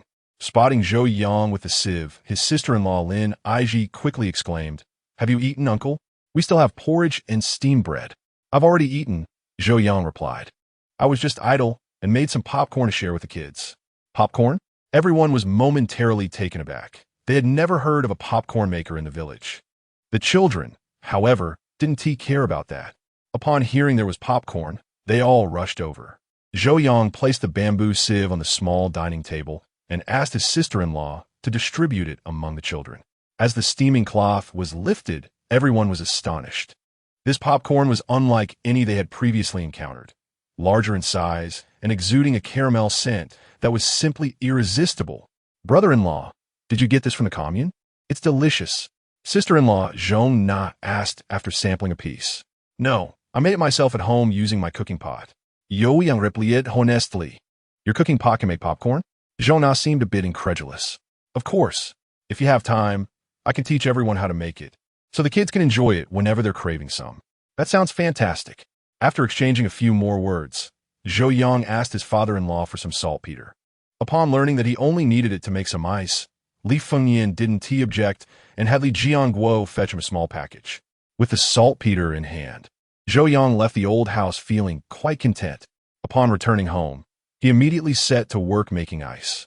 Just as the movie was about to start, his ice was ready. He placed the ice cubes into a military green thermos and poured in the fruit tea he had prepared, thus creating his homemade chilled drink. Next, he fashioned 3 paper cups from old newspapers, filled them with popcorn, and the 3 of them took small stools to head to the screening area. Chapter 68. Daring moves. Upon arriving at the movie screening area, it was already teeming with people. Zhou Yang casually scanned the crowd and recognized several familiar faces. To his right, a group of chattering young people were the village's educated youth, including Shun Chenlu, Liang Yu, and Shui Qianjin. To his left were some of the more boisterous women from Team 5, their voices even louder than those of the educated youth. In the inconspicuous area at the back, Zhou Yang noticed several individuals of unique standing residing in the animal shed, including that little brat Yan Wenhui. Moreover, he observed many unfamiliar faces, evidently not from the village. It must be said that the allure of open-air cinema during this era is truly remarkable. Upon seeing Zhou Yang and the others approach, Li Jiangguo immediately called out, "Xiaowei, over here." Li Youwei knew her brother must have saved a spot for her, so she promptly took Zhou Yang's hand and moved forward. As the family of 3 reached the front, they indeed found 2 vacant stools left by Li Jiangguo. After settling down, Zhou Yang recalled the little rascal Yan Wenhui and said to the little girl in his arms, "Bao'er, shall we bring some popcorn to that big brother over there?" "Sure. Mama says that good food should be shared with friends." Bao'er replied sweetly. Zhou Yang then informed Li Youwei and carried Bao'er towards the side. Upon reaching Yan Wenhui, Zhou Yang noticed he hadn't even brought a small stool. However, considering the circumstances in the animal shed, it was likely there were no tables or chairs to be found. "Uncle Zhou," Yan Wenhui greeted him upon seeing Zhou Yang. "Have you eaten?" This question stemmed from the fact that Zhou Yang had provided them with ample rice and flour, enough to last them for half a month if they were frugal. Additionally, their status necessitated a certain distance. Being too close could lead to gossip. "I have just some porridge." The little guy's reference to porridge clearly indicated that it was all he had. Zhou Yang couldn't help but feel a pang of sympathy. This child had to clean the animal shed daily and feed the livestock, and porridge alone was hardly sufficient. Yet, Most people lived similarly during such times, and he felt it inappropriate to voice his concerns. At that moment, Bao'er suddenly squirmed to be put down, and Zhou Yang gently placed her on the ground. She then extended the paper cup she was holding towards Yan Wenhui, and said in her tender voice, "Big brother, this is for you." Yan Wenhui appeared taken aback by Bao'er's gesture, momentarily stunned. The enticing popcorn, with its caramel aroma wafting towards him, made his throat involuntarily swallow. Nevertheless, the little boy shook his head and replied, "Thank you, little sister, but you should eat it." Zhou Yang regarded this considerate child with admiration, nodding in approval. It was no wonder he managed to rise to such a high position later on. His integrity was commendable. "Please, this is from Bao'er to you. If you don't eat it, she will be sad." Zhou Yang enjoyed. After a brief hesitation, Yan Wenhui took a few pieces from the cup and expressed his gratitude once more to Bao'er and Zhou Yang. However, Zhou Yang was taken aback when Bao'er directly handed the cup to Yan Wenhui and earnestly stated, "All for you." Seeing Yan Wenhui about to refuse, Zhou Yang interjected, "Take it, we have more." This time, the little boy accepted the cup without protest. Li Youwei, noticing that Zhou Yang had led Bao'er around and that her daughter's popcorn had vanished, could not help but complain. "Why did you give away Bao'er's popcorn?" Zhou Yang chuckled. "Your daughter wants to be a caring little friend. How could I stop her?" Li Youwei shot him a playful glare. "I know you too well. You're just using Bao'er as an excuse." The little girl, clearly understanding her parents' conversation, immediately retorted, "No, it's Bao'er who wants to share popcorn with Big Brother. What will you eat if you give your popcorn to Big Brother?" Li Youwei and Bao'er. The little girl seemed to contemplate this, her lips pouting and her eyes misting with tears. Seeing his precious daughter on the verge of tears, Zhou Yang quickly said, "To reward Bao'er for sharing her popcorn, Daddy will give her some of his popcorn, okay?" Hearing about more popcorn, the little girl's gloom lifted instantly, and she hugged Zhou Yang's neck, planting a big kiss on his cheek. After the kiss, she gleefully laughed at Li Youwei. Li Youwei was left speechless by the antics of her father and daughter. But fortunately, the movie was about to begin. The first film was The Shining Red Star, a children's film that had just been released last year, so most people had not seen it.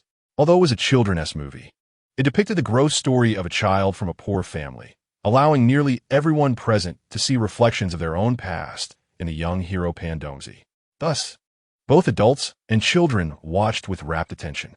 However, Zhou Yang was not among them. He had seen this film several times in his previous life and already knew the plot, so while others were glued to the screen, his gaze remained fixed on his wife. Although Li Youwei was engrossed in the story, she felt his intense gaze upon her and found it difficult to concentrate. "Why aren't you watching the movie and just staring at me?" Li Youwei asked, her face flushed. "Because you're beautiful." "What is beautiful?" "You." Zhou Yang's straightforward compliment left Li Youwei feeling electrified, yet she softly replied, "Stop joking and watch the movie." However, Zhou Yang ignored her, stealthily reaching out his right hand to grasp Li Youwei's left hand, gently tickling her palm. Startled by Zhou Yang's bold move, Li Youwei felt a rush of anxiety. Despite being married, engaging in such playful antics in public made her apprehensive. She attempted to pull her hand away, but Zhou Yang held on tightly, refusing to let go. "Let go," she whispered. "Not a chance. It's not illegal to hold my wife's hand." Zhou Yang replied nonchalantly. Observing Li Youwei's flustered yet restrained expression brought Zhou Yang a sense of amusement. This girl was still too innocent. In modern times, it would be commonplace for couples to engage in far more intimate displays of affection in cinemas. Fortunately, Zhou Yang respected the decorum of the times, merely holding his wife's hand without venturing into bolder gestures. Unbeknownst to Zhou Yang, their playful antics were being closely observed by someone seated a few rows back, who was seething with jealousy. Chapter 69. The resentful and helpless Chun Gang in the left rear section. Chun Gang glowered at Zhou Yang and Li Youwei in front of him.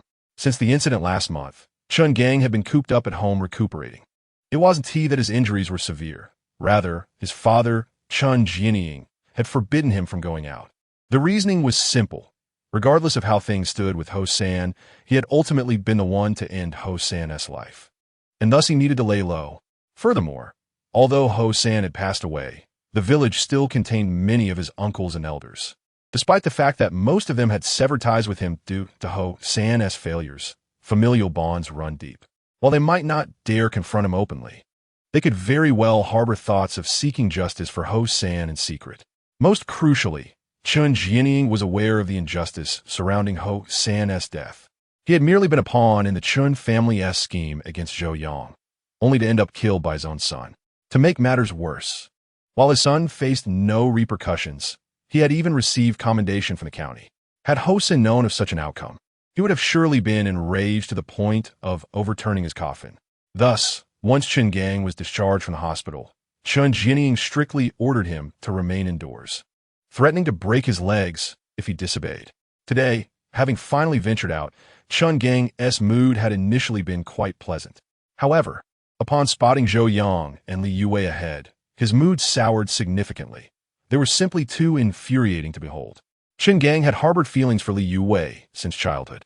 Upon reaching adulthood, he implored his father to propose to the Li family on his behalf. Unfortunately, the Li family held him in disdain, and Li Youwei, in particular, regarded him with aversion. Ultimately, he could only watch helplessly as Li Youwei wed the outsider, Zhou Yang. With a simmering anger within him, he was further incensed when the couple displayed their affection openly before him, leading Chen Gang's mood to plummet to new depths. Noticing his elder brother's distress, Chen Tai furrowed his brow and inquired, "Elder brother, I just saw sister-in-law. Would you like to go see her?" Shen Gong, aware that his brother was referring to Liang Yu, felt his irritation intensify. "No," he replied icily, his tone devoid of any joy that one might expect from an impending marriage. Truth be told, he harbored no fondness for that woman whatsoever. In his eyes, Liang Yu lacked the beauty of Li Youwei, the grace of Shen Lu, and was also cunning and malevolent. Marrying her was the last thing he desired. Chen Tai understood that his brother was still pining for Li Youwei, which explained his animosity towards Zhou Yang. Yet, the reality remained that Li Youwei simply did not return his affections, an unfortunate predicament indeed. "Brother, I believe father has a point. You ought to try to get along with sister-in-law, as she cannot possibly leave our family," Chen Tai suggested. In response to his brother's words, Chen Gang fell silent. Marrying Liang Yu was not his choice, but a command from their father. Chen Jianying intended to silence Liang Yu and eliminate any potential threats. Although the death of Ho San had been officially resolved, both Chen father and son were acutely aware of a significant loophole: Liang Yu. In a bid to successfully frame Zhou Yang for the abduction of Shen Lu, Chen Gang had enlisted Liang Yu's aid. Aware that Liang Yu had once pursued Zhou Yang only to be callously rejected, he recognized that this incident had turned her into a laughingstock among the youth. Consequently, Liang Yu harbored a deep resentment towards Zhou Yang, believing him to be the one who had spread the tale to humiliate her and drive her away. It is often said that the enemy of my enemy is my friend, and Chen Gang was convinced that with Liang Yu as their insider, their plans would surely succeed. Upon learning of his intentions, Liang Yu readily agreed to cooperate, and they quickly reached an accord. On the day of the incident, she first informed Chen Gang of Zhou Yang and Shen Lu's whereabouts, and, quite intentionally, got Shen Lu intoxicated. With Zhou Yang's unwitting assistance, Shen Lu ultimately lost consciousness. Subsequently, Liang Yu used Shen Lu's inebriation as an excuse to escort her away from the gathering and handed her over to Ho San. However, they were oblivious to the fact that their abductors would encounter unforeseen complications, leading to the exposure of their plan and the identity of Ho San. When the entire village mobilized to search for Ho San, Liang Yu, in a state of panic, inflicted harm upon herself, feigning unconsciousness to extricate herself from the situation. What they did not anticipate was that Chen Gang, in a desperate attempt to protect their secret, would resort to murder. Ultimately, Ho San was killed, and the two accomplices he had summoned were brutally assaulted and apprehended. With Ho San deceased, he could not divulge the truth. But Liang Yu could, and she possessed a general understanding of the entire affair. Realizing that Ho San had been sent by Chen Gang, it was not difficult for her to deduce that his death was a result of Chen Gang's ruthless measures. After Ho San's demise, Liang Yu began to avoid the Chen family. Chen Jianying recognized that Liang Yu had unraveled the truth, and if she were to disclose it, not only would his second son face dire consequences, but he, as the production team leader, along with his eldest son employed at the grain depot and his third son teaching at the local primary school, would also suffer immensely. To mitigate this risk, Chen Jining personally approached Li Youwei, threatening her with a dire ultimatum: either marry Chen Gang and become their daughter-in-law, or face ruin together. Left with no choice, Li Youwei acquiesced to Chen Jining's demands and agreed to marry Chen Gang. Thus, the Chen family formally presented a bridal betrothal to Li Youwei, and preparations for the wedding began. After a prolonged silence, Chen Gang sighed, "I understand. I will go find her shortly." In truth, he felt that his father's actions were somewhat excessive. After all, Li Youwei had been complicit in the affair, rendering her an accomplice. Surely she would not casually divulge the details to anyone. However, within the household, his father's word was absolute. If he commanded that Chen Gang marry Li Youwei, he had no choice but to comply. "Brother, I actually think sister-in-law is quite decent. She's fair-skinned, comes from a good family, and is still in high school. What is there for you to be dissatisfied with?" Shen Tai attempted to console him. "If she is so wonderful, why don't you marry her?" Shen Gong retorted coldly, knowing well that his younger brother, despite appearing like a frail scholar, was cunning and often instigated their father's ideas. "I have no objections to marrying Liang, but father disapproves." Shen Tai shrugged indifferently. "Why does he disapprove?" "Because he wants me to pursue Director Jian's daughter." Shen Tai replied, "The daughter of Director Jian? The one who resembles a stout gas canister?" Chen Gang exclaimed in astonishment. He had met Jian Wenming's daughter, who was not only unattractive but also weighed around 200 pounds, a height of 5 feet. "Shall we swap?" Chen Gang suggested, his expression shifting. "Let us not. That hefty girl is even less appealing than Liang Yu." Shen Gong concluded. "While Liang Yu may be somewhat cunning and not particularly gentle or kind, she was at least tolerable. However, Jian's daughter was truly an eyesore, unfit for even the dimmest of lights." Chapter 70. Let us have another child. As the first film concluded, nearly 10 o'clock had passed. After 2 continuous hours of viewing, Bao'er was drowsy, yawning repeatedly in Zhou Yang's embrace. Reluctantly, Zhou Yang had to endure her fatigue. When the second feature, the assault on the White Tiger Regiment, began, the little girl finally succumbed to sleep in Zhou Yang's arms. Li Youwei, witnessing this, whispered, "You take a break. I'll hold her." "Very well. You should rest early as well. You needn't wait for me." Zhou Yang replied. "Understood." After checking on Li Youwei, Zhou Yang exchanged a few words with his brother, Li Jiangguo, before carrying Bao'er home. However, not far from the primary school, a shadowy figure came rushing toward him. As the figure approached, Zhou Yang recognized Liang Yu from the youth point. She seemed to be in distress, running while wiping her tears. As she passed by Zhou Yang, she did not greet him, merely casting a frightened glance before continuing toward the screening venue. What was this woman doing out at night, crying? Was she not set to marry Chen Gang, a man of dubious character? Who would dare to bully her? As Zhou Yang pondered this, he noticed another figure approaching. With the faint light, he quickly recognized that it was Chen Gang. So, Liang Yu had been secretly meeting with Chen Gang. Yet, judging by her earlier demeanor, it appeared they were embroiled in a conflict. However, it was not unusual for young lovers to have spats. They would likely reconcile soon.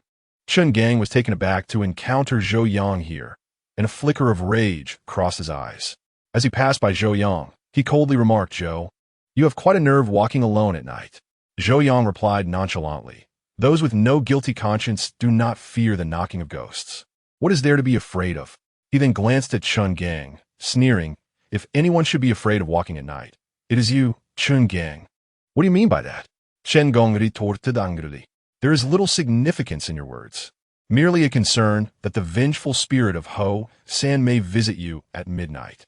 Upon hearing this, Chen Gang's expression shifted drastically, and he retorted angrily, "What nonsense are you spouting? Ho San deserved his fate. There is nothing wrong with my self-defense." "Is it truly self-defense, or merely a matter of silencing him?" "You must know in your heart," Zhou Yang replied coldly. "I know not what you speak of," Chen Gang exclaimed, avoiding Zhou Yang's gaze and hastily running off. Observing the panic-stricken demeanor of this man, Zhou Yang became increasingly convinced of his suspicions. It was quite possible that Chen Gang had indeed murdered Ho San to keep him silent. Regrettably, he lamented not having recognized the issue sooner and ensuring that this scoundrel faced justice. Nevertheless, it mattered little, as soon the Qin family would be embroiled in chaos. And at that time, they would be thoroughly dealt with. Upon returning home, Zhou Yang placed Bao'er upon the bed, covering her with a small blanket. After enjoying a cup of homemade iced fruit tea, he began to translate an English textbook under the dim light. Time slipped away before he heard voices outside the courtyard. Zhou Yang stepped outside to investigate and found Li Youwei carrying 2 stools, preparing to enter, while a tall figure was strolling away. He discerned it was his brother-in-law, Li Jianguo. Upon seeing Zhou Yang, Li Youwei expressed a hint of concern. "Why are you still awake at this hour? Did I not tell you not to wait for me?" With a smile, Zhou Yang replied, "I cannot sleep, so I wrote a few things." Understanding that his things referred to his translation work, Li Youwei cautioned, "It is best not to write at night. It strains the eyes. Come inside." Once inside, Li Youwei arranged the bedding, while Zhou Yang brought forth a basin for foot washing, saying, "It is too late for a shower. Let's just wash your feet." Feeling the affection emanating from her partner, Li Youwei was deeply touched. In these times, it is rare for a man to attend to his wife's needs with such thoughtfulness, providing foot baths and snacks. "Allow me. You have spent the day caring for the child and cooking. You must be weary." After setting up the bedding, Li Youwei stepped down to wash her feet, only to find Zhou Yang already lying down.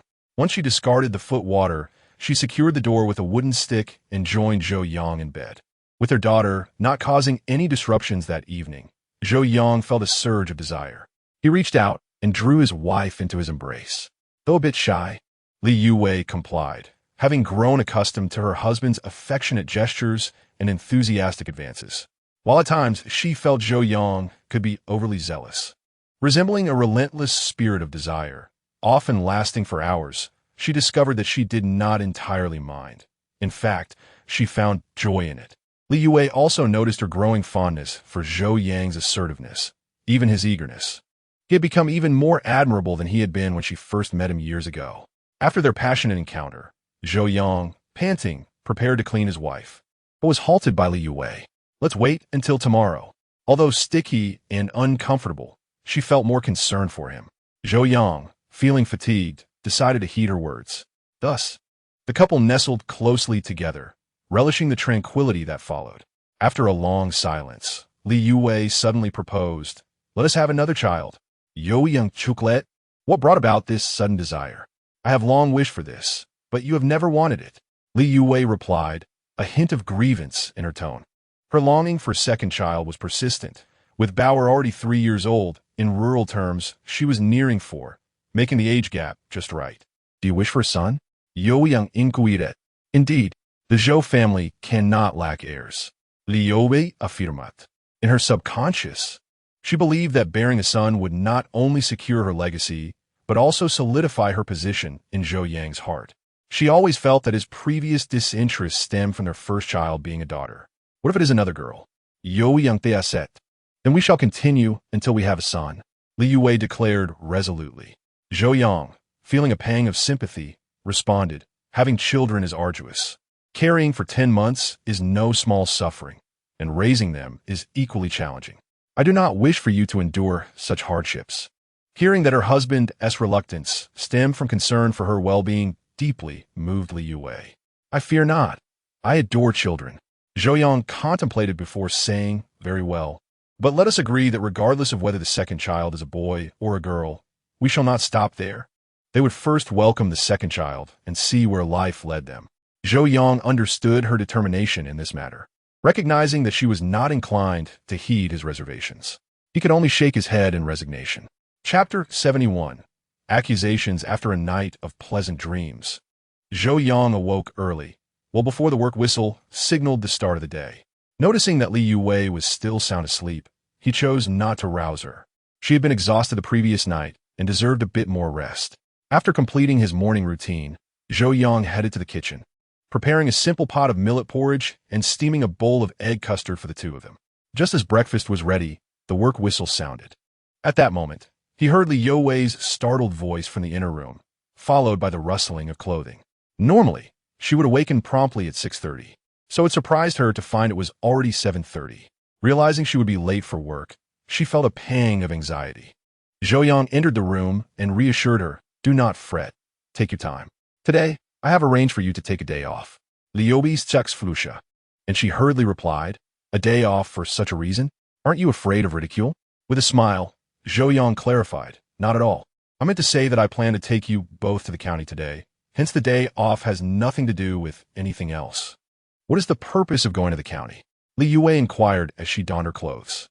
"I intend to take some photos to send to my parents." Zhou Yang explained it. Upon hearing this, Li Youwei paused her actions, exclaiming, "Then I must wear something nice. Regardless of what my wife wears, she looks splendid." Zhou Yang chucklet. "Very well, the food is in the pot. Remember to eat." He then took his work log and stepped outside. Upon arriving at the brigade headquarters, most of the members were already present, with Chen Jianying and Zhang Jianwang conducting a motivational session. Upon seeing Zhou Yang approach, they proceeded to delegate the day's tasks based on the production schedule. After documenting the assignments for the members, Zhou Yang turned to Chen Jianying and stated, "Captain Chen, my wife and I plan to visit the county today. I would like to request a day off." Despite Zhou Yang's aversion to Chen Jianying and his desire to avoid further conversation, as they now fell under the jurisdiction of the 4th production team, he had no choice but to address his request to him. Chen Jianying took a few puffs from his pipe, squinting his eyes as he remarked, as the captain, "I must question your frequent trips to the county. What does it signify? Such idleness cannot be condoned." Chen Jianying harbored no fondness for Zhou Yang, viewing him as an outsider who had usurped the affections of his son and perceived him as inept, frequently opposing the Chen family. Now that he had the opportunity, he sought to admonish Zhou Yang, ensuring that he understood who held authority in Bao Liang's domain. However, Zhou Yang was not one to suffer in silence. Irritated by Chen Jianying's condescending tone, he felt a sense of annoyance brewing within him. If this label of negative indolence were to be cast aside, it would indeed create a troublesome situation. Should it reach the commune's ears, reprimands would surely follow. Furrowing his brow, he addressed Chen Jianying, saying, "How has our business in the county turned into accusations of lethargy? Captain Chen, we dare not accept such a label. We have taken a few days off, but surely it does not reach the extent of indolence." Noticing Zhou Yang's blatant disregard for his authority, Chen Jianying coldly retorted, "Ah, you certainly have a way with words. However, I shall not grant you this leave today."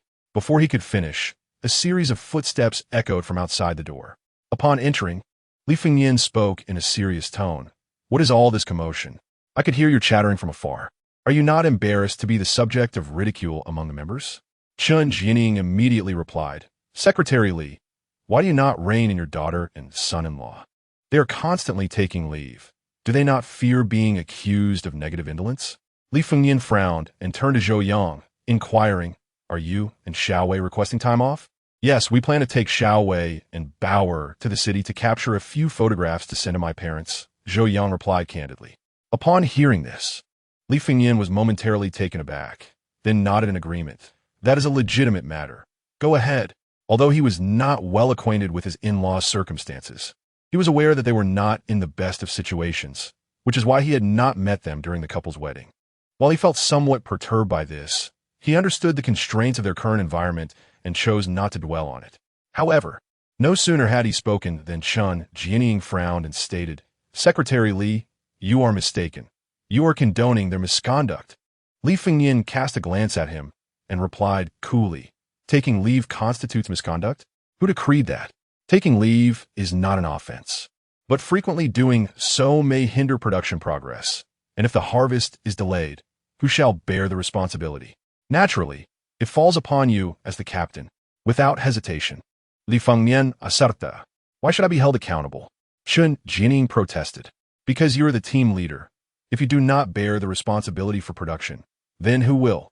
Li Fengnian continued, "There are no regulations prohibiting members from taking leave. If someone takes leave, simply deduct their work points. Why complicate matters unnecessarily?" At this, Zhou Yang interjected, "Just approve our leave and spare us the lecture. If we do not receive grain in autumn, it is we who suffer, not you. You are worrying over nothing." Chen Jianying, overwhelmed by the duo's relentless rebuttals, nearly choked in anger. He slammed his tobacco pipe onto the table and exclaimed, "You Li Fengnian are nepotistic. Not only have you appointed your son-in-law as the scorekeeper, but you also indulge his indolence. I will report you to the commune." Chen Jianying did not anticipate Li Fengnian's reaction, and in a fit of rage, he stormed out of the team office, uncertain if he truly intended to file a complaint. Chapter 72. Li Youwei's silent sacrifice. Upon hearing Chen Jianying's departing footsteps, Zhou Yang expressed his concern. "Father, do you think Chen will genuinely report us to the commune? Let him go. He can report whoever he pleases. I fear no one." Li Fengnian replied defiantly. "Father, perhaps I should resign as scorekeeper to avoid further gossip," Zhou Yang said, frowning. Li Fengnian took a couple of deep puffs from his pipe and remarked, "Do you know how you came to be the scorekeeper? Wasn't it you who arranged it?" Zhou Yang replied immediately. "Yes, but not entirely." Li Fengnian's words puzzled Zhou Yang. "What do you mean, father?" Zhou Yang asked, bewildered. "Actually, your position as scorekeeper was exchanged by Xiao Wei for her job," Li Fengnian revealed astonishingly. "Exchanged?" Zhou Yang exclaimed. "Father, you were awarded first-class merit?" Zhou Yang was well aware of the rarity of such commendations, as first-class merit was often reserved for those who had faced death in service, more commonly bestowed upon martyrs than the living. Li Fengnian sighed and said, "This first-class merit was earned through the sacrifices of my comrades. It is hardly worth mentioning." And Xiao Wei. Li Fengnian understood Zhou Yang's curiosity and continued. Shortly after graduating high school, Xiao Wei received a notice from the county instructing her to teach at a local middle school, a formal position with a monthly salary of 18 yuan. At this point, Li Fengnian displayed a hint of frustration. "Father, that shows Xiao Wei's foresight." Zhou Yang chucked. "Foresight? Have you forgotten how you mistreated my daughter before? If it weren't for Xiao Wei's constant intervention, I would have long since strung you up." Acknowledging his past misdeeds, Zhou Yang refrained from arguing. He silently rejoiced that his father-in-law was unaware of his previous life's events. Otherwise, he would not merely face reprimands, but might have been met with a far worse fate. "Father, calm down. Are we not getting along well now?" Yet, the teaching position was a formal role already registered with the personnel department in the county, and they would not approve a replacement. In the end, I had to intervene personally to exchange Xiao Wei's teaching position for your scorekeeping role. Thus, your position as scorekeeper is legitimate. And even if Chen Jianying reports us to the county, we have every right to defend ourselves. Zhou Yang was truly astonished, having been oblivious to these details in his past life. At that moment, he was profoundly moved. While he had always known that Li Youwei loved him dearly, he had never realized the extent of her sacrifice, one she had never mentioned to him. He understood the immense value of a formal position, especially as a teacher at a local middle school, a reliable job indeed. Yet, to make his life easier, she had traded such a valuable opportunity for a mere scorekeeping position.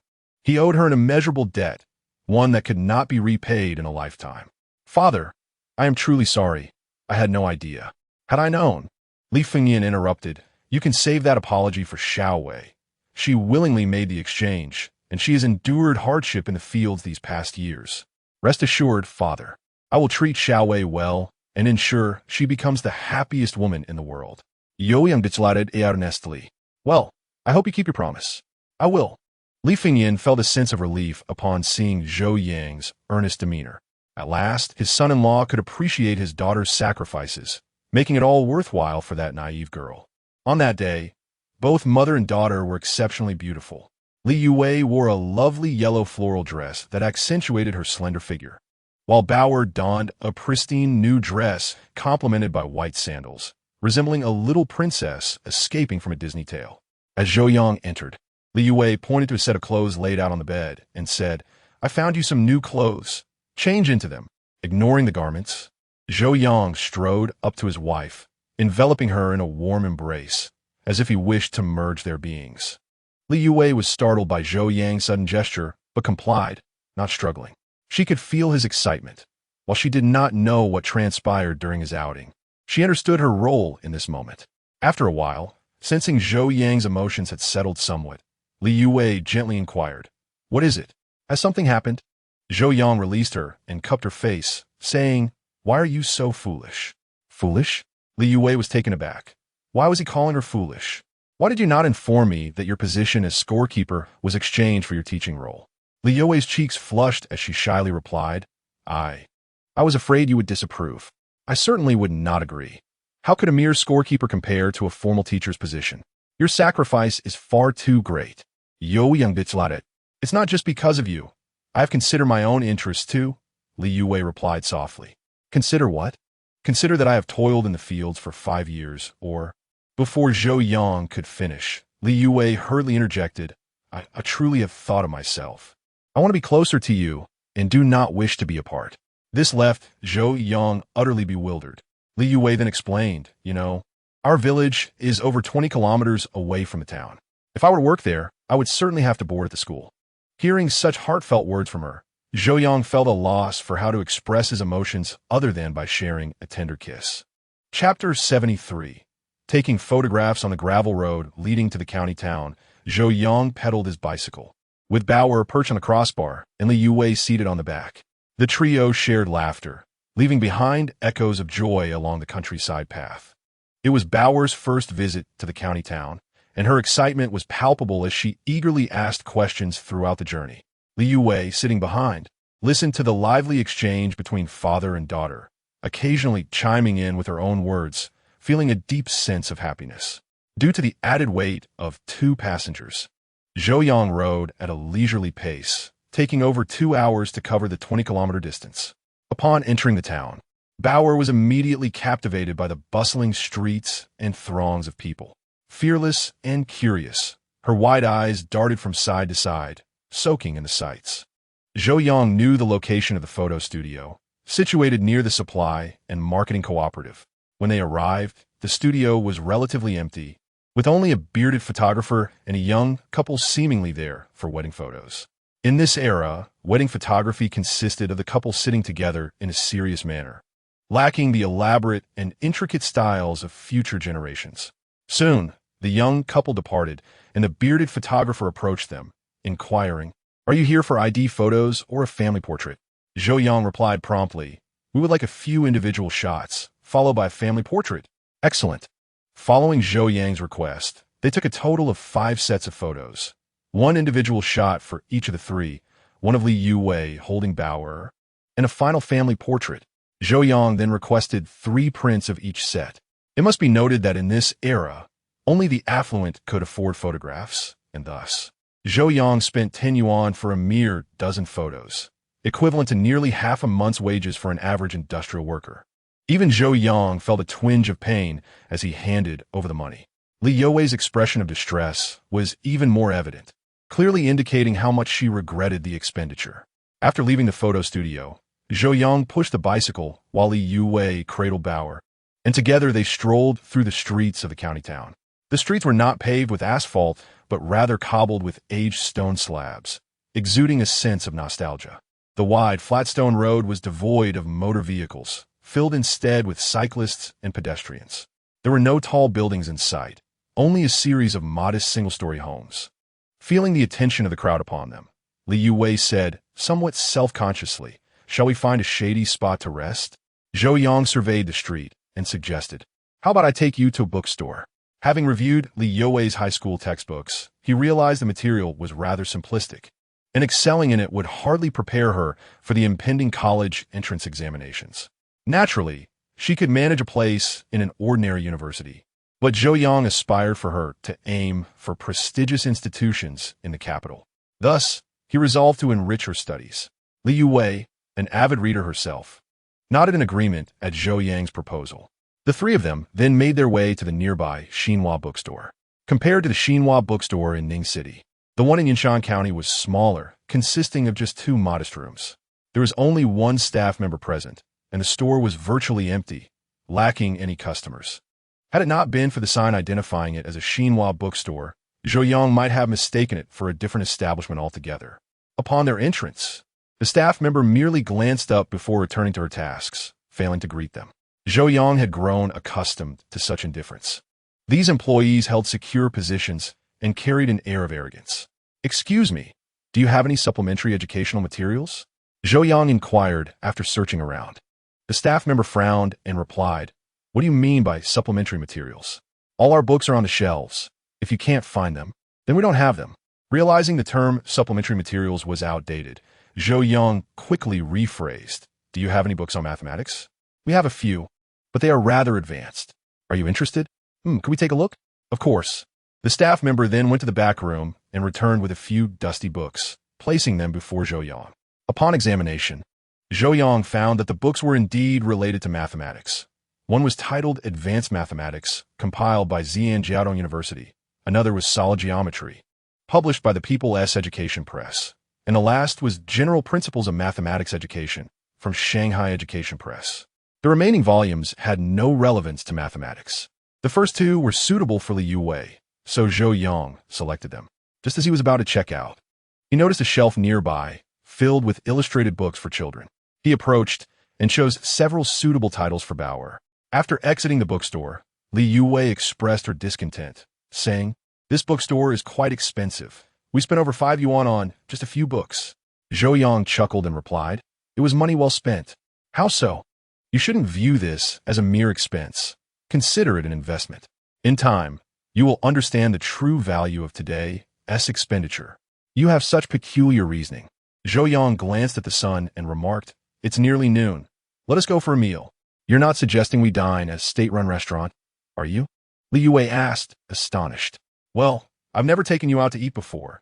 Today, let us indulge," Zhou Yang said with a smile. "Perhaps we should skip it. I've heard it's quite expensive there. If you're hungry, we could buy some pastries or snacks at the Supply and Marketing Cooperative," Li Youwei suggested.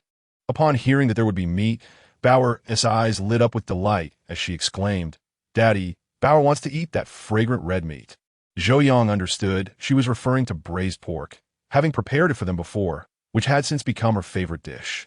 All right, Daddy will take you there." Without regard for Li Youwei's opinion, he set off with them toward the state-run restaurant at the street corner. Chapter 74. Taking my wife out to dine at the state-run restaurant.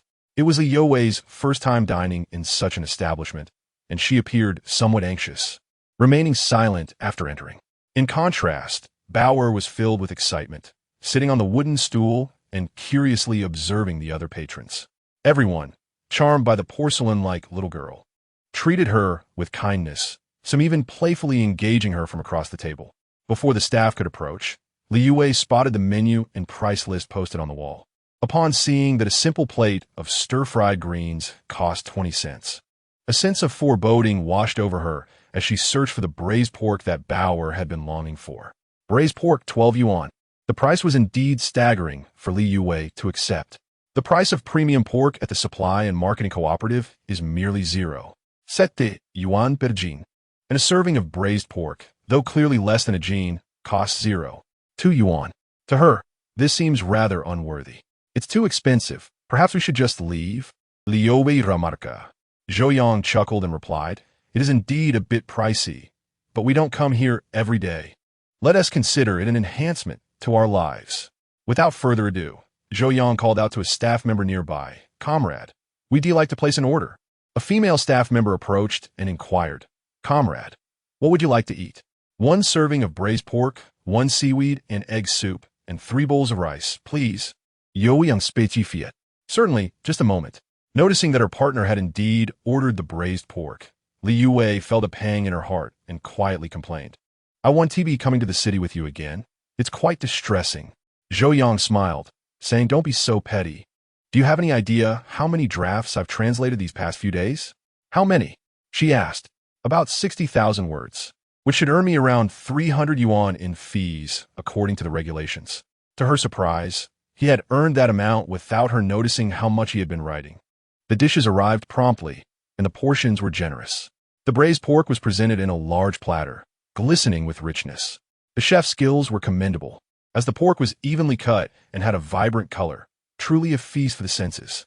The seaweed and egg soup was equally impressive, served in a sizable bowl, featuring not only seaweed and eggs, but also some rare local shrimp, making it quite appetizing. The rice was substantial as well, served in large bowls, where 1 bowl could easily match the quantity of 3 bowls in a typical restaurant. Knowing that Bao'er couldn't he possibly finish so much rice, Zhou Yang transferred a large portion from her bowl to his own and also served some to Li Youwei. Then, he ladled some of the braised pork sauce into the little girl's bowl, mixed it with chopsticks, and added a few pieces of meat before handing it to Bao'er. "Thank you, Daddy," she exclaimed. Zhou Yang smiled and replied, "You're welcome." Seeing her partner's attentive care for Bao'er filled Li Youwei with both gratitude and warmth. Such scenes were once merely figments of her dreams, only to awaken to his previously indifferent gaze. He had not only been aloof towards her, but also distant from Bao'er. However, since that day he was awakened by several brothers, he had completely transformed. He was not only kind to her, but also showered affection on Bao'er, treating her as if she were a precious gem, so much so that Li Youwei felt a twinge of jealousy. "What are you dawdling for? Why aren't you eating?" Zhou Yang inquired curiously as he noticed Li Youwei staring at him, motionless. Her face flushed crimson as she replied, "I'm just about to eat." Unbeknownst to them, a familiar figure passed by the window of the state-run restaurant, and upon seeing the people at their table and the dishes before them, he clenched his fists in anger. Zhou Yang had come to the county at his father's request to procure items for his grandfather's birthday celebration. The elder of the Chen family was turning 70 this year, which was quite a remarkable age in an era where life expectancy was generally low. Given the Chen family status as a prominent family in Bao'er, Chen Jinying planned to host a grand celebration for his father. Arriving by horse-drawn cart and having arrived later in the day, it was already noon by the time Zhou Yang reached the city. Though his stomach growled with hunger, he lacked the courage to dine at the state-run restaurant, so he intended to grab a bite while shopping for supplies at the cooperative. However, as he passed the restaurant, he couldn't resist glancing inside. To his dismay, he spotted Zhou Yang, the very person he least wanted to see. Upon closer inspection, he noticed that the woman seated across from Zhou Yang was Li Youwei. Today, she looked exceptionally beautiful, reminiscent of her stunning appearance from their school days, a memory that lingered in his mind. It was a pity, however, that such a lovely girl had married Zhou Yang, an outsider, which filled Zhou Yang with resentment. Seeing Zhou Yang dining out with his family was nothing short of astonishing. Who in the village was unaware of Zhou Yang's modest circumstances, struggling without parental support? It was shocking to see them in a state-run restaurant. Yet, upon noticing the large platter of fatty, glistening braised pork on their table, his astonishment morphed into intense jealousy. Why could this man, who relied on others, enjoy such a meal while he, the son of a production team leader, could only watch from outside? The jealousy darkened Zhou Yang's expression, and his gaze towards Zhou Yang turned venomous. In the restaurant, Zhou Yang sensed someone watching them and looked up, but by that time, Zhou Yang had already walked away, leaving Zhou Yang oblivious to the situation. Assuming he had misinterpreted a feeling, Zhou Yang shrugged it off and continued to enjoy his meal. After a satisfying meal and resting for over half an hour in the restaurant, Zhou Yang finally departed with his wife and daughter. At this point, the photographer had developed the photographs. Although they were in black and white, they were clear, especially of Bao'er, who wore a joyful smile. Zhou Yang was thoroughly pleased. Once he received the photos, Zhou Yang rode his bicycle with the two ladies straight to the post office. He placed the already written letter and the freshly developed photos into an envelope, addressed it, and affixed a stamp, marking the successful completion of today's tasks in the city. When Zhou Yang arrived at the cooperative, he found Zhou Yang still shopping for supplies. As hosting a birthday celebration required quite a few items, they both noticed each other but did not exchange greetings, resembling strangers. Zhou Yang didn't purchase much this time, merely 5 jean of meat and a bottle of ink before leaving. However, what Zhou Yang failed to notice was the peculiar expression that crossed Zhou Yang's face as he watched Zhou Yang's retreating figure, filled with confusion and malice. Chapter 75. Shun Chenlu's plea for help. By the time Zhou Yang returned to the village, it was already 4:30 in the afternoon. After settling Li Youwei and Bao'er, he rode his father-in-law's bicycle straight to the production team's office. When Zhou Yang arrived, numerous team members were already waiting for him. Upon his arrival, they immediately gathered around him. The tasks over the past few days had been relatively light, involving either herding livestock or gathering pig fodder, and Zhou Yang merely conducted a brief inspection before approving everything. By 5 o'clock, all the tasks assigned to the team members and youth were completed. Zhou Yang noticed Shun Chenlu approaching him, and instead of avoiding her, he decided to confront the situation. However, he did not invite her in. Instead, he stepped outside on his own accord. Given their previous relationship and various rumors, it was indeed inappropriate for them to be alone under one roof. If seen together, it could lead to unwarranted speculation. Zhou Yang was not concerned about gossip. Having lived two lives, no one could disturb his peace of mind except for his wife and daughter. However, he had to take Li Youwei's feelings into account. What brings you here? Zhou Yang asked, resting one hand on the bicycle handle.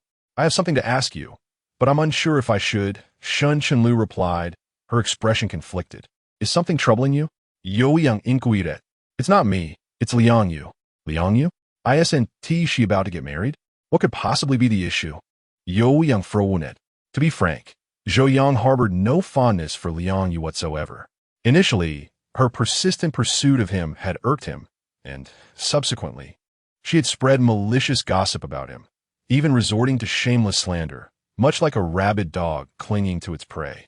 Moreover, Zhou Yang had come to realize that if his suspicions were correct, Shun Chenlu's kidnapping incident was likely connected to Li Youwei, who served as an informant for the youth center. Regarding the matter of the injury, it is merely a self-inflicted ruse for sympathy. Currently, with Hosan deceased and no witnesses, Zhou Yang finds himself in an impasse. Shun Chenlu, aware of the apparent discord between Zhou Yang and Li Youwei, dismissed the disdain in his tone and remarked, in recent days, Xiaoyu has been inexplicably weeping, often waking from sleep in tears. Furthermore what? Zhou Yang interjected, frowning. Moreover, she has been plagued by nightmares every night, frequently waking up screaming, causing distress to others and depriving them of proper rest. A cold smirk danced upon Zhou Yang's lips. It is fitting that she has nightmares. After all, with all the wicked deeds she has committed, how could she not be haunted by her conscience? What do you expect me to do? I'm not a doctor. Shun Chenlu, feeling somewhat awkward, replied. Xiaoyu's current state is quite dire, and with her family absent, I am at a loss for how to assist her. I believe you are the only one she might confide in. Zhou Yang cast her a glance and replied, You wish to help her, but she may not appreciate your goodwill. I do not require her gratitude. She is my sole friend in the Bao Liang Brigade, and I genuinely hope nothing unfortunate befalls her. You may view her as a true sister. Yet I feel compelled to caution Shun Chenlu that Li Youwei is no innocent flower, but rather a deceitful little white lotus. However, he recognized that Shun Chenlu, much like Li Youwei, belonged to that sheltered class of women blissfully unaware of society's treachery. To put it plainly, they are rather naive. Were he to voice his concerns, she might misconstrue it as an attempt to sow discord between them. Moreover, with Shun Chenlu soon departing, discussing such matters now would serve little purpose. Can you assist Xiaoyu? A hint of pleading flashed across Shun Chenlu's face as she spoke. Zhou Yang had initially intended to avoid this murky situation, but considering his suspicions, he acquiesced. All right, when the film screening begins, have Li Youwei step outside. I shall speak with her privately. Thank you. As she watched Zhou Yang's retreating figure, Shun Chenlu felt a bittersweet pang. He was leaving in haste. Perhaps not merely for Bao, but also because Li Youwei had prepared dinner, awaiting his return. Meanwhile, Li Youwei had finished cooking, ready for him to join her. Perhaps having indulged in meat at lunch, dinner was a lighter fare, millet porridge with potatoes and a small bowl of cold vegetables. A typical farmhouse meal, devoid of excessive grease. Yet, Zhou Yang did not object. In his eyes, such sustenance was quite to his liking. Nourishing. What truly challenged his palate was the coarse, steamed bun mixed with bran, which was rather difficult to swallow. During the meal, Li Youwei noticed Zhou Yang appeared somewhat burdened, prompting her to inquire, What troubles you? Did your visit to the brigade leave you disheartened? Zhou Yang was candid, replying, Shun Chenlu came to see me earlier. Upon hearing Shun Chenlu's name, Li Youwei paused momentarily before responding, Is she planning to leave? No, she sought me out regarding Li Youwei. Li Youwei, what has happened to her? Shun Chenlu mentioned her condition is not well and wishes for my assistance, Zhou Yang recounted. He understood that the foundation of a marriage lies in mutual trust. Some matters are better disclosed than concealed. Additionally, since Li Youwei often lacked trust, he wished to avoid actions that might lead to misunderstandings or hurt feelings. You are not a doctor. How can you assist her? The news of Li Youwei's ailment was no secret within the brigade. Li Youwei had gleaned snippets of information from other members. After some contemplation, Zhou Yang explained, I believe I have an inkling as to why Li Youwei is unwell. Thus, I suggested she invite Li Youwei out during the movie screening for a conversation. Can you truly help Liang Yu? I believe so. Very well, but do exercise caution. Speak discreetly, as she is soon to be married, and best avoid any gossip. Understood. The couple had just finished their meal and were deliberating whether to awaken Bao when the little girl opened her eyes on her own. Zhou Yang promptly joined her on the bed to dress her. He removed her lovely dress and replaced it with long pants and a long-sleeve top. While the dress was charming, it offered no warmth. Open-air films typically commence at 8 o'clock and last for over 4 hours, dispersing around midnight. Though it was summer, nighttime temperatures could still be chilly, necessitating warmth.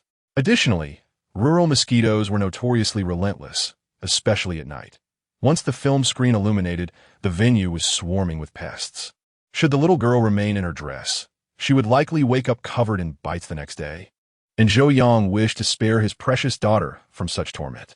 Observing Zhou Yang's thoughtful preparations, Li Youwei felt a sense of tranquility, content to watch him care for their daughter, her face adorned with a smile of happiness.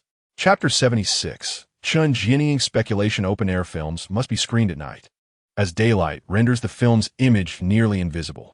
Noticing there was still time, Zhou Yang decided to work for a while. When Li Youwei saw him gather paper and pen, she understood he was about to embark on a venture to earn money. To avoid disturbing his concentration, she took their daughter and left the house. Today, they developed 3 sets of photographs, sending one to her in-laws, while Li Youwei planned to keep one for their home and deliver another to the old house. Upon arriving at the old residence, she found the entire Li family gathered for dinner. Upon seeing her and her granddaughter, Zhang Ying immediately inquired, "Have you eaten? If not, help yourself to a bowl and chopsticks." Li Youwei smiled and replied, "We have already eaten." She then produced the carefully wrapped photographs, stating, "Mother, these are the pictures we took in the city today. I had them developed for the family, so please keep them safe." Zhang Ying quickly wiped her hands on her apron and took the package. Carefully unwrapping it, she began to examine the photographs one by one. The sisters-in-law gathered curiously around, admiring the images of Zhou Yang's little family. "Oh, this individual photo of Bao is truly lovely, just like a porcelain doll. I think Xiao Wei's solo shot is also beautiful. She resembles a city girl, very stylish. I still prefer the family portrait. The couple looks so well-matched together." Listening to her mother and sisters-in-law showering compliments, Li Youwei felt a tinge of embarrassment, yet her heart brimmed with joy. While the women admired the photographs, the men of the Li family gathered to discuss matters of their own. Li Jiangguo, munching on cornbread, asked Father, "How much do you plan to contribute for old Chen's birthday?" Li Fengyan pondered for a moment and replied, "Logically, 1 yuan should suffice, but as the village secretary, I should offer a bit more. 2 yuan is not a small amount." Li Jiangwu remarca. The others chuckled heartily at this. Hearing the conversation between her father and brothers, Li Youwei, surprised, asked, "Father, is Grandpa Chun celebrating a birthday?" "Yes, he is turning 70. The Chun family will host a grand celebration." Li Fengyan confirmed. "Has the date been set? When will it be?" 3 days from now. Didn't I mention it to you?" "No, given Bao's father's connection with Captain Chun, they would not invite us." Li Youwei raplia nonchalantly. "It is for the best. The Chun family is a pack of wolves. It is better to avoid any dealings." Li Fengyan affirmat. Indeed. Just then, Zhou Na called out to Li Guoqiang, "Fourth brother, I need to stretch my legs. Could you assist me?" With less than half a month until her due date, Zhou Na's body was quite heavy, and her belly was particularly large. She required support to sit up or stand. Hearing his wife's request, Li Guoqiang immediately set down his bowl and utensils to help her up. Li Youwei gazed enviously at Zhou Na's prominent belly and couldn't help but exclaim, "Sister-in-law, I can tell this baby is going to be a hefty little one. Your belly is so high and pointed, it looks distinctly different. Ha ha ha. Xiao Wei, you and your brother-in-law should be getting on with it too. With Bao'er already this big, it's high time for a second child." Zhou Na responded with a laugh. "Yes, we will certainly make an effort." Li Yuji replied, "He, checks flushit."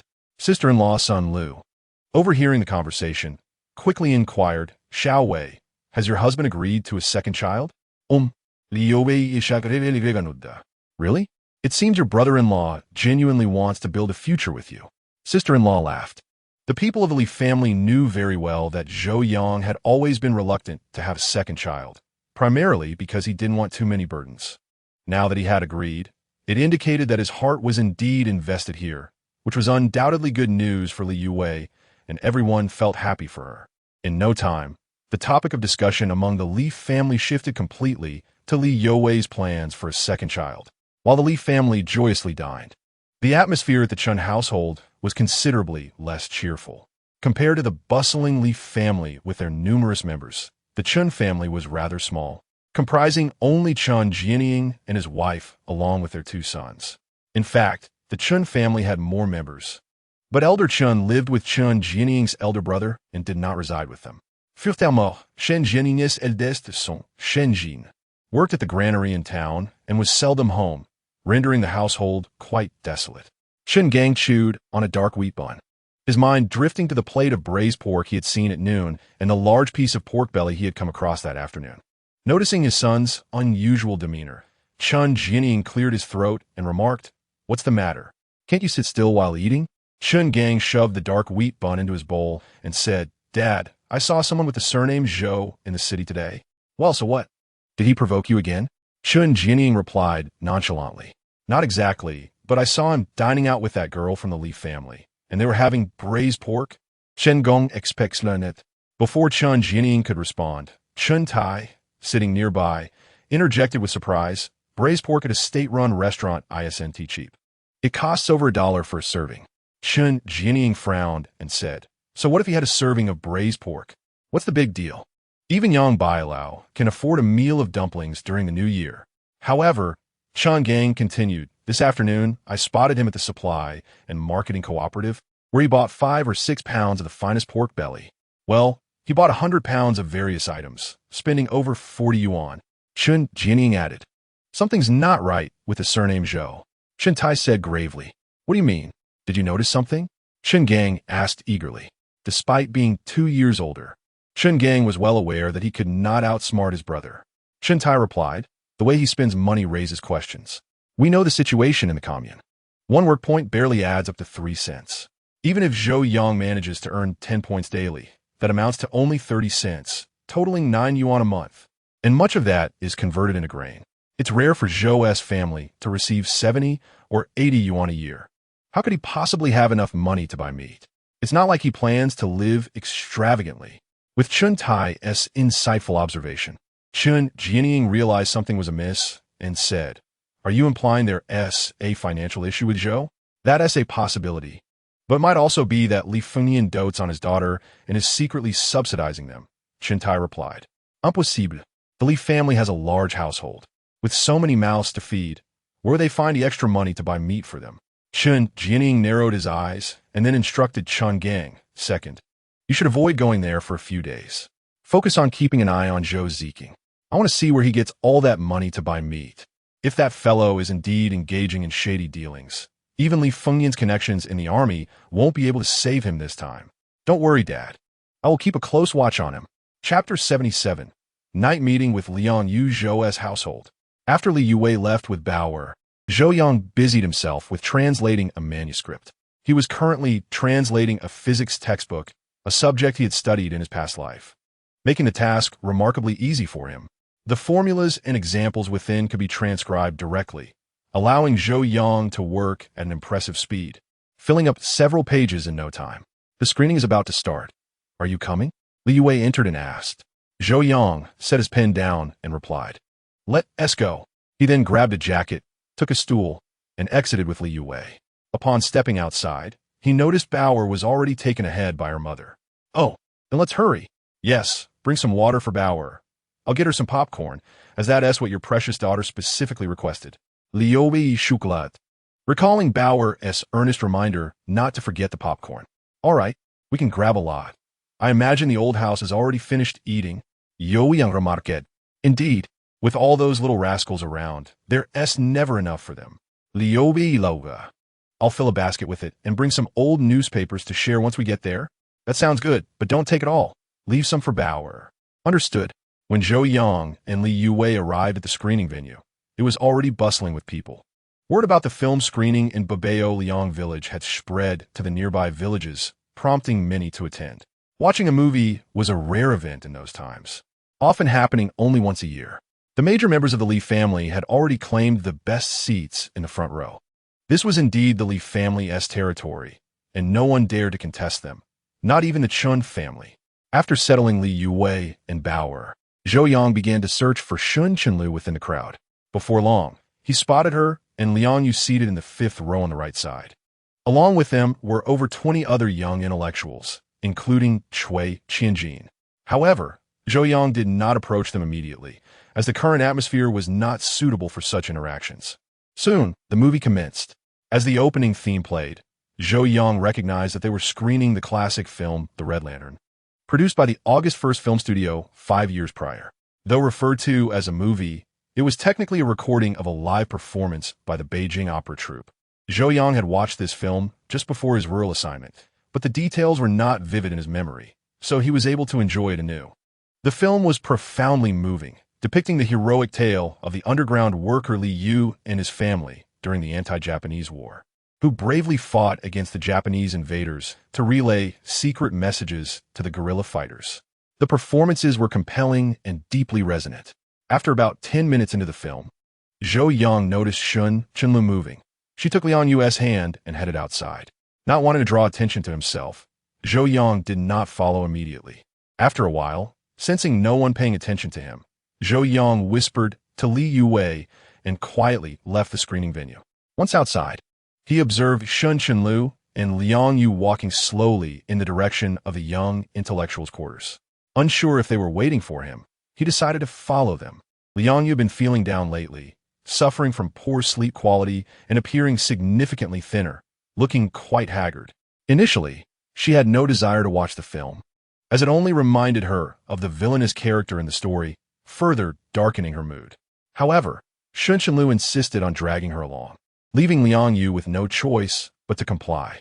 Yet, after the film commenced, noticing Liang Yu's distracted demeanor, Shun Qinlu suggested they take a stroll to clear her mind. Liang Yu, indeed uninterested in the film, acquiesced. After walking for a short while, they were suddenly startled by the sound of footsteps approaching from behind. What should have been an ordinary occurrence made Liang Yu inexplicably tense, her expression betraying a hint of fear. Shun Qinlu recognized it was Zhou Yang arriving and promptly grasped Liang Yu's hand, softly reassuring her, "Don't worry, it's someone we know." She then called into the darkness, "Is that you, Comrade Zhou Yang?" "It's me." Zhou Yang emerged from the shadows. Upon seeing him, Liang Yu, burdened by guilt, grew increasingly flustered, stammering, "What are you doing here?" Zhou Yang cast her a disdainful glance before responding, "I'm here to help you." "Help me with what?" "I'm perfectly fine. I don't need your assistance." Liang Yu hastily retorted, "Humph. Do you realize that if no one intervenes in less than half a year, you might very well lose your mind?" Zhou Yang started sternly. At the mention of losing one's mind, Liang Yu shivered. There was indeed a madwoman in the Bao Liang brigade, and while she did not know the reason behind the woman's madness, she was all too aware of the chaos that ensued when her family lost sight of her. The woman would run outside naked. She recalled a winter when the madwoman had once again dashed out without clothes, only to be found later, her body frozen stiff. The thought of one day becoming like that madwoman, lost and deranged, nearly drove Liang Yu to the brink of despair. Zhou Yang glanced at Shun Qinlu and then said, "Shen Jiqing, why don't you go for a walk over there? I need to speak with Liang Yu alone." Shun Qinlu hesitated, turning to Liang Yu, well aware of the tension between her and Zhou Yang, concerned that their private conversation might escalate into conflict. After a moment, she nodded and said, "All right, I'll wait over there." Once Shun Qinlu had distanced herself, Zhou Yang's expression turned even colder as he fixed his gaze on Liang Yu. "Shun Qinlu hasn't mentioned that she pleaded with me to help you, has she?" "What? You mean Lu actually sought your help?" Liang Yu was taken aback. "Humph. Do you think I would waste my time meddling in your affairs otherwise?" This afternoon, she personally visited the brigade office to find me, nearly begging on her knees for my assistance. Liang Yu stood there, her entire being shaken, as if struck by a revelation. Chapter 78.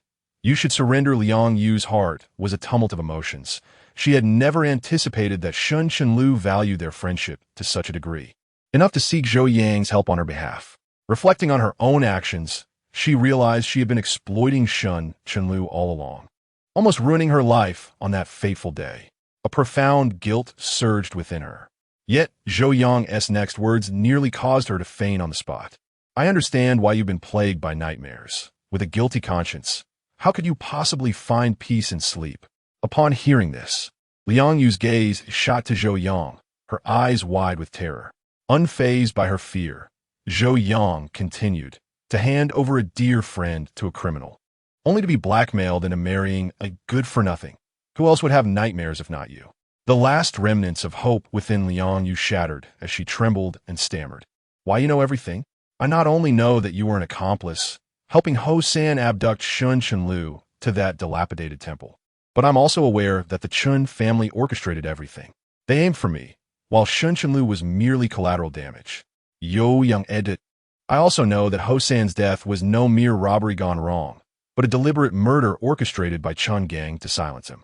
Your engagement to Chun Gang was not voluntary. It was coerced by the Chun family. Am I correct? Then why didn't you expose him the day Ho-san died? Li Yu questioned, her voice quivering. Zhou Yang paused, then replied candidly, I didn't see it at the time.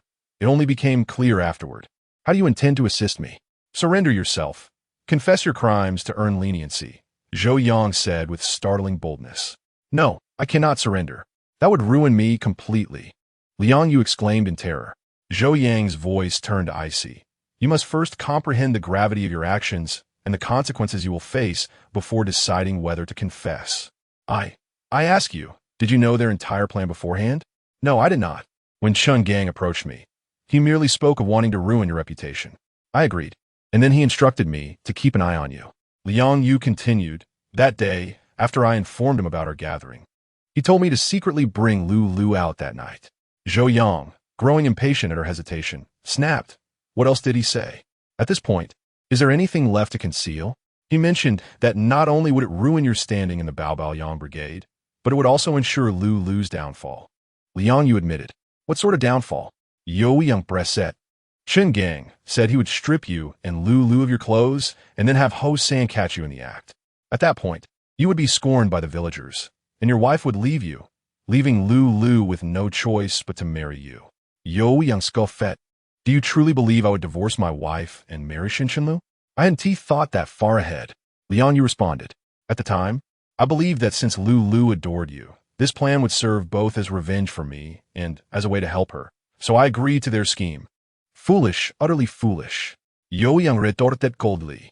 Do you know what I uncovered from interrogating those two scoundrels from Zhuojia village? They intended to abduct Chenlu to a secluded temple for their vile purposes and then frame me for it. Once I was captured, Ho-san would use the excuse of seeing Chenlu's defiled body to propose to you. In that case, you would not only ruin me, but also destroy Chenlu and yourself. I didn't think of all that. They deceived me. Li Yu cried. Enough with the tears. Zhou Yang continued. If your claims are truthful, your intent was not malicious, and you did not cause us significant harm. The situation is not as dire as it seems. With a show of good faith, you could potentially receive a lighter sentence or even be exempt from punishment. Really? Li Yu asked, her spirits lifting momentarily.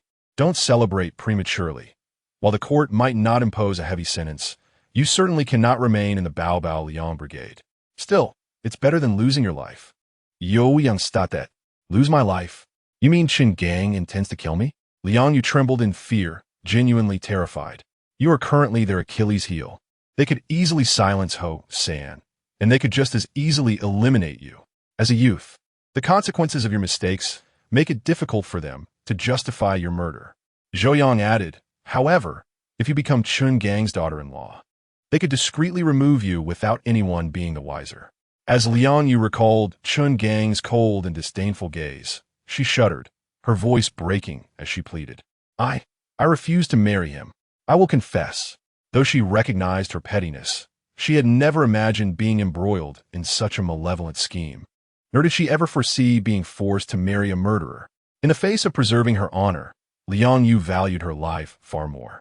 She certainly does not wish to vanish quietly one day, akin to Ho-san, who met his unjust demise.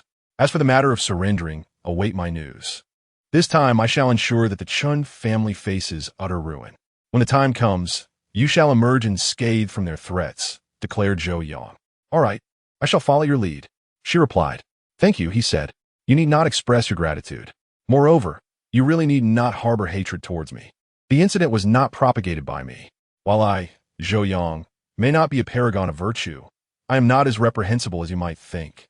Upon hearing Zhou Yang's words, tears streamed down Li Yuwei's face once more.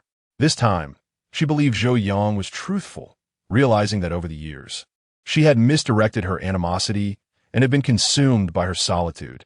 However, regretting it now was futile. Zhou Yang felt no sympathy for Li Yuwei. Their current predicament was entirely of her own making. As adults, they must possess the resolve and courage to bear the consequences of their decisions. Just like in his past life, where he forsook his wife and child, only to be haunted by a lifetime of remorse. In comparison, Li Yuwei was fortunate. At the very least, she had recognized her errors in time. Even if she were to face imprisonment, it would merely tarnish her record, not spell her complete downfall. Had she remained obstinate and married into the Chen family, she would have truly leaped into a fiery pit. This is not a mere conjecture on Zhou Yang's part, but rather informed by past experiences. There were simply some matters he could not disclose to Li Yuwei at this moment. Li Yuwei's timely realization and willingness to surrender was also a positive development for Zhou Yang. Consequently, he felt more assured about sending that group of ruffians from the Chen family to prison. Chapter 79. Zhou Yang's plan upon returning to the screening venue. The first film had concluded, and the projection team was preparing for the second showing. Meanwhile, the attendees gathered in small groups, animatedly discussing the plot they had just witnessed, often erupting into hearty laughter at the most delightful moments. The atmosphere in the screening area was vibrant, with everyone in high spirits. However, being a perceptive woman, she refrained from asking questions. She trusted her man, believing that he would not conceal anything he wished to share. If he chose silence, it implied that the matter was not one she needed to know. Thus she remained calm and composed. Perhaps it was this gentle, selfless nature that made Zhou Yang in his past life reflect on his erroneous choice for a lifetime. At midnight, the outdoor movie finally concluded. Seeing Zhou Yang arrive so late, Li Fengyan and his wife were somewhat astonished.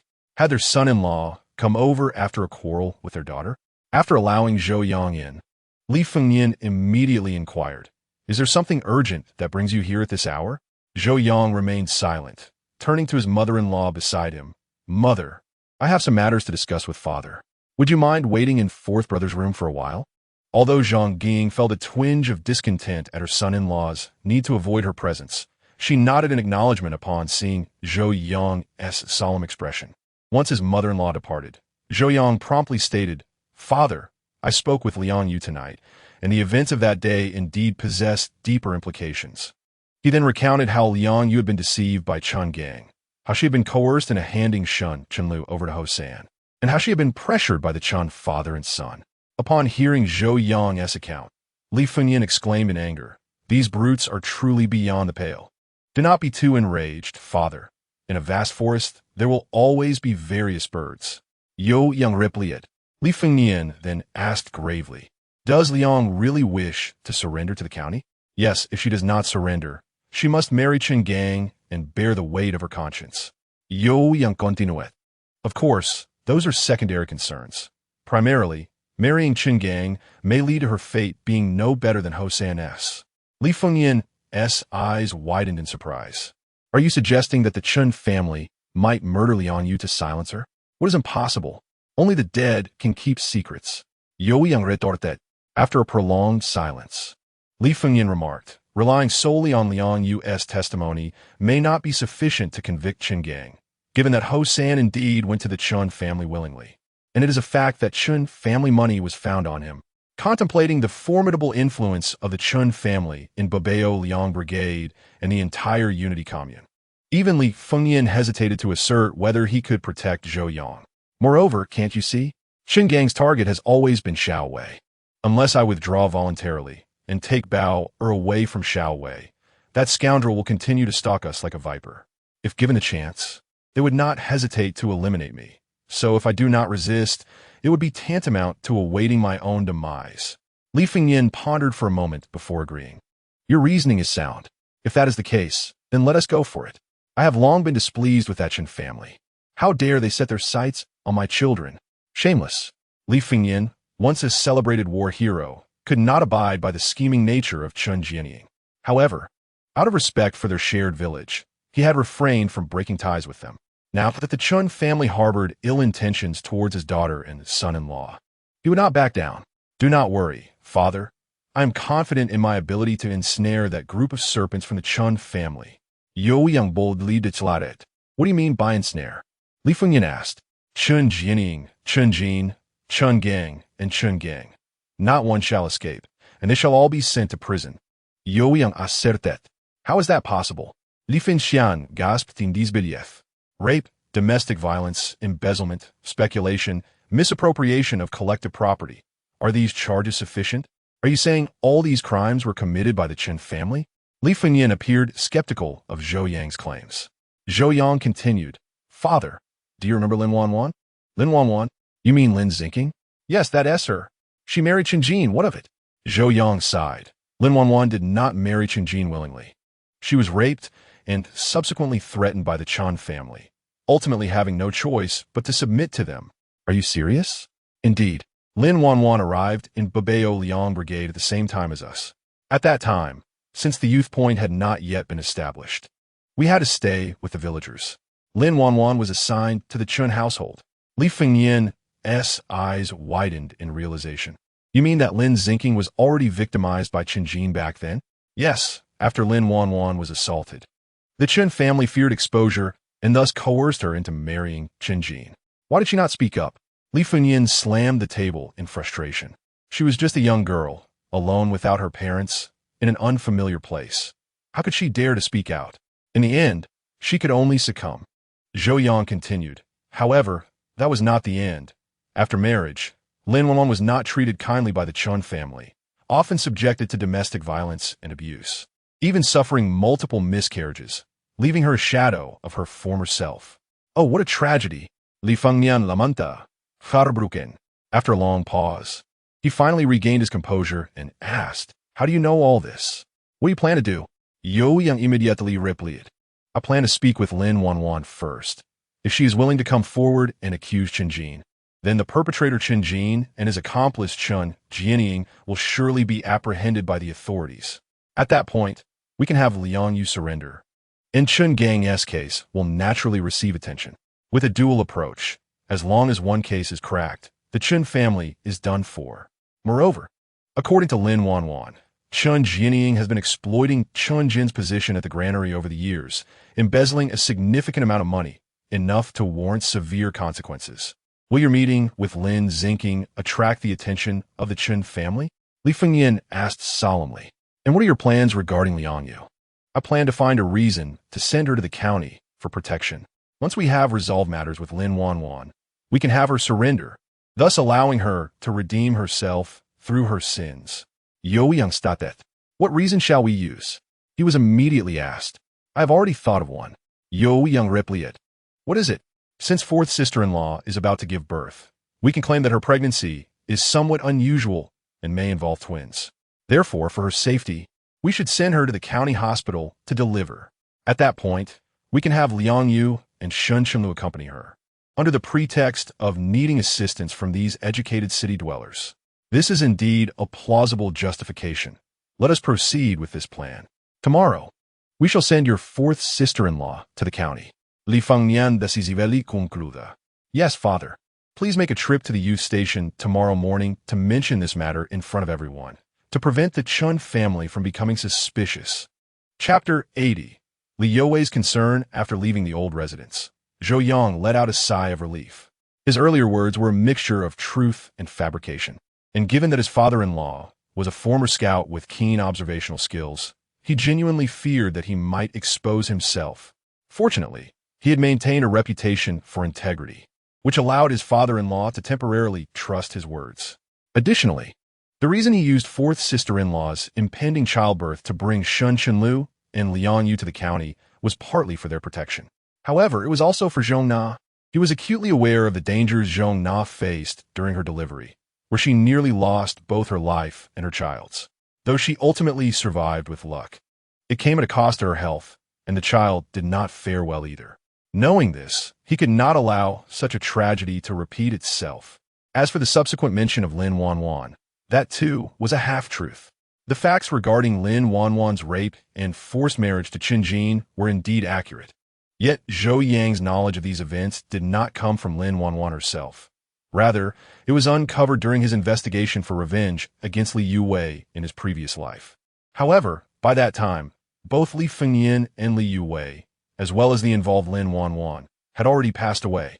It was precisely this knowledge that prompted Zhou Yang to remain passive and not pursue Ho San aggressively. After all, the mere issue of Lin Wanwan was sufficient to bring the Chen family to their knees. Furthermore, Zhou Yang was aware that the seemingly fragile Lin Wanwan would soon make a shocking move during Chen Laoda's 70th birthday celebration, an act that would jeopardize the Chen family's reputation within the Babao Liang Brigade. What Zhou Yang needed to do now was to adeptly utilize this situation to ensure that every member of the Chen family faced justice, with appropriate sentences meted out, and those deserving punishment would receive their due. In summary, wrongdoers must be held accountable. Zhou family. Li Youwei had successfully lulled Bao'er to sleep, yet she herself found it impossible to rest. Zhou Yang pushed the door from outside, only to find it unyielding, realizing that Li Youwei had barricaded it from within. "Dear, open the door," Zhou Yang softly called out. Upon confirming it was her husband, Li Youwei promptly opened the door. As Zhou Yang entered, he noticed his wife had merely donned a light garment, and he immediately urged, "Hurry inside, be cautious not to catch a chill." He then closed the door and secured it with a door prop, as there had been incidents of theft during the night. Returning to the inner room, he found Li Youwei already on the bed. Just as he was about to join her, he heard her gesture towards the ground, saying, "There is foot-washing water in the basin. Wash your feet before sleeping." "All right," Zhou Yang replied, sitting on a small stool by the fire to wash his feet. Rather than disposing of the water, he poured it directly into the chamber pot and climbed onto the bed. Upon settling in, Zhou Yang saw his wife gazing at him with wide, watery eyes, realizing she had not rested at all. "What is it? Why haven't you slept?" he asked. Li Youwei's face flushed as she replied, "I can't seem to sleep." "Are you troubled?" "Yes, I'm a bit worried about you." "Worried about what?" "My father has said that the Chun family is like a pack of wolves. It is best not to provoke them. I fear that if they feel cornered, they might turn against you." Li Youwei expressed her concern with a worried expression. Zhou Yang could sense his wife's unease. He gently stroked her head and smiled. "It is true that the Chun family are wolves, but your husband is no meek lamb. Then can we avoid conflict with them? I fear that if anything were to happen to you, what would become of Bao'er and me?" Zhou Yang shook his head, saying, "My dear, this is not a matter of whether I wish to confront them. It is the Chun family who seeks my demise. I may have escaped this time by sheer luck. But what about next time? Will fortune favor me again?" Li Youwei fell silent. Given the Chun family's vindictive nature, regardless of whether I submit or cower, they will not spare me, leaving me no choice but to fight for my life. However, the Chun family is indeed formidable. Even my father, the village secretary, must show them some deference. Li Youwei remarca. Zhou Yang was aware of the Chun families standing in the village. Although Babao Liang was a mixed surname community, the Chen clan comprised the majority, with over half the villagers bearing the Chen surname. For centuries, the village head had always been a member of the Chun family, and even before liberation, they owned most of the land. Thus, the Chun family was undeniably the local power. Yet Zhou Yang remained unafraid, smiling as he said, "Rest assured, I have my ways to bring them to heel." "Really? Have I ever deceived you? This time, I will not only make Chun Jianying and his family pay a heavy price, but I will also ensure that the other Chun families in the village dare not utter a word," Zhou Yang proclaimed with confidence. "Very well. By the way, I have already discussed with Father the plan to send fourth sister-in-law to the county for delivery tomorrow." Zhou Yang reiterated. "Why on earth would she go to the county to give birth? I am concerned that fourth sister-in-law's pregnancy seems quite alarming. If it is a single birth, the baby's weight may well exceed 7 or 8 pounds. There is a certain risk in staying in the village during her labor." Li Youwei contemplated this and indeed found fourth sister-in-law's belly unusually large, recalling that during her own pregnancy with Bao'er, her belly was not even half as big. Going to the county for delivery is a good idea. Otherwise, given the village's conditions, if anything were to happen, we would not have time to reach the hospital. Li Youwei, having received an education, was more progressive in her thoughts than the older generation. Besides fourth sister-in-law, Shun Shenlu and Liang Yu will also be accompanying her. Zhou Yang stated once more, feeling it necessary to inform Li Youwei to prevent her from overthinking. What are they going for? Even if it is to care for fourth sister-in-law, I would be more suitable. Li Youwei fronat. On the surface, they're going to assist fourth sister-in-law, but in reality, it is an opportunity to protect them. Protect? Yes, I have persuaded Liang Yu to surrender, to avoid alerting the Chun family beforehand. We will send them to the county for a few days. Since Liang, the educated youth, has agreed to surrender, why not go directly to the police station? Li Youwei asked, puzzled. This is my plan. I still need to arrange certain matters. This time, I must ensure the Chun family is utterly crushed. Very well. But whatever you do, please be cautious. Li Youwei urja. Of course. Chapter 81. Chun Gang's significant discovery. The night passed without incident, and the couple was awakened the next morning by the sound of the work whistle from the team. The previous night, they had engaged in normal conversation.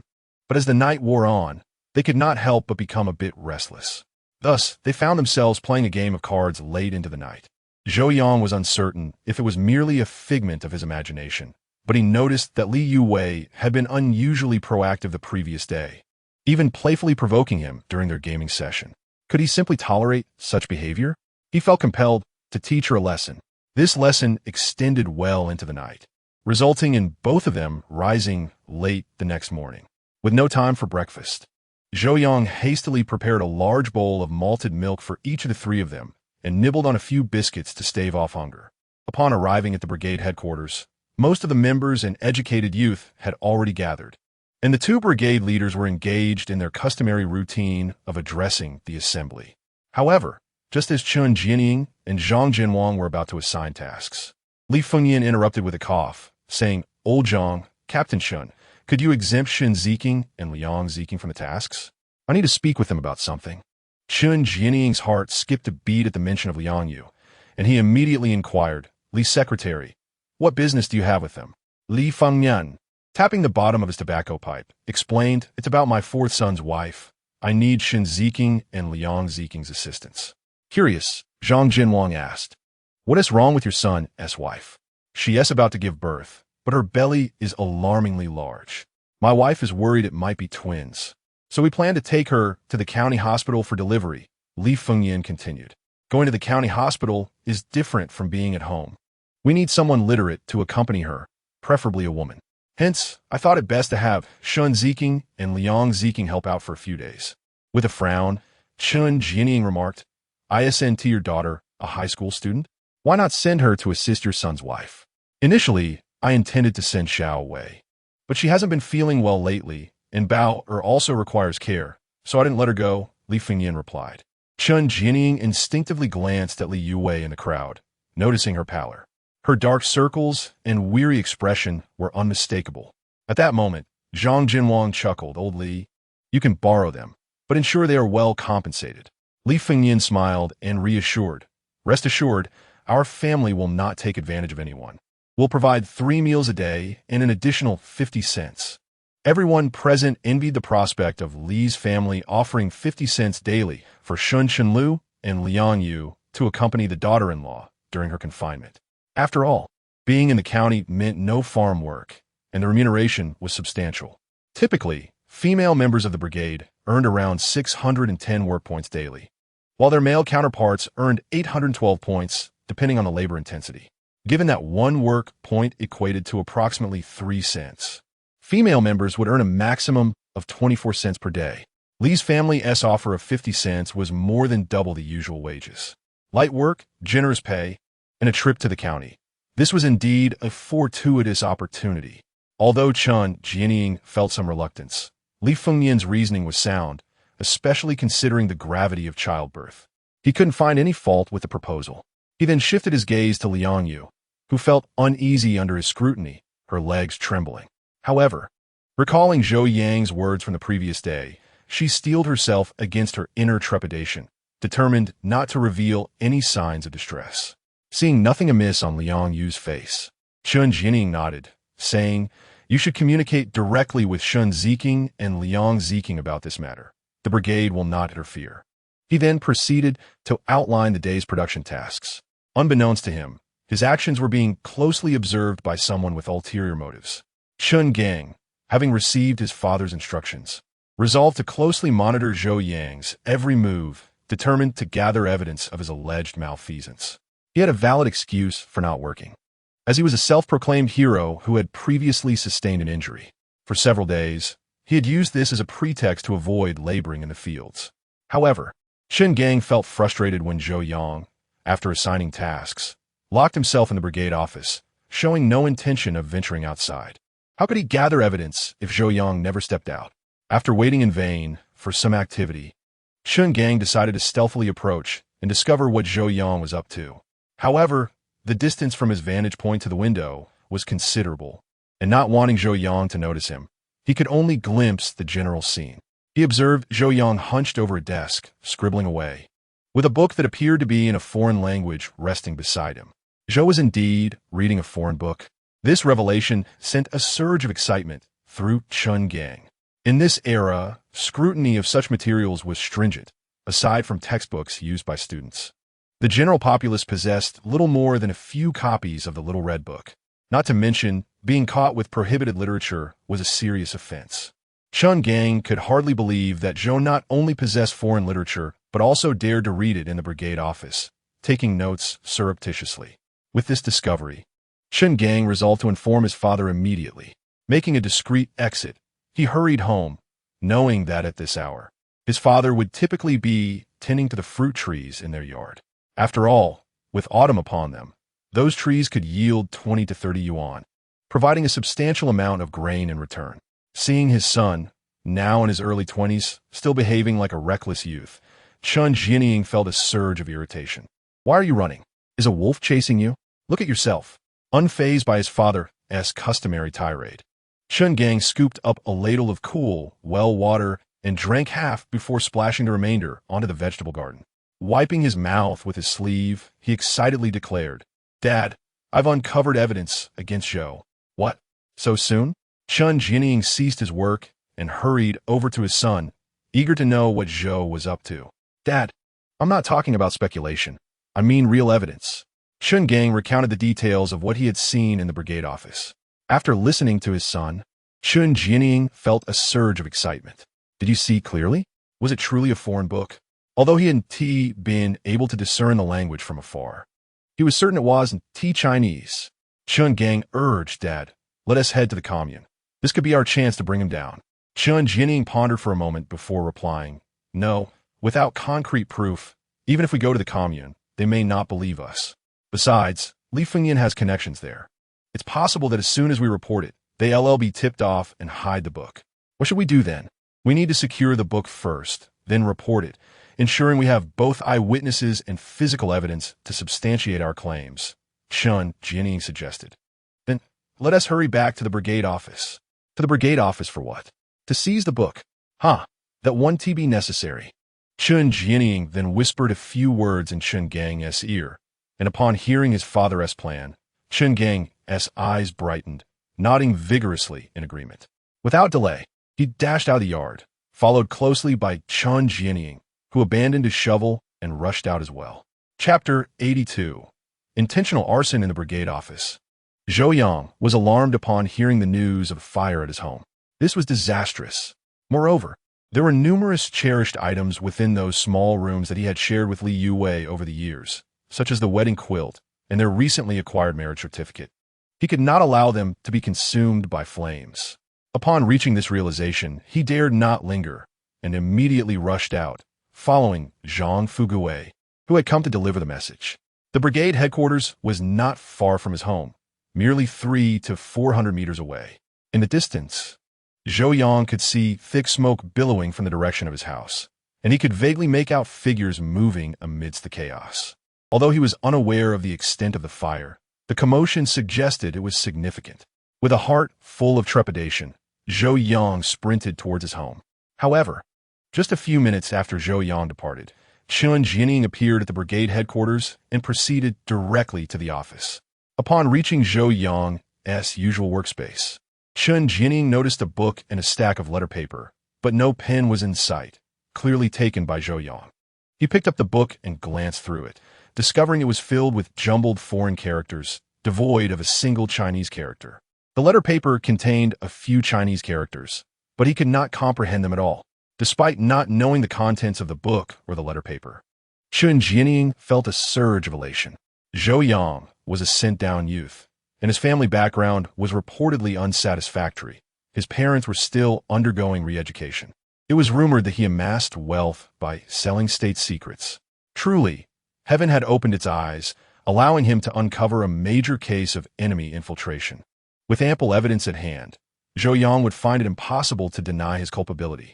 Moreover, if this were confirmed, not only would Zhou Yang face dire consequences, but Li Fengnian would also suffer the fallout. Even if he had supporters behind him, the village secretary would likely find his position untenable. As the former production team leader who had now achieved considerable merit, who would dare challenge him for the role of village secretary? The thought of soon becoming the most powerful figure among the 8 nearby villages and 17 production teams filled Chun Jining with uncontrollable excitement. Without further delay, he stuffed the book and the letter paper into his coat and exited the brigade headquarters. Meanwhile, Zhou Yang remained oblivious to the fact that his book and papers had been stolen and turned into evidence against him.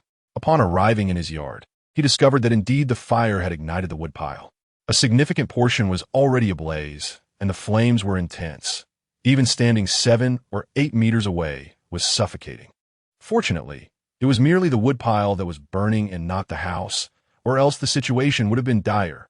However, the wood was not far from the house, and some debris lay between them, posing a risk of igniting and threatening the home. Everyone, forget about the woodpile for now. Help me move those items away to ensure the safety of the house, Zhou Yang called out.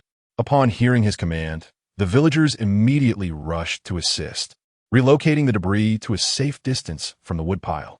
Once this was accomplished, they could only stand with Zhou Yang at a safe distance, watching helplessly as their hard-earned firewood was consumed by the roaring flames. In that moment, the villagers looked at Zhou Yang with eyes full of sympathy. In the village, there was no custom of using coal. Whether for cooking in the summer or heating in the winter, they relied entirely on firewood. Thus, although firewood was not particularly valuable, it was crucial for a family's livelihood. Moreover, given that it was summer, with crops unharvested and the forestry unable to thin the trees, cooking would soon become a significant problem. Yet, Zhou Yang's mind was preoccupied with other thoughts. Upon inspecting the fire scene, he quickly discerned that the blaze was not accidental. As an expert in electromagnetism, he possessed profound knowledge of phenomena related to light, heat, electricity, and fire. He understood that typical natural fires usually originate from a single point and spread outward. In windy conditions, the flames would fan out in a downwind direction. However, the fire at his woodpile was different. It blazed from multiple points simultaneously, leaving Zhou Yang unable to save any part of it. The presence of so many ignition points indicated this was no natural fire, but rather a deliberate act of arson. Yet, Zhou Yang struggled to comprehend who could have committed such a deed and why.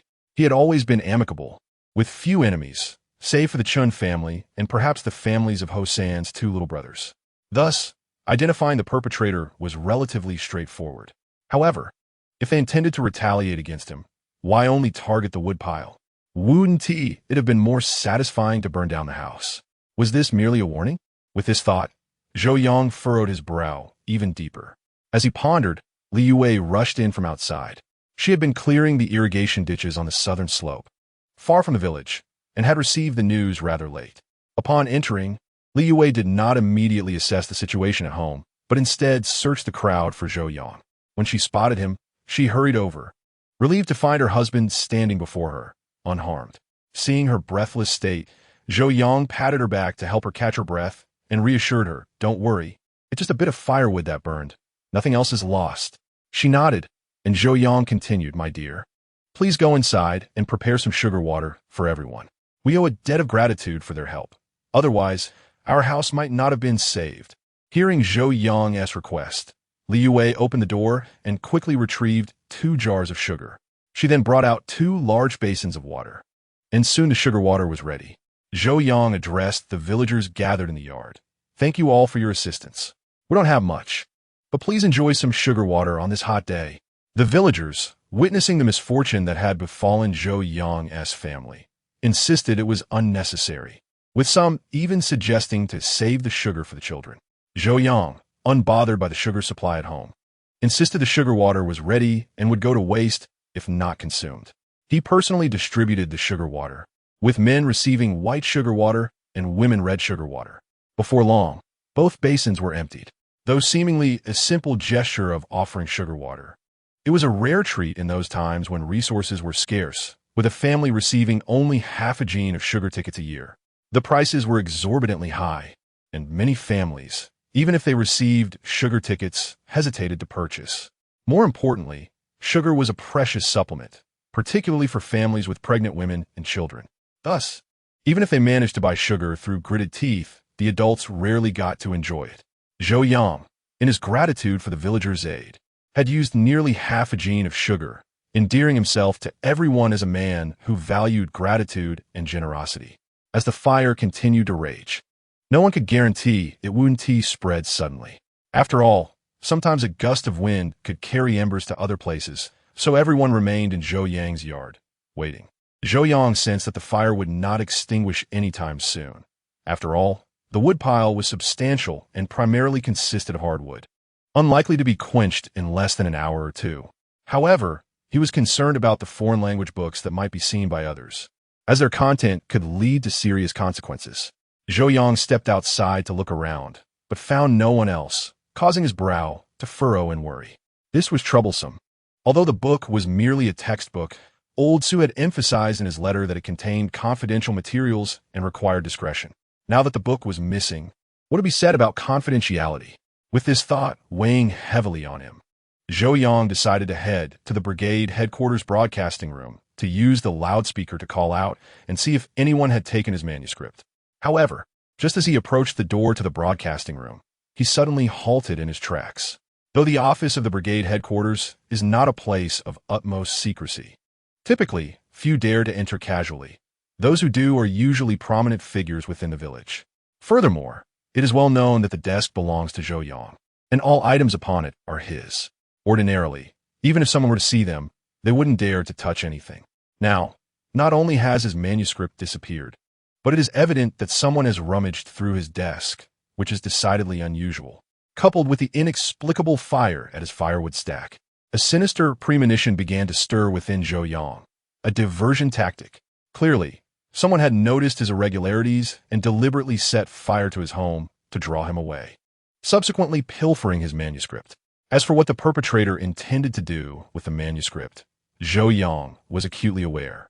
In fact, he had already deduced who could stoop to such vile and disgusting acts. Fortunately, he had anticipated that translating foreign books might bring him trouble, so he had made some preparations. Even if the adversary were to report him to the commune or the county, Zhou Yang remained unperturbed. Instead, he could leverage this situation to teach his opponent a lesson. As Zhou Yang contemplated how to exploit this incident, he suddenly heard the soft sound of footsteps behind him. Turning around, he was surprised to see Yin Wenhui, that young rascal. What brings you here? Zhou Yang inquired with a smile. Although his mood was far from cheerful today, he maintained a composed demeanor, especially in front of a child who had endured hardships. Uncle Zhou, I have something to discuss with you. The little one's expression was grave. His eyes filled with concern. What is it? Speak. I was just about to come find you when I saw Captain Chun sneaking around. Zhou Yang immediately pressed. What about him? He secretly took the books from your desk, and it seems he has gone to the commune. My father told me to warn you quickly. Captain Chin might have ill intentions towards you. Yin Wenhui explained. Hearing the boy's words, a cold smile crept on Zhou Yang's lips. Indeed, that old scoundrel. At that moment, Yin Wenhui added, Uncle Zhou, my father also said if it comes to worst, you can shift the blame onto him. Zhou Yang felt a warmth in his heart upon hearing this. Chuckling, is your father not afraid of being burned by the flames? He said his life was saved by you, Uncle Zhou. By the way, did you come to me for something specific? My father's wound can be stitched up now, but we can't manage it ourselves. We were hoping you could help. All right, then thank you, Uncle Zhou. With that, Yin Wenhui dashed out of the brigade headquarters.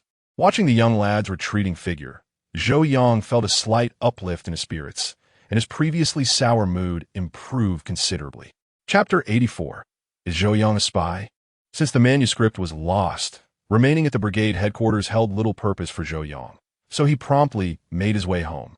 As he approached his residence, he noticed two vehicles parked outside the courtyard.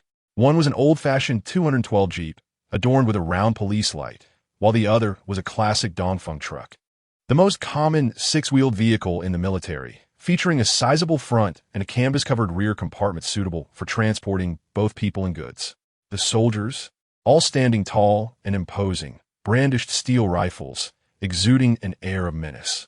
Recognizing that this was the doing of that old rascal, Chen Jianying, Zhou Yang felt no fear and ran toward his home. He worried that these men might frighten Li Youwei. After all, in his eyes, she was still a child who couldn't bear such turmoil. Who goes there? Halt! Just as Zhou Yang reached his doorstep, a soldier called out to him. Comrade, please do not misunderstand. I am the owner of this courtyard. I assume you are here for me? Zhou Yang promptly declared his identity. Hearing the commotion at the door, everyone in the yard turned to look. At that moment, Chen Jianying shouted from the crowd. He is the spy Zhou Yang. Capture him. The officer leading the group gestured, and several soldiers rushed forward, apprehending Zhou Yang. Seeing this, Li Youwei instinctively moved to intervene, but Zhou Yang quickly commanded, Li Youwei, stand back. Startled by his stern tone, she halted in her tracks. The officer approached Zhou Yang, speaking in a low voice. You are Zhou Yang? I am Li Youwei, from the County Police Criminal Investigation Team. We have received reports that you are a spy conducting hostile activities, and that your household possesses a substantial amount of unexplained funds. We are here to investigate this matter. Do you have anything to say? Upon hearing this, the members of the yard were taken aback. How could Zhou, a well-known youth, be labeled a spy? He had been in the Bao'er Yang Brigade for 5 or 6 years, and aside from marrying and having a child, he hadn't committed any wrongdoing. How had he suddenly become a spy? Yet, some began to harbor doubts about Zhou Yang's identity. The reason was evident. His family's rations had suddenly improved. Previously, the Zhou family had been on par with others in the brigade, barely getting by even with help from the Li household. But now, while others were scraping by on meager meals, the Zhou family feasted on white rice and large, fluffy buns. Furthermore, when the brigade slaughtered pigs, Zhou Yang had purchased over 40 yuan worth of meat. While it was mostly scraps that others overlooked, it still amounted to over 100 pounds, igniting envy in many fellow villagers. Such irregular expenditures naturally caught the attention of numerous villagers, and now, with the police's claim, the seeds of suspicion had been sown. However, Zhou Yang remained unflustered and boldly inquired, Captain Liu, to accuse someone of being a thief, one must have evidence. To claim I am a spy, do you have proof? Liu Yuming retrieved a book from his briefcase and asked, Is this book yours? Zhou Yang glanced and recognized it as the physics textbook he had lost. It is mine. Zhou Yang affirmed. At least you are honest. Liu Yuming continued. This is a prohibited foreign book, and you dare to bring it openly to the production team. Furthermore, the informant has claimed that your household expenditures are unusually high. Thus we have reason to before Liu Yuming could finish. Zhou Yang interrupted loudly. Humph. You think you can label me a spy based on this single foreign book? Do you even know the contents of this book? We will verify that. Liu Yuming replied, furrowing his brow. Verify? Are you suggesting that you will arrest me first and then verify? And if I am innocent, you will let me go? What is right about that? Of course it is wrong. Have you considered whether this book might involve state secrets and whether showing it to others could risk leaking sensitive information? Zhou Yang continuait, moreo faire. Have you thought about the ramifications of arresting someone without verification? Have you considered the impact on my life and reputation? Have you thought about how it might frighten my family? Liu Yuming and his team were taken aback. They had never encountered such an audacious person being accused. Typically, regardless of whether there were issues or not, those who met them were always polite. Yet, this young man seemed ready to fight back. The more Zhou Yang stood his ground, the more hesitant Liu Yuming became about taking action. After all, who would dare to be so brazen without some backing?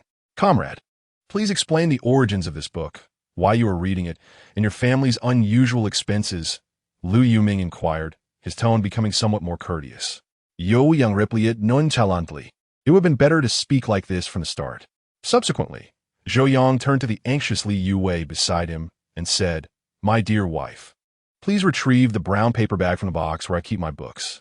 You know, the one containing 2 small notebooks." With that, Li Youwei hurried into the inner room and promptly brought out the item Zhou Yang had specified. She intended to hand it directly to Zhou Yang, but was intercepted by Lu Yuming, who, uncertain of its contents, was understandably hesitant to pass it on. "Do not be alarmed. It is merely 2 identification documents." Zhou Yang stated calmly. Upon hearing the term identification, Lu Yuming's heart raced. Indeed, when he extracted the 2 red booklets, his expression shifted noticeably. Particularly, upon seeing the work certificate stamped with the National Translation Bureau's steel seal, he was rendered speechless. Although he was unfamiliar with the agency, he recognized that any organization prefixed with national was not to be trifled with, certainly not by someone of his standing as a mere county criminal police captain. "Comrade Zhou Yang," he stammered, "as you can see, I am an employee of our National Translation Bureau, currently serving as a national-level translator. Zhou Yang continued. I am presently tasked by the state to undertake the translation of classified documents, and what you hold is the foreign manuscript that our nation has painstakingly acquired from abroad. Furthermore, within that document bag is my translator's professional certificate issued by my superiors, along with the relevant explanation of my task allowance. I wonder if these items could attest to my innocence?" The revelation that Zhou Yang was a state employee engaged in a secret mission, with a task allowance no less, left Lu Yuming, Chen Jianying, and all the gathered youth utterly bewildered. Chapter 85. Verifying identity. Moreover, who could ascertain the authenticity of his documents? Those enemy agents were notoriously cunning. These items could very well be fabricated to deceive law enforcement. Regardless, Chen Jianying was resolute in her disbelief of Zhou Yang's claims. Setting aside his family background, Zhou Yang's conduct during his years in the Baboliang production team had been anything but indicative of a state employee. Everyone had witnessed his behavior. He was clearly a man living off the fruits of his wife's labor. If he possessed such capabilities, would he truly allow his wife to toil in the fields and his daughter to subsist on meager fare? Before arriving, Lu Yuming had already retrieved Zhou Yang's file from the United Commune and, recalling its contents, began to harbor doubts. Furthermore, he had never even heard of this National Translation Bureau. Observing Lu Yuming's demeanor, Zhou Yang discerned his thoughts. He remained unperturbed and addressed Lu Yuming. "As a police officer, your vigilance is commendable. However, mere alertness is insufficient. You must also possess the ability to discern truth from falsehood." Zhou Yang added, "You may contact the county's confidentiality bureau to inquire about the situation. Additionally, you can reach out directly to Su Yongguang, the head of the Ningshi Xinhua bookstore, who can also verify my identity. Of course, there are higher authorities, but alas, you may not be privy to them." To be frank, Lu Yuming was taken aback by Zhou Yang's assertions.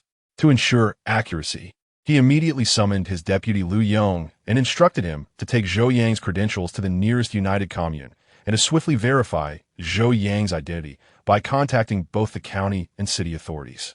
Baboliang village was a mere 5 kilometers from the United Commune, and despite the rural road's many potholes, it presented little challenge for a small jeep. Arriving in just a few minutes, Lu Yong then borrowed the commune's telephone to call both the Confidentiality Bureau and the City Public Security Bureau. After explaining the situation, he requested immediate verification of Zhou Yang's identity. All personnel in this department were selected from capable national units, with identities kept relatively confidential. According to the latest list of classified personnel provided by their superiors, Zhou Yang's name was prominently featured, categorized as a significant provincial technical talent. Upon confirming Zhou Yang's identity, the counterpart explicitly stated that he was responsible for a vital translation task and urged that, regardless of circumstances, Zhou Yang's safety must be ensured. He never anticipated that such a remarkable individual would be concealed within a mere production team, capable of being registered with the Confidentiality Bureau. It was utterly astonishing. He also realized that the matter at hand would likely be complicated. Today, they had merely acted on hearsay regarding alleged enemy agents, rushing to apprehend someone without verification, creating a significant uproar. Not only had they exposed an individual's identity, but judging by the expressions during the earlier exchange, it was evident that they had offended him. Liu Yong hoped that once the captain learned the truth, he could placate Zhou Yang. Otherwise, if the latter pressed charges, it would be quite challenging to handle. While Liu Yong was verifying Zhou Yang's identity, the firewood stack in the yard was nearly consumed. Li Fengnian, who had rushed over upon receiving the news, was about to instruct the villagers to extinguish the remaining embers to prevent them from scattering in the wind, but Zhou Yang intervened. Upon learning that his manuscript had been stolen by Chen Jianying, Zhou Yang had already surmised that the fire at his home had been set by the Chen family. He was certain that it was Chen Gang who had done the deed, as there was no one else in the village who had the motive and opportunity to commit such an act during the current idle season. How could he tolerate such an affront against his family? This vile father-son duo must face the consequences of their actions. Just then, the sound of a car engine echoed from outside. Upon learning that Zhou Yang truly was a national employee and a provincial-level technical talent, Liu Yuming hastily saluted Zhou Yang, saying, "Comrade Zhou Yang, I apologize for the distress you have endured. On behalf of our criminal police team, I extend our sincerest apologies for our oversight." Zhou Yang was not one to hold grudges against those who acted out of duty, especially as he would soon have to liaise with the police. Thus, he nodded and replied, "Captain Liu, while your team did indeed make some errors, considering you were also misled by deceitful individuals and remained committed to your duties, I shall not pursue the matter further." Upon hearing this, Liu Yuming sighed in relief and quickly responded, "Thank you for your magnanimity." However, Zhou Yang raised his hand to halt his words and continued, "Captain Liu, there is no need for gratitude. Given the scale of this incident, you owe it to my friends and these citizens to provide an explanation. What exactly does Comrade Zhou Yang wish for us to clarify?" Liu Yuming asked, somewhat hesitantly. "Captain Liu, I require you to publicly clarify my identity to the elders and fellow villagers present." "Is that too much to ask?" Zhou Yang inquired. "Not all. Not all. This is our duty," Liu Yuming replied. He then turned to the surrounding villagers and proclaimed loudly, "Dear elders and fellow villagers, we have verified Comrade Zhou Yang's identity, confirming that he is indeed a state employee and a special technical talent of our province. All prior allegations against him are unfounded. We also apologize for the negative impact our actions may have caused him and his family, and we thank Comrade Zhou Yang for his understanding." Seeing Liu Yuming's sincerity, Zhou Yang felt somewhat satisfied. He added, "Captain Liu, this matter is now officially concluded. We can now address more pressing concerns." Liu Yuming was momentarily taken aback. What other matters could there possibly be? "Comrade Zhou Yang, may I inquire what other pressing matters you have?" Although a sense of foreboding arose within him, Liu Yuming steeled himself to ask. After all, this was a man recognized by the Confidentiality Bureau and the provincial authorities. He was not someone that Liu Yuming could afford to provoke. After Liu Yuming finished reading the words of caution from Lao Su, he furrowed his brow and said, "Comrade Zhou Yang, regarding the matter at hand, I, as a national staff member, formally report to you that during my mission, confidential documents were stolen, which may lead to the leakage of state secrets. I request that the criminal investigation team conduct an investigation." Zhou Yang replied in a solemn tone. Subsequently, Liu Yuming waved his hand and pointed at Chen Jianying in the crowd, commanding, "Arrest him." Yes. Soon, two soldiers stepped forward and restrained Chen Jianying. At that moment, Chen Jianying was utterly bewildered. He never expected that after reporting Zhou Yang, he would end up being the one arrested. "I am wronged. Why am I being arrested?" At this moment, Zhou Yang spoke again. "Captain Liu, if I am not mistaken, our Captain Chen first went to the commune. He must have handed over the confidential documents to the commune personnel before they were reported upwards. Is that so? Does this include me?" Liu Yuming said somewhat helplessly. "You are an investigator. It is inevitable that you come into contact with the documents. I will explain the situation to the higher-ups." Zhou Yang assured. "That is good. Please rest assured, our criminal investigation team will ensure that state secrets are not leaked," Liu Yuming declared loudly. Zhou Yang nodded and then addressed Liu Yuming again. "Captain Liu, you are an experienced public security officer. Could you please come and see if there is anything wrong with the fire at my home?" When Liu Yuming arrived earlier, he had seen the raging fire and casually inquired, only to learn that it was indeed a fire. His mind had been preoccupied with capturing enemy agents, so he had not delved deeper into the matter. Now, hearing Zhou Yang's words, along with the mention of the leak of confidential documents, He immediately realized that there might be more to this incident. Consequently, Liu Yuming promptly led several of his subordinates to inspect the area around the fire. Being an experienced public security officer, Liu Yuming knew how to distinguish between arson and natural fires, with a key focus on determining the point of origin. The point of origin is the initial site of the fire's occurrence and spread. There may be one, two, or even more points of origin at a fire scene. Only by locating the point of origin can the true cause of the fire be determined. Identifying the point of origin typically involves analyzing the patterns of fire spread. Witness testimonies, physical evidence of ignition sources, and traces of charred or carbonized materials. At present, it was merely a pile of firewood that had caught fire. The area of the fire was not extensive, and there were plenty of witnesses nearby. Soon, Liu Yuming discovered that this fire indeed had peculiarities, and it could be tentatively determined as arson. With this judgment, Liu Yuming immediately said to Zhou Yang, "This fire is certainly not a natural occurrence. It can be concluded that it is deliberate arson. Since it is arson, I request that you, the public security, file a case for investigation, and please combine this case with the previous theft of confidential documents. I suspect that someone deliberately lured me away from a scene with this fire, taking advantage of the opportunity to steal the confidential documents." Zhou Yang said solemnly, "Rest assured, we will swiftly ascertain the truth of the matter." Liu Yuming replied, "Thank you, Captain Liu." Youwei expressed said, "You are welcome." As the involved party, Zhou Yang inevitably had to be taken to the county to provide a statement, while Liu Yuming and others sought to glean important clues from their dialogue with Zhou Yang. Zhou Yang followed the criminal investigation team to the county, but the entire Bao'er brigade was in an uproar. Everyone was bewildered by Zhou Yang's new identity, and after the police left, they flocked to Li Youwei to inquire about Zhou Yang's situation. Li Youwei, already somewhat worried about Zhou Yang, felt flustered with so many people surrounding her. Li Fengyan stepped forward and said loudly, "Everyone, please be quiet." His half-serious remark left the less educated villagers stunned, and they began exchanging opinions about Zhou Yang.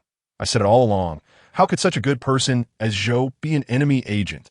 You say Zhou works for the country and earns how much a month? At least 30 or 40 yuan, right? I've seen it buy meat for dozens of yuan. My goodness, earning only a few dozen yuan a month while the team earns work points. Zhou's family must be getting rich." "Exactly. That girl Xiaowei is so lucky." Observing the yard bustling like a marketplace, Li Fengyan spoke again. "As you all have seen today, it was that old Chun family who acted unjustly, reporting my son-in-law to the commune, ultimately harming themselves." At this moment, someone in the crowd said, "Secretary Li, while it's true that Captain Chen acted unjustly, we are still one village, so let's not hold it too hard against Zhou. Captain Chen may not have intended to harm Zhou. He was just doing his duty. After all, who wouldn't he panic upon seeing foreign documents?" Hearing the fellow villagers speak in defense of Chun Jianying, Li Fengyan raised his hand to signal for silence, then said, "This matter involves state secrets. Whatever the outcome of the investigation, that is a matter for the county, so do not concern yourselves with it." After saying this, Li Fengyan ignored the Chun family members and instead called upon other villagers to help his daughter and son-in-law clear the remaining ashes in the yard to prevent any smoldering embers from reigniting and causing a secondary fire. Chapter 87. Digging one's own grave. When the 212 Jeep stopped at the village entrance, it caused quite a stir once again. Upon returning to the brigade headquarters, Li Fengyan, Zhou Yang's father-in-law, was already waiting for him. "I'm sorry to have worried you." A flicker of concern crossed Zhou Yang's eyes as he nodded, saying yes. "How is Chun Jianying? When will he be released?" Li Fengyan understood that this matter wouldn't be detrimental to Chun, as the villagers were right.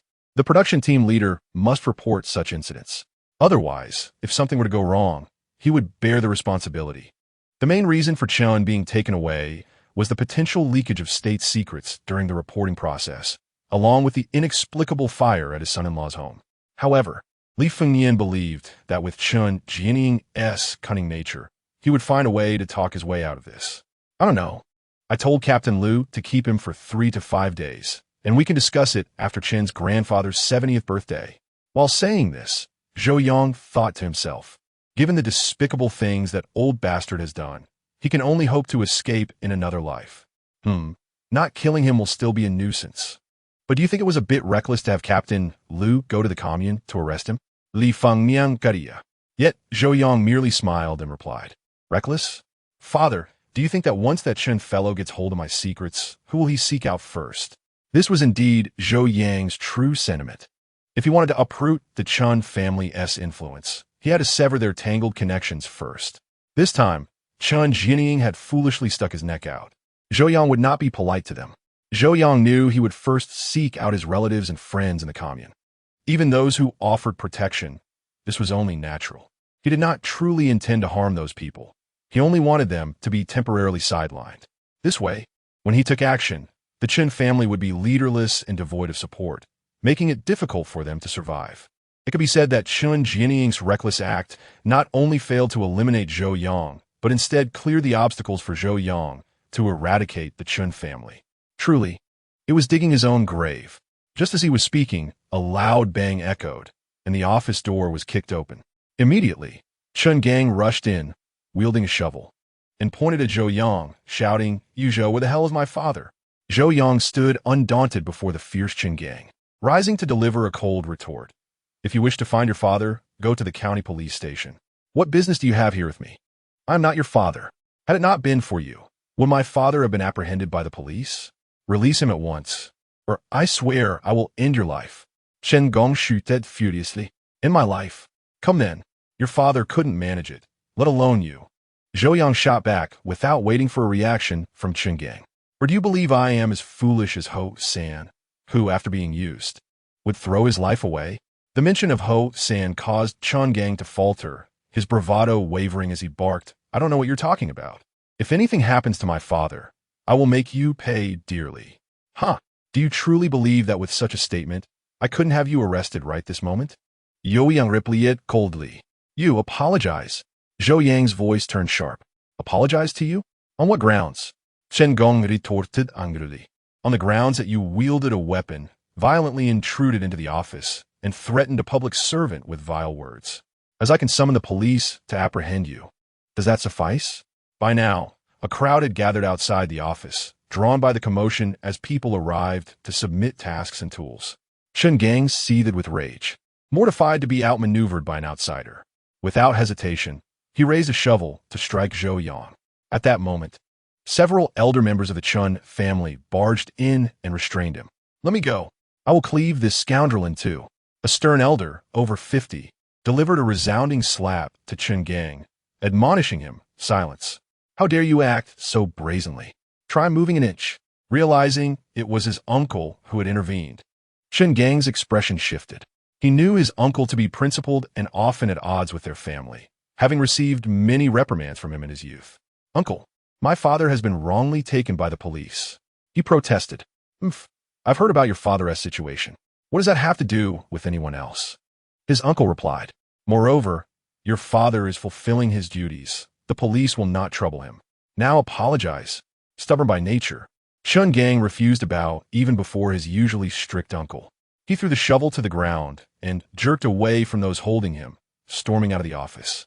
His uncle, with a pained expression, glared at Chen Gang's retreating figure, exclaiming in frustration, "You little rascal."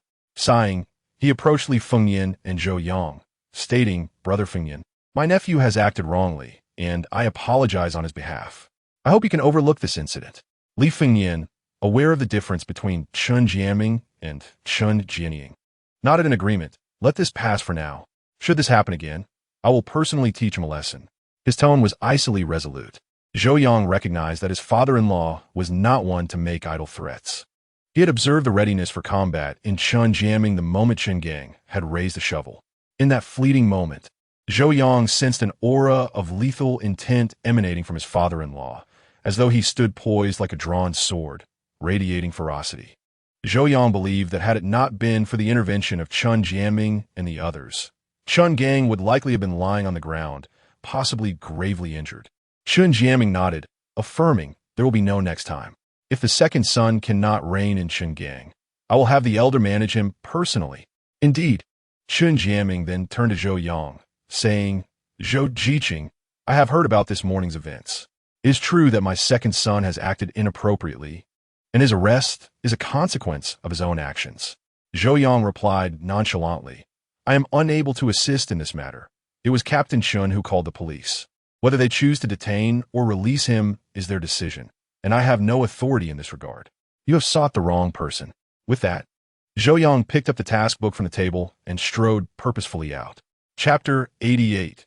Culinary comfort hearing the commotion in the courtyard. Zhou Yang emerged to assess the situation. No need to worry. I am merely assisting with an investigation, and no one is troubling me. He gently patted his wife's head.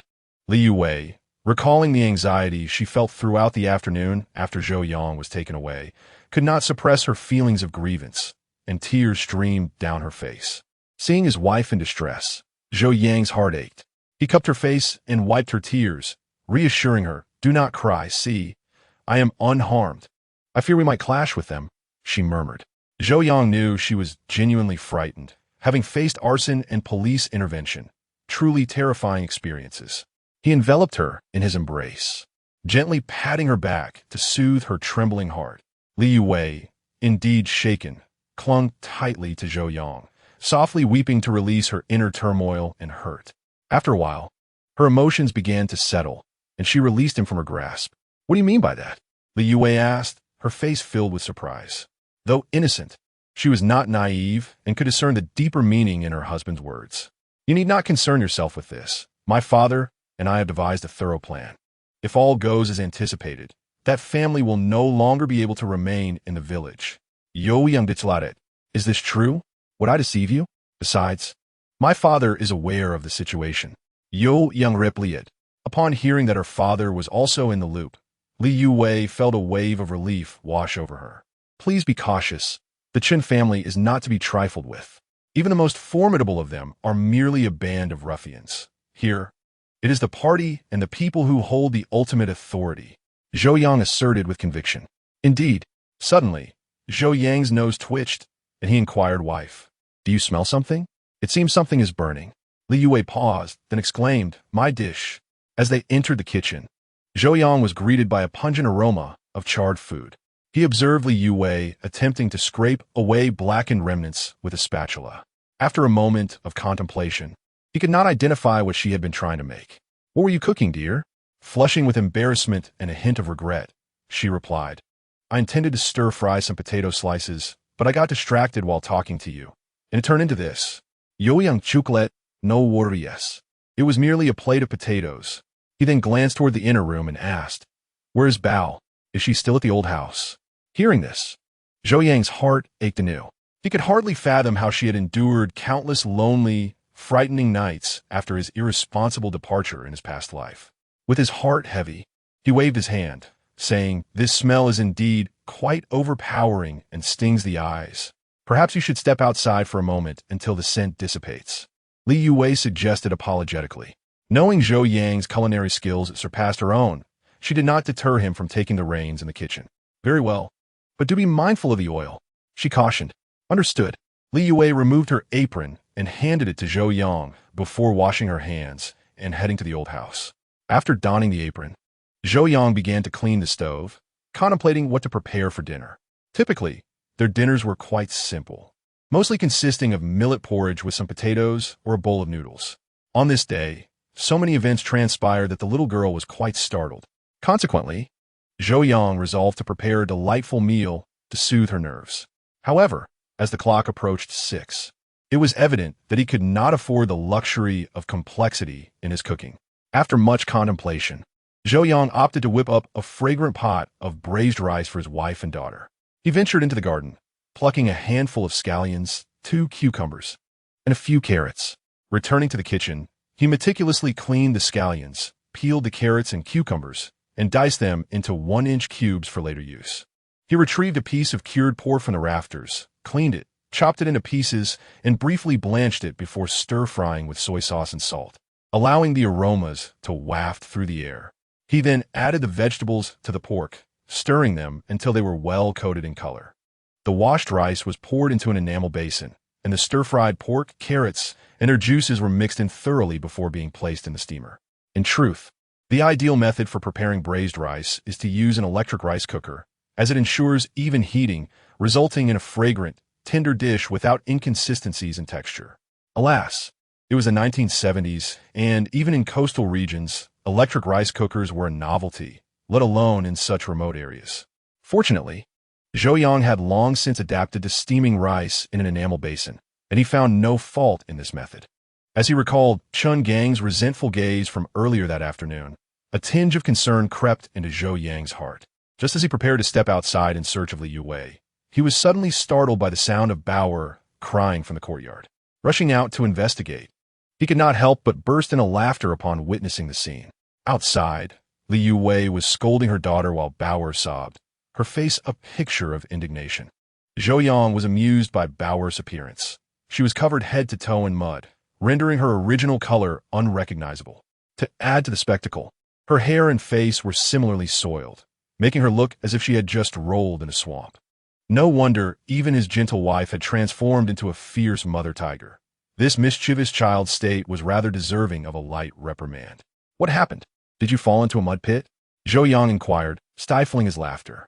Upon closer inspection, he noticed that although Bao'er wore 2 shoes, one was caked with mud, while the other was spotless and of a different style, clearly not a matching pair. "Children will be children. Don't be too upset," he continued before Li Youwei could respond. "If you're truly angry, just remind yourself she is your own flesh and blood." With a chuckle, Li Youwei's expression shifted from stormy to sunny upon hearing this. "That's easy for you to say. You'll be the one washing her up later," she retorted. Zhou Yang glanced at the mud-covered Bao'er, feeling a slight headache coming on. He recalled a saying, "A child may not be capable of much, yet they possess the remarkable ability to render their parents helpless." His beloved daughter was indeed a prime example of this. "I'll handle the clothes, but you can take care of the bath," Zhou Yang replied, having previously experienced the challenge of bathing Bao'er, who had an innate love for water. Each time she entered the tub, it was as if a battle ensued, with her splashing about gleefully. "Let us get her washed up first, then we can hasten to dinner," he declared, immediately heading indoors to prepare a bath for the little girl. Though it was summer, one must be cautious with cold water for such a young child. A touch of hot water was necessary. After a considerable amount of effort, by the time the family finished their dinner, it was past 8 o'clock, and the night had fully enveloped the sky. As Zhou Yang grabbed a flashlight to step outside, Li Youwei assumed he was off to fetch Bao'er's shoes and advised, "It's too late. Let us look for them tomorrow." "Nay, I'm heading to the livestock shed. Brother Yin is awaiting my arrival to remove some stitches," he replied. "Very well." After that, Zhou Yang made his way to the main room, filled a sack with some rice and flour, added a half net of potatoes, and then stepped outside. Upon reaching the livestock shed, he noticed the night watchmen were already on duty. They approached him, inquiring about his purpose. Zhou Yang did not conceal the truth. He explained that his father-in-law had sent him with provisions for the injured man at the shed, lest he starve. The night watchmen, being fellow villagers, were aware of the severity of the man's injuries and understood that Li's concerns about his well-being were entirely justified, thus refraining from further questioning. Outside the livestock shed, Yin Wenhui was peering out, having evidently heard the commotion and come out to investigate. "Uncle Zhou, you've come," he exclaimed eagerly. "Yes, let's go inside and talk." Zhou Yang replied. Once inside, he handed the items to Yin Wenhui to put away and approached Yin Gungdong, who lay on a straw mat. Seeing Zhou Yang in good spirits, Yin Gungdong smiled and remarked, "You look well. It seems you're unscathed." Although he was aware of Chun Jianying's potential intentions toward Zhou Yang, and had heard from his son about the police's visit to the village and their subsequent detainment of Zhou Yang, he was not fully informed of the situation. Thus, seeing Zhou Yang standing before him, he felt a wave of relief wash over him. "It's nothing. That Chun fellow didn't gain anything. He ended up in trouble himself," Zhou Yang replied with a grin. Without reservation, he recounted the day's events in brief to Yin Gungdong. Upon hearing the truth, a glimmer of satisfaction crossed Yin Gungdong's face, and he chuckled. "Our Captain Chun has truly shot himself in the foot this time. It's a classic case of a thief losing his own rice." Yin Gungdong relished this outcome, for he had not forgotten how the Chun family had treated him over the years. Had it not been for the support of Li Fengyan, he and his son might have been ground down by that old curmudgeon long ago. Enough about him. Just a scoundrel. Wenhui mentioned your stitches can be removed. Let me take a look. All right. Zhou Yang instructed Yin Wenhui to shine the flashlight. and he gently lifted Yin Gungdong's shirt to examine his wound. Though not a trained doctor, Zhou Yang was an adept pharmacologist, with a solid grasp of basic pathology despite his focus on drug research. After inspecting Yin Gungdong's wound, Zhou Yang noted that it had healed well and was indeed ready for stitch removal. Although he was capable of performing the procedure, it required tweezers and scissors, tools not available in the current setting. Moreover, maintaining sterility was paramount to prevent infection, which was not feasible under the circumstances. Thus, after his examination, Zhou Yang decided it best to postpone the stitch removal for another day. Meanwhile, at Chun Jianying's home, a different atmosphere prevailed. Beside the calm, Chun Jianying, smoking a pipe, regarded his sister-in-law Li Youwei and his two inept nephews with a serious expression. Xiao Gang, tell your uncle honestly, why did your father report Zhou Ziqing? Though residing in the village, Chun Jianying was from the 5th production team and had a strained relationship with his younger brother Chun Jianying. Thus, he was unaware of the conflict between them and Zhou Yang. Uncle, I told you before, my father genuinely suspects that Zhou is a traitor, which is why he reported him. There is no personal grudge involved. Chun Gang asserted earnestly, knowing his uncle's character and his intolerance for deceit. If the truth were to come to light, it would likely jeopardize his father's standing. Indeed, if that is the case, then Zhou Ziqing's insistence on this matter is quite excessive. Chun Jianying spoke in a deep tone. Exactly. My father is only fulfilling his duties. After all, he is the team leader. Shen Gong replied. Li Youwei, who was nearby, chimed in that Zhou Ziqing is truly something. If he is not an enemy agent, then why not simply resolve the misunderstanding? Why must he insist on having the child's father arrested? That's quite unreasonable. Chun Jianying cast a glance at his sister-in-law and then said solemnly, you shouldn't blame Zhou Ziqing. I have also heard that his work requires confidentiality. The second child recklessly reported him to the commune, exposing his identity. Can you blame him for being angry? Regardless, the second child must be detained for a couple of days. Furrowing his brow, Chun Jianying had not intended to involve his son, but he recognized the truth in his nephew's words. After a moment's hesitation, he said, very well, I will go to the city tomorrow. I cannot guarantee success. Upon hearing his uncle relent, Chun Tai felt a sense of relief. He was well aware that his older cousin held the position of deputy director at the casting factory and was quite prominent in the county. With his involvement, the issue should not be insurmountable. Thinking of this, Chun Tai promptly expressed his gratitude. Thank you, uncle. All right, take care on your way, replied Chun Jianying. Chapter 90. Chun Jin returns the following morning. Zhou Yang arrived at the brigade office as usual, with Chun Jianying apprehended. The task assignments for the 4th production team fell to Li Fengyan for the time being. After registering the members' tasks, Zhou Yang did not immediately delve into translating documents. Instead, he went to find the village's only barefoot doctor, Li Youwei. He was concerned about removing Yin Gungdong's stitches, as delaying this procedure could lead to infection, a serious complication in those times. After borrowing the necessary tools for stitch removal, along with some alcohol and gauze, Zhou Yang headed straight to the livestock shed. Yin Gungdong was already awake and, upon seeing Zhou Yang enter with the tools, understood that he was there to remove his stitches. What I need to do? Yin Gungdong asked, propping himself up. Just lie still. Leave the rest to me. Zhou Yang replied. He then took a cotton ball with tweezers, dipped it in alcohol, and began applying it to Yin Gungdong's wound. This not only disinfected the area, but also moistened the sutures, alleviating pain during the removal process. After a few minutes of waiting post-disinfection, Zhou Yang commenced the stitch removal. He knew that the ends of the sutures would be on the same side as the incision, so he carefully grasped the suture end with tweezers, lifted it gently to reveal the underlying thread, then snipped it and pulled it out. It was crucial to avoid pulling the exposed suture back into the body to prevent reverse infection. The removal went smoothly, and once the last thread was extracted, Zhou Yang disinfected the wound again.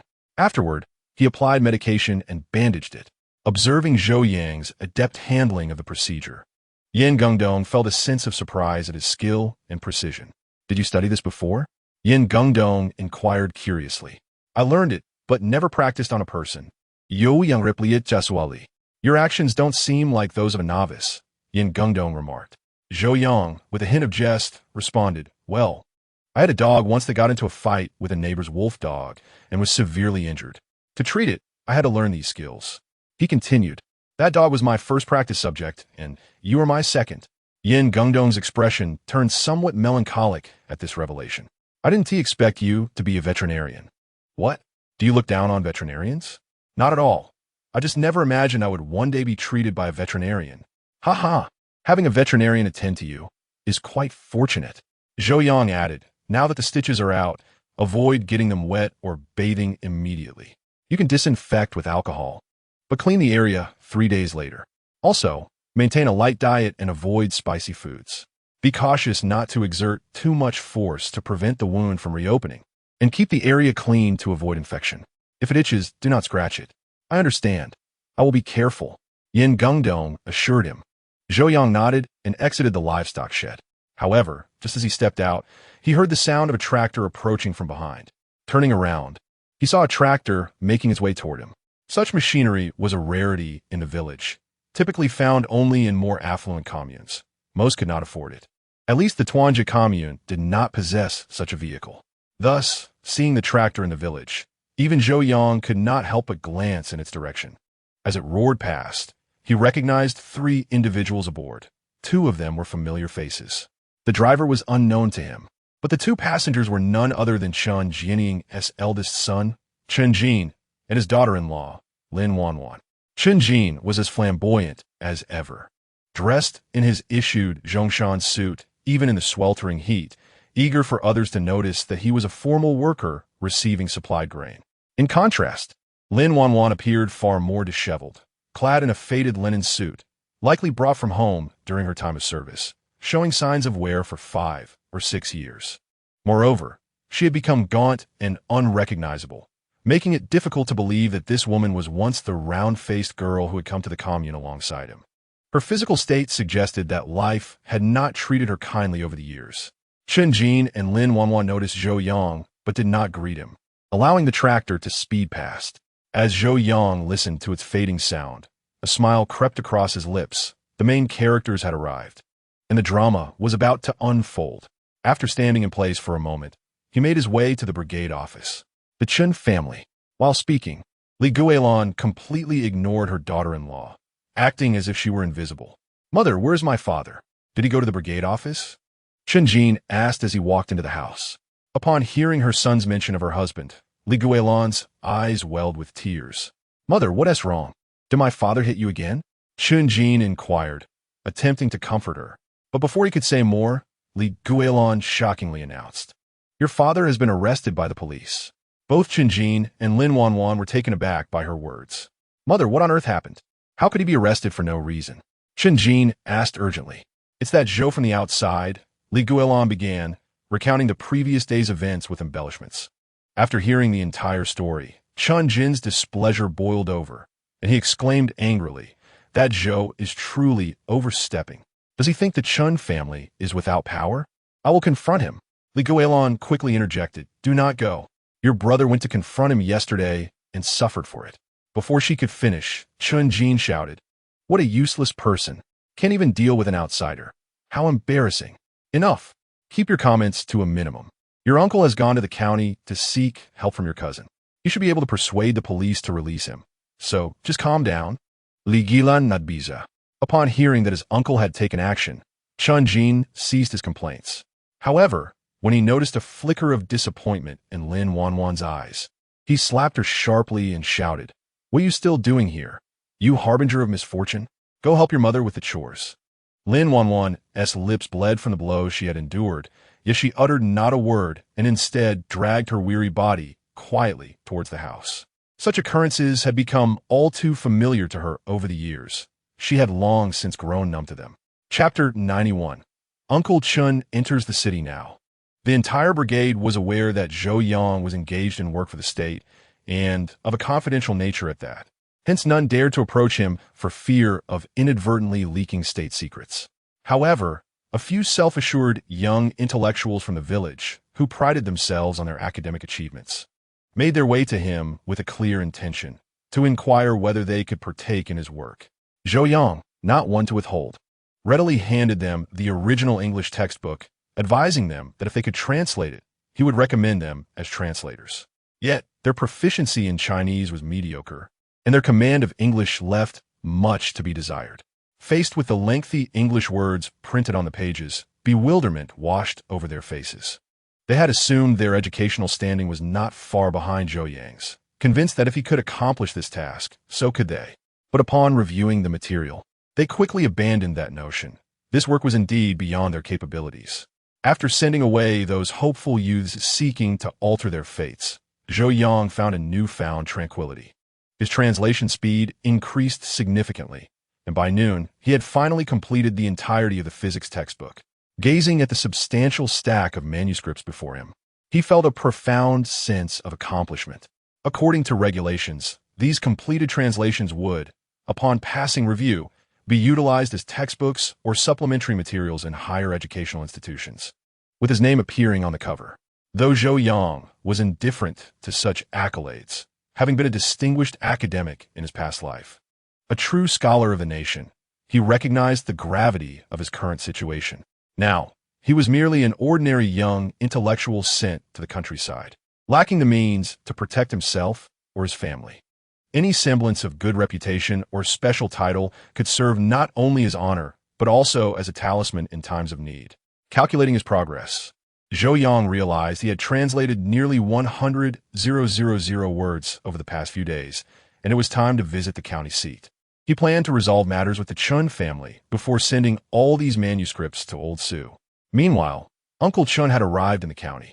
After recounting the situation at the casting factory where his son worked, he instructed his son, Chun Xian, to swiftly gather information at the county bureau and, if possible, secure his uncle's release. Although Chun Xian was reluctant to involve himself in family matters, he felt compelled to act upon his grandfather's wishes.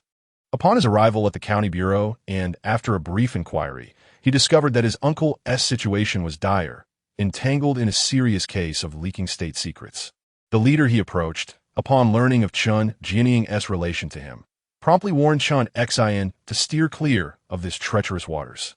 Setting aside the inherent severity of the matter, the individual his uncle had offended held a considerable position, being someone of notable standing within the Confidentiality Bureau. For a mere production team leader, to cross such a person was akin to courting disaster. In summary, the county bureau had made it clear, until the facts were ascertained, Chun Jianying would remain detained. Fortunately, they noted that, based on the information available, there was no evidence of any deliberate intent on Chun Jianying's part to leak secrets, and his previous actions were deemed justifiable. Upon receiving this news, Chun Jianying could only sigh, refraining from further comment. His feelings towards his brother were lukewarm at best. His inquiry had merely been a response to the pleas of his nephews, coupled with his grandfather's request. Otherwise, he would have shown little interest in the matter. He had done what he could. The outcome was beyond his control. Returning to the village, Chun Jianying first visited his brother's home to share the updates before heading to return the donkey cart to the production team, leaving the Chun brothers with somber expressions. Before Chun Jin could speak, the irritable Chun Gang slammed the table, exclaiming, "Damn it, it's the Public Security Bureau that refuses to release him.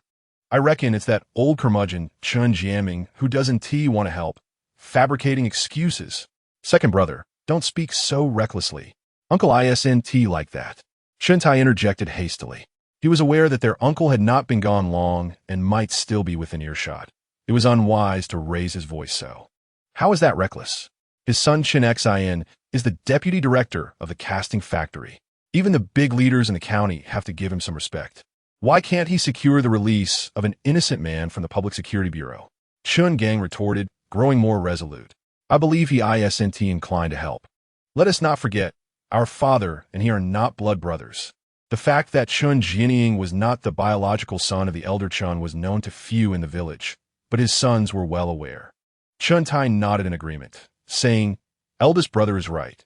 Grandfather has always treated our family well and has never regarded our father as an outsider. We ought to be filial towards him." Yet, Chun Gang coolly replied, "Let us not romanticize it. Who doesn't know that grandfather has a stash of money? We ought to show him proper respect." At his words, Chun Jin and Chun Tai's expressions soured, as if their protective facade had been stripped away. Don't look at me like that. I'm merely speaking the truth, Chen Gang said without concern. Truth be told, he harbored significant resentment towards his brothers. With 3 sons in the family, why was it that the eldest worked at the grain depot while the youngest taught at a primary school, leaving him to linger at home with nothing to do? Why should that be? Jealousy, when it takes root, can be a truly fearsome thing, leading one to forsake kinship. Chen Jin disregarded Chen Gang as provocations and spoke solemnly. Grandfather enjoys smoking. I brought him 2 boxes of de Gouet Hua from the county, which should please him. I bought a jar of white tea. He should like that. Chen Tai added. Chen Gang, however, merely said, I didn't bring anything. However, my father prepared a pearwood cane for the old man, which cost a fortune. I'll take that to him. Those gifts should suffice. Chen Jin concluded.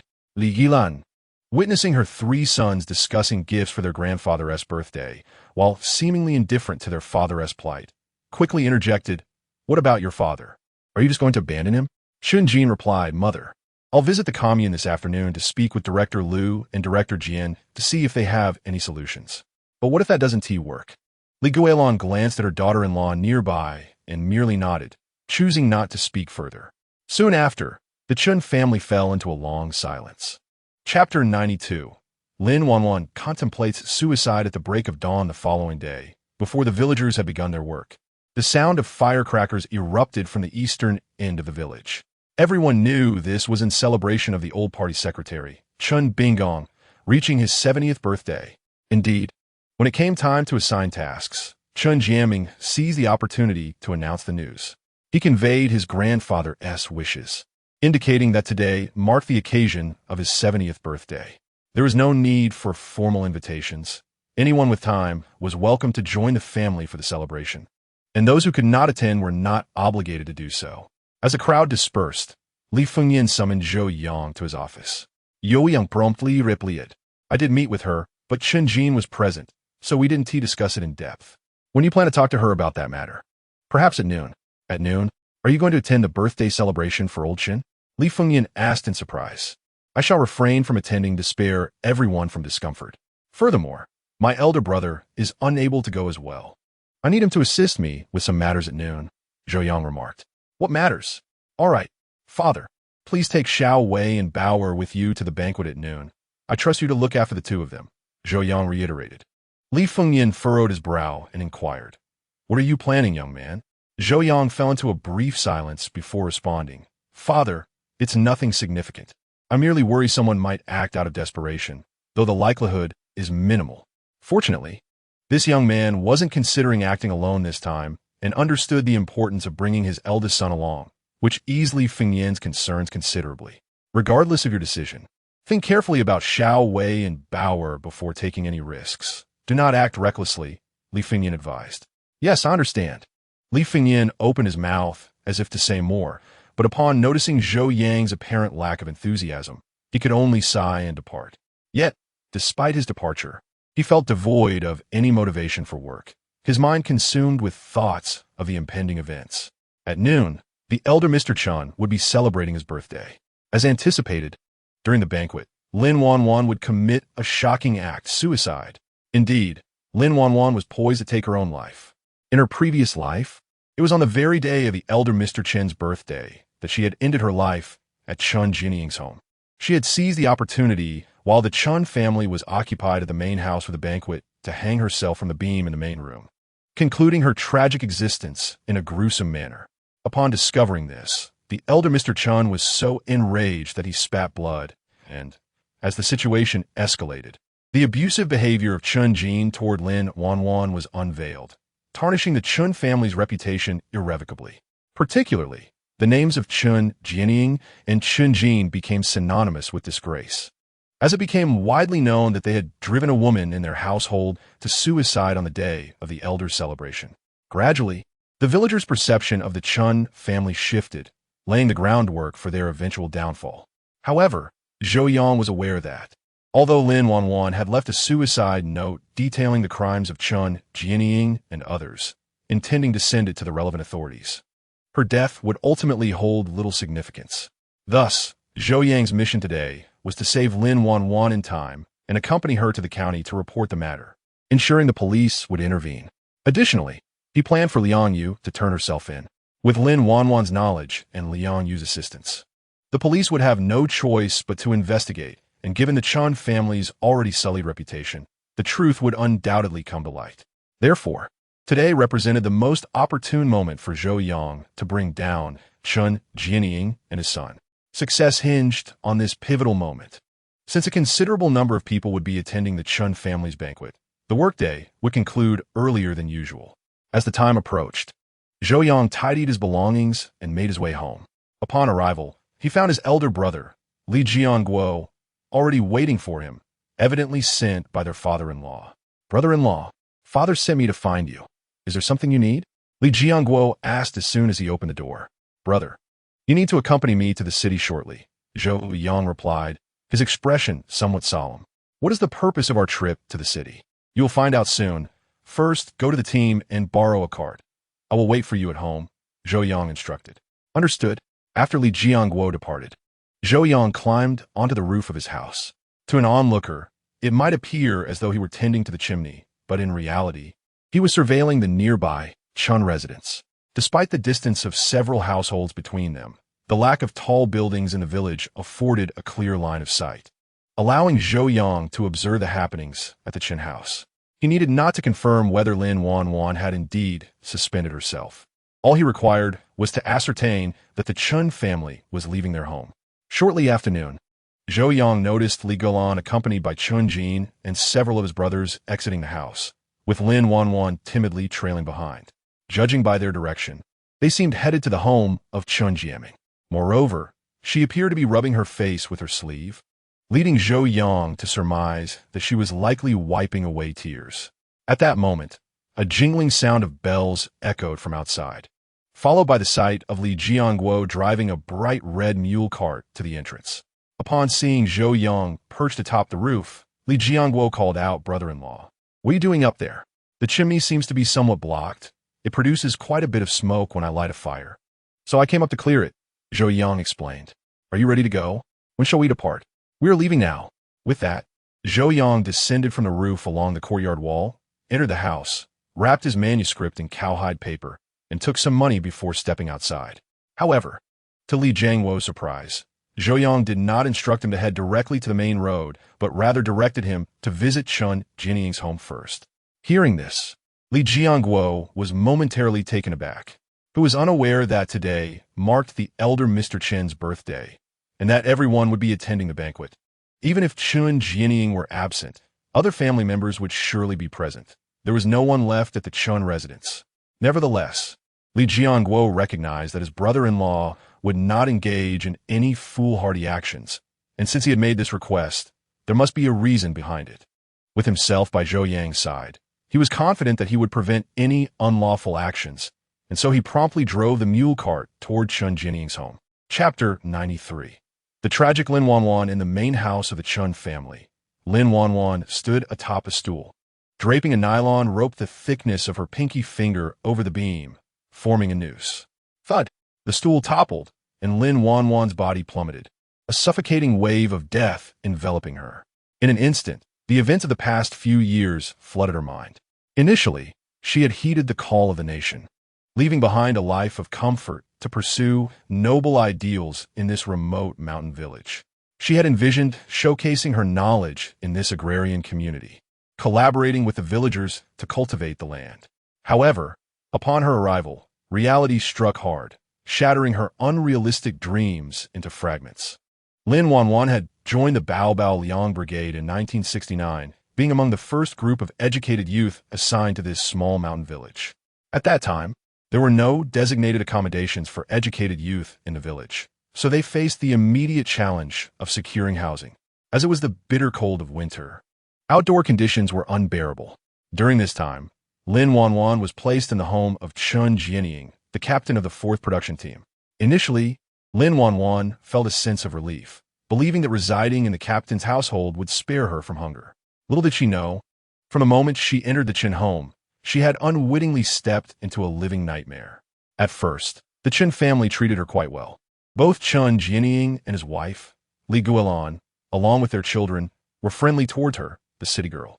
However, just 2 months into her stay, an unforeseen event transpired.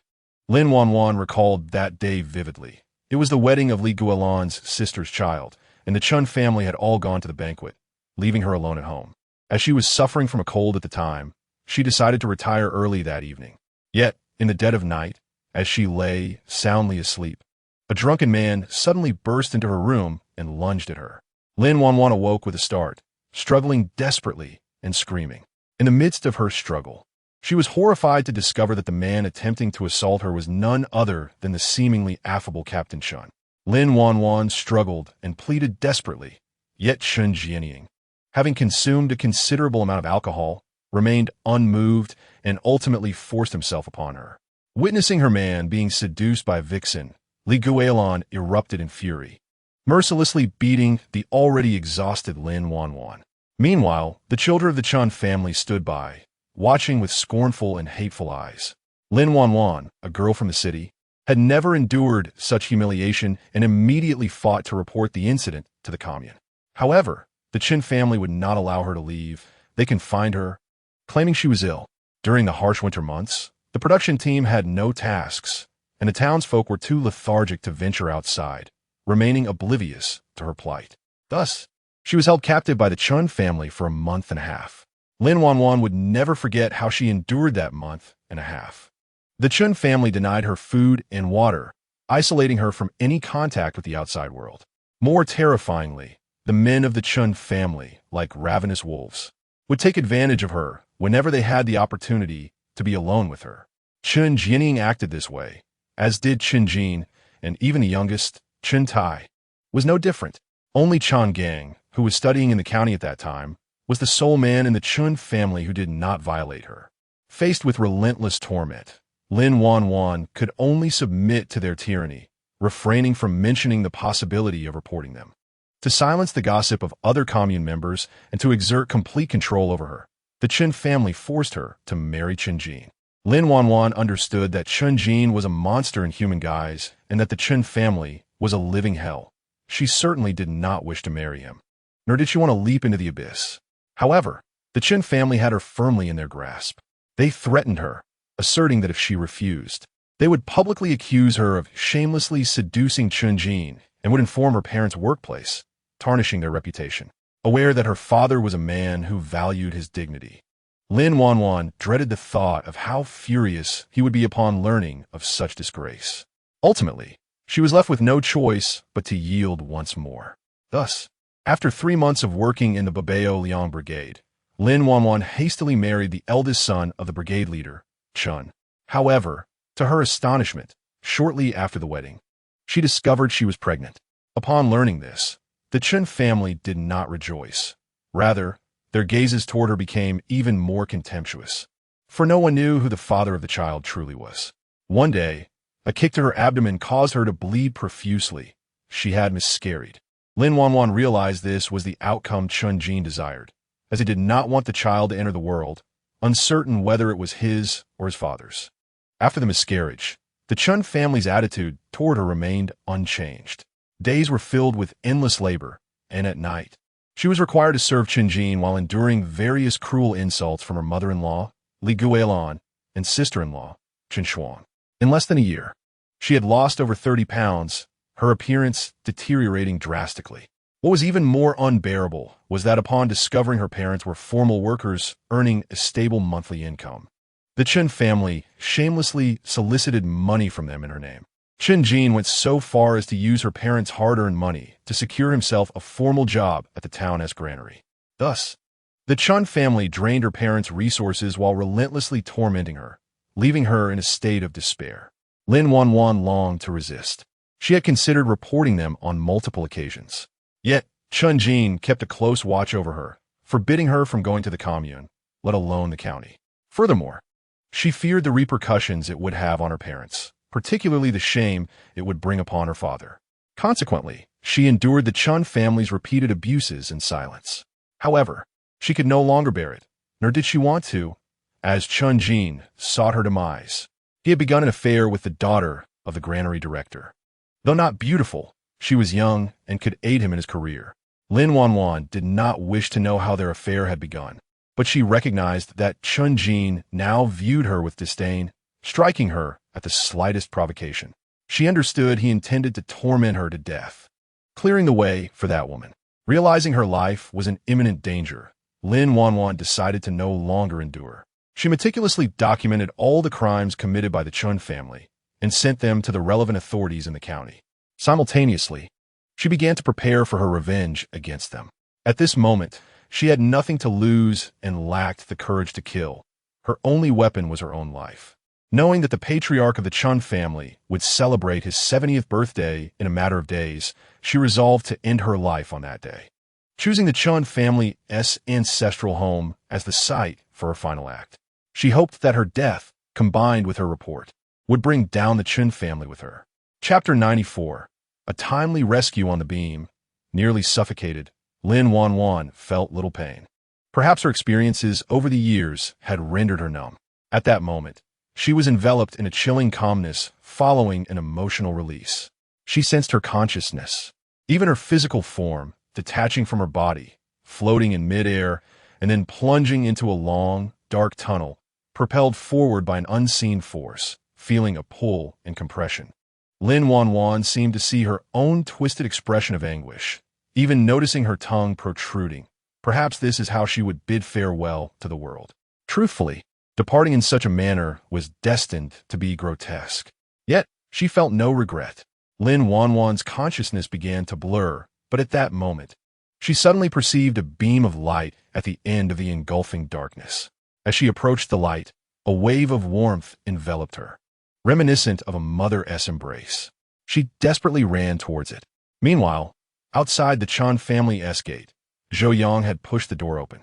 Through the window, he spotted the shadow hanging from the beam. Realizing Lin Wanwan had initiated her plan, he immediately shouted to his brother-in-law, Li Jiangguo, outside, "Brother, come quickly. Something has happened." Then, Zhou Yang kicked the door open and rushed inside. Having just finished tying up a mule, Li Jiangguo heard the commotion and hurried in. Upon entering, he was confronted with the bizarre sight of his brother-in-law clutching a woman's leg, who was hanging in midair. "Brother-in-law," without waiting for Li Jiangguo to inquire, Zhou Yang shouted, "What are you waiting for? Save her! Save her?" Li Jiangguo, now realizing the rope around Lin Wanwan's neck, instantly recognized that she was attempting to hang herself. Flustered, he stammered, "What should we do?"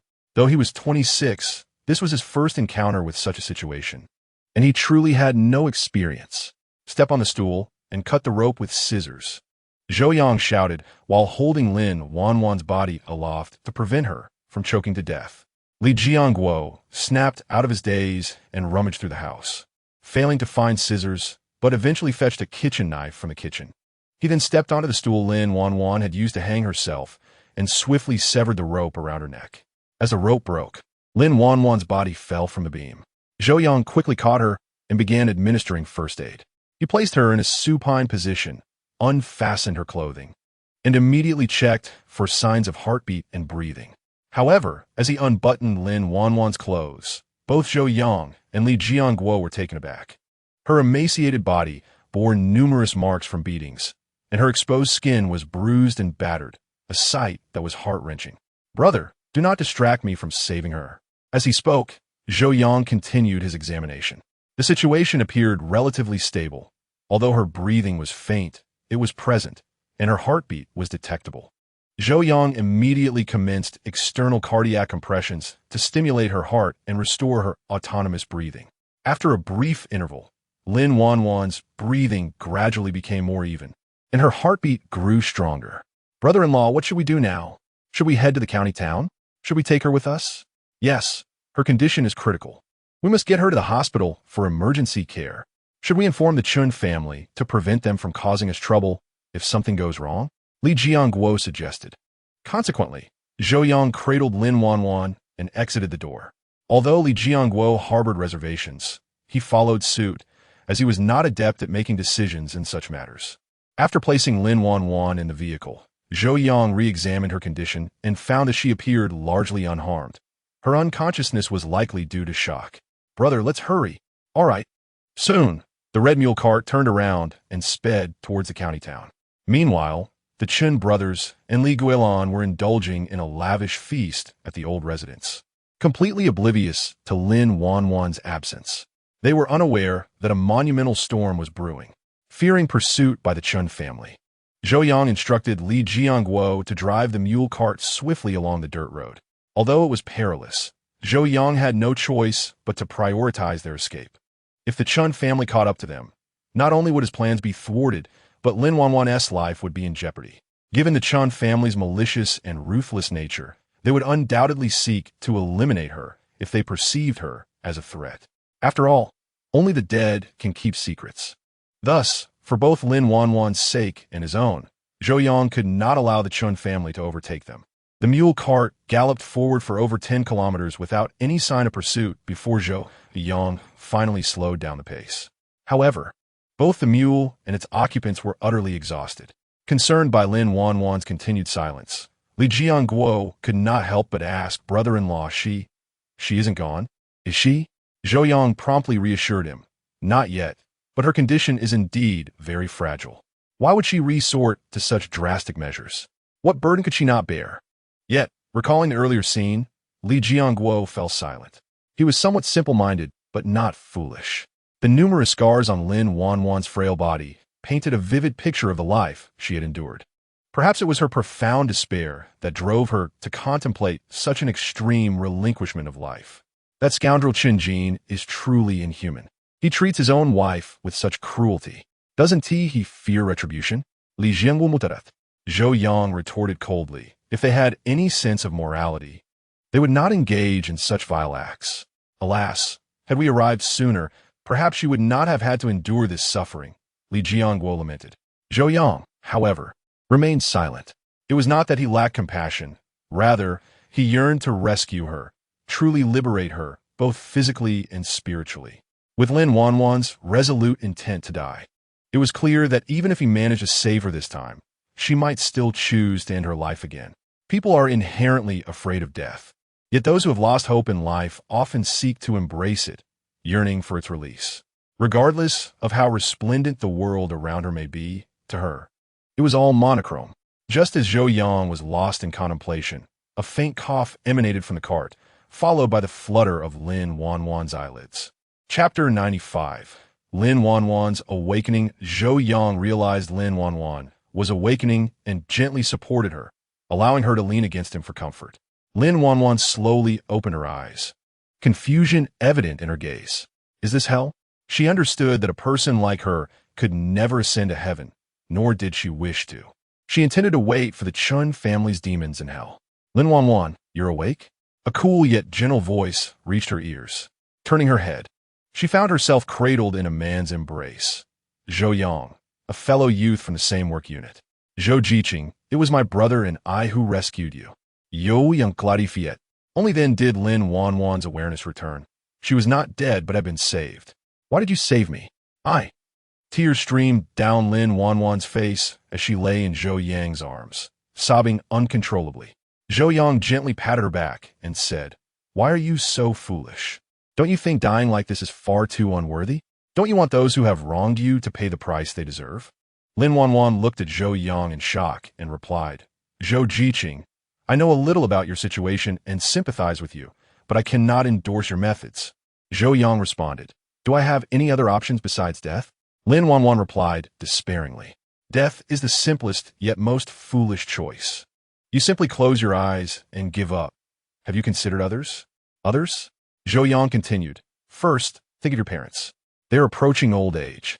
Can you fathom the pain of a parent burying their child? He added, Secondly, consider those scoundrels of the Chen family. They would rejoice at your demise instead of mourning. Your actions would only bring joy to your enemies and pain to your loved ones. It is utterly unwarranted. Lin Wanwan froze, her sorrow forgotten as she contemplated his words. Previously, she had been utterly convinced that death was the only escape, the ultimate blow to the Chen family, but she had not anticipated such an outcome. Zhou Yang continued, The ones who deserve to die are not you, but those who commit evil. Yes, they deserve to die, but what can I do? Lin Wanwan lamented. Can you tell me about your situation? Zhou Yang asked solemnly.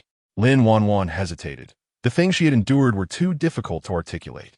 Observing her reluctance, Zhou Yang said, "If you do not wish to speak, then I will." Subsequently, Lin Wanwan recounted the misfortunes and tribulations that had befallen her over the years. After sharing her harrowing experiences, she could no longer contain her grief, collapsing into Zhou Yang's embrace, weeping aloud. Both Zhou Yang and Li Jiangguo, who was driving, were stunned. They could never have imagined the tragic events that had unfolded in the life of this frail young woman. Especially Zhou Yang, who had previously thought he understood her suffering, was shocked to learn that the reality was far more harrowing than he had known. In a past life, the authorities had investigated and found that Chun Jin had raped Lin Wanwan, while Chun Jinying and Li Guilin had merely been complicit, committing the crime of harboring a criminal. Coupled with certain economic issues during his tenure as the production team leader, he had ultimately received a 10-year prison sentence. However, Zhou Yang now realized that the true perpetrator was Chun Jinying, while Chun Jin had merely taken the fall for his father. In truth, calling it taking the fall was inaccurate. It was Chun Jin who had later tortured and even driven Lin Wanwan to despair. As for Chun Tai, that little scoundrel, he had suffered the least consequences in his previous life, merely losing his position as an elementary school teacher. It was later rumored that he left the Bao Liang Brigade to venture south for business and had achieved some success. In retrospect, it was indeed too lenient on that little scoundrel. Even as a young man, he had joined in the bullying of Lin Wanwan, which had been a gross underestimation of his character. Zhou Yang did not blame the police for their inefficacy in uncovering the truth of the matter. After all, several years had elapsed since Lin Wanwan's suicide, and without witnesses, it was indeed difficult to ascertain the facts. Moreover, Chun Jin was aware of his inevitable demise. It was only rational for him to shoulder all the grave sins to protect his father and brother. However, in this lifetime, they were not so fortunate, and he was resolute in sending these demons to hell. After a prolonged silence, Zhou Yang turned to Lin Wanwan and asked, "What are your plans moving forward?" "I didn't expect you all would come to save me," Lin Wanwan replied candidly. At that moment, Li Jiangguo exclaimed, "Lin, do not fear them. We will take you to the police station and file a complaint." Lin Wanwan shook her head, her face etched with despair, saying, "I cannot contend with them." Seeing Li Jiangguo about to speak, Zhou Yang raised his hand to silence him. Then, he looked at Lin Wanwan and said, "You should not be afraid of them." "Yes, I am afraid. If I dare to accuse them, they will claim that I seduced the men of the Chun family and will make a spectacle of it at my parents' workplace," she sobbed. Yet Zhou Yang spoke firmly. "Lin Wanwan, I believe you have no reason to fear them, but I am afraid," she reiterated. "Lin Wanwan, you are a person who fears not even death. Why should you fear a few scoundrels?" Upon hearing Zhou Yang's words, Lin Wanwan was momentarily taken aback. Indeed, she had brushed against the threshold of death and had nearly followed the Grim Reapers. One could say she had died once. Noticing a shift in Lin Wanwan's expression, Zhou Yang continued, "The Chun family possesses considerable influence in the Bao Liang Brigade and even throughout the entire Tuanji Commune. However, on a national scale, it remains a realm governed by the red flag, where the people hold the reins of power. A few petty villains cannot wield such overwhelming control. You are educated. You should understand the principle of sacrificing oneself to bring down a tyrant. Even if it requires blood and life to defend justice, it must be a worthy sacrifice." Lin Wanwan's heart was profoundly stirred. She wiped her tears and said, "You are right. Even if I must die, I cannot let the Chun family have it easy. I will sue them." Hearing Lin Wanwan declare her resolve, Zhou Yang realized she was no longer the timid individual she once was. She had finally broken free from the shackles of her inner fears. Only then could she confront her past and face her adversaries and future with courage. Of course, it was also possible that the awakened version of her would become Nugila Wanwan. Chapter 96. We must report the case. The journey of 20 kilometers took the mule cart over an hour to complete. As the county town came into view, Li Jiangguo suddenly asked, "Brother-in-law, where are we headed now? The hospital or the police station?" "Hospital," Zhou Yang declared. "Police station," Lin Wanwan insisted. Li Jiangguo was momentarily confused and exclaimed, "You want to go to the hospital, while she wants to go to the police station. Whose advice should I follow?"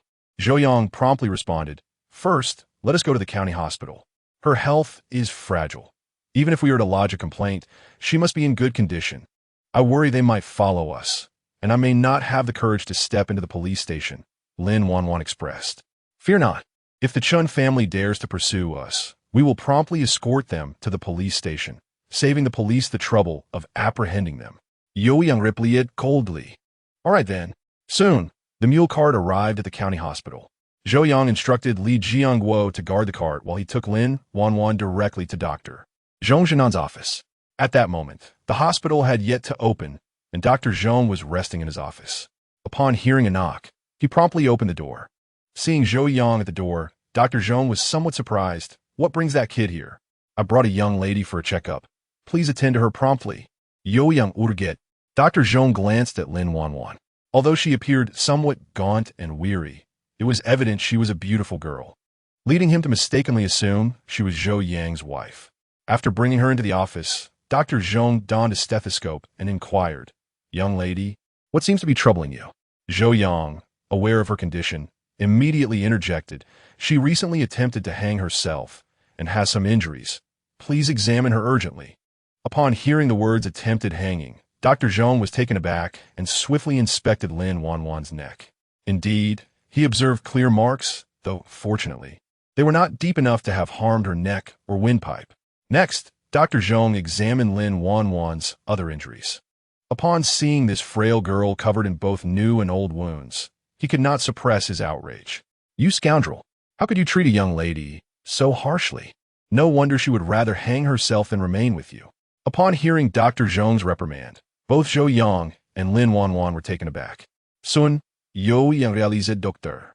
Zhong had misinterpreted the situation, mistakenly believing Lin Wanwan was his wife. He quickly clarified, Please do not be angry. Let's take a moment. Her injuries are not my doing. Not your doing? She is not your wife? Correct, she is not my wife. I saved her and brought her to the hospital. Zhou Yang explained. Seeing Zhou Yang's earnest demeanor, Dr. Zhong understood he may have misunderstood, but still turned to Lin Wanwan and asked, He truly is not your man, and his involvement with your injuries is non-existent? Lin Wanwan nodded, affirming, It is true. Zhou is a good person. Doctor. Zhong cast an awkward glance at Zhou Yang and said, I apologize for the misunderstanding. Uncle, shouldn't you offer me some form of compensation? Zhou Yang asked with a smile. Compensation? What are you talking about? No flesh was lost. My feelings have been deeply wounded, causing immense sorrow. Do you not think I deserve something? We want a diagnosis report. Given her current condition, please make it as serious as warranted. What are you up to? Uncle, I will be candid. The injuries on Lin Jigong were inflicted by her man, a scoundrel who has done many unspeakable things to her. I plan to take her to the police station shortly. You understand my intentions, right? Zhou Yang stated. I will write it truthfully, but I will not fabricate anything. That is all I ask. Zhou Yang continued. Additionally, I need your assistance with one more matter. Are you not finished yet? This final request is crucial, as it concerns a life. Zhou Yang asserted. Seeing the gravity in Zhou Yang's tone, Dr. Zhong inquired, What is it? My sister-in-law is currently in our county hospital for delivery, with her due date in the next few days. Would you be able to personally assist with the delivery? Zhou Yang requested. Our hospital has many experienced obstetricians. Why must it be me? Dr. Zhong replied, You see, my sister-in-law's belly is quite large. I suspect she may encounter complications, and one misstep could lead to a tragic outcome. I only trust you. Zhou Yang knew that Dr. Zhong was not only skilled in surgery, but also an exceptional obstetrician, particularly with cesarean sections. Zhou Yang felt reassured only with his involvement. All right, have your sister-in-law come to see me this afternoon. If it is as serious as you claim, I will assist with the delivery. Dr. Zhong conceded. Thank you, Uncle Zhong. Upon leaving the county hospital, Zhou Yang hurriedly took Lin Wanwan to the county police station. Aware of the gravity of the situation, he bypassed the patrol officers and led Lin Wanwan directly to Liu Yuming's office. At that moment, Liu Yuming was grappling with a headache in his office. Naturally, no one would call him directly, opting instead to reach out to the county committee. The county leaders were initially unaware of the situation, but upon discovering the truth, they unleashed a torrent of scorn upon him, and his immediate superior was also implicated and subjected to criticism. Now, aside from regret, Liu Yuming was consumed by anxiety. fearing the day he might receive a dismissal call from above, a fate that would render him utterly foolish. After years of risking his life on the battlefield and earning 2 second-class merits to attain his current position, it would be utterly unjust to lose it over an inadvertent offense. Fortunately, Comrade Zhou did not appear to be a petty person and likely would not make things difficult for him. Nonetheless, Li Youwei harbored an intense resentment towards Chun Jianying, as it was because of him that he felt trapped like a rat in a windbag. Thus, he resolved to give that fellow a few days of silence as a lesson. At that moment, Li Youwei was startled by a series of knocks at the door. As the office door was pushed open, he was astonished to see Zhou Yang entering with a somewhat disheveled woman by his side. "Comrade Zhou Yang, what brings you here?" Li Youwei quickly rose to inquire. "Captain Liu, we need to report a case." Upon seeing Zhou Yang, Li Youwei's emotions were conflicted. On one hand, he felt that encountering this smiling tiger could only spell trouble, especially since their first meeting had left him feeling like a subordinate scolded by a superior. Subsequently, he had become a scapegoat for the frustrations of county and city leaders, leaving his future uncertain. On the other hand, Zhou Yang's visit implied that he bore no ill will towards Liu, which was a positive sign. This sensation was indeed a bittersweet agony. When Zhou Yang announced the need to file a report, Li Youwei initially assumed it was merely a trivial matter. However, Zhou Yang presented him with a significant revelation. After hearing Lin Wanwan's accusations against the Chun family, Li Youwei realized this was a serious criminal offense involving rape, intentional injury, and abuse committed by gang. It had been many years since such a grave incident had occurred in the small town of Yanshan. If handled properly, it could lead not only to a promotion, but also to the opportunity to redeem himself, preventing any repercussions from the previous day's events.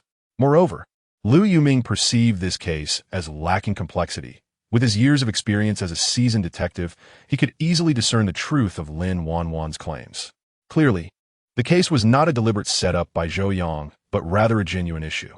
Furthermore, the injuries on Lin Wanwan provided sufficient grounds to investigate the Chun family. It was likely that the Chun family was a hidden menace among the common folk, and as long as he gathered evidence, the Chun father and son would find it difficult to deny their culpability. Most importantly, the primary suspects were already in custody in their interrogation room. What a surprise! However, according to Lin Wanwan's accusations, apart from Chun Jianying, every member of the Chun family had participated in this heinous act. Therefore, the priority was to apprehend all these scoundrels without delay. Without wasting a moment, Li Youwei reported to his superiors and ordered his subordinates to assemble and accompany him in making arrests. Zhou Yang did not participate in the arrests, as it was neither his responsibility nor did he wish to be the subject of gossip among the villagers.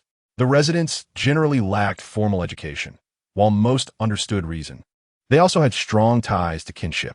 In essence, they favored aiding relatives over justice. Regardless of the situation, the townsfolk preferred to resolve their issues privately. Had Zhou Yang brought the police to the Chun residence, the villagers would have suspected him of holding a grudge against the Chun family. Even if they acknowledged the Chun family's wrongdoing, they would still harbor resentment towards him. Although Zhou Yang was indifferent to their opinions, he had to consider the feelings of his wife, daughter, and the Li family.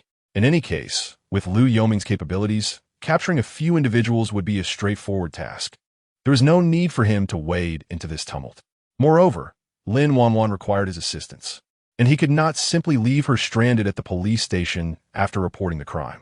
At the old Chun residence in burly village, a celebratory feast was in full swing.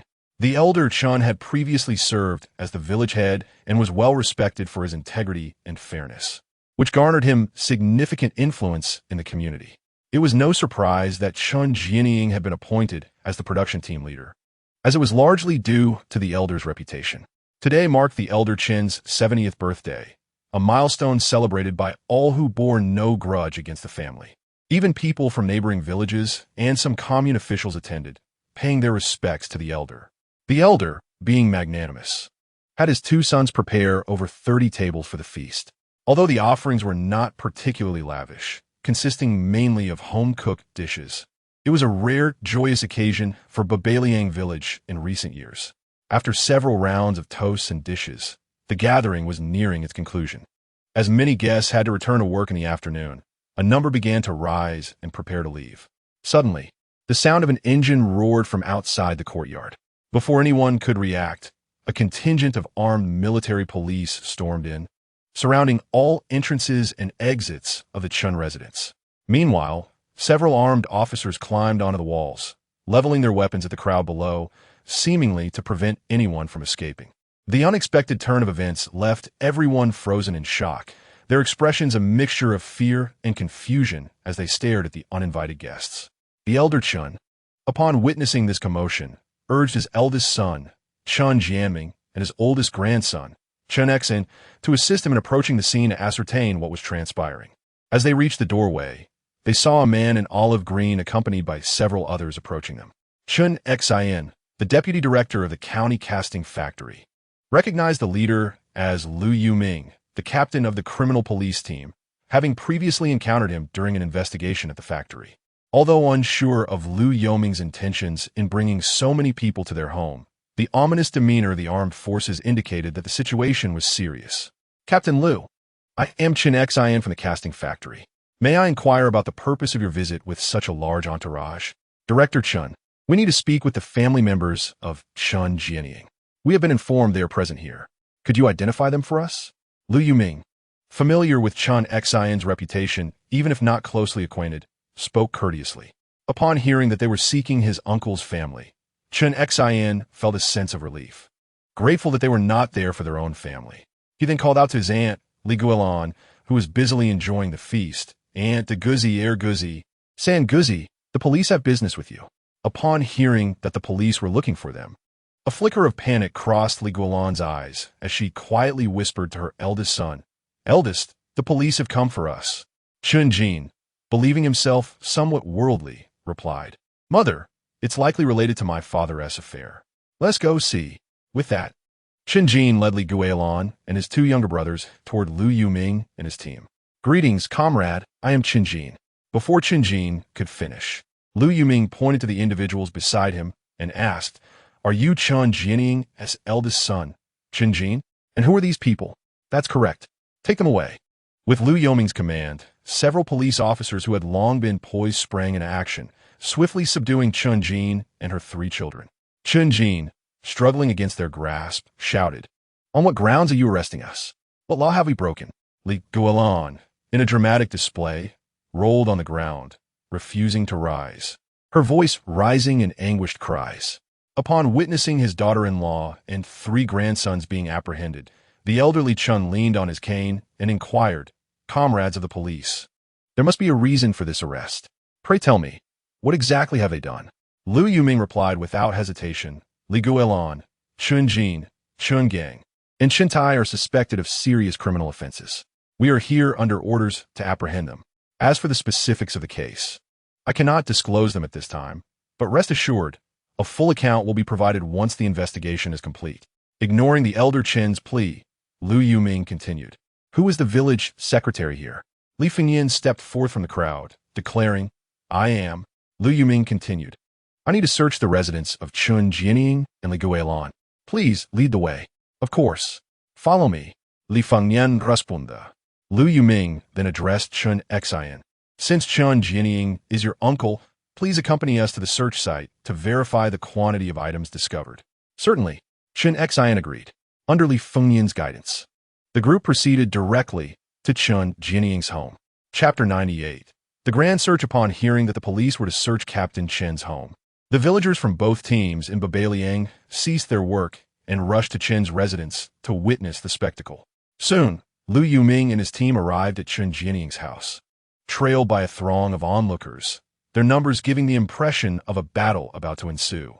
As searches require the presence of the involved parties and relevant witnesses, Li Youwei and Chun Jin were brought along under guard. At dito na la, Tian Xin, Li Fengyan, and several village officials were summoned as witnesses to enter Chen's home with Li Youwei and his team. At that moment, the Chen household retained the same disarray as it had when the likes of Lin Wanwan had departed. Even the half-cut nylon rope used for the hanging incident still dangled from the rafters. Upon entering, Li Youwei surveyed the rooms, then pointed to the large red cabinet opposite the heated bed, commanding, Open it. Hearing his words, Li Youwei cried out, "No, that is our family's cabinet. On what authority do you intend to open it?" Lu Yuming firmly responded, "We are executing a search under orders. You have no right to obstruct us. Open it." Following his command, a police officer swiftly procured a crowbar and hammer, quickly breaking the lock on the cabinet. Lu Yuming then instructed that the cabinet be opened in front of the gathered crowd. As the doors swung open, astonishment spread among the onlookers. Inside the commonly seen large red cabinet were an array of fine goods: malted milk, honey, white sugar, brown sugar, biscuits, pastries, truly a cornucopia reminiscent of a supply store's inventory. As these items were extracted one by one, murmurs of astonishment rippled through the crowd. Good heavens, Captain Chun must be extraordinarily wealthy. There are 9 barrels of malted milk. How enviable. That floral fabric. Surely it's worth at least 300 yuan. Oh, is that a watch? I believe those cost over 100. Witnessing the removal of their accumulated treasures, Li Youwei felt her heart bleed, incessantly wailing, "Put that down. Those are our family's belongings." The expressions of the Chun brothers mirrored her distress, but even more than their mother's anguish, they were gripped by fear. They were not foolish. The police were searching their home, indicating trouble was at hand. Otherwise, this situation was inexplicable. Fortunately, the search had revealed merely consumables, not something of dire consequence. The brothers harbored a glimmer of hope. As long as the more incriminating items remained undiscovered, they might escape unscathed. However, Lu Yoming's subsequent command shattered their fragile optimism. After emptying the contents of a large red cabinet, he pointed to the large vat used for storing rice and flour, instructing, "Move it." Once several officers combined their strength to shift the vat, they uncovered several large blue bricks beneath it. Upon removing the bricks, the crowd gasped. Beneath them rested a square iron box. When the box was opened, the onlookers were once again taken aback. Inside, they found bundles of brand-new banknotes, the kind that had never been used. Everyone knew that each bundle contained 1,000 yuan. This box was filled to the brim, amounting to at least several tens of thousands of yuan. However, once all the money was extracted, it was discovered to total only 14,000 yuan. It appeared more substantial due to a thick layer of silver coins lining the bottom of the box, estimated at 200 to 300. Additionally, gleaming gold bars were spotted within. Though not in great quantity, they still dazzled the eyes of the crowd. Once these items were revealed, even the dimmest of minds, Li Youwei, realized the gravity of their predicament. Such a sum of money could not be easily explained. By this singular fact, the Chun family was doomed.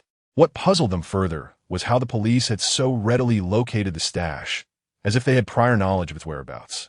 Unbeknownst to them, Lin Wanwan had disclosed all the hiding places of the Chun family's money and grain to Lu Yuming.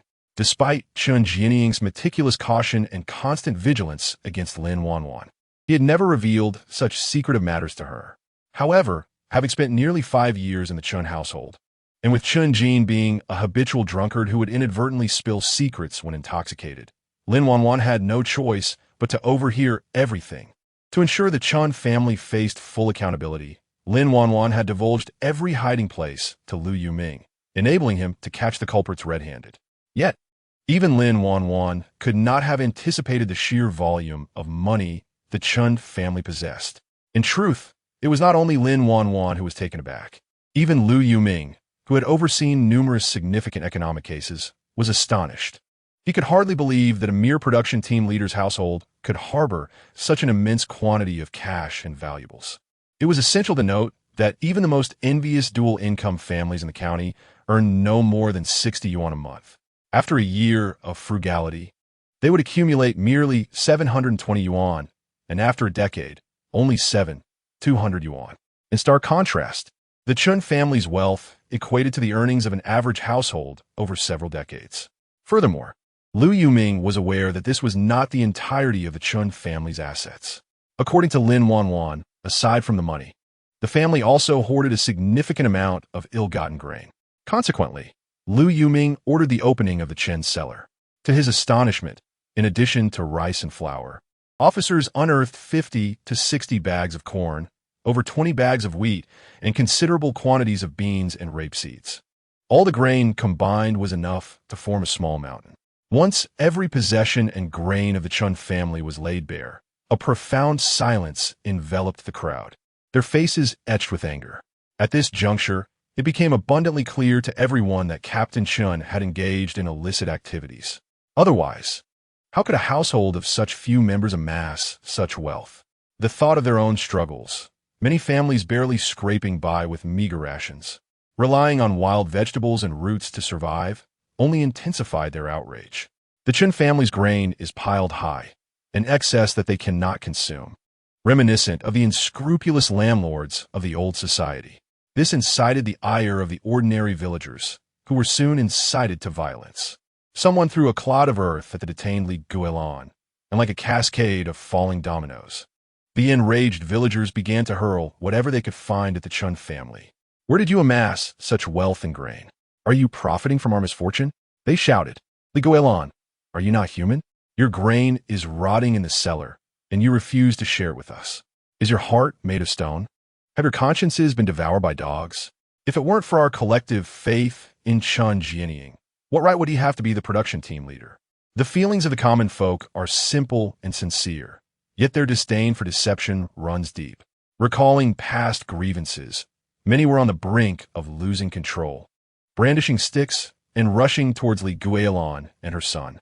Chapter 99. Enemies meet while Liu Yuming and his team were raiding Yang village. Zhou Yang remained with Lin Wanwan at the county bureau, awaiting news. No sooner had the others left than Zhou Yang's stomach growled, reminding him that neither he nor Lin Wanwan had eaten all day. Given their presence at the Public Security Bureau, it seemed unreasonable to purchase their own meals.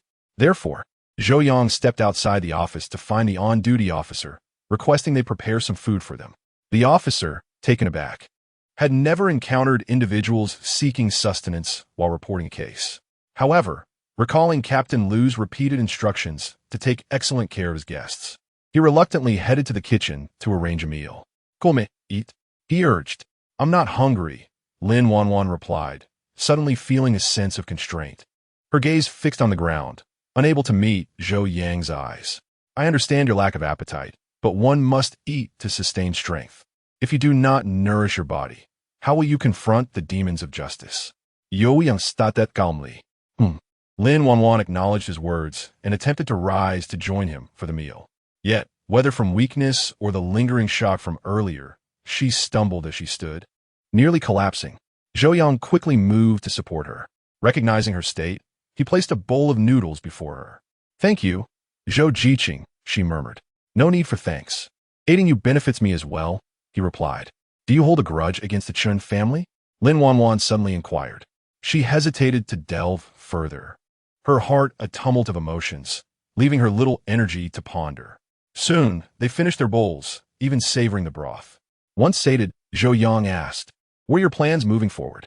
A flicker of confusion crossed Lin Wanwan's face. She had not contemplated her future. For someone who had just emerged from a chasm of despair, contemplating the future felt extravagant. "Given your circumstances, you could apply for medical retirement. If you wish, I can assist you in filing the application at the county," Zhou Yang offered. A glimmer of hope appeared in Lin Wanwan's eyes, quickly overshadowed by worry. Zhou Yang sighed. "So what will you do?" "I haven't thought that far ahead. What I desire most is to see those demons punished. Everything else can wait," she declared. "Very well." Zhou Yang seemed to have an epiphany and turned to Lin Wanwan. "Would you like to meet Chun Jianying?" "No." Understanding her reluctance stemming from psychological trauma, Zhou Yang added, "He is still unaware of the arrest of Chun Jin and the others. Do you not wish to personally share this fortuitous news with him?" Lin Wanwan felt a stir of temptation at this thought. She could envision Chun Jianying's reaction. Fear, anger, rage, concern, and bitterness, each emotion a sight she yearned to witness. There is no need to fear him. He is now but a cornered dog, unable to stir up any significant trouble, Zhou Yang gently coaxed. He understood that to help Lin Wanwan awaken from this nightmare, she needed to rebuild her confidence in life. The simplest and most effective way to restore that confidence was to confront her painful past, ensuring that the tormentors who had wronged her faced justice, whether in prison or worse. "Is it truly possible?" "Yes, I will accompany you," Zhou Yang affirmed. After a moment of hesitation, Lin Wanwan clenched her jaw and said, "All right, let us go together." In the county bureau's interrogation room, Chun Jinying squatted in a corner, agitated.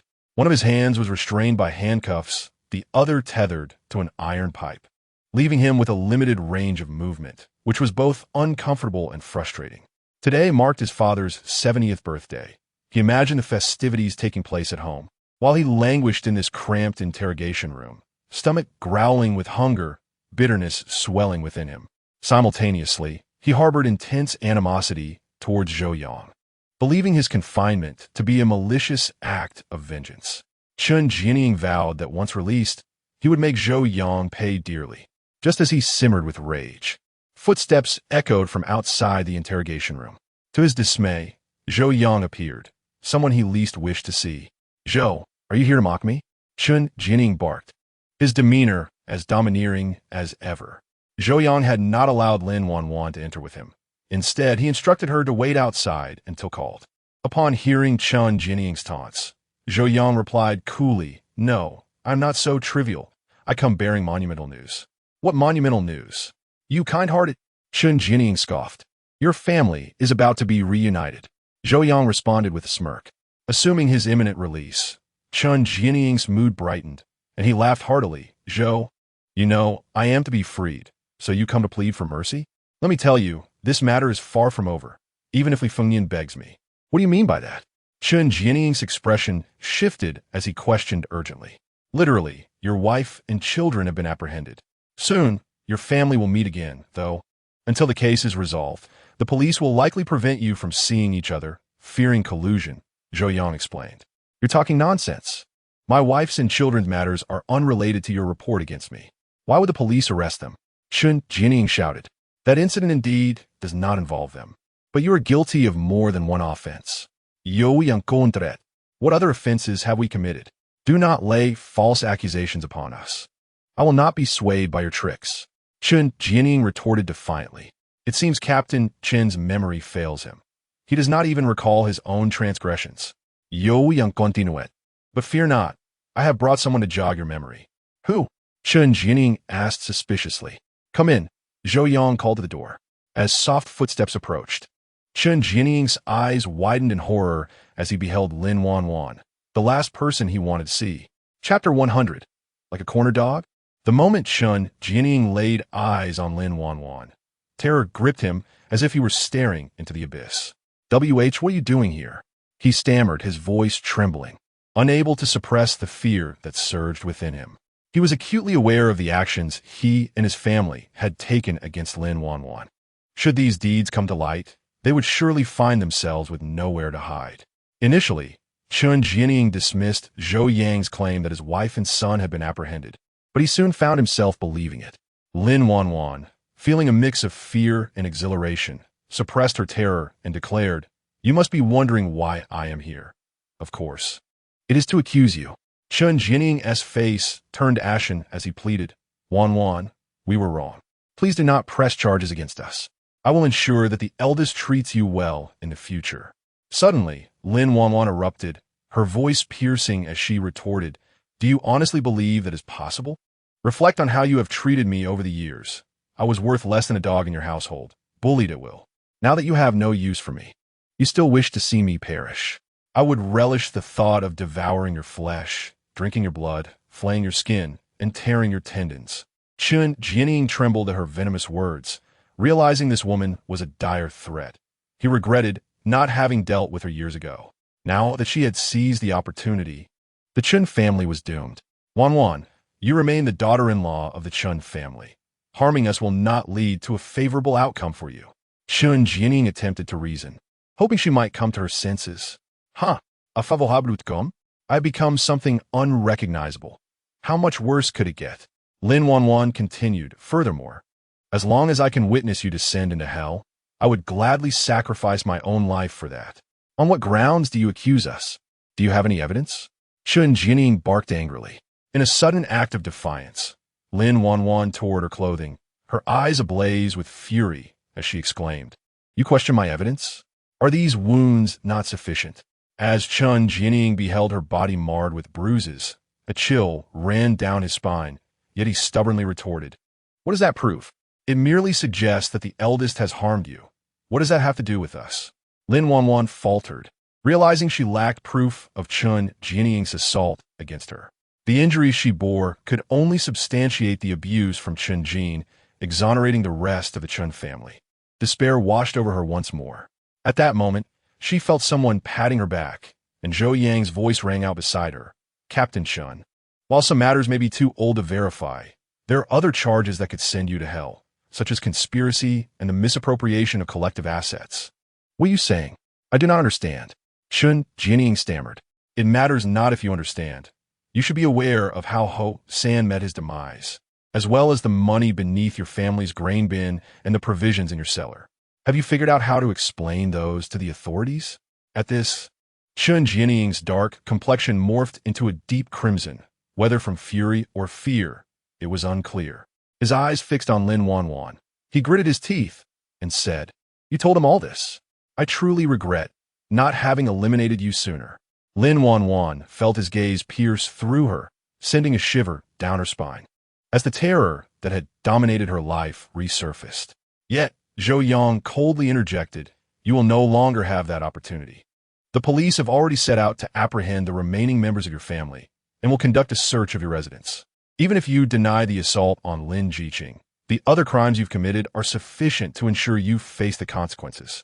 As Chun Jianying appeared ready to protest further, Zhou Yang smirked, adding, "I forgot to mention, Liang Yu has agreed to turn herself in and testify against Chun Gang for premeditated murder. You brought that wretched woman to the county to plot against us?" Chun Jianying exclaimed. "Wrong, I did not plot against you. I merely sought justice." Zhou Yang then patted Lin Wanwan on the shoulder, saying, "Let us go. Allow Captain Chun to relish his final moments." Indeed, as they prepared to leave, Chun Jianying screamed frantically, "Zhou, may you meet a terrible fate. Once I am free, I will ensure your demise. You will not have that chance." With that, Zhou Yang led Lin Wanwan out of the interrogation room. Upon reaching the doorway, they witnessed several vehicles driving into the county police compound. Leading the procession was a small jeep, followed closely by 3 Dongfeng trucks, on which armed police officers could be seen standing. Lin Wanwan halted, her eyes fixed intently on the approaching convoy. As expected, the jeep's doors swung open, and Li Youwei leapt out. He directed those in the following vehicles: Xiao Wu, take the suspects to the interrogation room. Ensure they are not allowed to collude. Understood. Xiao Zhang, catalog the seized items and transfer them to the disciplinary committee. Awaiting the prosecutor's review. Yes. With Li Youwei as commands, Zhou Yang and Lin Wanwan watched as the back of one of the Dongfeng trucks was opened, revealing Li Guilan, Chun Jin, Chun Gang, and Chun Tai being escorted down one by one. As they were led away, Zhou Yang and Lin Wanwan noted the disheveled state of the group. Each bore bruises, particularly Li Guilan, whose wounds were oozing blood. They were caked in dirt, their clothing marked with footprints, appearing utterly wretched. To prevent any attempt at escape, the 4 were not only handcuffed, but had their hands bound behind their backs. Additionally, rags were stuffed into their mouths to prevent them from communicating. They were treated as if they were dangerous felons. The moment they disembarked, Li Guilan and Chun Jin spotted Zhou Yang and Lin Wanwan ahead. Instantly realizing that their capture was orchestrated by these 2, they struggled to rush at Zhou Yang and Lin Wanwan, their eyes burning with fury and murderous intent. If looks could kill, Zhou Yang and Lin Wanwan would have been reduced to mere fragments. Seeing their defiance, the armed police officers escorting them became enraged, striking their backs with the butt of their rifles. Behave. Having endured such treatment, Li Guilan and Chun Jin quickly complied, though their eyes remained filled with resentment and fury. At that moment, Zhou Yang pointed toward the 4, addressing Lin Wanwan. "Do they not resemble cornered dogs?" Lin Wanwan paused, then nodded indeed. "Precisely. You were once bullied by such scoundrels. They have nothing to fear now, except for the courage you previously lacked to resist." "Yo yang acerte. Is that so?" "Yes. These rascals are like dogs. The more you cower, the louder they bark. When dealing with such scum, you need only to strike them with a stick or hurl stones, and they will surely submit." Lin Wanwan contemplated this, nodding thoughtfully. "I understand. Thank you, Zhou Jiqing. It is good that you understand. Now, let's meet with Captain Liu." "Certainly." Chapter 101. Liang Yu surrender in the office. Li Youwei sat across from Zhou Yang and Lin Wanwan, a desk separating them. "Captain Liu, Was the apprehension successful? Zhou Yang inquired nonchalantly. Ha ha ha. With the clues and intelligence you provided, how could it not be smooth? Lu Yuming replied, continuing. You cannot fathom the extent of the Chun family's wealth. They had over 14,000 in cash alone, along with half a box of silver dollars and gold bars. I wonder where those scoundrels obtained such riches. Upon hearing this, Zhou Yang was taken aback. After all, this was the 1970s, and 14,000 was an extraordinary sum. The term 10,000 yuan households emerged only after the mid-1980s, and it was surprising to learn that Captain Chen's family had already attained this status. Lu Yuming immediately remarked, This scoundrel has added another charge against him. Once verified, we shall settle accounts with him. At that moment, Zhou Yang suddenly inquired, Captain Lu, how long does it typically take for a case like Chen's to be adjudicated? Lu Yuming replied, the quickest would be 3 months. Considering it involves both investigation and prosecution. At least a month. What? I want to see the verdict within a month. Zhou Yang stated firmly.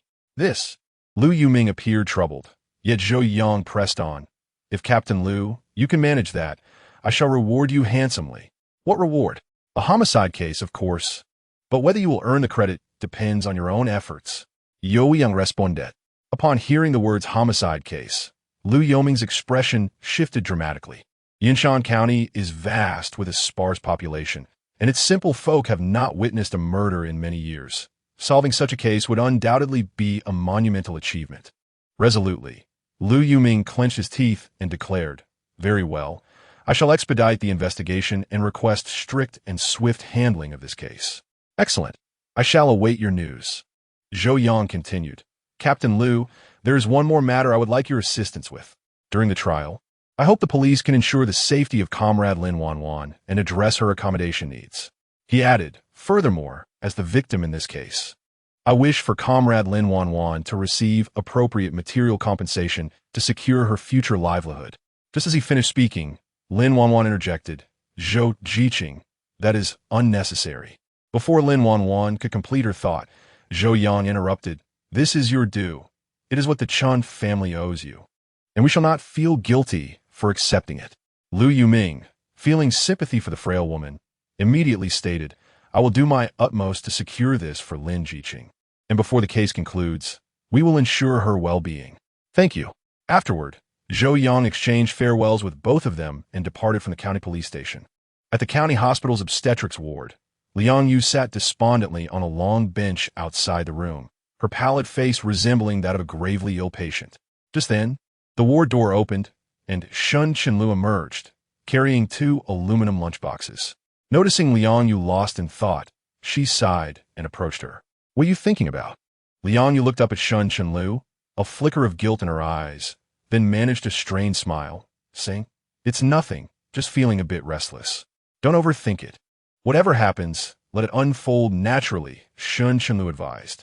I'm sorry, Lulu, for worrying you, Liang Yu replied. It's fine. We are friends. We should understand one another. Shun Chenlu responded graciously. Hearing these words, Liang Yu felt a sudden sting in her nose. She recalled Zhou Yang's words from that day. Shun Chenlu genuinely regarded her as a friend, even a sister. Yet, she had nearly pushed her into a perilous situation, risking her entire life. Overwhelmed by emotion, Liang Yu suddenly embraced Shun Chenlu and sobbed, Lulu, I'm truly sorry, I really am. Shun Chenlu gently patted her back, reassuring her, it's all right. Everything will pass. After crying for a while, Liang Yu's emotions gradually settled, and she felt compelled to share the truth of that day with Shun Chenlu. Even if Shun Chenlu could not forgive her, she wished to apologize clearly. However, just as she prepared to speak, Zhou Yang's figure abruptly entered her line of sight. Upon seeing him, Liang Yu lost her courage to speak, her gaze fixated on him. Simultaneously, Zhou Yang spotted her. He approached Liang Yu and said, Liang Jiqing, I need to speak with you. Are you able to step outside with me? Liang Yu understood that Zhou Yang had come to take her for a confession, and her heart filled with dread and unease. Yet, she also recognized this was her only path. Otherwise, she would either descend into madness or suffer a tormenting marriage with Chen Gang. Resolving herself, she responded in a trembling voice, All right, let us go. At that moment, Shen Chenlu interjected, Xiao Yu, Please wait outside for a moment. I need to speak with Zhou Yang. Li Yang assumed Lu was reluctant to part with Zhou Yang. Wanted to have a few words with him while the Li family was absent. She nodded and stepped outside. Once Li Yang was a distance away, Lu turned to Zhou Yang and asked, "Are you here to take Xiaoyu for her confession?" "You know?" Zhou Yang inquired, furrowing his brow. "Yes. When you spoke to Xiaoyu that day, I was not far away." Listening discreetly, Lu replied candidly, "What are your thoughts on this? I hope that her responsibility is not pursued too harshly. A light reprimand would suffice," Lu suggested. "Why? If you know she intended to harm you, why would you?" Lu shook her head, saying, "Zhou Ge, Xiaoyu is my only friend here. Although her intentions may have been self-serving in our relationship, it cannot be denied that she has looked after me in the past few years." She continued, "While she certainly acted wrongly that day, and a sentence would not be unjust, I do not wish to ruin her life.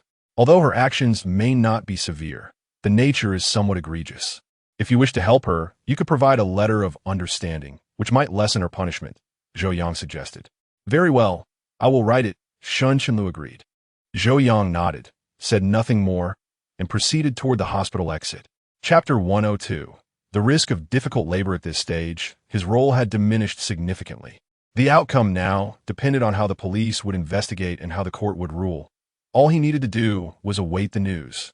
With many matters still on his agenda, Zhou Yang resolved to extricate himself promptly. Upon exiting the police station, he felt an unprecedented lightness and exhilaration. In his eyes, the Chen father and son resembled mere pests, presenting little real threat, yet they had been a source of profound discomfort. Now, these ruffians would finally vanish from his world, filling Zhou Yang with a sense of relief. Even the scorching July sun seemed merely a tad brighter to him. Returning to the county hospital, Zhou Yang first visited Sister C.'s ward. So much had transpired that day, and he had come to the hospital twice without checking on the expectant Zhong Na. Now that he had resolved most matters, he thought perhaps he could lend a hand. Upon opening the door, he found Brother C, Li Youwei, pacing in the room with Zhong Na, while Brother E sat on a small stool beside them, smoking. In those days, the concept of second-hand smoke was non-existent. People simply smoked without regard for pregnant women. When Zhou Yang entered, Brother immediately stood up and asked brother-in-law, "How did things turn out?" "It's all sorted. The scoundrels from the Chen family have all been apprehended," Zhou Yang replied. "That's wonderful. Justice prevails." Li Jiangwu exclaimed joyfully. He was a man of strong moral convictions, and upon learning of Lin Wanwan's plight, he had wished to personally deal with the Chen family. Now, hearing that they had finally been arrested, he felt an immense sense of relief. Zhou Yang glanced at Zhong Na's belly and asked, "Sister C, how have you been feeling these past few days?" Zhong Na smiled and said, "I'm doing well, just feeling a bit heavy. Walking isn't very comfortable. Your belly seems to have grown since a few days ago. It's rather alarming." Zhou Yang, possessing some foundational knowledge in medicine, despite not being an expert, was aware of certain basic medical principles. Observing Zhong Na's condition, even without knowledge of her previous difficult labor, he could discern that she might face challenges during childbirth. However, Zhong Na seemed unfazed and remarked with a smile, "It's nothing. It's not my first child." After a moment's contemplation, Zhou Yang replied, "I've scheduled an appointment with a highly experienced doctor for you. Come, let's have him examine you." "No need. It seems rather troublesome." Zhong Na protested. "Right now, a little inconvenience is manageable, but should there be any complications during the delivery, that would be far more troublesome." Zhou Yang asserted. Without waiting for Zhong Na's refusal, he turned to Li Youwei and Lu, saying, "Fourth brother, Shun Jiqing, please assist fourth sister-in-law and accompany me." Li Youwei, having observed his wife's growing belly with a hint of anxiety over the past few days, understood that complications could arise, especially if it were a single child rather than twins. Thus, upon hearing Zhou Yang's words, he promptly supported Zhong Na and followed him out. When they arrived outside Dr. Zhong Zinen's office, a considerable line had already formed. Those seeking medical attention were aware that Dr. Zhong was a specialist from a major city, leading many to seek his expertise. Consequently, a long queue invariably formed whenever he commenced his work. However, the common folk remained quite benevolent, and upon seeing Zhong Na, the heavily pregnant woman, they willingly made way for her. At this moment, Zhou Yang did not hesitate to take advantage of the situation, merging into the line while expressing gratitude to each person who stepped aside. After attending to the previous patient, Dr. Zhong Zhenan looked up and was pleasantly surprised to see Zhou Yang, exclaiming, "I thought you wouldn't come." He then glanced at Zhong Na and added, "Come, lie down on the examination table. I need to check you. Gentlemen, please step outside and wait." Zhou Yang and Li Guoqiang quickly exited the room, closing the consultation door behind them, leaving only Zhong Na and Shun Chenlu inside. After a considerable wait, they heard Shun Chenlu call them back in. Upon their entrance, Dr. Zhong Zhenan immediately spoke in a serious tone. "I have examined the pregnant woman, and there is indeed a risk of difficult labor. Moreover, the fetal position appears to be problematic. Preparations for a cesarean section must be made." Upon hearing Dr. Zhong's words, both Li Guoqiang and Zhong Na were alarmed. "Doctor, will the cesarean section pose any danger?" they inquired. Dr. Zhong promptly replied, "While a cesarean section is not a major operation, any surgical procedure carries inherent risks. What I can assure you is that we will do our utmost." Furthermore, he added, "I noticed a significant descent of the fetal head, and the expectant mother is exhibiting signs of irregular abdominal tightening and hardness. Based on my experience, these are symptoms indicative of impending labor. She may very well deliver within the next 24 hours, so you must prepare yourselves." Zhou Yang immediately interjected, "Unschließung. I hope you can personally assist in the delivery of my sister-in-law. If a natural birth is not feasible, we should promptly proceed with a cesarean. All right, since I reside in the hospital, just notify me when labor begins." Dr. Zhong agreed. "Understood." Returning to the ward, it was evident that Li Guoqiang and his wife were feeling anxious. This tension triggered irregular movements in Zhong Na's belly, causing her face to pale. Zhou Yang recognized this as merely her stress response, not even qualifying as false labor, and promptly reassured her fourth sister-in-law, "Do not be anxious. With Dr. Zhong present, everything will be fine, but I'm afraid of surgery. I have never undergone a procedure before." Zhong Na's voice trembled slightly, leaning against Li Guoqiang, her expression vividly displaying her apprehension. "Rest assured, Dr. Zhong is a renowned expert in Shanghai, and for him, a cesarean section is a relatively minor procedure." Zhou Yang reassured her. But didn't he just mention there are risks? His statement was not without merit. Even a simple hemorrhoid surgery carries a risk of infection. However, among all surgical procedures, the risks associated with cesarean sections are among the lowest, Zhou Yang explained. "Is that truly the case?" "Absolutely. Moreover, with so many of us supporting you during the delivery, there will surely be no issues." All right. After calming Zhong Na's nerves, Zhou Yang felt it prudent to discuss certain matters with Li Guoqiang in advance. Subsequently, he called Li Guoqiang outside.